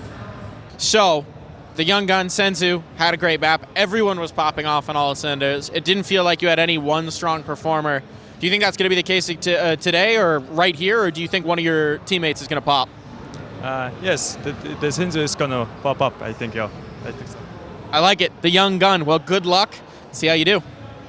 He's saying exactly what you've been saying, Lucy. Yeah, it's great to see the confidence in Senzu, and I think that's a really interesting matchup we've got here because the player on Apex that has a lot of eyes on him is Sense, right? So it feels like when you've got these two really young players having really good games to start things off, I think it kind of sets you up for a really exciting head-to-head to keep an eye on. I think there's a little bit more weight on Senzu's shoulders just because this team doesn't have kind of the history, doesn't have those kind of known stars like Nork and Jacob to rely on, so it feels like maybe it's a bit more pressure on Senzu to perform, but he's already shown that he can perform under pressure. Do we like what we're seeing from him so far? I mean, they called him the Mongolian prodigy in one of the interviews. Do you think that is the case? Yeah, I mean, I think he played exceptionally well from what we saw in map number 1. He was always in the right place. I felt like he wasn't scared of going for fights in disadvantaged situations, was winning those a lot of the time. I mean, I'm not just impressed with him, though. I'm impressed with the whole team. I think they all played well. The frag spread was pretty equal, kind of like was already alluded to. And I just saw so many impressive things, especially that one shot from, I think it was 9-10, a crazy shot through the smoke with his op. It's unbelievable what these guys have been pulling off. And they're the youngest team here, 18.8 average age, and they're performing at a level that feels like they're veterans in some ways. Do you think that that's also a smart move from them? You get these young players because you can keep this roster together for a little bit longer, obviously, and you've got a lot of age that you can play with. Possibly they're thinking long term, the next year, next 2 years? Yeah, I think so. And I think they've already shown that these are good pickups. I think actually Senzu was on the Mongols like a couple of years ago for a very brief stint. So, they've had him on the radar for some time. And I think it is on paper such a great upgrade from Hastica. Obviously, we don't know the intangibles that someone with that amount of experience brings to the table. That's maybe the biggest concern and maybe something that, depending how it pans out here, further into the tournament, that's where those concerns come through. When you're into the best of threes, where you're in these high-pressure situations where elimination's on the line, that's where you kind of do want that experience, which a team like Mongols is lacking. What's nice about the Challenger formats, of course, is that you can run your way through the best of ones into the semifinals. And best of ones, anything can happen. So it kind of plays in the favor of the underdog sometimes, right? Yeah, I think it definitely plays in the favor of the underdog, which of course being Mongols here. I still think feel like Apex has a little more experience when it comes to European Counter-Strike, playing top-level teams. They just beat Ents. We're going on to Anubis, I believe it is, and they just beat Ents there recently, although they have lost 4 of their last 6. So there's the chance for Mongols to exploit that. Yeah, I guess all I'm saying here is there is an opportunity in a BO1 situation for the Mongols to come out with another surprise victory. Especially considering Apex and GamerLegion was scrappy. You said it earlier, we can talk about that now. It was scrappy, it didn't look clean. It was not good. It was not the sort of Counter-Strike you expect Apex to bring to the board. I think one of the big things about this team has been Kixon has been a fantastic IGL. I feel like he's really elevated this squad to a new level, and it felt like it was quite a good thing they had going. I read an interview before during Elisa where Jacob was saying they're playing a bit more of a looser Counter-Strike, having a bit more fun. That's cool, have fun, but don't throw away what's working, right? You got to the grand finals of Elisa, fell short. Nork had a great performance. They come into this, not the same team that I think did that deep run at that last LAN, so I think they need to sort of go back to what's working for them. Let's find out from Apex how they're feeling as they face off against the Mongols. I'm here with Kixon from Apex ahead of their match. This is for qualification to the playoffs. This is qualification into day 3. How's the team feeling about that possibility? The team feels good. It was nice to win the first game today against GamerLegion. It helped us a lot. We feel more confident now, and hopefully we'll win the second one as well. I want to zoom out a little bit and look a little bit big picture, right? You've been with this team for basically a year at this point. Through a year of play at Apex, you took them to the highest high this org's ever had at the major. You've been through roster changes, different teammates, different coaches, a lot of different stints in your first international team. What do you think of this year of play, this year with Apex? It was an amazing year in my opinion, because when I joined, nobody expected us to go to the major. Nobody expected us to become like, I wouldn't say tier 1 team, but like top 15, top 20 team. So in general, it was an amazing year, and I'm looking forward to the next one. Love it. Now, looking across the stage at your opponents, the Mongols, right? They came in, no one was even sure if they were going to make the event. They come in absolutely last minute. They pull off a stunning upset against Complexity in the first round. What do you think of your opponent? I haven't watched their games a lot, to be honest, but looking at the result, they seem to be pretty good, so it's going to be a fun match. Looking forward to it. Good luck, man. Mark, you didn't ask the question we all want to ask, but fair enough. I understand. You wouldn't have got the answer anyway. What I loved about Apex, and they touched on the major there in the interview, so we can bring this up, was this idea that before the major, when they weren't performing, instead of changing the roster, instead of doing any of that, they simply pulled the team out of competition and said, we're going to work on stuff. And it worked. And they looked so good at the major, and they've had a good run since then. But now they've lost their coach. Now there's all these rumors circulating around them. And it kind of disappoints me, because I feel like the method that they used is one that other teams could possibly look at and try as well. But now it feels like it was all for nothing. Yeah, it's like shame after shame for them, because obviously the major, fantastic run, feels like this team's really going to start being like kind of alongside Monte, right, as a contender. They lose one of their star players, right, and that's already a big issue. They fill the shoes, bringing in Sassanito, who actually has been doing a lot of work alongside Jacob, very solid, kind of aggressive riflers, and you know, he's a player I'm definitely looking to perform here, but then they lose their coach, all right? They get Mither in, they lose Sticker, they bring Sensei. There's so many changes that has happened in feels like 3 months for this team. They need some stability, and I don't know if that's coming. They put so much work into being stable, though. That was the thing. Yeah, and I mean, look, again, we're commenting on rumors. We don't know actually if anything's going to happen. The coaches have changed, though. I feel like that's been changes. Yeah. Yes, they have faced changes, but let's hope for their sake that they can find that stability now, right? And actually keep this starting 5 together, especially since it actually looks like, as I was alluding to earlier, like they're on an upward trend. Things are going well for this Apex roster, and I feel like, you know, beating GamerLegion was strong for them since they had struggled in their past few BO3s against them and maps in general. So hopefully they can build off of that for their sake, and they can keep that rumor or whatever is going on out of their minds. Yes, 2 players I want to look at as well from Apex. We saw the stats there. Very stark difference between 2 players. Jacob at the end there had some 1.85 rating and something absurd, right? He had a fantastic performance. He's been having a really great year just generally. I think CS2 kind of suits his playstyle a lot, kind of that more aggressive rifling, and he's been thriving in it, really good on these opening kill percentages. The player that was missing in that map, which I think made that such a struggle against GamerLegion, was Nork. He was such a standout for them at Elisa in that LAN where they got to the grand finals. Felt like he took a little bit to get warmed up here today, and we need him to arrive. Let's do our predictions now. How do you feel this is going to go down, JRT? I think Apex are going to be able to do what Complexity couldn't, and they're going to be able to win this BO1 up against Mongols. We talked about Nox struggling in that previous one. I think he's going to pop off here. Jacob's going to be Jacob, and of course we can have the rest of the guys supporting those two. It seems like Apex should be able to get this But we can't forget that Anubis has been a little bit of a struggle for them lately, and that's where the Mongols could potentially punish, but I still think Apex will take it. I think Mongols played better CS earlier, and I think that's enough for me to go with them. I think what they showed in that opening match looked a lot more cohesive than what Apex did. I think Lucy's never let me wrong when I watch her fantasy videos and I choose my fantasy team, so I'm just going to copy her and I'm going with the Mongols too. It's worked in the past already today. Thanks, Luce. It is now time to get into game. We're ready to go. We're going to find out who is going to the semifinals of ESL Challenger Atlanta. Let's jump into game. Well, well, well. We were expecting Complexity to be in this position, but you know what? I'll accept our new overlords. The Mongols are going to go ahead and pull off the upset to find themselves in a matchup, a very winnable one, versus an Apex team that weren't clean. It was a scrappy game versus GamerLegion.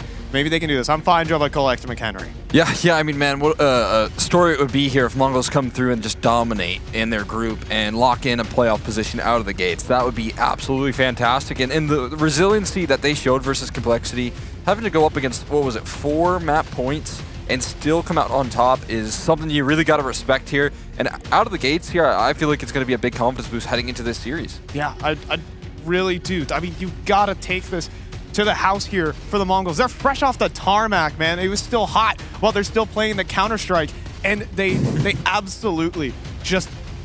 how do they do it? Yeah. Some teams would struggle to keep their mechanics up after, probably a 15-hour journey across the Pacific in a stressful situation, and these guys sit down and drop a top 10 team in the world. Yeah, I mean, well, you know that jet lag can be deadly. But, yeah. I don't know what's going on, but they're using it to their advantage here. And man, oh man, is it fantastic here. Obviously, on the other end of things, Apex putting up a really good fight there versus GamerLegion. I mean, a matchup that they're super familiar with as well, and closing that one out, being able to, finish the job there on Mirage. It was a scrappy match, don't get me wrong. There was a lot of back and forth, but again, able to rise ahead there with some of the experience that they have. And I feel like, again, if you're looking forward to locking in a playoff position here for GamerLegions, that'll really set the tone early for them. Yeah, it was really Jacob who saved the day there for Apex. I gotta say it. This guy has been hauling it for Apex. He's been on the lineup for so long. He's Apex's legacy player for the Norwegian organization. It's the Norwegian player, but he has to kind of hold off against the menacing fragging power that we saw out of Mongols. These guys just run a shoot 'em up, and Complexity were caught in the crosshairs. Yeah, it was fun to see as well. I mean, Sense play a good game. He was, fantastic here. And again, watching him and reading into some of his interviews before the Eliza final, it was cool to see him just super comfortable and playing up against some of the competition. So obviously, looking forward to what he could do if he can keep up this sort of performance in a pretty high-pressure environment. Once again, just watching him play a very good game. On top of that, the last time we casted Sense was in Philadelphia 16, I think, with Apex Rebels in Philly. So now we get to cast him again on NA soil, which is kind of a wild parallel. He's a young player, but this is not his first journey across the Atlantic. He's had some experience with the NA crowd. He's been enjoying it as well. Knock as well has made a couple of journeys over with Apex, should I mention. Getting pretty close in there at as well, Frag 17. These guys have had experience. I'm just name dropping all our local lands here. Yeah. But I gotta say, Apex have a lot of experience overseas, much more than the Mongols. This is Mongols' first international land since Cologne. This is them switching up their lineup, picking up newer players, and they deliver a huge upset versus Complexity. Let's see if they can do it again versus Apex. What if they could run it on back, lock themselves in a playoff position this early here? The Mongols on one hell of a story. They're looking to keep it on up here. First pistol round rolling out, and we've got ourselves a little double up here, and a fast play coming through from the Mongols as well. Oh, but it's Jacob on the hold. Star player, star position. The dual Beretta starts to open up, but a great trade from Mizzino, and Sense sidelines that player. But we still have forward control, at least from Sensu, but, well, we do have 9-10 also falling. Assassinito, rather, making the flank happen. Sense dropping Senzu. A little bit of, I don't know what to say, some alliteration action there as Apex will pick up the pistol. Yeah, and out of the gates, again, good run from Sense, offering up support there. Jacob, obviously the one set up right there, and being only able to find a single kill was maybe a little bit worrisome, but then Sense finds some really quick headshots to back that one up as well. So a lot of output out of Sense coming through, not only with the frags, but also with that supportive utility there. And Sasanito obviously finding an incredibly quick flank. There's not a lot you can do, and Mongols didn't even get a bomb plant there, so walking away a little bit worse for wear. Again, like you said, a team that's fresh off of the flight, and you know, if they lock this W in right now, that'll give them a day break tomorrow, which I think is something they're really looking forward to. I mean, that is just, it would just be unbelievable. The circumstances that this team is fighting in right now is, I think no team ever wants to be in this position. I mean, but they're making do, they're making it work, and they're staying together. Blitz with a great headshot on the Assassinito, and also, oh my god, it's messy. What's going on there? Sense is threatening to be knifed by Mizzino, and now we have a 3 versus 3. There is a chance here, Cole, believe it or not. Kicks in. Only the dualies. Only the dualies. The MP9 closes in. Fortunate that he has the armor, but there's a finisher from Techno. Problem is there's no bomb. That's tough. Wow, yeah, on the opposite side of the map there, he's going to have to try and make a recovery mission here, taking a tough fight, but he doesn't have armor to back it up, and will drop there shortly after. Apex, well, I mean, a bit of a messy one again. It's scrappy here, but they're kind of used to that so far. We've already seen it in that first map, and they keep it up, that resilience to hold on there for the 2-0 start. But of course, I do think that with the lacking resources, they might have invested the Eagles and the likes there, but they still have plenty of money to get the AKs on out. So just a little threat from the Mongols in that last round. This is where the real meat and potatoes is. Oh yeah, and I mean this is what makes the team terrifying. When they actually have weaponry in their hands, any player can make do in any situation. This team so mechanically gifted for Mongols. Again, just a ton of talent. Mizzino, Senzu, Techno 4K, which a funny stat for him, averages a 66% headshot rate, which is like in the top 1% of all of Counter-Strike, just to talk about aimers, up there with Bit and the likes. Just obscene aimers on this squad. Yeah, lives up to the name there of the 4K as well. Looking forward to seeing if they keep that up here. We got auto shotty rocking. That could be ineffective here on the bonus. They've got a pretty heavy lean right now. Wow. But I mean, honestly, the Mongols kind of rolling out on a pretty slow style here. Sense going for a bit of a classic, that auto shotty over towards the mid side. Ooh. They do take some initiative though. Kingston was able to set up a flashbang, playing around that smoke. I think they blew it open for an opening kill right there, and Zaza set up for success out of the gates. Fantastic kickoff. He's playing around the smoke again. A chance for a 3, takes 2 with him, and now this does create a lot of chaos in the map. Hold on, Blitz though, closing in on this angle, but Nock holds on. Digs his heels in for the site. Mizzino now tossing on the 1v3, but he's good on the first. Can he be prepared for the next? No, the Gator at range for Sen is going to close it down 3-0. Chop right there. Taking care of business. That's, again, a bit of a classic right there, watching the auto shotty roll out. Absolutely love it towards middle. So effective. And he gets it on rotation right here, but I mean, look at this opening move right now. So much risk-taking coming through from Apex in the aggression. And honestly, I love when teams play bonuses like that here. That's your perfect time to throw chaos into the mix here and put a lot of fear into the Mongols early out of the gates here, saying, hey, we're not scared to press the extremities. Just confident stuff so far from Apex. They're not letting them get settled. You know, when you let Mongols get settled into positions where they can frag easily, you know, into their tendencies, that's some really good stuff. You know, I was a little bit worried opening up with the interview with Kixin. You know, maybe not a lot of respect being shown to the Mongols, like, oh, they must be a good team. So far, they're handling it well. Jacob as well, respecting, falling back, giving them space, drops the molly. Techno just out in the open, but an amazing flash from 910 sets him up perfectly. 4-on-4 here with an open A site. That's a beautiful set piece right there, rolling on off. There's so much utility, and you can see how much space was taken there. While Apex were fully blind, and now they're in a post plant 4v4. A little bit of pop flash to go back in, but Blitz fortunate to turn away, but Sense still comes away with the double kill. 3 on the round so far, but look at this. Okay, you don't see this every day. Senzu trying to complete the flank. 4 players on his plate. First here, on to Nock. This is an amazing, amazing flank, but the smoke on the bomb, and now, well, the position revealed, there's just simply no chance. A good effort there from Mongols, really showing their stuff here on Anubis, but Apex are maintaining composure. Yeah, I mean, you just got to look at that round there from the macro sense, and you can see the chaining of flashes for this base creation right there from 910. The great utility toss, and not only towards that mid side early in the round to get them in towards that camera position, but also the late flashes to deal with Heaven as well. It's just so well coordinated from the Mongols. It's still losing effort, but it's a great idea. It's a great threat rolling on up from them on a bit of a half-buy situation. Yeah, and we, you know, with the bomb plant, solid cash, enough to get 9-10 an AWP. He might be in some trouble. Up close, quick scope does not land. Mizzino swings for the trade, and he can't hit the headshot. It's a quick triple opener here for Apex, and Mongols, well, this gun round is gonna be one to forget. And yeah, just swiped out a side right there. Norwegian duo over towards that A side. I mean, Sins and Jacob are playing with each other constantly. I love that little unison between them over there towards that A side. Not the first time we saw it in the pistol, but they coordinate their efforts so well. And Sasa keeping things contained here.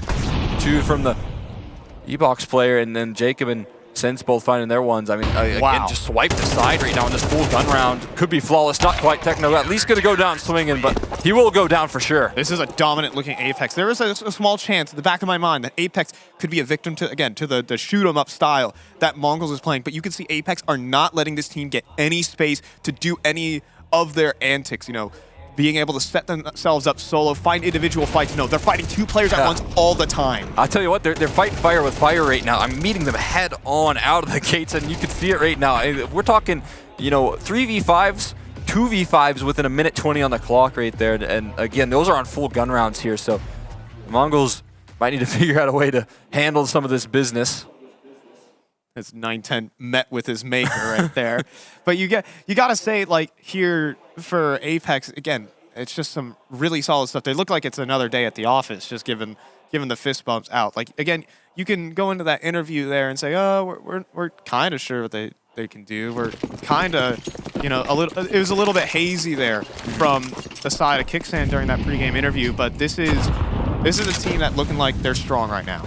Yeah, and they're getting away with it here with a 5-0 start. You can kind of make that claim when you start off so dominantly here. This time, a little bit of pacier aggression coming through. Senzu, tired of having to deal with Zaza in this position, just takes it himself, but still so very awkward handling some of these off-angle positions. This is nasty, though. Senzu's going to walk forward, but a great off-angle there. Oh, helped out by Techno from main, but now it's all over the map. It is a mess here. Mongols trying to find duels everywhere as Techno walks through the smoke to drop down Sasa, but the smoke broken. Where is this going, though? It's been implanted on the A site. Everyone's been faked out. Mongols have completely duped Apex here. The chaos right there absolutely engulfs Apex, and it causes all these quick rotations. Right now, they got a very tough retake situation ahead of them here. They've got money to make an effort here, but will they get past this utility? Yeah, I mean, 2 players behind the smoke. You know, you're in a 3 versus 3. The numbers look equal, but the bomb is that 4th player, maybe now the 5th. As the time gets closer, there's no attempting this here for Apex. Mongols with some trickery towards the end of it. I'm really loving to see it. You know, some quick little mid-round calls that are getting them in. A nice exit from Jacob. Even one back from 9-10, but Mongols, that's a good start. Yeah, I mean, that was working really well for them on Ancient. Some of those chaotic early round setups there were getting them a lot of space, getting them a lot of rotations from Complexity, and they roll that same play out there versus Apex to the same result. Successful rolling through there for the Mongols. You got to be happy with how that one worked out. But now I think the proper reaction from Apex is to make sure that they have Sasanito in that E-box position. What is this buy? Blitz with the Gator. With the Gator. What's going on the T side? Where are we going with? Oh, I know where we're going. We're going directly to A main. 2 players here in the hole. Sense in the corner. Delivers on the first, and the trade's late. Oh, Blitz. boy. He's swinging with the Gator here. Oh, and he domes Jacob at range. But the problem is he's lost 2 of his teammates. It looks sick, but Mongols are down. What a shot right there. Blitz curving the bullets, but still they're looking to fight. They're not giving up. Sins has to be careful with his utility. This burst right now, he makes it around the corner, does a lot of damage in the meantime here, and he's safe behind the wall for now, but he does need a little bit of support to get him out of this sort of position right now. Techno, how keen is he on hunting? Flashbang well placed, but also blinded up Sins a little bit.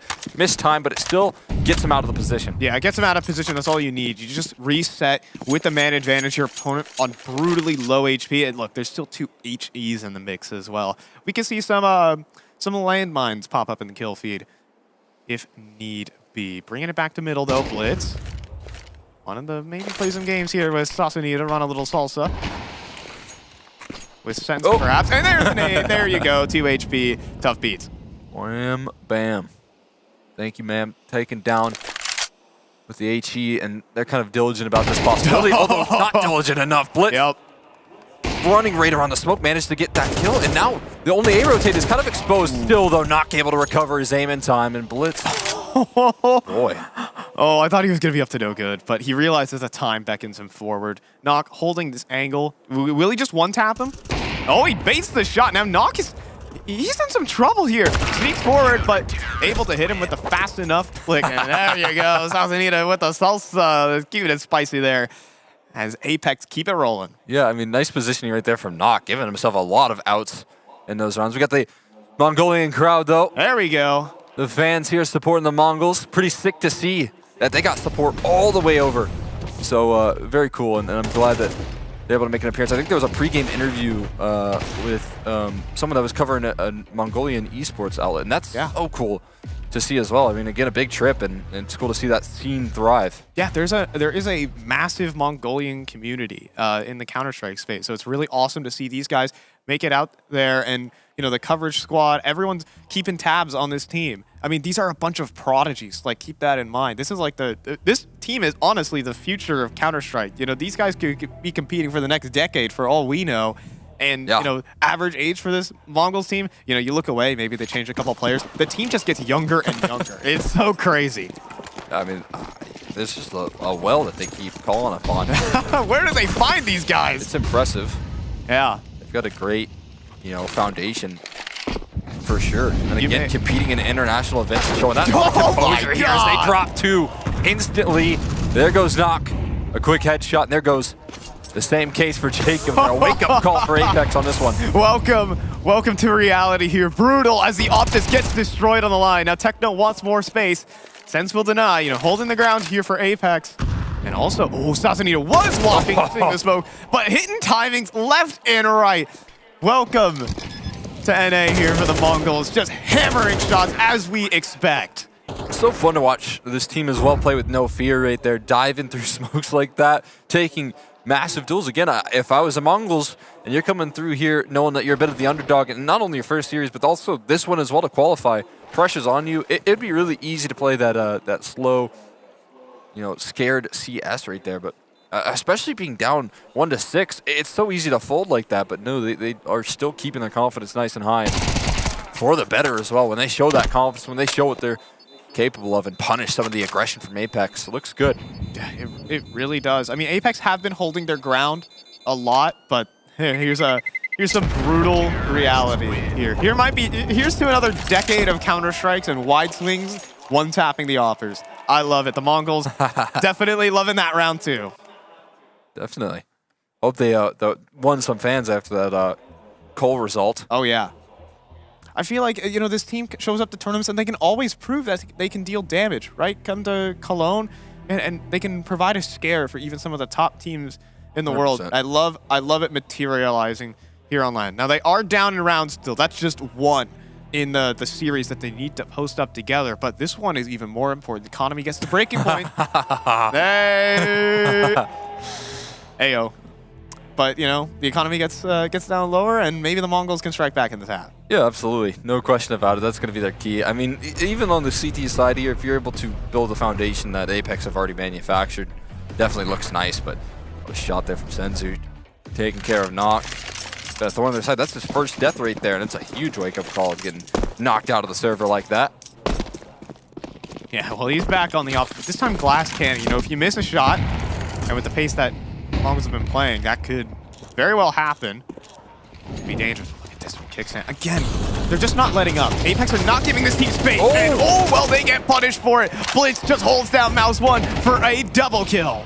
Wow, what on earth right there? So well prepped for the CT side proactivity. Had that one ready in the chamber, and they just blast you out of the server. It's the same situation here. Another just 3v5 that they have to start the round in here. And the Mongols giving them a taste of their own medicine here. Apex have to recover.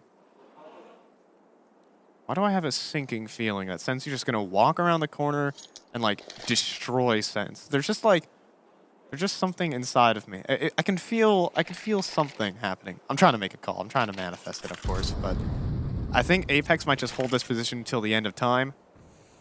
See what happens across the map. You see Mongols starting to work up that mid control. Yeah, if you're the Mongols, you're in a 3v5 here. It's so common that teams will stack a site right now, and honestly, the Mongols, they did that effectively versus Complexity.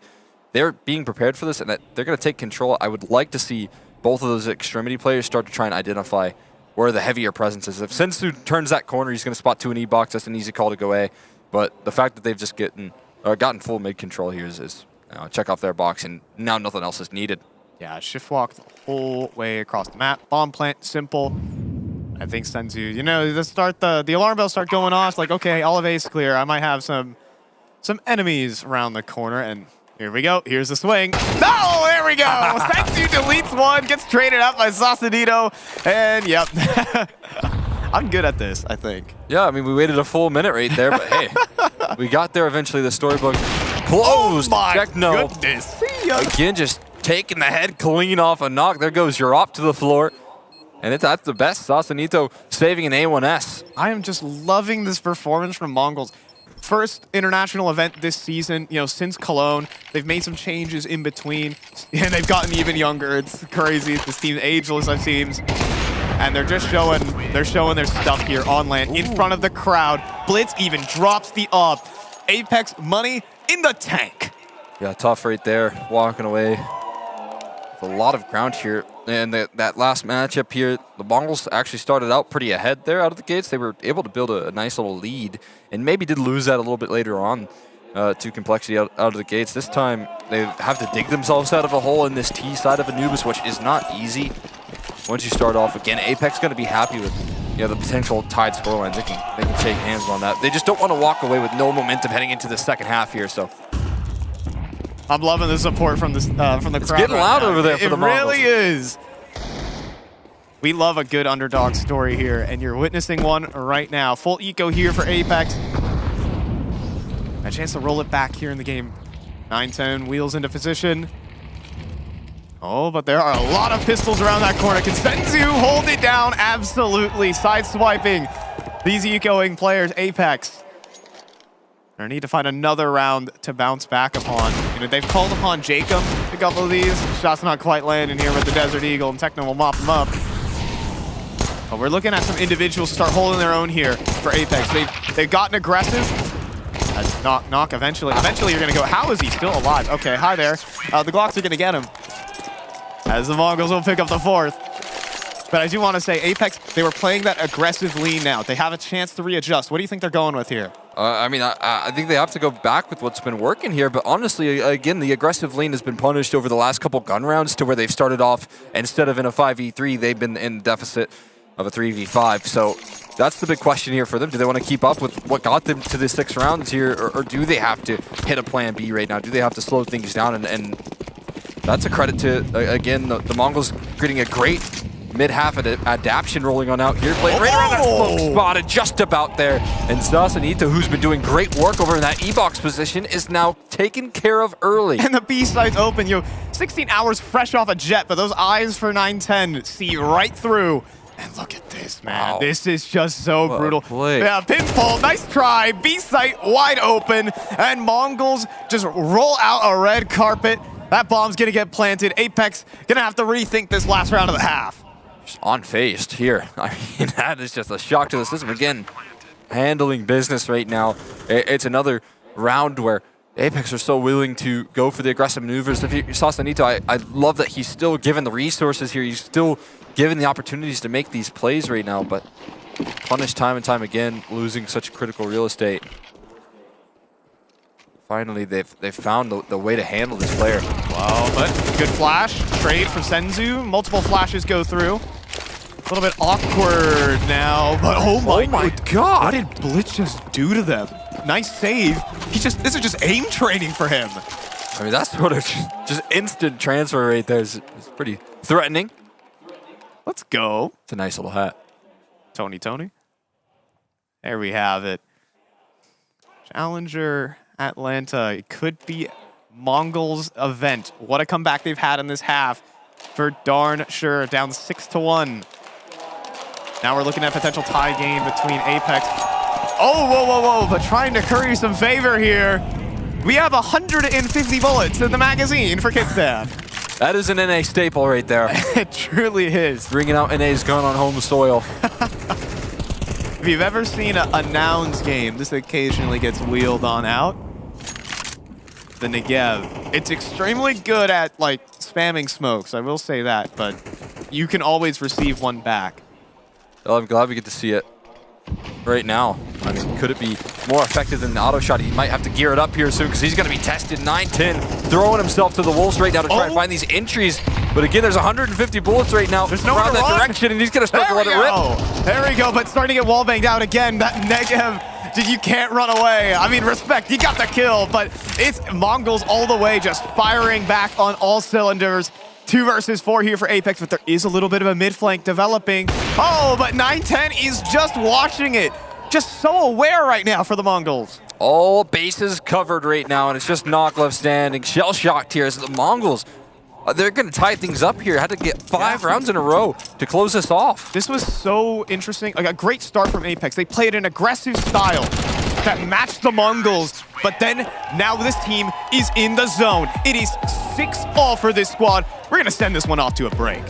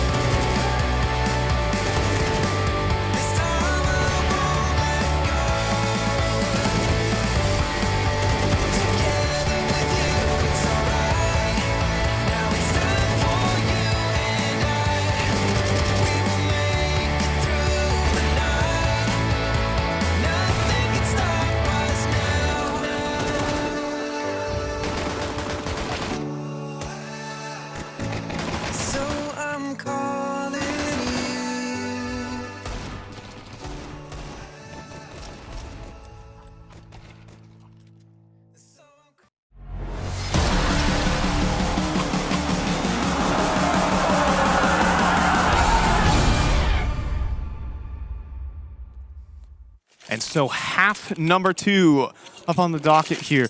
Time to talk about a little bit about Apex here, because they're without their Pro League spot, and they're a team who definitely want to get this 2-0 started. But the Mongols have the crowd behind them. Let's see if they can carry that one over into a playoff appearance fresh off the jet. Let's get it. I mean, you can't let this scoreline fool you. Mongols come through with a lot of momentum into the second half, but Apex do build themselves up a fantastic foundation to find themselves on the T side of Anubis. That can feel so strong here.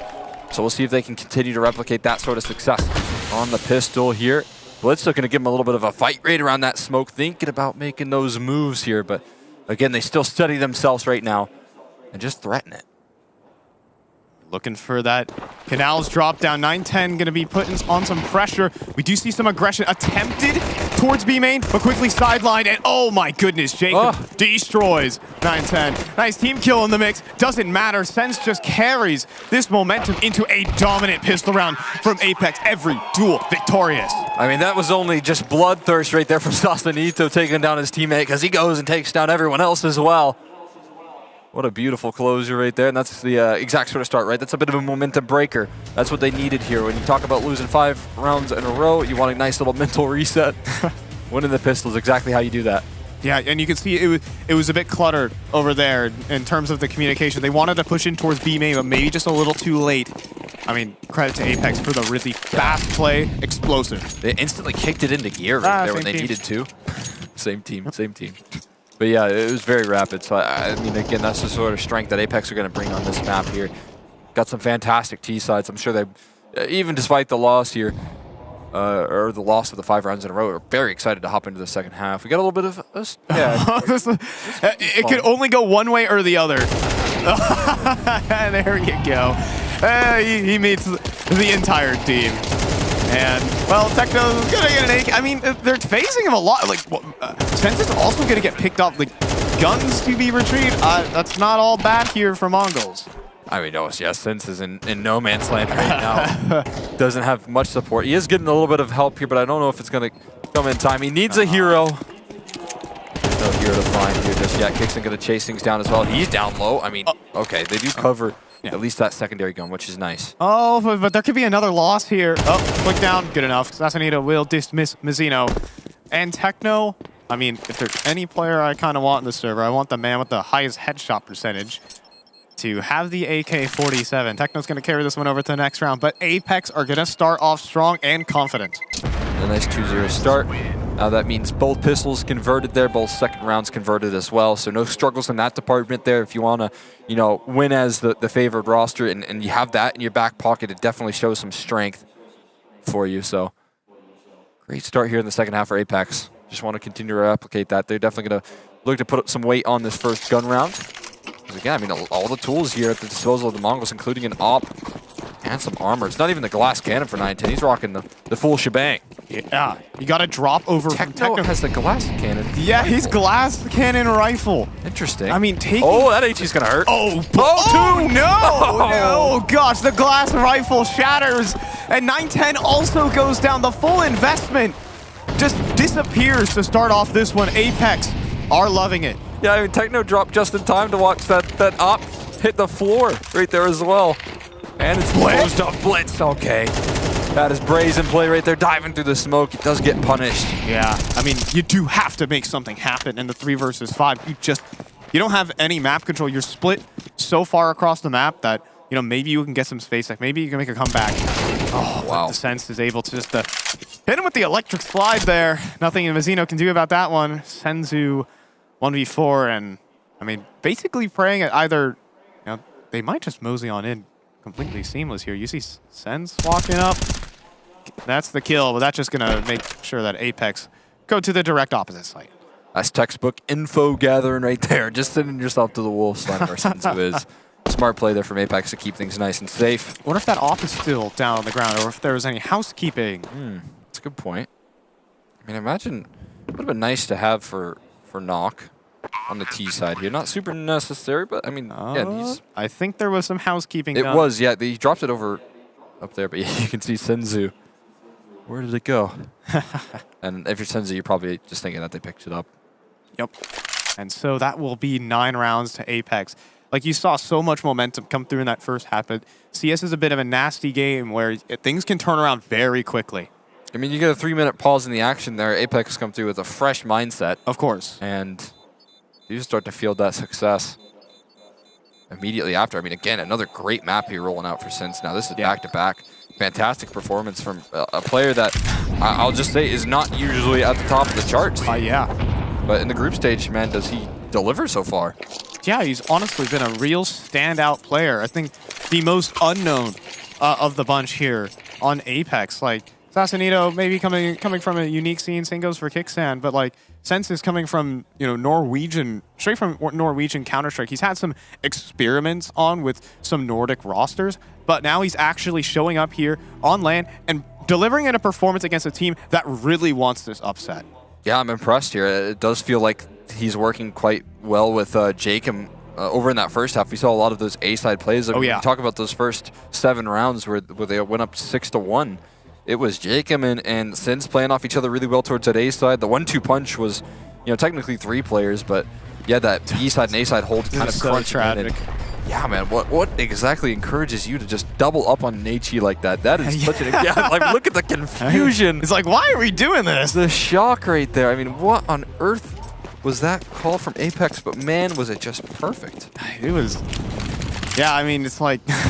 You actually just did not get to play Counter-Strike there. It's just like, good luck. Sacrificed it all for the op, and you can, you have an understanding as to why, if that's a big part of your defensive measure, because 9-10 was set up for success, but when it ends like that, does feel nullified there, but what a fiery shot here from Blitz, rolling things out with a nice shot to kick things off. Yeah, oh my goodness, but it goes right back. Sends doubles up. 17-10 right now, stabilizing this round, handles Blitz too. Like, just dealing all the damage here for Apex. And a 2 versus 4 awaits. And the Mongols probably just out of this. Charging forward, Kickstand to dismiss another. Double digits on the horizon. Now the shoulder spotted out, but 9-10 will be able to get this. The hunt is on for him though. He has a bounty, and Knock will claim it. 10 rounds to Apex. Despite the insane shot that Blitz kicks it off with, yeah, it's Apex just don't care. They just keep on moving. Yeah, it's a fantastic call. I mean, look at this. What a way to kick off the round right there. Jacob's sidelined here, but look at this from Sense again. I was reading up on the interview prior to Eliza look at Finals, that. and it seemed like this was a player that didn't get a lot of opportunity to have his own style here, to have his own, play come through into the server. Yeah. I mean, essentially said in the interview, I'm just doing what I'm told right now on this team.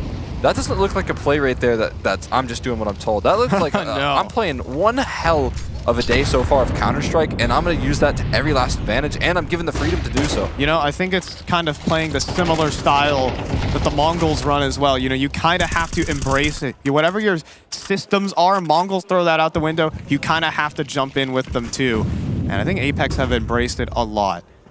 Absolutely, yeah. I mean, again, if that's the sort of on-the-fly, sort of calling and leadership that Apex are bringing to the table, again, that is just going to lead them to a fantastic floor of Counter-Strike that we've seen over this last year. It's really exciting stuff. Let's see it. And he's again given some space. Look at that confidence rolling through here.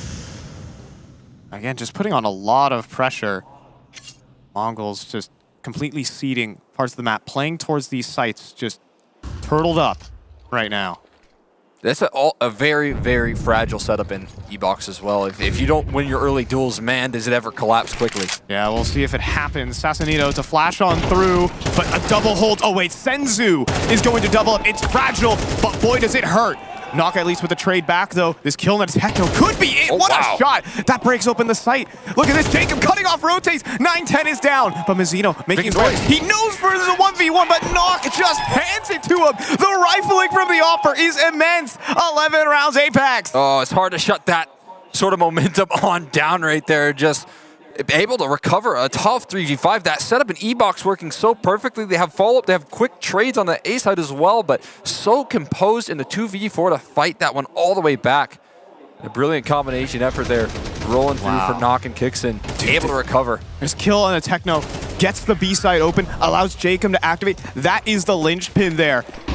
Absolutely a massive performance from a man who's definitely not known for his rifling.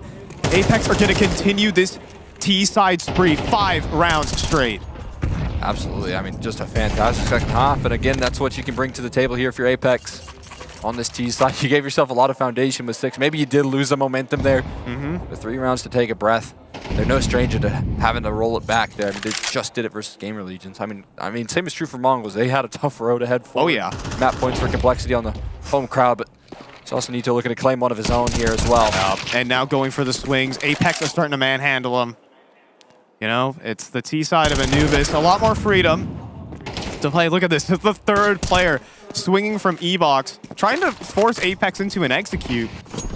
But look at this. Just some little bit of patience, a little bit of a hold, and just let him work. Look at this. Just Jacob locks into position, and Blitz just gets clotheslined. Yeah, perfect timing right there from Jacob. Mizzino. Oh, maybe from Mizzino as well. Oh, no. But look at this. Just diligence right now from Apex is the word to describe this offense. It is incredible. 30 seconds remaining, and 910 just hoping and praying. Super careful, CS. Yeah, and I mean, even if you just find this kill again, Sense is maybe going to send himself into the Wolf right here. 910 could catch a back turn to secure at least an extra rifle here, but Apex is going to be finding themselves on map points. Not even that's the case here, man. Sen just continues to play a great game so far. You got to be so happy. You know, back-to-back maps here that you're rolling on off here, and you're going to find yourself into the playoffs feeling super confident. Yeah, Sense is, man, what a game we're seeing out of this guy. It's, you could see that maybe he's not used to it. He's smiling on the camera like, I'm doing stuff that I'm not supposed to be doing. He's 19 and 11. He's getting so many of these impactful kills, and he's getting a lot of freedom, room to maneuver. It's a great comeback for a player who just hasn't seen much of the international spotlight. Now for the Mongols, can they run it back with 6 in a row? We're going to get the Gator from Blitz again. Oh, yeah. Chomps down on the first. Anything to bail you out right there on a tough round. The Gator can do it right now. Here we go. Finding further success as well. Sinsu lands the timing on the Sausanito, and things do start to get pulled back here. It's knocked through the smoke, collects onto Blitz, and at least there's a reply. There is. You see the space we're taking here from Apex is actually just immaculate in this 3 versus 4. An empty middle of the map. Isolated fights wherever they look, and if there's anyone who wants isolated fights, it is Sense. Walking around this corner, Techno round the side, but handles him. 2 versus 4 now. Apex starting to dwindle in numbers, and you can see that no one really wants to walk forward anymore. Yeah, a little bit of caution taken care here for Apex towards the tail end of this round. Not the same for the Mongols here. Do drop a player. Mizzino? 4v2, or 4v, yeah, or 3v2 now. They have a tough recovery ahead, and yeah, Zinho's a bit on an island right now with only an MP9. Yeah, I mean, hasn't had the greatest of games so far. Blitz has been hauling it. Can Mizzino at least hold on to the line? Just an MP9, but on the off angle right now. Oh, it's Bestia though. Oh, the jumping knock makes it possible. Apex looking to lock it in here. Kicksan with some excellent fragging. And I think the upset storyline could come to an end. Senzu has to bring it to bear, but Knock holds the line, and Apex show up with discipline, diligence, and a flawless T-side. If they're going to close this out, they got to do it the hard way here to make playoffs, as Apex just asserts some dominance in their second map here of the day. Another great map from Sense. You got to be happy with your result, and again, that's some huge confidence leading into that semifinal that they'll now lock themselves into. Yeah, but for the Mongols, it's another day of rest. You know, this has been a long marathon for them, and they can be proud of what they put up. You know, they're heading down to that decider game going down tomorrow, so we'll see how they can handle it. We're going to toss this one off to the desk. They can break this one down. At the start of today, when Apex was about to play GamerLegion, I addressed some of the rumors and mentioned, well, if some of these conversations are happening behind the scenes, it might affect the team. If these conversations are happening behind the scenes, it has definitely not affected the team, because JRT, they are now in the semifinals of ESL Challenger Atlanta. I told you, the rumors aren't bothering them at all. I mean, they looked strong there, and Knock, pop-off performance, I mentioned that too. Lucy kind of talked down on him a little bit, but I mean, he definitely showed his stuff there. I understand it, because that first map wasn't great for him, but this time, he was everywhere. Not just with the AWP, but with the rifle as well, and that 2v4 unbelievable recovery. They did not let Mongols get a single round in the second half. Yeah, I think what was key here is, I talked about how earlier in the both opening games, Mongols played really good Counter-Strike against Complexity. Apex with GamerLegion very messy. Felt the other way around. It felt like Apex were playing much more structured, much more calm, controlled Counter-Strike here. They didn't let Mongols get up to the sort of business they did against Complexity. Let's find out how Apex is feeling after this victory and securing their spot in the semifinals. I'm here with Sausanito after their win, after the spot in the semifinals, their play through to the last day of competition. Sassanito, that was a tale of two halves, right? You had the comeback in the first half, Mongols maybe building a little bit of momentum, and then the side swap, and you guys shut it down. What went into that dominant second half? I mean, we were really focused at the start to take as many city rounds as we can because we know we were struggling at the start, like on Anubis, city side, but on this side we are like confident, we know that we are doing good, so we were like really confident to go into this side and we believed in ourselves. Now your opponent, the Mongols, they've been a little bit of the upset kings. They're a dynamic team, very aggressive, lots of individual form. How did you handle that? Was there any sort of prevailing philosophy headed into the game? No, we just did the same as we did against other opponents. Like we played our game. Yeah, they had like a kind of different play style, but we kind of played aggressive, so it was working. Now, you've had a string of good LAN results, right? Coming off of the finals over in Eliza, now you're here into the playoffs already after a run through the upper bracket. Do you think momentum's building behind this team? I hope so, yes. I mean, we're just playing here to have fun. It's the last tournament of the season, so we are enjoying the game. So we're going to give it all and hopefully make it to the finals. Love to hear it. Congratulations on the win. See you Sunday. Back to you on desk, Sam. Thanks so much, Mike. Lucy, what did you think about that? Yeah, you know what? He just said that again. Exactly what I said Jacob said like a couple of weeks ago. They're just playing fun. I guess it's working. I don't know if that's the best approach, but hey, look, if it's working for them, it's working. We can see the match stats. Sense and Nork at the top of the board. Sense, and again, another really good performance from him. It was a little bit less even on the Mongols side. We saw against Complexity how everyone was stepping up. This time around, wasn't really the case. Very top heavy with Blitz and Senzu. Is that where the jet lags now hit? Because I felt like this Mongols team looked a little less inspired. Yeah, maybe in the second half when the jet lag was starting to hit them a little bit, you felt like their play was a little slower than usual and they didn't have that same explosive power that they had in the first half in their previous maps. So yeah, probably some of that hitting in. As young as you are, eventually it's gonna come after you, and it felt like it hit them there for sure. What do they need to change? I mean, look, the problem with Mongols, I would say, is that they are kind of one-dimensional, right? They have their one style of play where they're going to go out and they're going to be aggressive, they're going to get in your face, they're going to play that style of play that's local, that's familiar to their region. But after that, if they're challenged, there isn't really that second level, I don't think. So they have to work on getting that second level, adapting to what's being thrown their way, and I think they'll get better off of that. And they can only get that with experience, though, at these types of events, which is invaluable. And a good night's sleep as well. I think that'll make a big difference. I think that was really what we saw on display here. It just, yeah, they've been traveling all day. They come straight to LAN. This massive opening game versus Complexity. The highs there, it starts to wear off. You've got to wait a few more hours. You don't really want to sit down and DM in that time. You got to do it. You got to keep your mind focused. And I think that focus started to slip. We saw they started to come back into that T side. It was actually decent towards the end, but it was such a slow start. They didn't have that slow start versus Complexity, and that was what allowed them to then take it to overtime. Was they got off to a really fast, explosive start. Took them a bit too long to get going here, though. Our aim high head-to-head is ready, and I think that it's important that we pull up these two players and highlight exactly what we were thinking about their performances in the server, JRT. Yeah, look, I mean, Nock was a player that we both highlighted, said, oh, is he going to perform well? Is he not going to do it? It felt like he absolutely stepped up his game here, and I don't think the ADR That's the tournament stats. Oh, okay, sorry. The whole time. I thought it was, okay. But either way, like his ADR, all of his stats were way better than what you're seeing here in that last map. So honestly, big improvement for him. And Blitz as well. I mean, Blitz was fantastic. He had some great entries on T side. He really performed at the level we saw from him in the previous map. It's just that, like we alluded to, everyone else on the squad slowed down significantly. Yeah, when we first thought that T-side started to get going, the damage they were doing in the anti-eco against Apex in like round number 2, where Apex just sort of pushed, and I was thinking, oh, okay, you're giving Mongols exactly what they want. Blitz gets a double with the Deagle. We saw later on multiple multi-kill rounds, and he's the IGL as well, right? So leading from the front, and I think it's really important, particularly when you contextualize all the jet lag and everything in their experience. You want your leader to be stepping up and showing you, come on guys, we can do this. He put up in the numbers, team didn't bring it across the line, but it was still a great showing.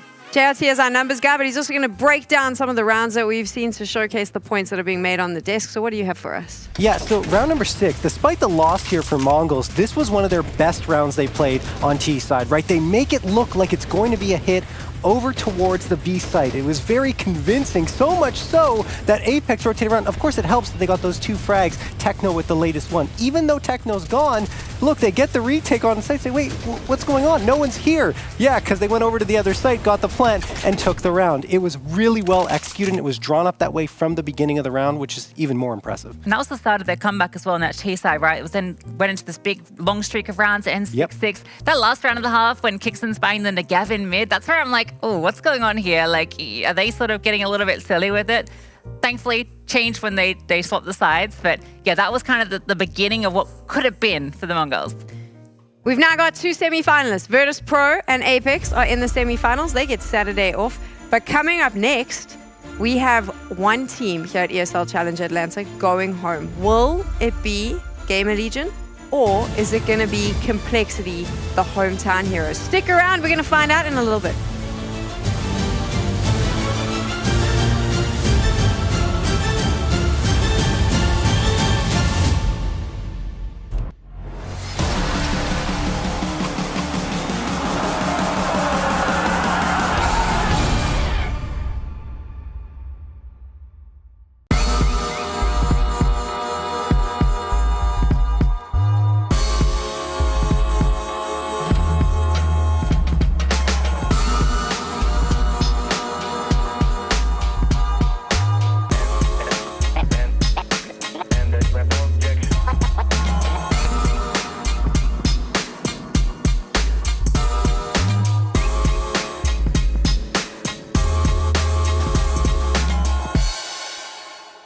Meet Bob.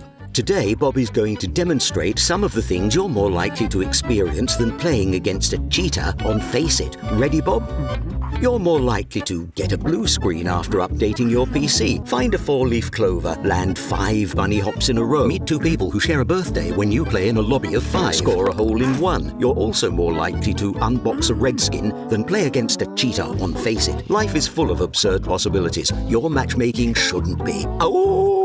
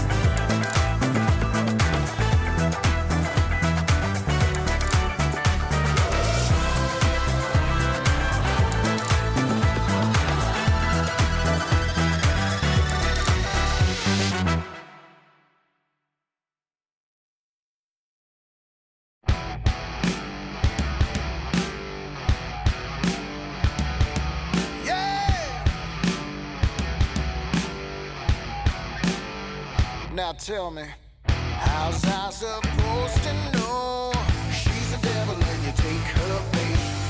Just when I'm good to go, that's when she's gonna make you wait. That's fine, I'll take it slow. That's when she's gonna make you chase. Burn by her fire and all I know is she's a devil I can never control. Take pity on me. That woman's gonna steal my soul. Take pity on me. Just when I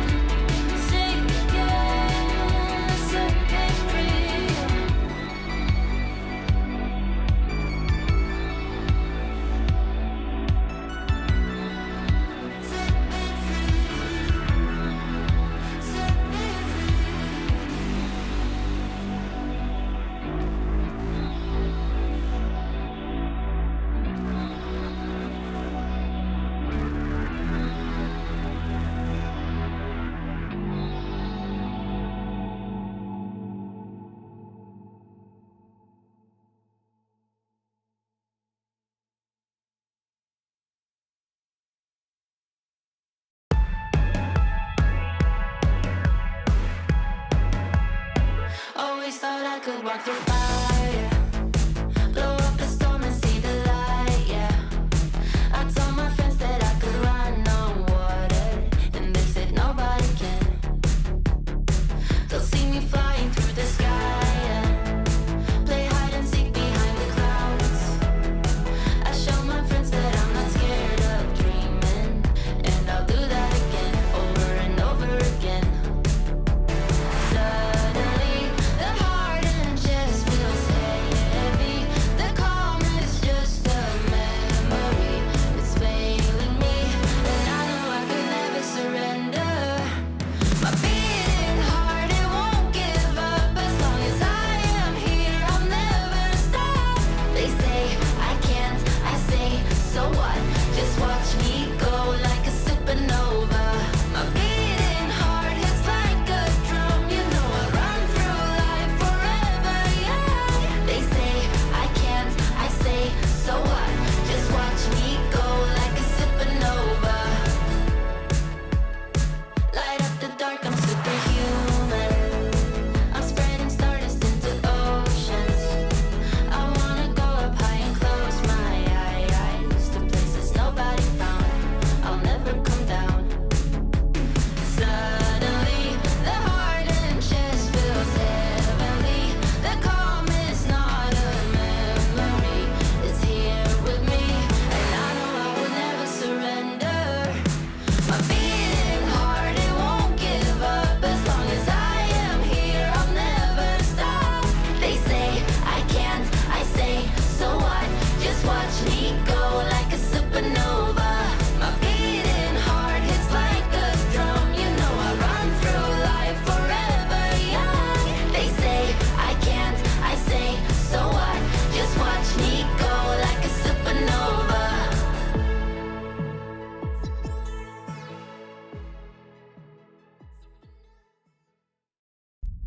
ESL Challenger is brought to you in part by Intel, Acer Predator, DHL, Monster Energy, the United States Air Force, and 1xBet.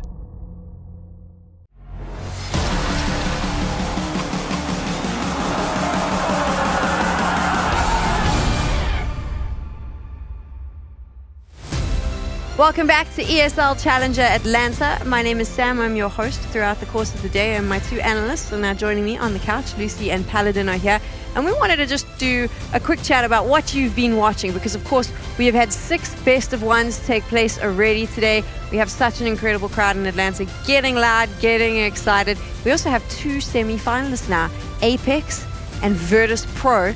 They get Saturday off to have a little walk around Atlanta and enjoy their time with your Virtus.Pro play deathmatch, I'm sure. And then, of course, on Sunday we'll be seeing them in the semis. But now we get into the best of 3s. I thought before we do that, it might be fun to recap a little bit of what we've seen so far. So, Lucy, for you, if you have to think about those best of 1 standout moments? It's got to be Mongols taking down Complexity, right? In overtime, no less, on Ancient. It was just poetic, it was beautiful, and now, it gives Complexity this deep run they have to do, and it kind of makes that comeback story more exciting. I'm not going to go that way because I want to block that game out of my memory. I'd rather focus on a completely different team. VP actually giving us 2 strong best of 1s. Who would have thought that they're restricting both their opponents to single digits? I just wasn't expecting it whatsoever. Really? No, I really expected them to just draw things out and make things as difficult as possible for themselves, because they love to do that. Regardless of how good they look to start the game, sometimes they get really messy to finish it off. And the fact that they were able to keep it clean throughout, I'm scared for every team in the playoffs, because this team looks hungry. And after losing that Yon chipping semi, there's a serious chip on all their shoulders. Yeah, I gotta say, that was the best looking VP I've seen in a minute. Like, just the change up they brought through, Norbit sort of having so much impact, finding all that space. It felt like they had a lot of variations, it wasn't just the same kind of drawn-out Counter-Strike that we're used to seeing from them. So if that's a sign for things to come, then, well, maybe VP will get some new fans that kind of enjoy the variation. Enjoy the variation of VP. Who thought we'd ever be saying that sentence? Any players in specifically that you've seen now through the best of ones, Lucy, and you're thinking, wow, that's someone that we need to watch out for? I like watching Senzu play. I thought he was really good, but I think the real rookie standout to me has been Sense. I think what he's been doing with Apex, after, I guess, a slow start from him and his debut on the squad, the fact that he steps up here when Apex are really looking for their kind of first trophy, right? The fact that he's stepping up in this environment is fantastic. Sense has done so fantastic. I was very critical of him prior to this event, and the fact that he stepped up in this way, he has big shoes to fill for Stiko, and I mean, he looks far more comfortable after just a couple of months. I'm really impressed by what the young gun has to offer, and of course on the Mongol side of things, we have to talk about Blitz as well, leading from the front. I mean, the amount of impact that this guy has while calling is so impressive. I mean, and again, we can't stress this enough. They come off the plane into playing, knock out or knock down Complexity into the lower bracket, and you know, they still got another chance now, pushed Apex at least a little bit. I'm really excited to see what Mongols have to offer with the rest.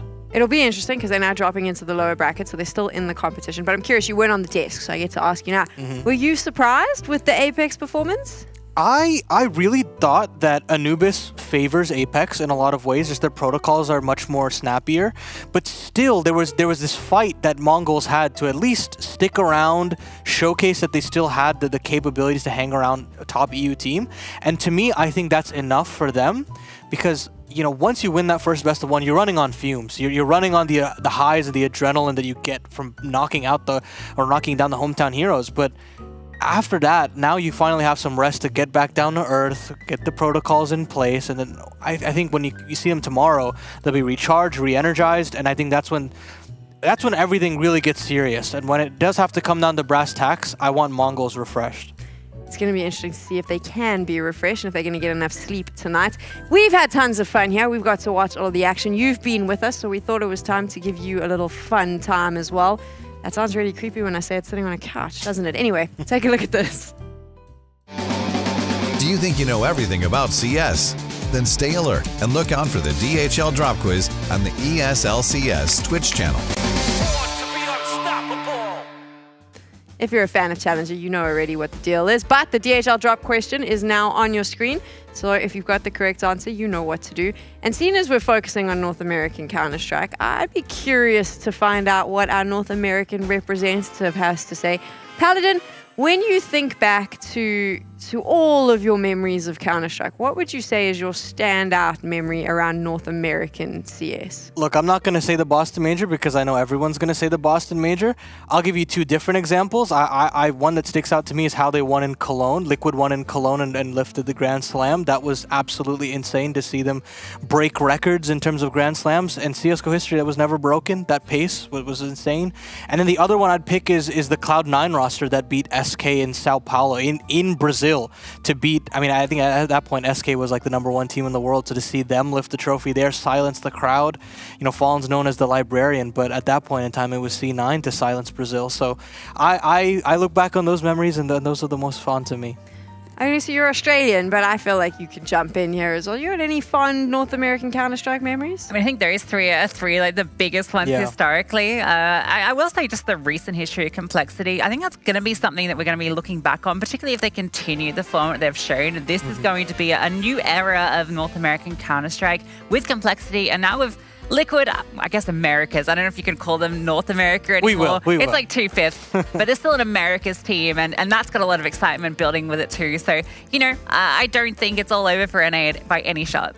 I'm being really cheeky now because I'm speaking to a crowd of Americans, but when you said there, Liquid's not really, you know, fully American and Paladin jumped in, I was like, they've already claimed them. Like, that is it. Liquid is fully NA. They are going to get their citizenship. They're going to have their passports. I mean, they've got Twist, right? So I think any team with Twist is going to be an NA team. 100%. I mean, you look at NAF. NAF's been heralded as NA's savior for so long, and now you throw Twist back in the equation, everybody's going to be head over heels for that team. I'll tell you that much. Oh, I love how you just claim all of that. Okay, it's fine. You can have them for now. We'll decide. But we are, of course, getting ready now. Now it starts to get really serious in this competition because now it's do or die. It's elimination matches, right? We're moving into the best of 3.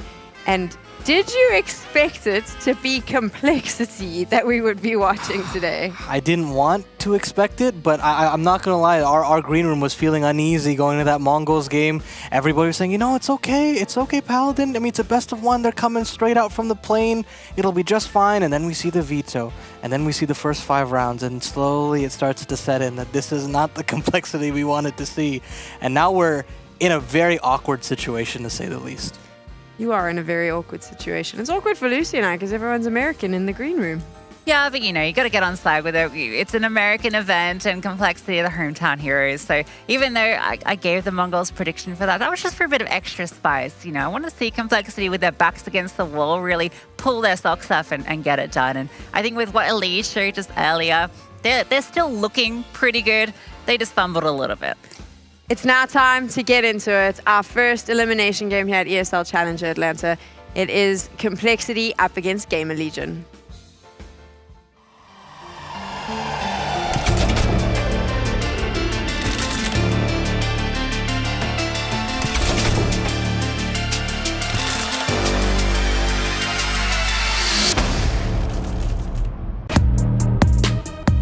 Current state is, I would say we're not that good right now. I don't know what's wrong with us, like maybe we have weird mental state or something.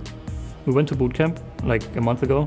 Before that, it was really good. Everything was nice. Practice was nice. We were beating like very good teams and everything was nice. We had so many new stretches and stuff. But when it comes to LAN, I feel like something feels a bit off.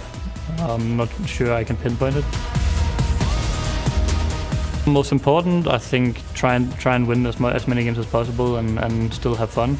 Because we lost so much recently, I feel like we lose kind of the mental side of it and kind of go down like a dark hole, like we're not talking as much or having the same energy as when you're winning. And I feel like having that same energy all the time is something that's very important. GamerLegion has had a bit of a rough time recently. It hasn't been going as well as they want, and now they're going to have to face up against Complexity, who has a crowd of people backing them the whole way. Here on the desk, we're going to try and give you an unbiased opinion of what's going on here and give you all the analysis you need to get into this game and ultimately decide who your hero is. Complexity lost to the Mongols. It shouldn't have happened, Lucy. Yeah, it shouldn't have happened. But, you know, hearing that interview from GamerLegion from Acor, that didn't sound good at all. That there was no confidence there. That is not what you want to be hearing if you're a GamerLegion fan. If they're saying they don't know what's wrong, how do you even fix it? Could it be a bit of fatigue, Paladin? I mean, I think that it's just been a really... Where did you even find the time to change? He's got skills, man. That's skills. We in North America, we got to suit up whenever the time calls. Complexity need a fan here in the green room, and I'm going to give it to him. Okay, the veto's up right now, and I think that this one's important. It is a best of 3, so let's see how this plays out. I would love to hear what you're thinking about this, Paladin. Yeah, I think the thing about Complexity is they've got a great veto. I mean, they've got a great map pool as well. I think if you have to look towards GamerLegion and want to push this to 3 maps, Vertigo's probably your best option. I don't really feel like there's anywhere else they can go towards. Snacks calls a pretty decent T side there, and the CT side can kind of work on its own. This is what I wanted to see from Complexity, though. Picking into Nuke, punishing GamerLegion for the shallow map pool that they have. I mean, Grim is fantastic top side. Floppy does a lot of great work in ramp, and Elige particularly. We've seen the good form, and he should be able to do work on outside. And then you look at that decider, Overpass. We've seen some incredible CT sides from Complexity on that map in particular. So as far as I'm concerned, I'm a happy camper. Yeah, I love the nuke pick, right? Because GamerLegion, they had that one great overtime win over FaZe at Sydney to kick things off. Everyone got excited about this team, what they were going to do. And then they just fell off. They're on like a 5-map loss streak on nuke at the moment. It's not looking good. That's such a punish pick coming through. I think Vertigo is kind of good though, right? I feel like that's a map that they can flex over Complexity. Have been not really playing it a lot. It's a bit of a gap in their pool because a lot of teams aren't fond of Vertigo, but GamerLegion, I think that's a map they have to win to begin with because of how strong Nuke is, but it's definitely a map they can win on. We do have an opportunity to find out how our players are doing. Mike caught up with them before this matchup, so let's hear from them now. I'm here with JT from Complexity ahead of their matchup against GamerLegion. JT, you had a bit of a tough draw in the first one, right? Comeback coming through from Mongols. Bit of a surprise upset. How do you reformat, reset after that kind of a loss? I think we all know that we should have won the game, so we just said to ourselves, like, yeah, let's just make sure we don't we're not going to put too much into it because we're playing a BO3 in the same day, so we just got to focus on the next game and just, we played well. We just messed up some rounds that we shouldn't have, and Your opponent here, GamerLegion, what do you make of the matchup? They have a sub, so they obviously don't have everything that they usually do, but I think they're a good team. They've been struggling a little bit in their most recent games, so we'll have to see how it goes. But I think they're a good matchup for us. We obviously don't have much prep because we were focusing on Mongols, and now the game's on the same day. So I think we have a good chance of winning. I think it'll be close though. Good to hear. Good luck going forward. I mean, an honest opinion, we didn't play that well. We know what our mistakes are, but now we'll just focus on the best of 3. Yeah, it happens in your opening game, right? I think the big issue for Complexity as of late has just been crumbling under pressure. We've seen it so many times in big matches, particularly against FaZe, who they seem to always be playing against. But the amount of clutch situations they lose out, I'm talking 4v1s. I think they got 4v1 twice, 1v4 twice. Very recently. So they're a team that can, when the pressure's on, start to crumble, and they can't afford that here. We saw it earlier today against Mongols. I feel like with a bit of time now and going into a best of 3, crowd on their side, they shouldn't have that issue, but it does still come up. That's the worry, right? It's the worry that they'll crumble mentally, and this has always been a problem for Complexity, even before they hit this big stride, before they had a Liege on the team. But now that you have him integrated, the expectation is that he settles down the troops, they find a way to get through that mental barrier, and they've just got to find the way to overcome it once or twice, and that's when you can kind of look back to those examples and say, hey guys, this is when we didn't fold previously, and this is a prime example of a game that they just got to go out to the races, try to make this a comfortable BO3, and then just roll into the rest of the series tomorrow. So we heard a Liege speak earlier on before the show started, where he said, obviously they've seen lots of the roster changes happening. They're feeling quite confident because they've kept this group together, and with him coming in, they're working on that. How much pressure is now on the shoulders of this team? Because the season starts very early next year. Mid-Jan, they're back in competing. Ending on a loss at Challenger is not going to be a good look for them moving into the new season where the major is so early on. Oh yeah, I mean, you have to stew in that for through the holiday season, and then you got to come back into competition and now just re-motivate yourself to qualify. And look, this America's Armor is going to get tougher and tougher as time goes on. A lot of teams are developing, gearing up for that major cycle. And Complexity's got to be in tip-top shape, and to mentally be checked out if they get eliminated here, that is the worst possible case scenario heading into next year. I'll counterpoint that slightly by saying I don't think that they expected to get into the grand finals of IEM Sydney, and I think that has kind of set maybe expectations externally on them that they should be going to grand finals and events should be doing deep runs. They had a great start to CS2. I think they're still performing really well. It doesn't matter if they bomb out here, I think, for them mental, just because they've already kind of exceeded expectations to begin with in CS2. Obviously, it helps, though, to go out on a win. I do think it helps to go out on a win. Right, we have GamerLegion ready, and I'm curious as to how they're feeling after that loss against Apex. I'm here with Snacks from GamerLegion ahead of their matchup against Complexity here. Now, Snacks, elimination's on the line at this point. First round didn't necessarily go so well. With that added pressure, how do you keep the guys motivated? How do you keep them sharp? I mean, for the last tournaments, I think I can say that I'm get used to it a little bit, that we are on the brink of elimination. So I think it's fine. You need to do what you need to do, so we're going to try our best, obviously. Now, talking about your opponent, Complexity, bit of a tough draw in the lower bracket. How are you feeling about that matchup? I used to play versus good teams, and I rather play versus better teams, I would say. I'm not saying that Apex were bad or something, but if you say they are higher in the ranking, I feel better versus opponents like them. So I can just wait for the match I want to play, and I think it's gonna be a good match. If not, unlucky. I'm excited for it. We'll see if you do get lucky. Thanks, man. Good luck.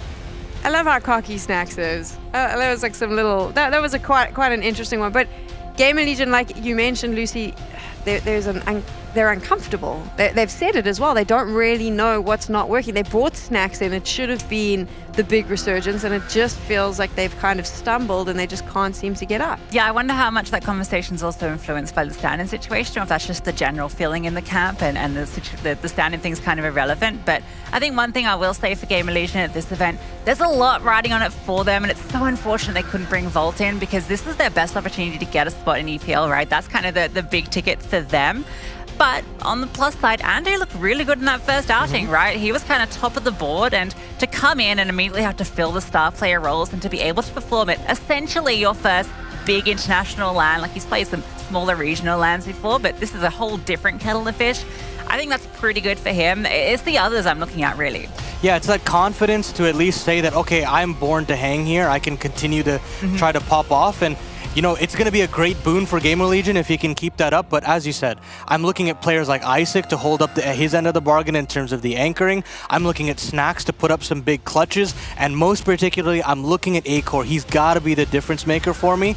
He can be a little inconsistent, but when he gets the ball rolling, I think he can take over games. The thing about GamerLegion, and I had this debate with JRT earlier, is when the chips are down, their backs are against the wall, and everyone's given up on them, is when they are at their best.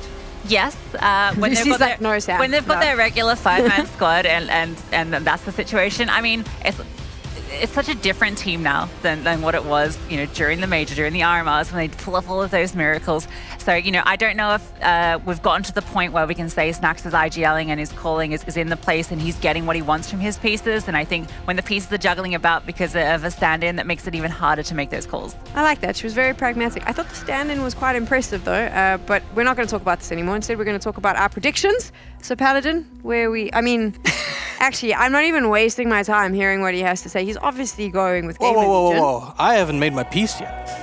I'm going to go with GamerLegion here. No, of course not. Why would I ever go with GamerLegion? I've got the American flag. I've got the Cole jersey on. I need them to show up in Atlanta, put GamerLegion to bed, and we need to see him tomorrow hungry. Let's go Complexity. Look at that. He's got the crowd behind him as well. I mean, Lucy, do you want them to boo you? Yeah, how can I look at that beautiful crowd full of all of the local supporters come out for Complexity and say anything other than I think Complexity is going to win it? Even if you didn't look at the paper and the fact that they are just the better team at the moment, in better form, with better stars hitting, it's just poetic. They need to win this. There we go. So 2 of the desk are with Complexity, and obviously Complexity is technically South African because their coach is South African, as is JT, so I have to go with Complexity because it's a national pride matter. I don't know what I'm doing. I should never be allowed to do predictions. It's absolutely ridiculous. But there you go. I mean, I think Complexity are the favorites. I think that they need to do this. But I'm concerned for GamerLegion for the future. But also, there is a part of me that just wonders if Snacks can pull a miracle out of his pants. Look, he's definitely done Merc. It's late, and sometimes I say ridiculous things. That one took a second to click, and yeah, well, anyway, hopefully no one's pulling anything out of anywhere. All right, I think you know what? a win out of their pants. We'll just start. We do not want Snacks to pull anything out of his pants. We just want to get into game, and I want my mic muted, so let's do that. Well, that was a throw. Well, this desk seems very, patriotically motivated, Cole. I want to... But I can't feel... I feel a sense of defeatism about myself. I cannot lie. Look, guys, there's like a pit in my stomach that says, maybe GamerLegion got this. Look, guys, it's hard to have faith when you get upset by Mongols in the truly most North American Counter-Strike fashion, but guys, let's give it up for Complexity! Yeah, I mean, I'm so looking forward to seeing what they are capable of doing, what they're capable of bringing to the table here. Obviously, all NA stories here, most of them at least, when they go on to win a big event, start down in a nice elimination matchup. So, maybe that's the start here of Complexity's story. They have to start off with a tough elimination match after a really tough defeat, to be honest with you, in that 4 separate opportunities to close out there on their opening map pick. All of them missed, yes, but again, with their backs against the wall, I can imagine that this team's looking to stand tall. Yeah, and for GamerLegion, they're trying to at least rise up a bit. It has just been a sea of losses for them. They're underwater right now, and I think the mentality of the camp, you can kind of feel it, but they had a little bit of hope at least going for them against Apex. You had Andy with a huge overperformance, but they kind of just staggered up to 11 rounds. It was really Apex who were dominating the kill feed left, right, and center.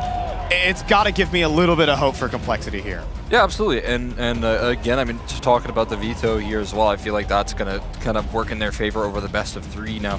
I feel like also GamerLegion, like you said, the attitude there wasn't super promising. I think it was super realistic when it comes to talking about the struggles here, when it comes to talking about how they want to rebuild their foundations from that point. And I'm hoping to see some of those struggles get swiped aside there. But again, is that going to be up against what is one of the tournament favorites here, and an elimination matchup with the home crowd cheering against you every time you lose. That's obviously going to be a tough ask. Yeah, but here for GamerLegion, I'd have to say that the pressure is certainly off of them. They kind of know that they've reached the end of their season. We're playing here with the standard. You know, we've been on the absolute grind. This team has run 3 back-to-back-to-back international events prior to Atlanta. This team has been around the world in a month. So it's like, at the end of the day, you know, you're kind of reaching the finish line. Maybe this team can play without pressure. Maybe this team can frag. Absolutely, 100%. They're so capable of bringing that to the table. Looking forward to seeing, again, if we can get that life out of GamerLegion. But of course, Complexity coming through here, want their revenge. Obviously want to make it to playoffs. And as Ades mentioned here, they got a lot to look forward to coming up in the next year with this rebuild project here, bringing in Lige, the superstar of this roster here. And we're going to be kicking things off on Vertigo here. First map of the day. For this best of 3 here, elimination on the line, and one of these 2 teams going to be heading home. Yeah, and well, I think the North American crowd does not want that to be Complexity today, and we're kicking it off on Vertigo. Let's get it going, NA, let's go! Oh yeah, absolutely. Complexity ready to go here on the CT side here. We got Verdi out of the gates, and we've got an exciting pistol round here. We got Dolies close by. You'd love to see them here. Halzerk wielding them. Needs to be sharp here as Keo's looking to turn around that corner. Thinking about it, advances forward, the dual Berettas, the laser cutter, jiggle peek, but oh, wow. Keo's excellent shot. That's the utility as well. That can allow the split to go down. Nice little start right there. That's just going to immediately cause some concern here for Complexity out of the gates, and it's already getting rotations right there. You can see a couple players' attention turned elsewhere. Keo's doing a great job of drawing them in, clapping his hands here for those B players, and yeah, it's up to Grim here to lock it down. Here we go, off angle taken, but no headshot immediately. Now to be swarmed by so many players. Floppy backside though, there's another. JT with 2 as well.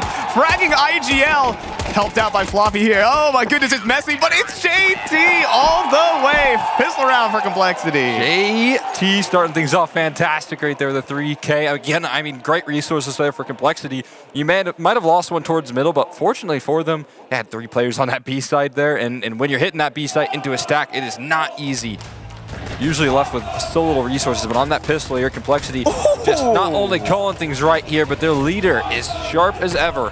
Yeah, and I think that's been a huge thing. When JT is playing well, this team plays well. Huge, massive performances in so many impactful matches so far this year. Talk about FaZe Clan, IEM Sydney Grand Final, just single-handedly powers them to a map victory on that overpass. So it's, you know, JT has been such a solid factor for this team, but sometimes it's a bit hit or miss. I mean, everything just kind of accounts here for JT getting a big CS2 buff, maybe besides the stats here, just like on pure numbers.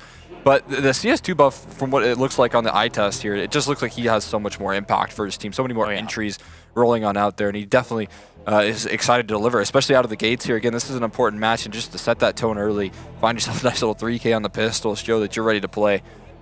Fantastic.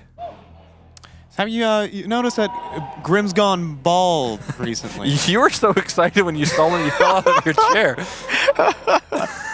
What, is he like, we call him Brim or something like that? I don't know. Are we T or CT? Grim ain't complain. He's actually colorblind. Wow, I didn't actually know that. Wow, it's impressive. I wonder for like which colors. I guess like what? Yeah. What's the most? Do you know what the most common one is? No. Hot trivia. I mean, tell you. we're Counter-Strike casters, not scientists here. Luckily, I've got full color vision, so. Thanks, Cole. All right, now we're back in it. Complexity versus GamerLegion, taking it away here. And it's just going to be a little full eco. JT, 3K, and no bomb plant even allowed. Got Lige rocking no head killer, but JT feeling confident, just swinging for the fences. Got his 3K on pistol. He's getting right on into that A1, firing down range.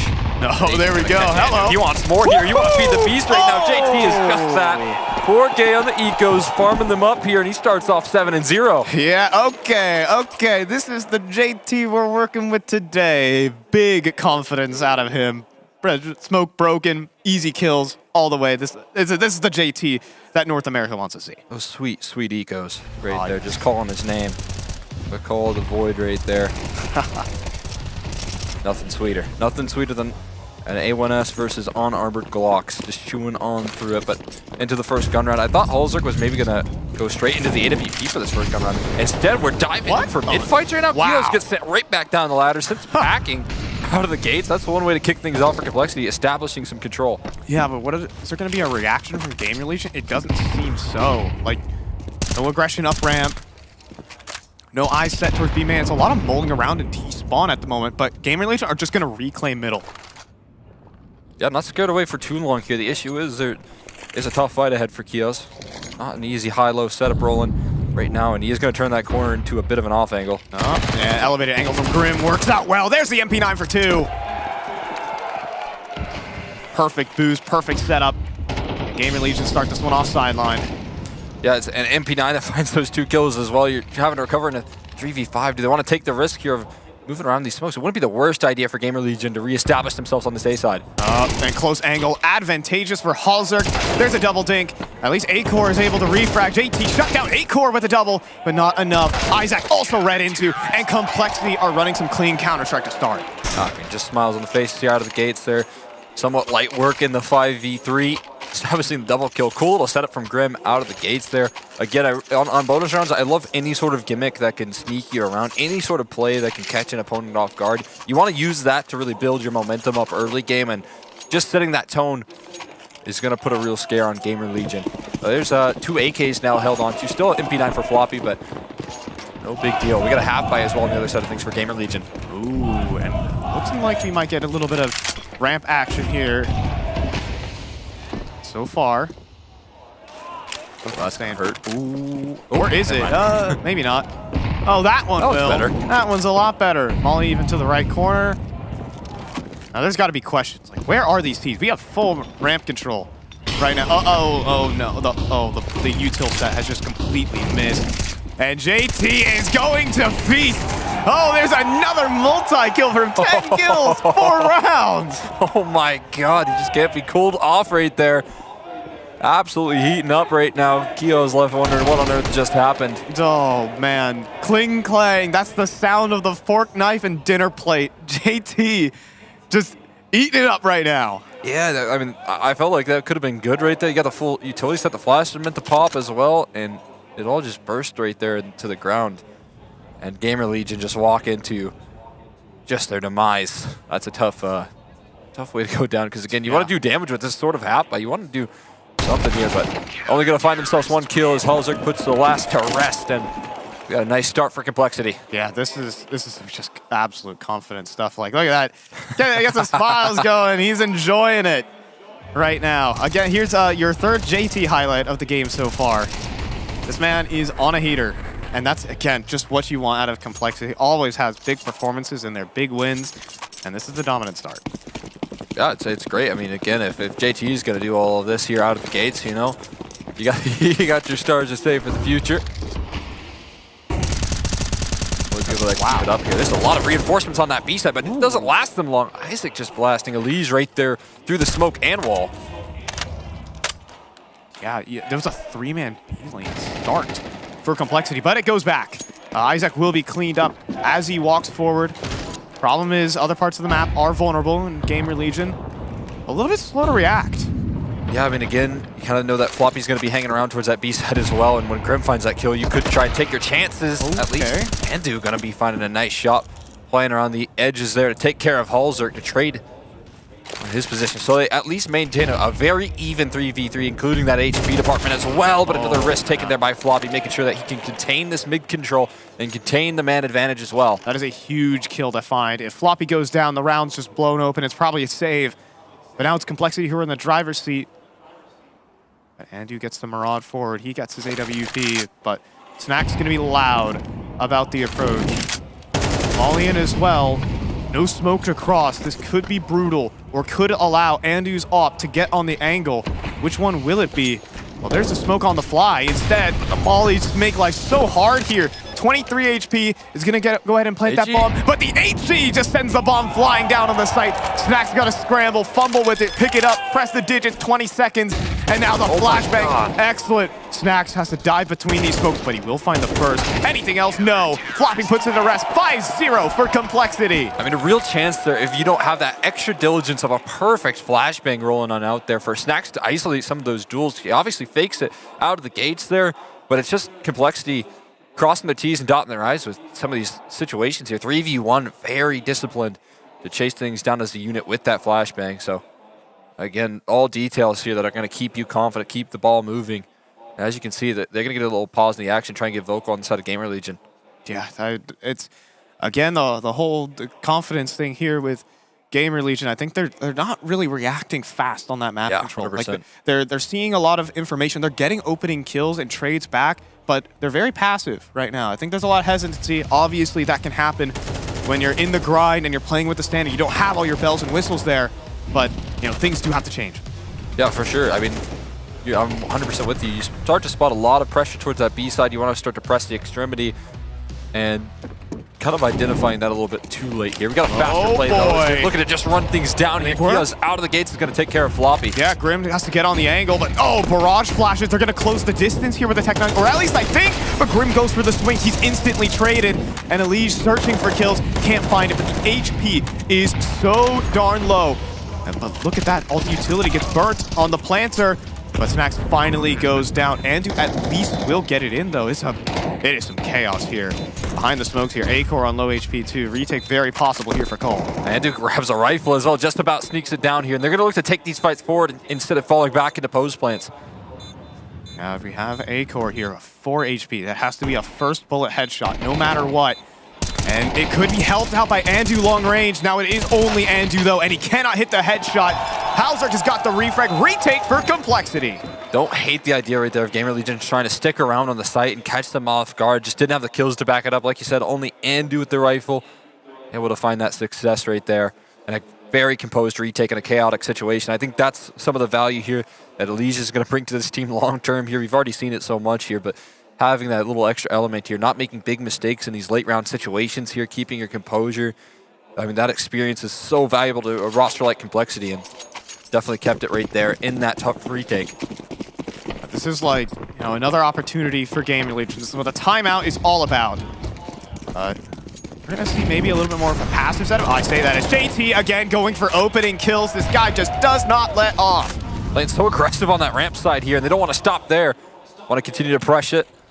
JT having some support here, lots of it. Oh, it's perfect. There's another for JT. Elige as well. Round the smoke. Oh boy. Oh, this is going to get weird. Andu, is he going to press through? No. Maybe not the confidence. I think he's lost in it. He's lost inside the smoke. Oh no, that is terrible news. That could have been the refrag. Yeah, I mean, again, you're maybe trying to keep track right there on the mini-map, but he 100% got just lost, stuck on a pillar right there, and just completely loses his location here. Elige now elevated. And with Bomb maybe thinking about inching around those corners here. You can't going to go on a solo mission, but yeah, this is tough. Yeah, you can't clear this in a 2 versus 4. I mean, Isaac, is he just a gamer? No, there's just no way, right? Yeah. You just can't do that. You don't have the manpower to just be looking at all different kinds of places. But that's looking to lock it in here. Acor, 40 seconds to think about this one with the bomb. And he's also getting flanked. Like everything, just hydraulic pressing against GamerLegion right now. There's a double swing awaiting him. As the Jiggle Peek comes through, not even needed. First bullet headshot from Elige. That is sharp stuff right there. Elige putting that round to rest. Op not recovered here, but I don't even know if it's necessary. The way that they're playing ramp here is so effective with the rifles and having that swing in unison. Balzerk rolling in with Elige and JT here. JT just sending himself to the wolf for these duels. Yeah, lost in the sauce. So far, the protocol's nailed down here from Complexity. I mean, I said it out of the gates. I really like their vertigo here still. They have such strong pieces. You got Elige oftentimes fighting towards ramp this time. He's going to start over towards that B side, but then you got Floppy, who's so good without resources here. Over towards B, anchoring things down. I don't think there's a lot of safe options, especially when JT's playing as good as he is right now, for you to really take advantage of any sort of map control. Yeah, if there's any man to do it here for GamerLegion, it is Acor. But hasn't really had an opportunity. There's been no chances for like early round opping. He's only been left late, and by then, one time, and it ended up going really poorly because Alzer just blasted him out of the service. So that was his op campaign. This is the second time he's had it out now. Yeah, it's it's the one real resource that they have. But look at this, already out of utility here for GamerLegion. These are going to be some dry fights. So far, it has not been good for them, and it'll stay that way. Tons of damage on the next there for Floppy. Grim wins his fight in middle, and it is just all green in the kill feed here for Cole. They just can't lose. Yeah, just have to walk back over towards the ramp side of things here and rethink where you want to take this round. Deciding to line it up the ladder here for the remaining. But again, it's so much control that has to be reestablished in such a short amount of time here that op reload probably being heard by the defenders as well, just to further add to the information game right now. And they got to really bank on some of this control towards mid working out for them. Yeah, I mean, Acor can't approach the B site. Acor's also going to make some footsteps. There's a chance that Alicia's just heard that. But the problem is, you know, it's open. It is very open. 20 seconds. Are we going to split A? Are we going to split B? What's the move here is the question. 15 below. We're going to go A, it seems, but still manpower in position. Grim. Oh, he can't deliver the fight. Snacks with the double entry, but are you ready for the third player? Here is JT, but he cannot stop that plant. He's going to tuck away towards the sandbags position. Wait for his teammate, or is he? Acor swings, takes the fight, takes the duel, and now it is Elige in the 1v2. And Acor's coming back in for the clear, but he misses the shot. Elige is on for it in the 1v1. The bomb right in front of him. Smoke as well. Potential, but an unexpected angle from Isaac, potentially approaching the bomb now. Smoke deployed. Swing there from Isaac, and he's going to nail it. GamerLegion just scraped past their first round. That was scrappy right there. They identified the perfect weakness. There's a big gap in complexity over towards that middle side of things, and they exploit it perfectly, identifying where they need to go in a 3v4. A tough one at that. They lost all of that control towards the B side because of that aggression from Elige. And then they actually, I mean, B was definitely an option. They would have had to deal with that Elige flank for sure. But finding a kill towards A, even Snacks finding some change as well. Another kill, trading out on Grim. I mean, that's an incredibly tough round right there for GamerLegion to finally kick off their campaign on this best of 3. Of course, but it comes off the back of a huge individual play from Snacks. Is that where we're going to keep it at? Are we going to maintain it? Well, maybe so. It's Andu who will pick up the slack here. Double kill for the entry onto the B site. JT, of course, in the kill feed with another one back. That's 14 kills for him. But a chance here for GamerLegion on an isolated Elige. No support on this site. Now getting swung from multiple angles, but takes the reposition, and JT gets another one. And the wheels come off again for GamerLegion. How does Elige just work that so well? Isolating that duel perfectly somehow. Caught between flashes and Molotovs. So uncomfortable, but maintains complete calmness in this sort of situation. And I mean, now Snacks again, you know, you asked for it here. Can he keep up in some of these tough clutches and some of these tough openings here? He's got to step up once more here. And I mean, low HP on Elige can at least give him some chances, but I would not want to test JT. Yeah, JT playing the off angle right now. Behind the site, but is Snacks have to work all these angles? No, not a chance. JT! Oh my god. 16 kills, baby. I mean, if this is the way that complexity are going to lift off here, and as well on their opponent's map pick, just starting things off with just a JT masterclass on Vertigo, man. A is off limits for this guy. You know, this is a sense of, like, I would say relief for North America. You know, there's a chance that they could just get KO'd out of the tournament instantly. You know, mental boomed, but it seems like the exact opposite right now for complexity. There is a recovery, and, well, for GamerLegion, maybe the complete opposite. Yeah, I mean, I will say on the desk there, Ani mentioned out of the gates that there was a little bit of concern in the kind of veto process in that best of 1 versus the Mongols, and I would have to agree with that. I was expecting Nuke, but they go with Ancient. They ended up losing that, and they lost in a pretty tough fashion. Oh, yeah. I don't have any concerns for the veto here. I think that they should be very comfortable. Overpass is like a staple for the decider. Nuke is really strong for them as well. And the Vertigo, I like their Vertigo, obviously, a lot. Complexity are in need of a running start. Hey, man, NA always start off horribly in their tournaments. We know this. Yeah. And, I mean, they started off 0-5 versus the Mongols. It cost them in the end. Oh, goodness. Floppy was blind for that whole adventure. We're getting scrappy. Yeah, it is getting scrappy. Isaac has been good around these smokes. Found a kill on it before, but the nade perfection. And Isaac, the threat dealt with. 4 versus 5. Could be a surprise, though. Halls are committed here, still not opping, still wielding that AUG instead right now, and it works out well. You're doing so much damage, so much output, but the trade is there. JT! It's just JT to stand in defense, and he will lock down another multi. This guy's going insane right now. Oh my God. It is the 3K. He's approaching 20 kills in 10 rounds. It's an absolute masterclass coming through from JT, man. How to hold that A site round and round again. Dude, this guy's just getting non-stop output. Give him more, he says. Give me more. And boy, does he deliver. Oh, it is wonderful to watch this man play. This is a real race now. This is the sort of performance that, again, we saw some really good games from 170 ADR right now. So unreasonable. We are now 11 rounds deep here. And he's rocking the score numbers. He keeps going! Decimation right now in the server. Johnny T. Oh, and there's another from Halzerk. Nothing can go wrong for Complexity until maybe it can. Snacks again, trying to do some entry, trying to keep GamerLegion alive, afloat.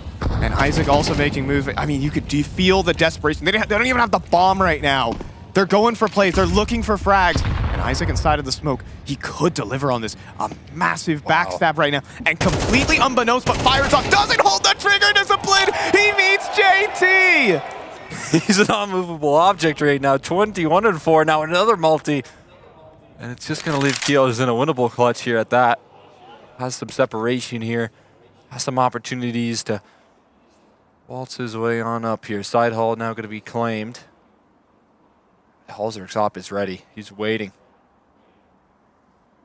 Kios walks forward, but letting go of the angle. Oh, and even making a sound. Kios, oh, he's going for the hunt. He's going for the kill, and I love this. This is how you're supposed to play these clutches. Simplify the situation, and he's about to do it on Halzerk. Oh, he's being patient about it. And here it is. Oh, here's the crowd. Headshot you go. Yeah, can't let the crowd get you. And now JT has to stop this clutch. Shift walking forward, though. Oh, and finally, he will be vanquished. Kios comes up with the clutch. Just make sure to seal that one in right there. Fantastic. And is able to lock down a nice little clutch there. Doing his due diligence. Like you said, simplifying the situation there with a quick kill. Making sure things are at least enabled for a 1v1. And that is just a small little sound cue, right? You don't know where Halzerk is until he makes that noise. So Complexity letting that one slip just a little bit there. But again, they still have such a firm foundation here. 9-2 could end the half with double digits on the CT side. I mean, it's still the JT show, all things said. But at least something there for GamerLegion. Something to smile about, because this is, you can see it on the faces. This is not at all what they're wanting right now. I mean, they've had some it's been individual moments that bring them across the line too. Like, keep that in mind as well. The game plan hasn't been there, and well, let's see if GamerLegion can pick themselves back up, get something going. That is something. That is a 1 versus 2. You know, something needs to light the fire here for GamerLegion. We want a competitive match here, guys. Yeah, I mean, that is JT's going to allow it here. He's still just battling, and it's not even like no one else is stepping up on Complexity. It is just a monstrous performance here from JT in this first half. Oh, yeah. 21-5. See if GamerLegion can at least cap off with a third. Some confidence, maybe as they switch sides, too. And Halzerk going to take the line. Oh, it's JT again. He keeps going. He might fall here. No, he won't. He keeps holding on. There's another multi-kill. What on earth, man? 2 quick kills there from JT. Dude. A is off limits for this guy. You just cannot pass him. And now they've got players posted up in good positions here, setting things up well for Elise to catch them off guard right now. There is no Molotovs anymore to flush this position out. All it is just a game of timing right now. Although, there it is. 4-3, baby. 4-3, baby. Oh, yeah, there you go. He just about got him. Yeah, unfortunately, Kios thought he had a lurk, but he didn't. He means JT. This guy is just a bandit right now. He's taken all your riches here on ramp. Wide swing here. Oh, Isaac. Does he know who's around the corner? JT. He's looking for 25. Will Isaac allow him? Or will JT impose his will? He's on top of the server right now. There's no one who could even... On top of the world. Yeah. Welcome to the 51st floor. I mean, again, 25 does sound like a nice round number here, but the clutches, definitely doable here if you could isolate these duels. 25 in a single game is good. How about in a half? Grim's gonna take it from him, because why not? It is 10-2 here for Complexity. JT is a monster.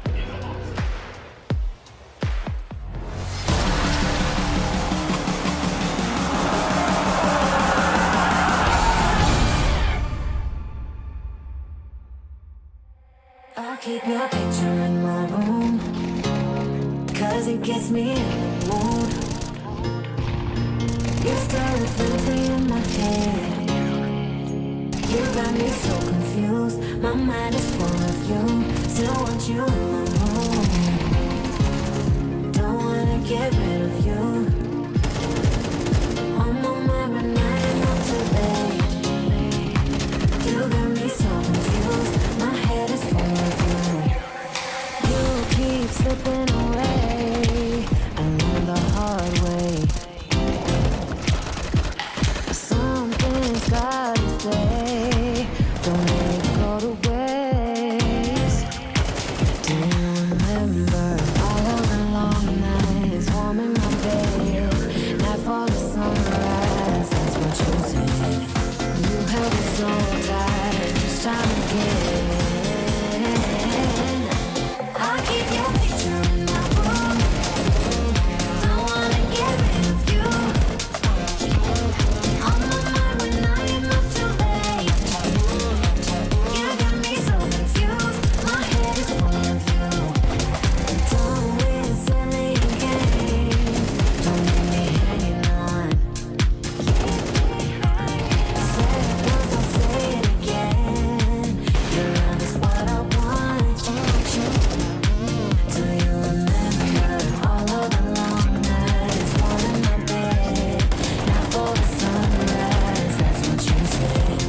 And you have it so tight each time again. In my room, I'll keep you safe. Don't stay up way too long, pulling back and forth. Still got me paralyzed. Got what you came for. One thing that I've kept. I'll keep your picture in my room, cause it gets me in the mood. You're still a free in my head. You got me so confused, my mind is full of you. Still want you in my room, don't wanna get rid of you.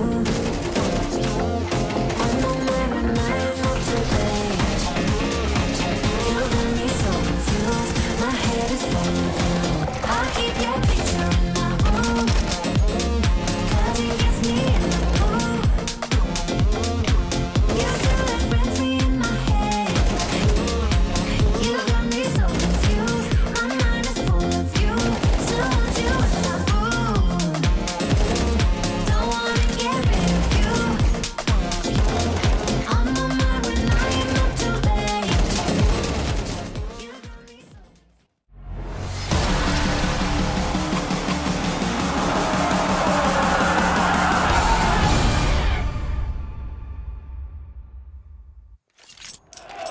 We've got to wait one more map for that one, guys.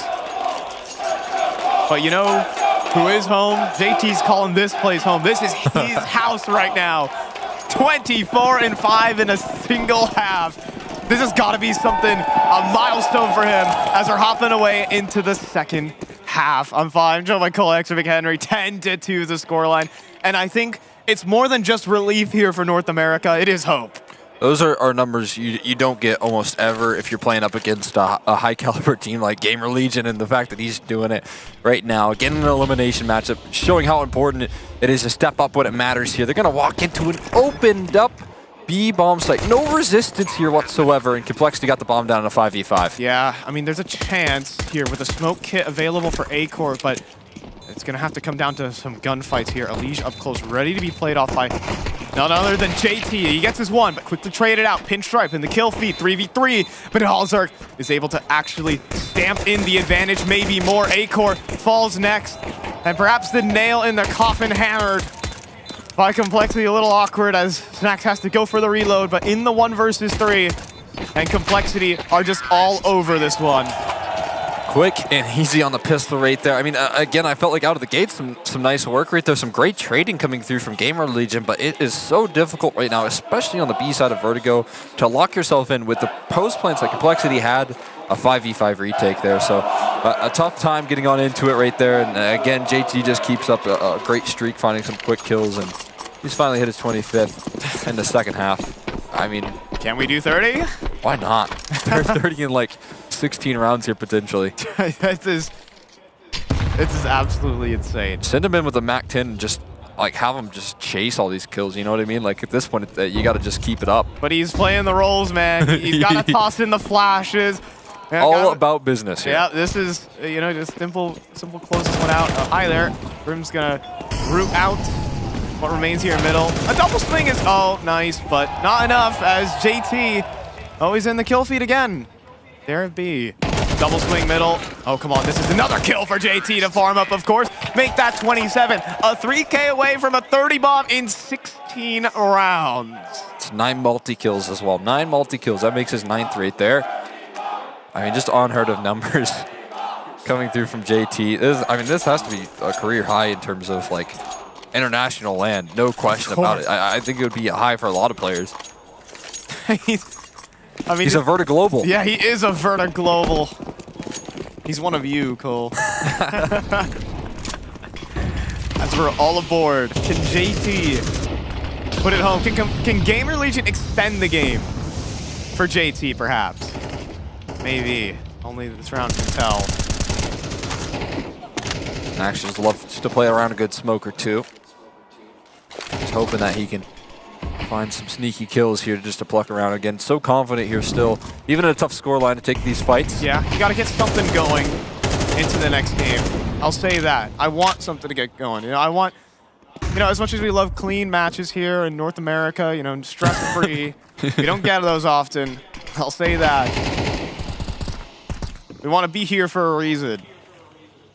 Yeah, absolutely. I mean, if you're Complexity, you want to finish things early. Again, I mean, 4 chances versus the Mongols wasn't quite enough. I definitely think 10 is near guaranteed. Don't even bring up that topic, Cole. So this should be a clean victory. And like you said, they just want to end things as soon as possible, get into their own map pick here. Oh, great double up though from wow. Acor. That is a fantastic multi right there for himself. And it just leaves this last second B play here where Floppy might be able to recover some space. Oh, and Isaac isn't able to swing for a trade now, walking down ramp. Elige, he does eat a dink, but it goes back to a 3 versus 3. The problem, the bomb is down in middle with 30 seconds, and you can see that Complexity, they don't feel good about this one. I think they're actually going to save. Maybe just send JT in and get a couple extra kills, you know? I mean, it can't hurt. See what he can do, but yeah, I mean, not a bad idea here. Again, you got a lot of runway right now that you're rolling with, so go ahead and just call it there. Lose a couple of tough duels there. Acor just winning the round on 1 sweep. It's a fantastic way for GamerLegion. Again, to at least give us something here, because the path ahead here now heading into what is these next maps is not going to be easy for them. They got Nuke after this here, and that's going to be Complexity's pick, of course. Yeah. After what could have been, I mean, just a dominant Vertigo. It's not going to be a big relief. Yeah, you do want to get something running going into the next map. Like, this has been devastating, but they're, again, GamerLegion are just trying to find things to smile about going into this. They've had some good individual moments. Again, Snacks, double entry A site, 1v2 there for Kiosk. Now a double in mid, like a really sick spray down there from Acor. You know, each player needs to have a little moment and get things going. Yeah, big confidence boost for Acor here. And again, confidence is going to be key if you want to try and pull off a comeback effort or just even try and claw some rounds back there. But Snacks just sent so low, just on the tail end, gets scouted down. It's not going to be a fun start for him. Oh, and something nasty is brewing in middle. Acor doesn't want to deal with it, but he might have to in a couple of moments. Silence across the map here for Complexity. GamerLegion just guessing. I have to fade away from control as soon as Complexity do start to establish their foothold into it. Look at this deep angle as well.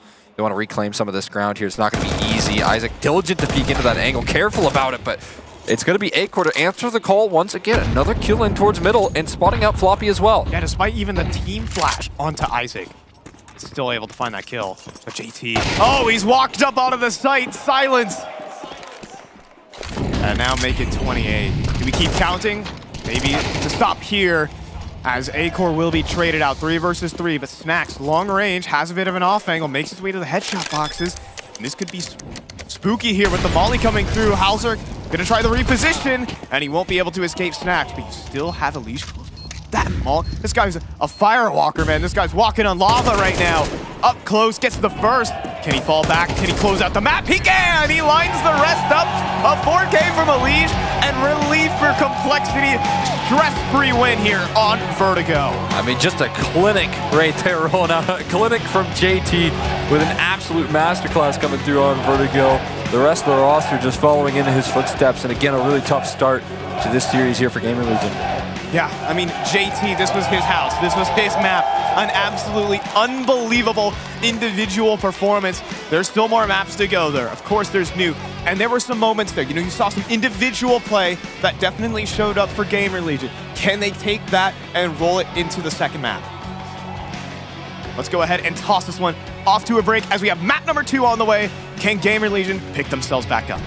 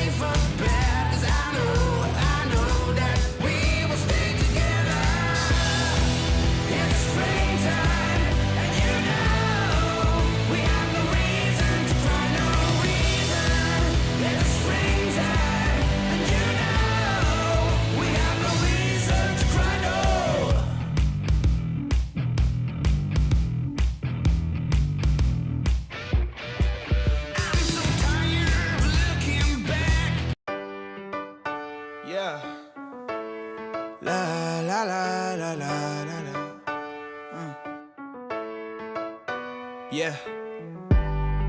Your life hits hard, but I hit right back. I never back down, I keep it on track. It's the same day with no problems. I keep rising from the bottom, 'cause when the sun comes up and I look around, I can feel that love, I can hear that sound. They're never gonna hold me down, I'm higher than the ceiling now. And then I need to worry about, 'cause I got no problems. I know it's gonna be alright, it's getting better every time. Nobody's gonna kill my vibe, 'cause I got no problems. Yes, every day was a war. Yeah, it kinda took a while. When they tell me I should stay, I just jump with a smile. Yeah, it's hard until you notice. Everybody's got their moment.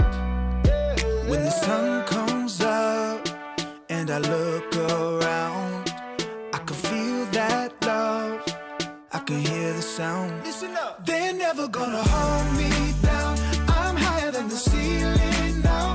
And then I need to worry about, 'cause I got no problems. I know it's gonna be alright, it's getting better every time. Nobody's gonna kill my vibe, 'cause I got no problems.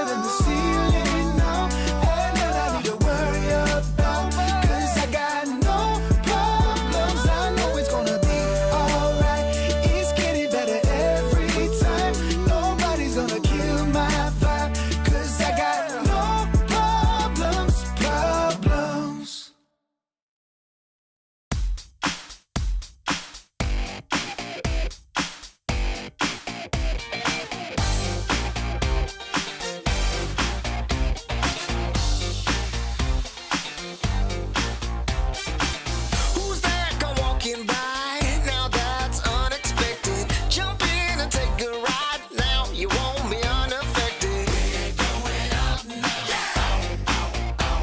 So keep it on the floor. That's right. Gotta be up till you take no more. I'll make it worth your while. You're not alone in this one. We're going up in style. Now we never stop for no one. We're going up. Let me tell you. Just keep it on the floor. That's right. Gotta be up till you take no more. Now we really feel it. Yes, we really know it. I got to really hold it. Whoa. We're gonna get. Who am I? This dude can't fly. Who am I? And who cares why? We're going up now. And do what you do. That's right. Keeping it up, wanna do some more. We're going up now. Just keep it on the floor. That's right. Gotta be up till you take no more. Get your satisfaction. Everybody just wants you there. Give them some attraction. Come on up and just pay the fare. We're gonna get down. We're gonna get down. Get your satisfaction. Everybody just wants you there. Give them some attraction. Come on up and just pay the fare. Get your satisfaction. Everybody just wants you there. Give them some attraction. Come on up and just pay the fare. We're gonna get down. We're gonna get down. We're moving up now. So keep it on the floor. That's right. Gotta be up till you take no more. Light up and shine the crowd. We'll burn the house right down, yeah. No thing you're not allowed. The party just begun, yeah. Keep it moving up now. So do it like before. That's right. You better believe you got something more. So now you're number one. You feel the satisfaction. And when the night is done, you like that interaction. We're going up now. Just keep it on the floor. That's right. Gotta be up till you take no more. We're gonna get down. We're gonna get down. Get your satisfaction. Everybody just wants you there. Give them some attraction. Come on up and just pay the fare. Come on down, let's pay the fare. 1, 2, 3, 4. Get your satisfaction. Everybody just wants you there. Give them some attraction. Come on up and just pay the fare. Get your satisfaction. Everybody just wants you there. Give them some attraction. Come on up and just pay the fare. We're gonna get down. We're gonna get down. We're gonna get down. I wanna get down. Get your satisfaction. Everybody just wants you there. Give them some attraction. Come on up and just pay the fare. Get your satisfaction. Everybody just wants you there. Give them some attraction. Come on up and just pay the fare. We're gonna get down. We're gonna get down.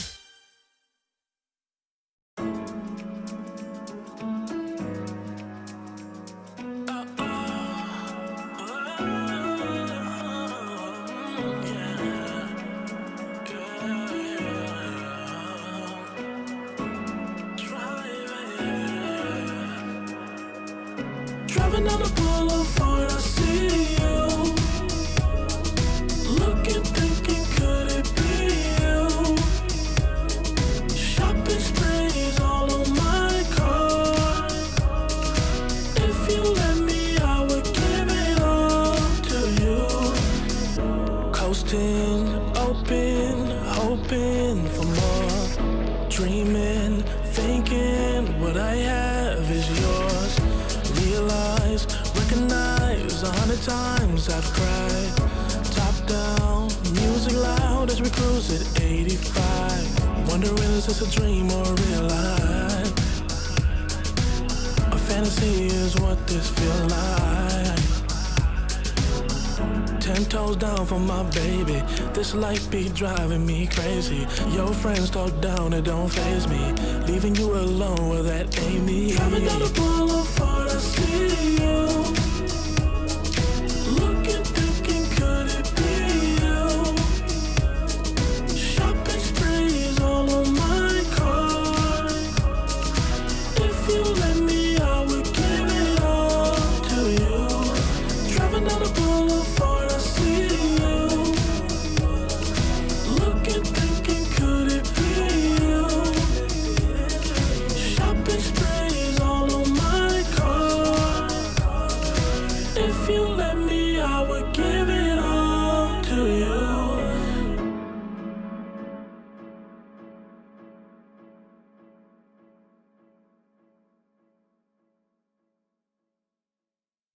Some days you wake up like the world is on fire. Last call came late last night, you're caved in and tired. One more lover that will never be found, just another body in the cold, cold ground. It's a game show world if you think you can dance. It's good to be alive, give it one more last chance. I know the words burn you down like a cigarette, and when the ashes hit the ground you are a silhouette. Don't give up if you're invisible. Don't give up if you're invisible.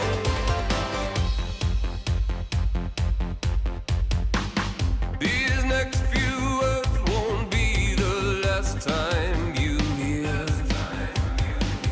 that you caught a little bad luck waiting for the last ones to clear.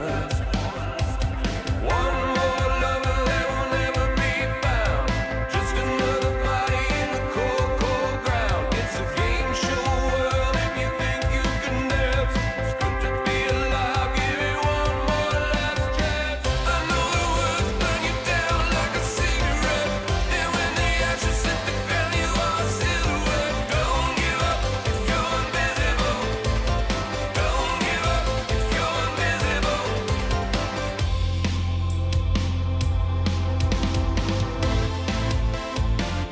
If you leave us, we will never know. If you leave us, we will never know. If you leave us, we will never know. I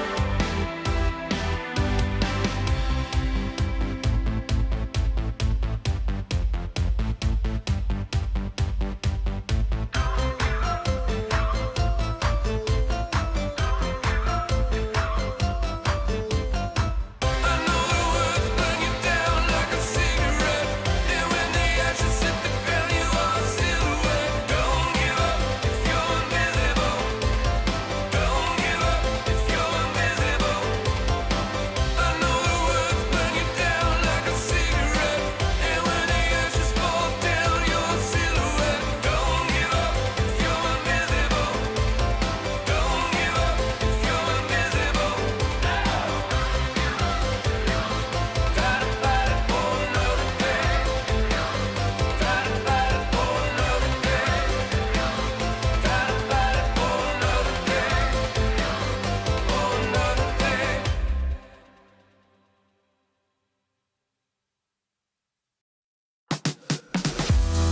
That same old feeling. Don't know what's right or wrong. Searching for meaning. I've been thinking about it way too long. So whatever you long for, don't give up along the way. Don't give up along the way, you know, and cherish the moment. Come on up and just let go. Come on up and just let go.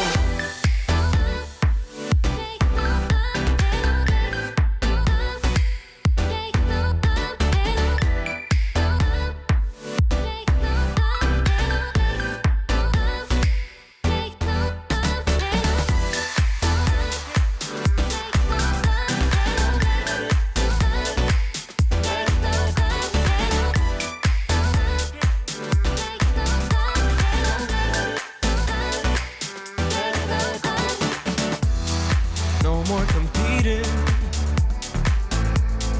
Bound to your inner voice, yeah. Things seem misleading, just until you stop and make your choice.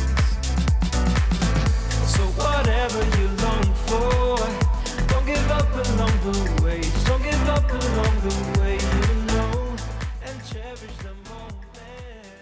Come on up and just let go.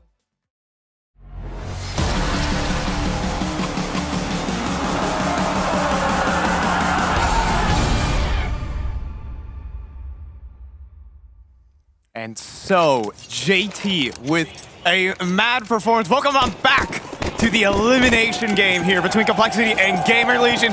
JT approaching 30 kills. Actually, just a life map he just had right there. And now he gets to move into his map pick with his squad versus GamerLegion. Let's see if they can do it. But for now, we're deep into the pistol round. Kios and company charging into lobby, but it's Grim who comes through with the double kill. But Hauser from above. Oh, he just doesn't see him. He sees the legs. If he extends forward, maybe another. Still a 3 versus 3 of JT, though. Marauding through, but does get sideswiped. Fine. Oh, okay, I thought that was on the ladder. Hauser able to find the one, maybe the next. More challengers on the way. Hauser, he's running. Oh my God. He pulls off the 1v3. Oh, it starts off with a bang. Couldn't have started better right there. What an absolute sick clutch coming through from Hauser out of the gates. Was that his last bullet as well? Yeah. Oh my goodness, it had to be like second to last bullet. Running thin, doesn't affect him. Headshots everyone. Oh my goodness. Let's see. Oh, it had to have been his last bullet. You can hear the clicks. Oh, there it is. Oh, there it is. Perfection from Hauser. Second to last bullet there. And it can only get better for Complexity, I think. Oh man, no question about it. Floppy. He's doing like an extreme version of like the Stewie 2K flicks like right there. What I would call it like the Twitch or something like that. Yeah, something yeah. like that. You know, on the angle. Just trying to keep yourself awake, warmed up. See, I know Floppy has like really like low sensitivity, so he's just like moving his arm across the entire desk every time he does that. Yeah. You know, I have some legendary words of advice from Floppy. The perfect sensitivity. I don't play with a specific sensitivity. I just make sure that one mouse swipe and I basically do a 180. That's his sense. It's a fair rule. Keep some consistency. Keep some consistency. I think it's the opposite of consistency. I don't think he's really typing in numbers. It like depends on how much you change your mouse pad, I guess, at the end of the day. Maybe. I imagine he keeps the same mouse pad. Yeah, maybe you're right about that one.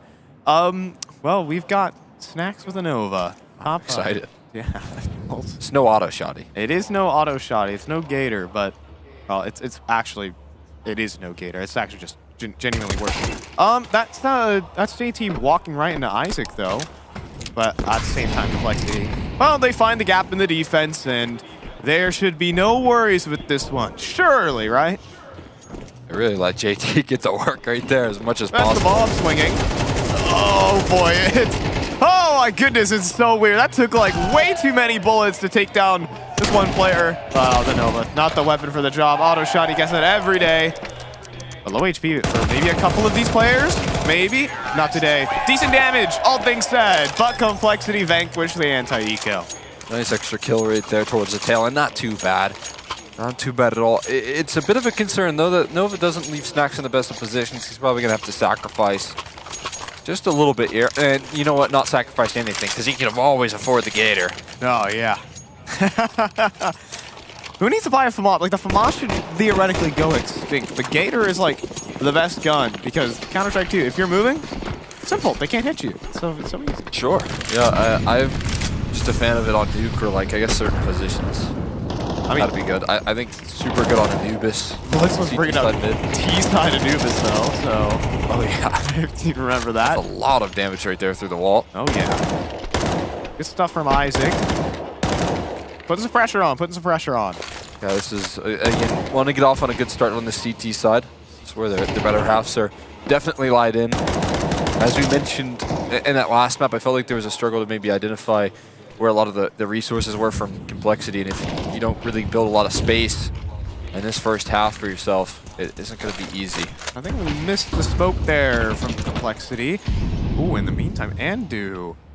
Good work from where I believe was Secret? No. Working around on towards that A site. JT does slip the gap here, and Grim, that's the bomb. Right around the corner with Andu, but he spots both players, and two players turn back. Andu goes down easy. Isaac, long range though, not ready for the trade fragger, but it's the lobby crunch here from GamerLegion. They're staying proactive. Kios with the swing, and finally some good news here for GL. And just get it a lot earlier in this map as well. Just start things off with a little bit of success out of the gates. As soon as they get those rifles in hand, are able to field that success. A great start with some early damage. And I mean, it can keep a lot of pressure here on Complexity. That was a very effective lobby crunch, doubling up from ramp side, chasing things down, making sure that nothing was ever comfortable for them in that default. And it is going to immediately lead them to a bit of an eco here, so GamerLegion have more to look forward to. Here we go. maybe a good start. There's a smoke for the molly. Oh, but it's a little late. All right, here we go, Kios. Enjoy it while you can. There's an ace. That's what you want to see there from Kios. Fantastic right there. Exactly what you need. Kios locking down a nice little ace on that ramp side. A smile on his face. Just a slight smirk there. Oh, yeah. But right back to business as, again, GamerLegion know what is at hand at the moment here. They got to pull through right back into the rifles. JT, after that monstrous performance on Vertigo, we won't see anything like that for a little while, surely. But he gave Complexity a map right there in stride. Yeah, he's like, what, 10 multi-kills, something unbelievable. 160 ADR on the map, name all the stats.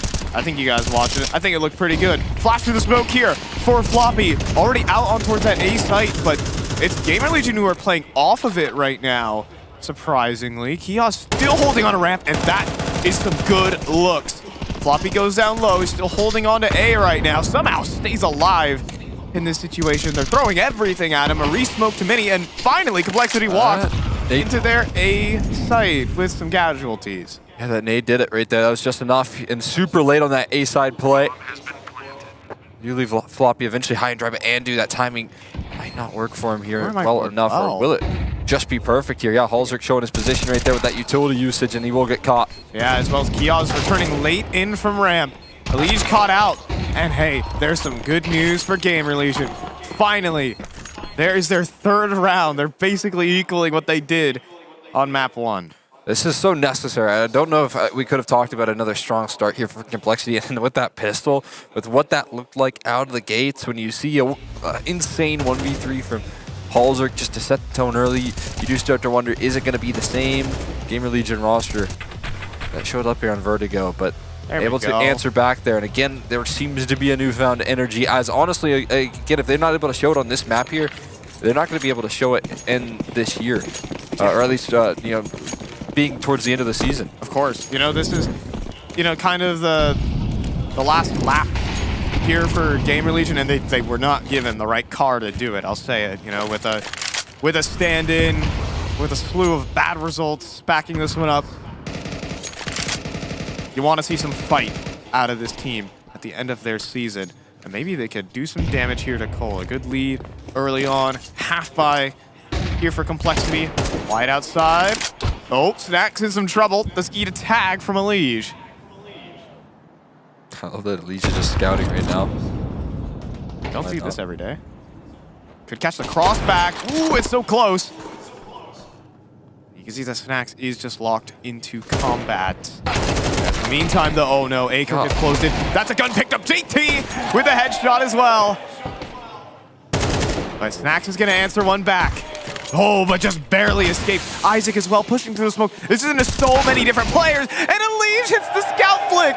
Oh man, Complexity are running over this half-buy right now, and JT to cap it off. Man, things just can't go wrong. I mean, that's the dream scenario right there. You just let Elige get to work towards that outer yard, but then you really do catch a lot in transition right there. If you're Complexity, you're able to find Acor completely rotating over towards that J-hole side of things here, falling out of position. Oh, what a my. flick from Elige. That is just nasty stuff right there. And right back to smiles here for Complexity. Yeah, it's Complexity are the team that want the running start in their tournament right now. Like, dominant victories after dominant victories can get them started, right? And catapult them into their rematch decider against Mongols. That's what they want. And I think they're here. They're playing much more confident Counter-Strike than I mean, we've seen in a while. They've had some pretty rocky results internationally, but this is the type of Complexity you want to see. You need to get that running start. Yeah, 100%. This could be your liftoff series right here versus GamerLegion. Able to establish that out of the gates. There we go. What's up, guys? Let's hear it for Complexity! Yeah, we got a bit of a sleepy start here, but GamerLegion are back on the bye. 8-core, AWP, Isaac, force stop up, but we can signal something a little bit quicker on this one. Molly's forcing back Isaac. A little bit of fire right there, keeping him out of position. Right now, pressure put on Snacks again to hold off on this outer yard. Again, they're looking for some sort of crunch on this default towards lobby. I love the aggression coming through from GamerLegion, trying to press on the pressure points here. And look at the space that Acor is taking. Catching one freebie right there. Grim caught, but Isaac unable to make the retreat happen. That's a good aggression, but Isaac can't escape. Halzer chases. A 4-on-4, but JT's up to no good. I'll say that. But a freeze here from Complexity. They are waiting for GamerLegion to make a mistake. It could be Kiaz here on ramp. Absolutely been solid here. Yeah, 10 and 3 is incredible over towards that ramp side. 5 of those onto Ecos for sure, but still so valuable being able to defend. And JT not going to be clearing this corner here. No chance. Nax going to get more success than the outer yard. Yep, and Andu even helped out by some flashes, some assistance for Snack. Top hut swing. Andu almost doubles. And now up the vent potentially. Heaven being closed in. Too many angles I think there is to deal with right now. But yeah, Kiaz extends forward, and there you have it. Double kills now for GamerLegion. Multi-kills they're getting in it. Yeah, another great round there from Kiaz to close, making sure that things keep nice and safe. Also denying the bomb plant, which actually is going to have a lot of impact here. It's going to keep Complexity low in that economy. This is going to be continued success here for GamerLegion on the CT side. Continuing to develop. As we said here when we're talking about this roster, it could be a pretty tough end to the year, exiting what would be last place if they went down 2-0. And yeah, definitely had a great fight versus look Apex. at it. Yeah, Acor looking to just set the tone. Oh, and he does, absolutely, but ran down. He's looking for the jiggle beat, he's looking for the next fight, but overwhelmed. JT will get fragged out, quite literally. Snax sends him to the fence.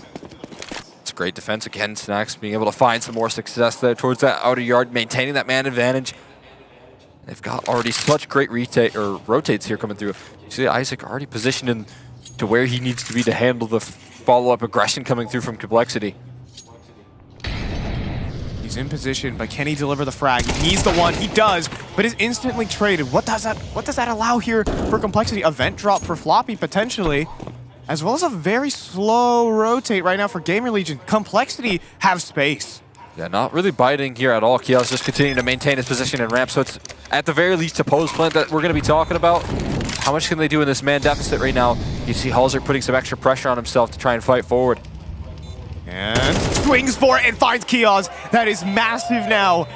From a 2 versus 4, now this. Halzer's rifling, hauling it. There's another as well. Halzer is having a map right now. Who needs it up? He's hitting headshots, and it's Andu now in the 1v2. Full belt of utility available for him, but he's gonna have to do a whole lot more than just that. Floppy's got the trade. 2v4 for Complexity. Excellent recovery right there again. Halzer with that perfect bit of proactivity in the post plant, finding himself aggressive towards that ramp side of things, making sure that they can maintain that space here. Take some fights here on your own terms as opposed to just holding off on these angles in the pose plant. You can see Kiaz caught, surprised him, he was in the right angle, but it's just tough to see around those mollies, and Snack's not expecting the re-aggression there. Who in their right mind would continue to press that point, but Halzer making sure that his teammates stay on top. Yeah, and this guy is, they say drop me some ops. How about drop me some AKs? That was a 1v3 in the pistol round, and posted up a 3K in this one as well. Like, this is a solid performance. Honestly, it seemed like he wasn't super interested in even opping for some of Vertigo as well. He was using the AUG for the most part for that first half. He did bring an op out towards a Talon, but wasn't super required in that map.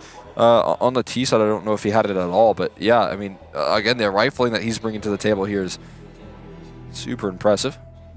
Yeah, Isaac got named Swedish Player of the Year. I think there were a lot of other people in contention for it, but honestly, you know, the GamerLegion had a pretty strong year, all things said. I think they got the ball rolling in a couple of events earlier on. This has been like a bit of a rough patch for them, but yeah, I mean, you gotta respect it where it's due here. Isaac was the strongest performer for GamerLegion on map number 1. Maybe not the individual performances, but round by round, and we'll see if he can pick it up here.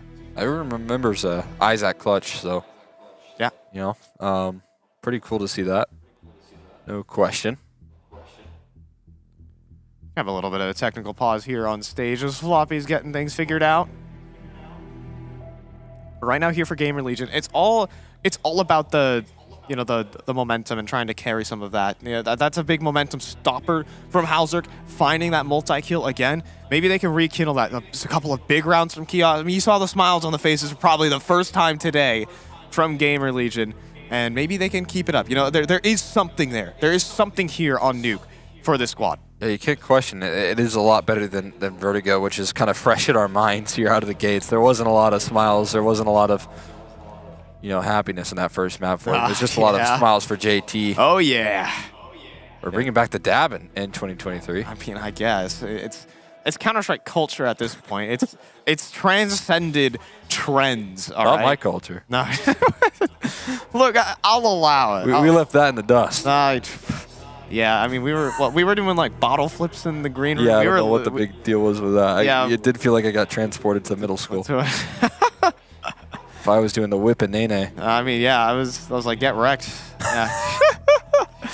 Oh boy, I mean, back in 2015, NA was rocking it in the summer. So I mean, hey, we're running it back right now here with Complexity. So yeah, we're it's a little. Is it tank top weather in Atlanta? I don't think so. Cool. Sometimes it snows down there. I know that for a fact. Over there in Atlanta, it comes up sometimes. And we have some Atlanta locals for sure in this crowd. You can make some noise if you feel like it. There you go. There you go. Yeah, but you know, and we're back in a game. But you know, Atlanta is like there is a lot to do in Atlanta. Honestly, great place to hold some Counter-Strike, and apparently there are some great dedicated fans here as well. Yeah, fans of you. Yeah, fans of me. I like it here. That's all that matters. There we go. Off to 4-4 right now. As we're gonna see a fast mini drop. Oh, hello there. Elise just drops right into Snacks' lap and well, gives him a slap to the face. That is just a jump scare right there. Don't even know what hit you. And now, I mean, good repositions here. Maybe the best that you could ask for from GamerLegion. Could try and hold steady, but look at this movement. It doesn't stop here. Now, Alicia's going to look for more information. And you know, worst case scenario, he goes down and gets some info, but best case is he adds a little to his tally. He does get sidelined, though. Great proactivity coming through from Kios to keep things safe and sound. Yeah, Kios 13-4, really hauling it for his team this map. Again, ace over towards ramp, multi-kills in so many rounds. Might be required again. 3 versus 3 and walking out. Kios will clear lobby, but I think he's about to miss the bulk of this, which I think Isaac is in some big trouble right now. He's going to get cleared. This is a problem. Leg spotted. There you go. Isaac falls, but Kios at least can come back in for a rotation, a backstab potentially, and now his turn to nail a timing here almost. Halzak does spin for it, but Kios swings again. A triple kill for this guy. He is holding his own here. Can JT come up clutch is the question. Well, Kios gets a dink. So much damage. But now it's a 1v1. Acor's been spotted. Ring around the rosy, around the site. 15 seconds here for JT to run in and get that bomb planted. Oh, but Acor switching weapons doesn't matter. Salvages the clutch there, but it's Kios' round. Yeah, I mean, Kios, absolutely fantastic. This guy continues to be called upon right now and is answering it every last step. Non-stop output here coming through. And as you said, I mean, honestly, it felt like in some of those rounds here, it feels like he's kind of the lifeblood right now with this team. He's getting loud in some of these rounds here that he's delivering. And if you're having this sort of game, and again, you're kind of in this sort of mood right now where you definitely need to start resurging, you definitely need to start fighting back here, well, someone has to do it here for this GamerLegion squad, and Kios is stepping up to that position. Yeah, this is looking to be a solid lead for GamerLegion. Dare I say it. And even Acor getting some confidence outside. Ooh, he even spots JT. Like, this is what you want to see here for GamerLegion. Complexity, on the other hand, they're still in the hunt. You know, this has still been a good map for them. Not gonna lie, they've won a bunch of rounds that you don't think they should have, but maybe it's game. Maybe I might postulate. I'm NA at heart, but maybe I might postulate here that GamerLegion have been playing some good individual Counter-Strike. Yeah, I mean, definitely, you said it earlier, we would just like to see some fighting. Didn't get that too much on map one. What a lovely shot there from Acor. Getting some target practice right there. Those pixels right in his crosshair. Wants some more. This is just a classic nuke round here. Just send the D-Eagles towards that outer yard. Kind of worked with them well in rounds prior, but this time it's going to be shut down there. JT was just waiting for that to get picked up right there, and now it's just Halzer, Glassman standing, and Acor taking fights on all separate fronts. Somehow he's already in heaven, firing away as well, and well, I mean, again, start to add some to his tally here. 11-4 for him right now, and that's a big confidence boost for this guy who's felt the need to maybe get proactive. Yeah, you know, it's again, it's been in the interviews he's given, it has not been super inspiring, but that is an inspiring round. You know, a near ace onto that as well. Remember, you start off the round with, you know, 80 damage onto JT, so calling it right now. Let's get a competitive game here. Complexity back in with the buy. It's messy. Can they handle Acor is the question. No is the answer. And Acor just gonna take that frag and dive away. Excellent opener for GL. Out like a ghost right there, but they're not gonna stop with that flashbang perfectly placed, and Spam doesn't catch Andu. Somehow he gets out as well. So they maintain that man advantage, even further extend it. He walks away with so low HP, but he's still got the auto shot. He's still standing and can still influence this round here right now. Yeah, no map control though for Complexity. Gonna have to see some risk taking, and maybe it involves this smoke. Oh, HP on Andu could be the first player to fall. That kind of leaves Isaac as the main site defender here. Like the setup that they're willing to give this stand-in as well. I mean, a little pop flash with an auto shot is pretty cool to see. GamerLegion, again, never really making sure that these lobby defaults are super comfortable, but at least Halzerk is going to take care of that low HP bar. Up to Isaac, has help from Kiosk up above him, but he falls. Kiosk, though, he's just so solid right now. There's a double kill, make it a triple. Kiosk is on a heater. He's trying to match JT out here. You might be able to one-up it at this point. You're 18-5 right now for Kiosk as a ramp player. Yeah, man. Just constantly influencing the server right now and having a fantastic map for himself. I mean, it's a battle of the Titans so far in these first two maps, man. Yeah. My God, 148 ADR. I mean, you gotta give him credit where credit is due. This guy is doing it all right now, just cleaning up so many rounds, multiple three pieces to keep GamerLegion ahead in this game. And Acor's back outside. Are they gonna fall victim to his tricks again? The answer is no. Halzerk is gonna get the opener. And finally, some good news for Complexity in a while. Yeah, great opener. They needed that there. Acor's been a nuisance towards that outer yard, even if been scared off here, but instantly replying there. Snacks again, loving to play around the smokes, but Halzerk chases a different kill right there. Isaac's the unfortunate one to fall. Snacks is able to walk away somehow on low HP, but it doesn't stop the proactivity here from GamerLegion. They just love to press the issue. Never letting Complexity rest here, and Floppy might fall victim to that here. Legs are spotted. There's the information. Andu will at least be able to keep it nice and even here. Low HP on Snacks. He's repositioned to a nice little headshot angle. He can still have some success. Yeah, he's going to play far, far back. Hope to leverage the headshots here. Pop flash through the smoke. And as it fades, Grim's boosted though. Oh, but he doesn't fall. Snacks survive. That is massive here for Snacks. He gets the information, tries to get out, but can he get any frags? He has no support here. Absolutely. This is going to be a very tough hold. But Complexity are not really pressing the issue here. They're hesitating. Snacks on the off angle, back turn, but low HP will betray him. Grim just dances around it perfectly, and Halzerk looking to close things out as well. Now the 1v2 for Andu. Halzerk couldn't finish it. And Andu pull off a clutch to help out with Kiosk in this last round of the half.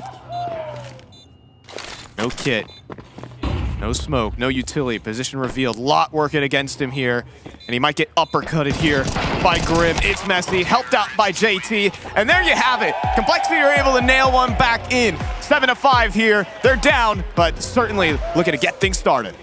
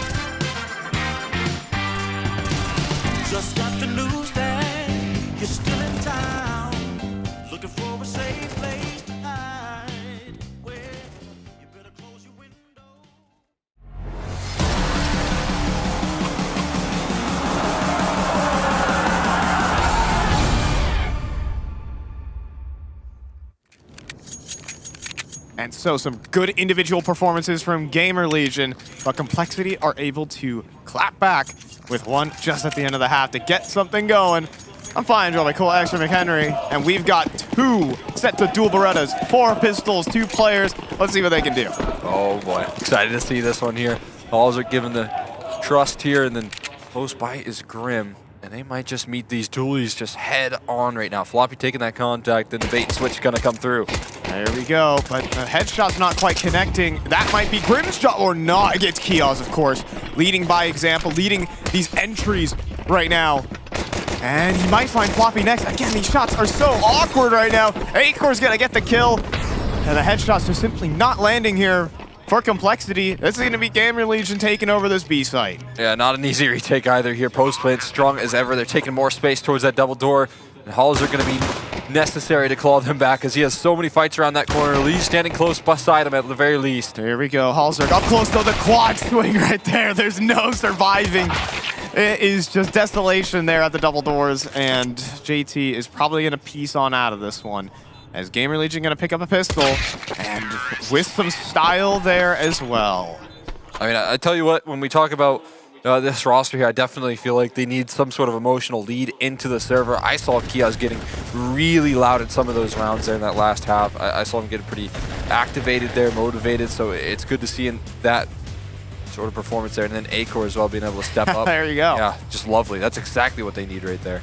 Yeah, it's a huge difference from the energy that we were seeing earlier in the server back on Vertigo.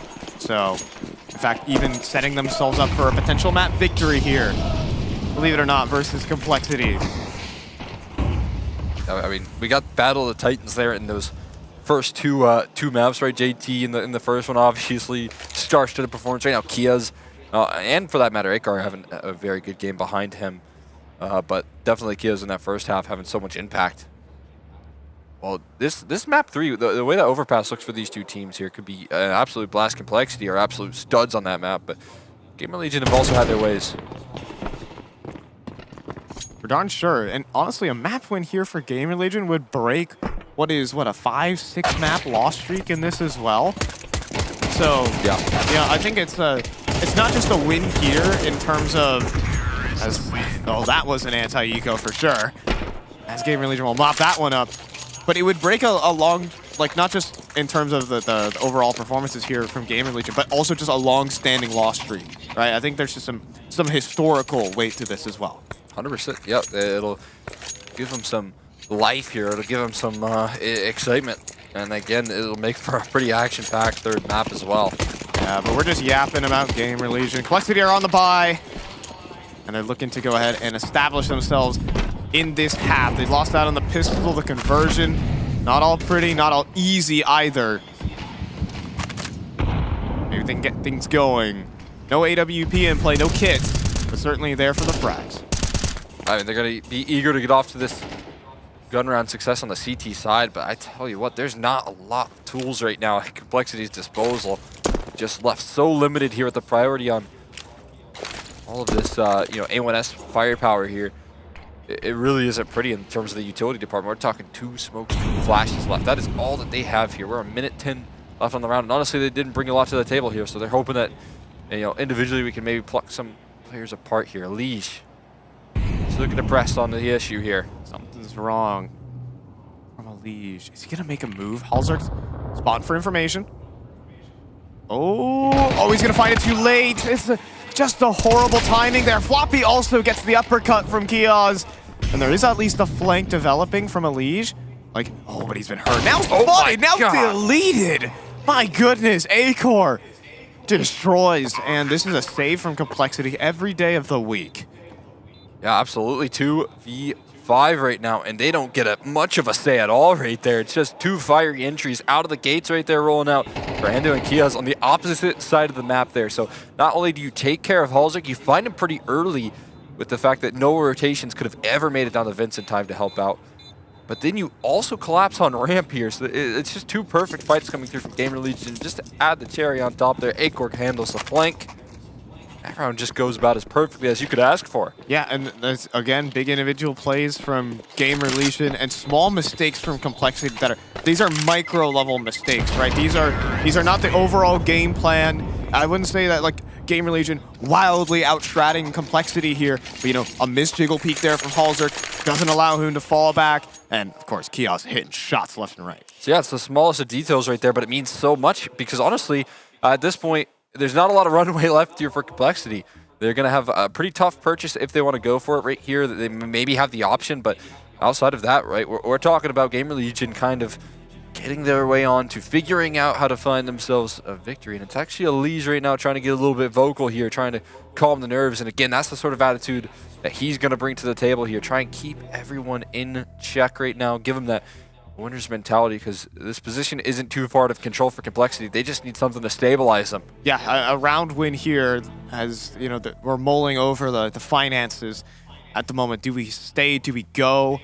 Do we allow them to get to, you know, 11 rounds, and that puts you basically a gun round away from map number 3. Complexity want to hold on to their pick, but it looks like we're just taking a bit of a half. We do have a couple saved rifles to work with. Let's see what the idea is. Out in the hand of Halzerk. He's been landing some nice tags, as has Elige. But look at that, yeah, out of the gates, Andrew already set down low.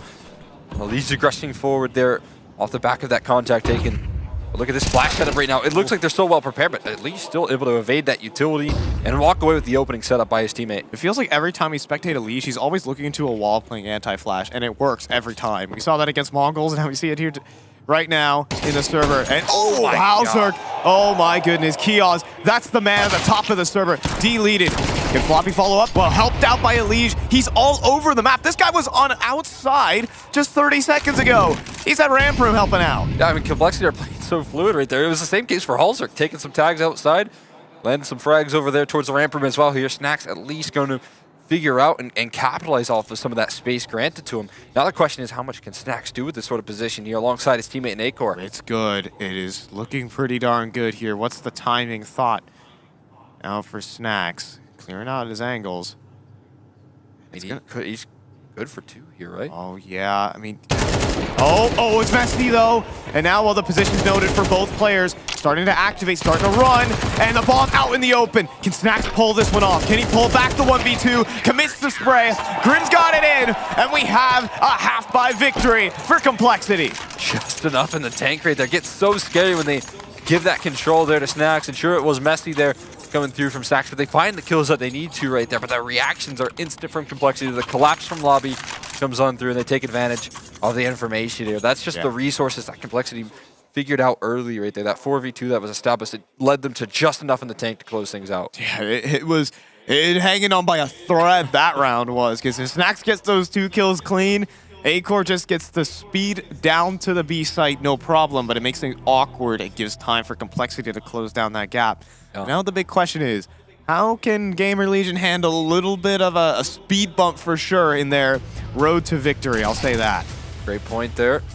Definitely a speed bump here, as you can see, just instant reactions and rotations here. Not only in Halzerk, but also Elige being in the right place at the right time. And like I said, hanging on by a thread, but they will definitely take that round. Means a lot here to this attempt at a comeback on this map. But of course, GamerLegion winning a couple comfortable rounds here. In the second half, they still have plenty to go around. Yeah, but they could reach the end of their tank. We'll see what the next step for GamerLegion is, but for now, it's Acor outside, top mark. Elige will not give him anything. Elige just breaks the smoke, but oh, Snacks fires one right back. And Elige has been locked down outside. But as it fades, that's the bomb. That's the bomb out in the open. That's Halzerk with open eyes. Turns the flash, but he's not ready for the garage peek, surely, right? Walking up underneath the knife out, and that's that. 2 versus 4. Refrag attack from Floppy.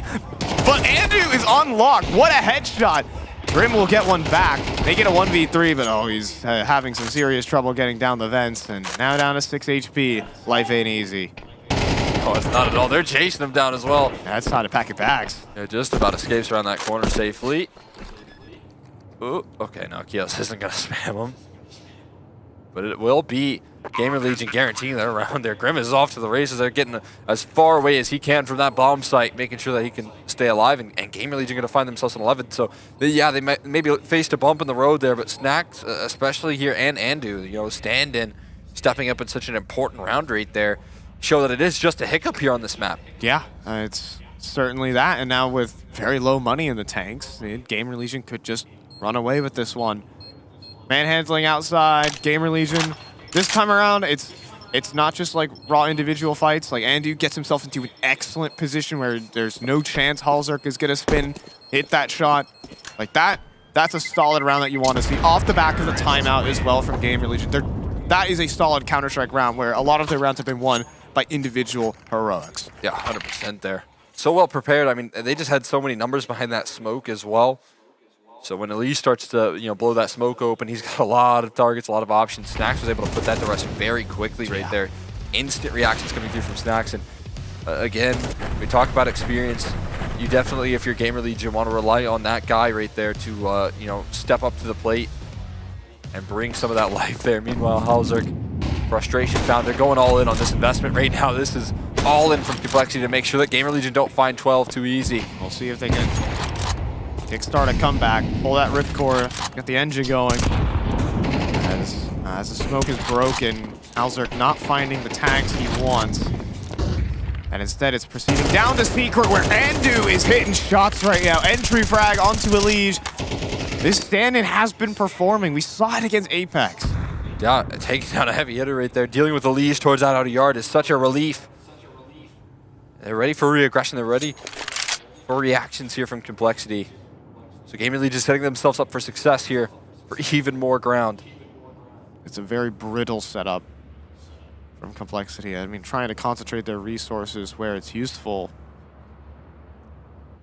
Look at this, like, GamerLegion playing a brutal game right now. No one moving. Ooh, and out. Well, Snacks will make the first one, and he's a scout tag as a result. Maybe not what exactly he was wanting, but maybe the right call at the end of the day here. And just about evading here, taking that space, not only towards lower bomb site here, but also towards ramp room as well. So much control here still maintained, and all the weight is on Floppy's shoulder right now to find an absolute miracle. Floppy is in very big danger. He is in a literal 1v5 and about to get hard cleared by A-Core. There you go, 10 seconds. Even Isaac hanging around back of the red boxes, and it's time to save here for Complexity. This map might have its curtains closed on it as GamerLegion, it feels like just round by round they won this game. Breaking things down. Fantastic. Starts off rolling here, and yeah, sure, maybe they had a hiccup up against what was a bit of a half buy rolling on out, and they also had that same hiccup in the first half as well. That has never haunted them here, and again, to talk about a team that's come through, I mean, we just mentioned A-Core in the interview here. The motivation seemed to be a little bit down. The vibes weren't maybe all on. Right now, to have a team that can come through into the second map after what just happened on Vertigo and just swipe that aside, wipe that from their memory, that was fantastic. Yeah, I mean, you saw Ash like calling the timeout immediately as well. Like, it feels like GamerLegion are playing up to what their expectations are right now, to be honest, as a team. Complexity is starting to slip away. We've had, again, good individual performances from almost every player here on GamerLegion, but now we're seeing solid rounds come out. Now we're seeing good Counter-Strike, and now a 6-round lead, 6 opportunities. And Complexity is going to have to find a way to string some together against an informed GamerLegion. Absolutely. Tough ask here. The Halzerk scout continues to roll on out there. Tags continue to land as well. Needs the frags to back it up, but won't be afforded that opportunity. Sidelined for what could be the last round of this map. Oh, and Elige is also struggling to find it. A-Core at range. Kiosk, oh my goodness, what's going down in lobby? He's able to get a lot of damage onto Grim, all things said, so maybe it's just worth it. Starting this one off 3v5.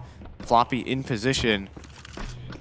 I mean, even with some help from Grim, but it doesn't seem like GamerLegion are too keen to hit the Jets just yet.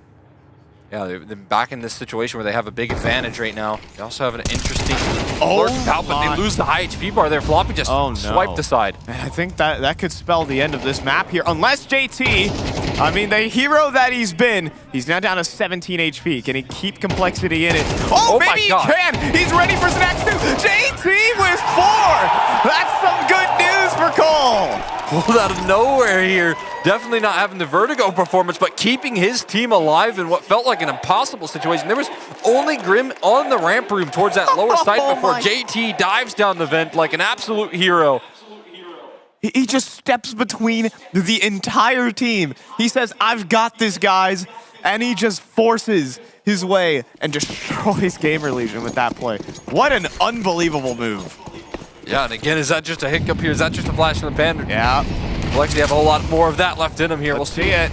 Snacks is through, but Grim is able to spin in time to sideswipe him. Maybe it is the start of something for Complexity.